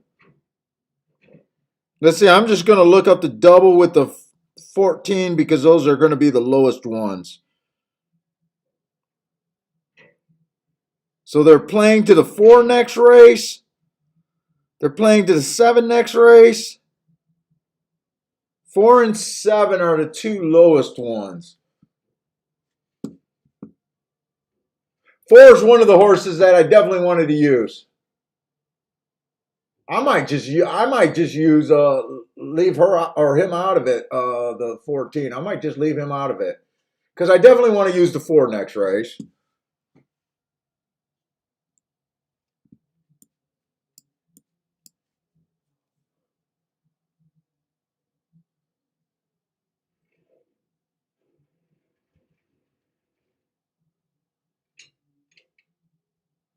Do I dare use this 8-horse? Let's see. Well, the 8-horse has done more than the 9. Would it like?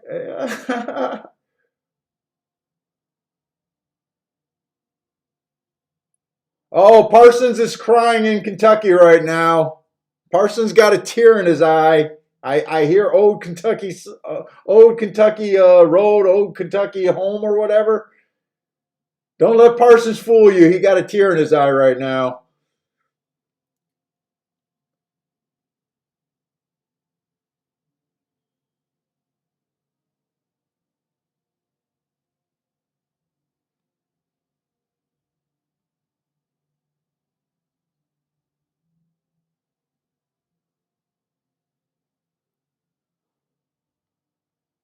Problem is the horse that I want to use, if I like him, I have to use the 11. I want to use the 2 and the 3 next race.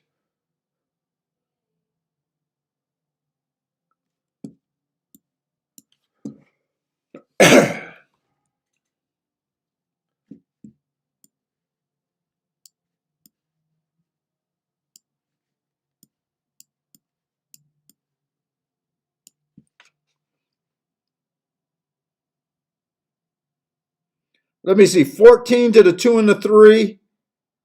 Those I can play.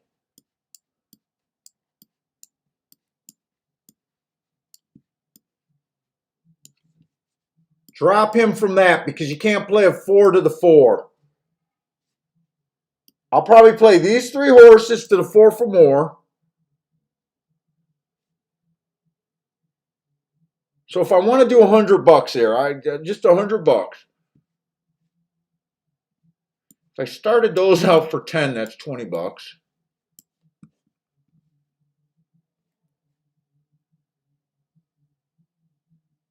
Well, if I did this for $10, it's 90. 3 times 3. But I don't want to do it like that. $10 to the 4.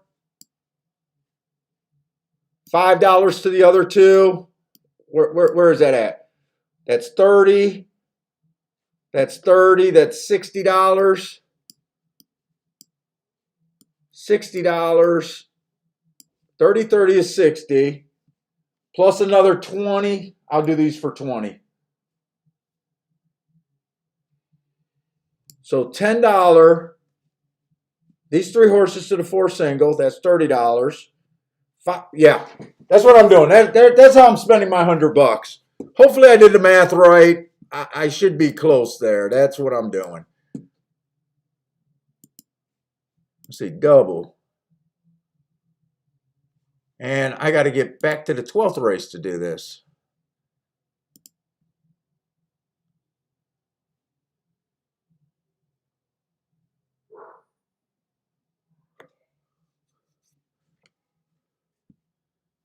Where we at?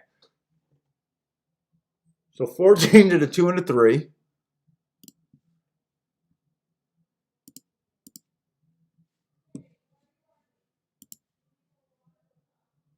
I did do that right?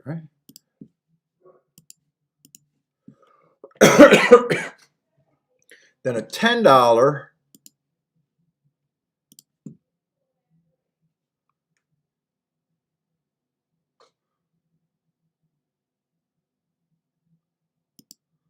$6.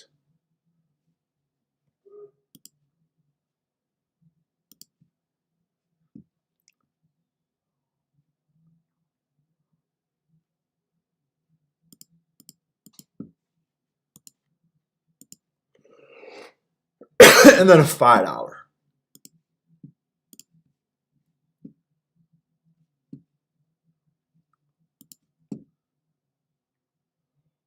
$6, $17, $18.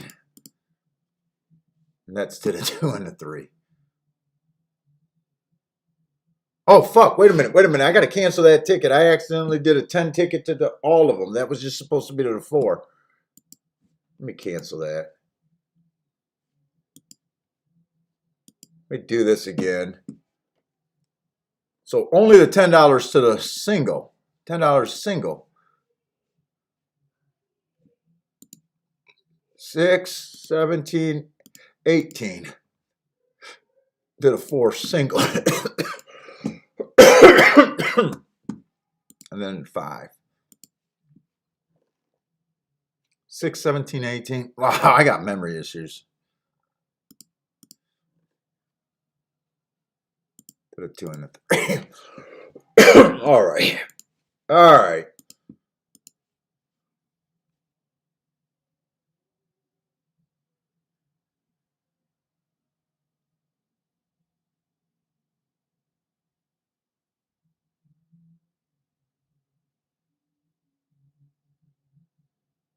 Let's see what we got here. What we got?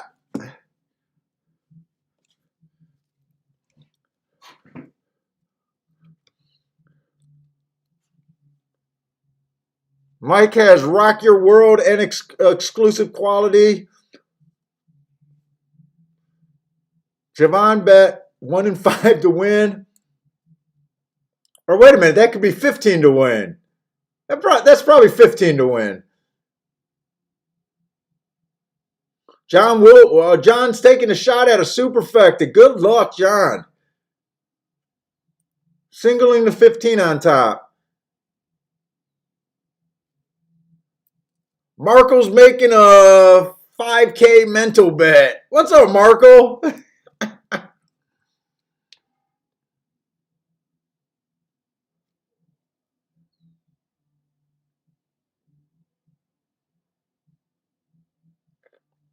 Oh, Marco's alive in his pick 6 to the 1 and 17.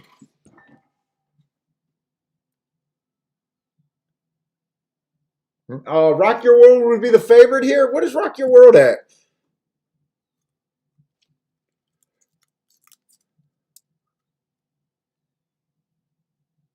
Rex, the daily doubles. I did a $20 double, 14 to the 2 and the 3. I did a $10 double, 6, 17, 18 to the 4. And then I did a $5 double, 6, 17, 18 to the 2 and 3. So basically, I got these 3 horses to these 3 horses, but I played them for different amounts. And then I got this horse, to those 2. Because the 14-4 is not going to pay anything.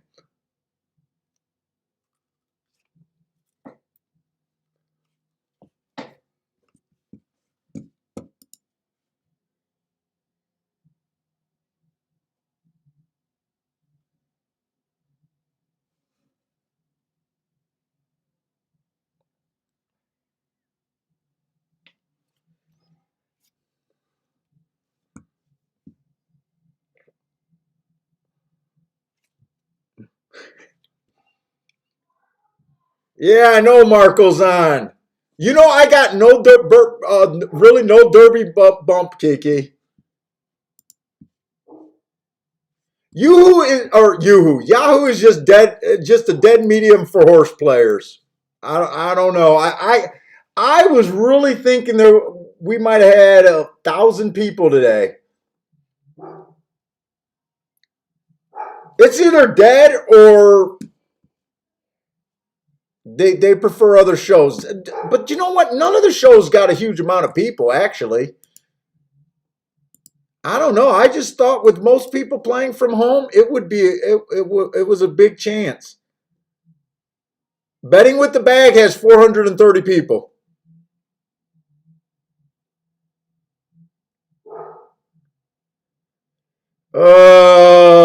Dying. I'm dying slowly on the vine in my YouTube career.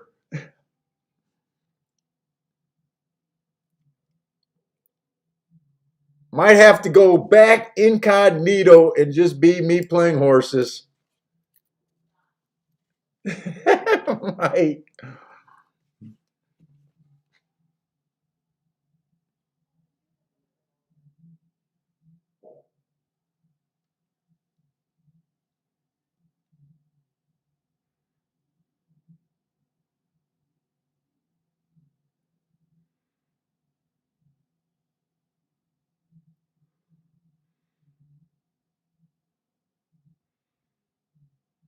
Churchill has 50%. I bet it's still crazy at Churchill. Ben Taylor's up $800 today. Nice, Ben. Beautiful.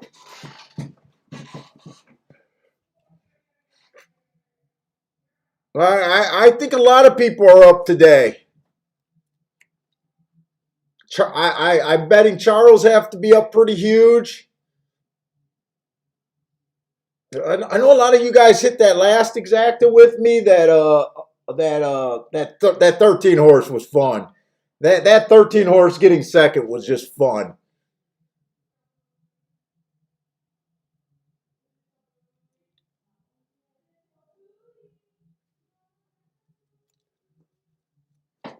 What was his name? I don't even know why I want to look up his name, but what was his name? Bad rail, earned a heart, ran against the speed favoring track.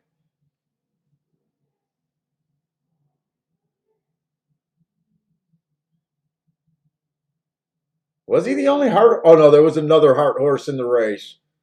And Flagstaff had a heart. There was two other heart horses in the race.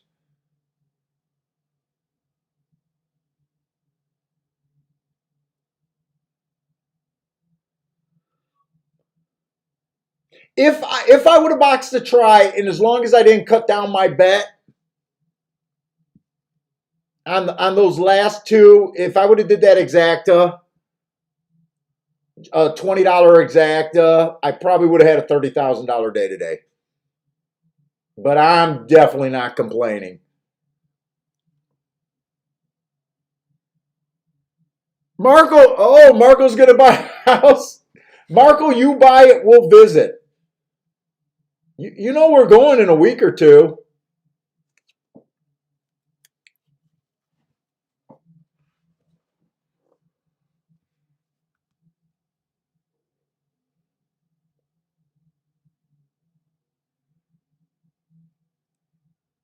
Where's my doubles? Because I got to remember what I even got.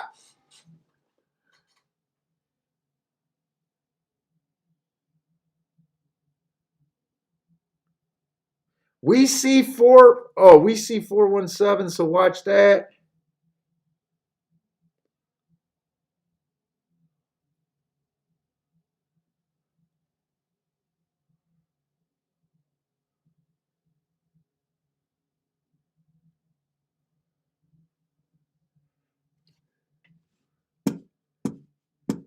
Am I gonna watch this here? I did set the DVR. How many of you guys are setting the DVR?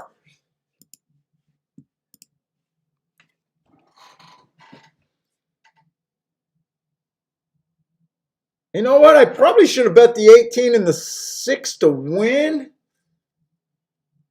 I will worry about that. If we get them, I'll be alive to another monster double.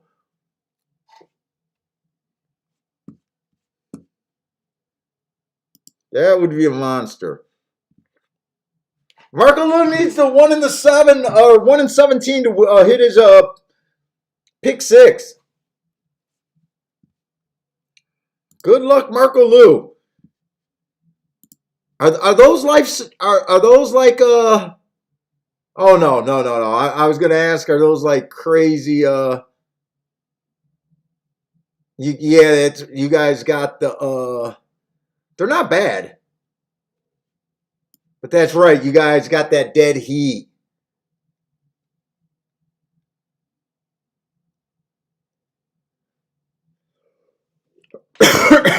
Yeah, are those dollars? Are those a dollar or $2 pick sixes, or are they able to? Or are they cheap today still? Do they raise the pick sixes on Derby Day?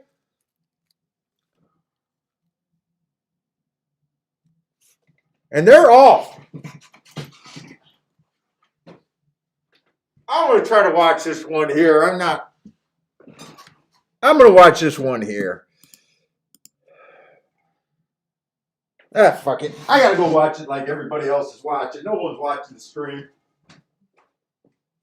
You guys are all watching it on TV anyway. Kippy, are you watching? You got the 2 horse.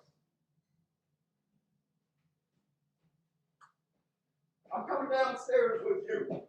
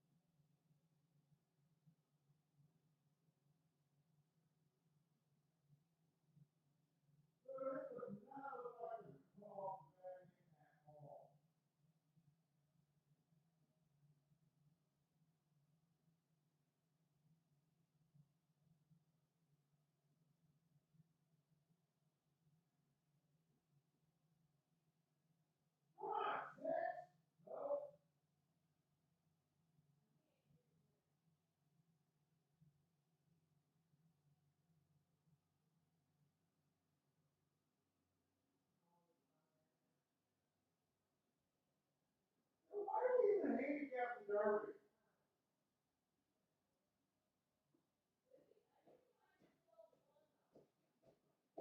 Why does anyone handicap the Bob Baffert race? I don't even understand it.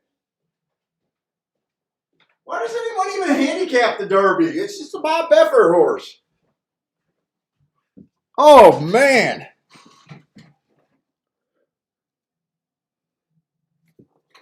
What was that? The 8 horse? Bob Baffert again? Why does anyone even know how to handicap this shit? Ed J had it. Nice hit, Ed.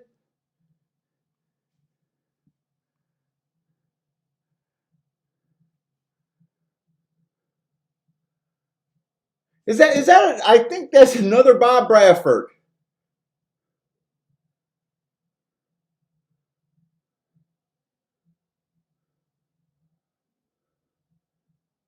West Coast. West Coast. Said he had good marks. No one came off the back end. No one came off the back end. And I even used the 14. I even used the fucking 14. Shit, I'm more proud of my opinion of on the 6 than using the fucking 14. Why did I use the 14?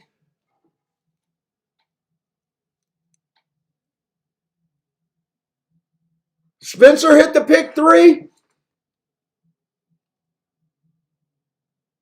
That pick 3 is pretty solid, right, Spencer? That pick 3 got to be solid, right? Or were you affected? You might have been affected by the dead heat too, but nice hit, man.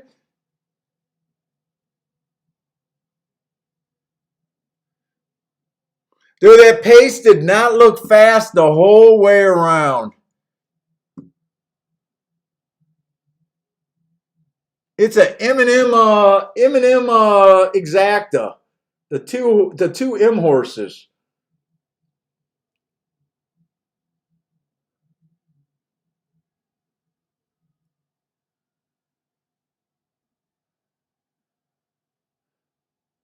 The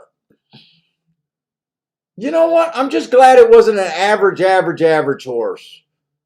I'm glad it was one of the better marked horses.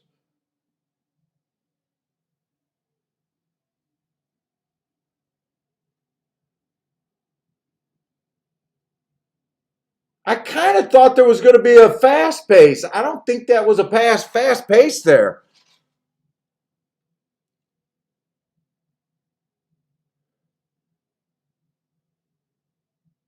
Javon hit the exacta again. Ben Taylor hit. What is that paying, Ben Taylor? I don't even. I don't even know what to follow there. You hit the 2-day pick six. Nice job, man. Ernest hit a $4 exacta with 20 to win. Nice.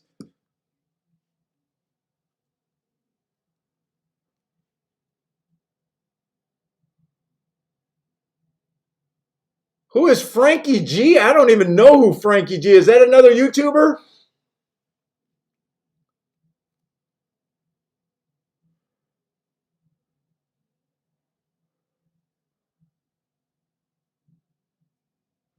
Yeah, I don't think anyone came from any far back. That looked like if you were on the, you had to be on the pace, huh?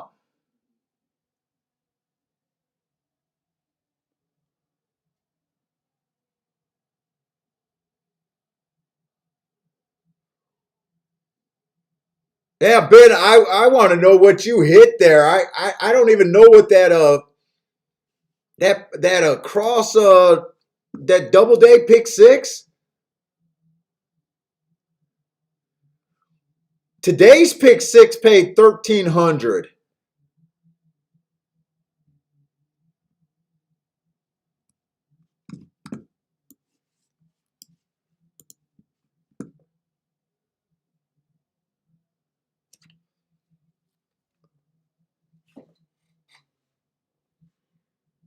Let's see. Anyone else? Anyone else hit that? Spencer hit the pick three. Nice.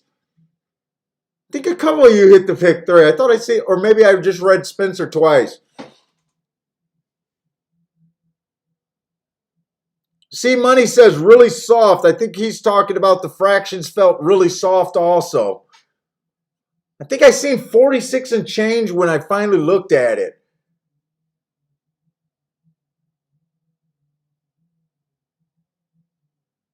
So it was the 8 horse who had good marks. Who was the other horse? The 7. Oh, it was the 8-7.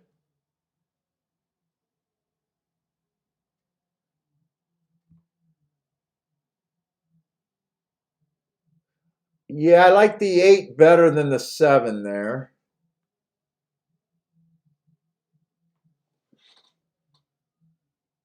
Well, it was kind of 8. It was almost 6, 7, 8, 9 if you got rid of the 14. It was pretty much what we would probably consider in the Derby race, middle of the track, right?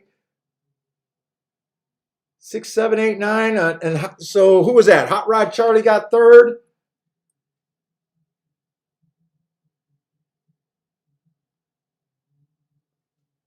Was Midnight Bourbon ever up there? I don't think Midnight Bourbon was ever up there. Helium, I did see for a little while. Helium was up there.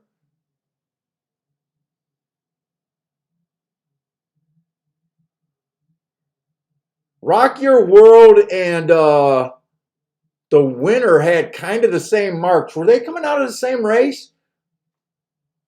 Both of them were California, April 3rd and February 27th.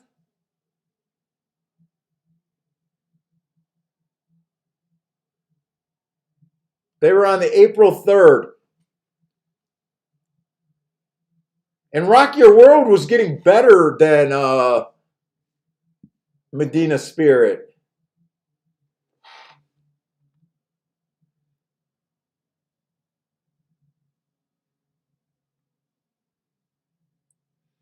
Nobody closed at all, left 7 out of everything. That killed me and everything. So it goes. Yeah, I just don't get. That was probably one of my biggest Derby bets, and that was just because of the day I was having.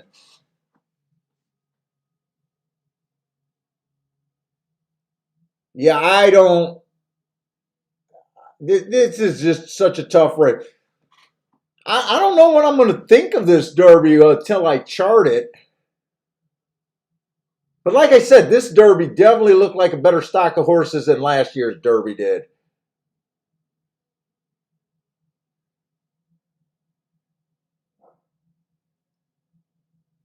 Matt Dale watched the Daily Racing Form preview and YouTube. Both guys had the winner.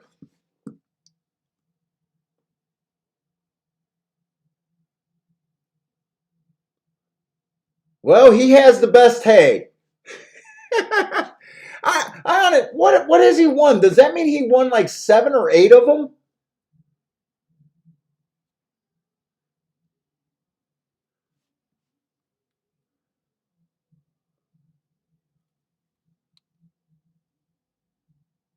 Matt Dale took Andy's advice and hit.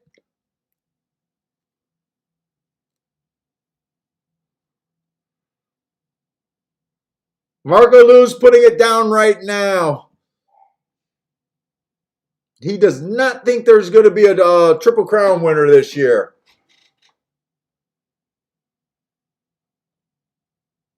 Dude, hasn't that been the trend the last few years? Hasn't you had to be close to the pace to well, other than Country House, the disqualification, hasn't it seemed like you had to be closer to the pace, especially more than years past? 7 derbies for Bob? Yeah, that if he's hitting 7 derbies, man, that's a good opinion. He's definitely got his shit together for the Derby.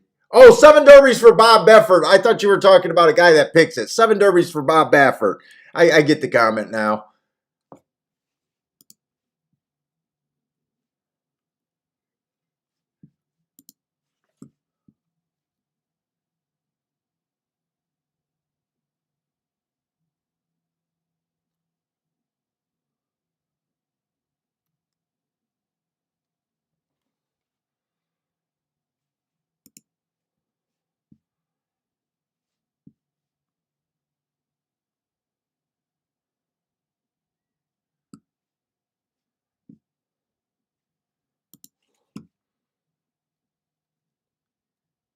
You can't be, dude. You can't beat him on the. They're gonna have to name the Kentucky Derby after that guy. Unbelievable. I know he gets his choice at the best horse flesh, but Jesus Christ, you still got to think of all the things that got to go right to keep winning this race over and over again.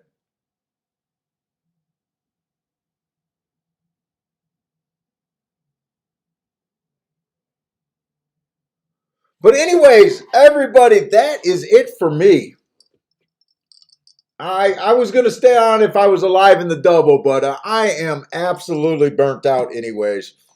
I think we got to go on a walk and get some. I haven't ate all day or nothing. But anyways, guys, thanks a lot for joining the show with me today. I think a lot of people in the chat had a really good day. I had a great day, but thank you very much for hanging out with me. Handicapping. Good luck if you guys are continuing betting. But Thursday and Friday, next show. Hope to see you guys there. Take it easy, guys. Good luck and stay safe out there.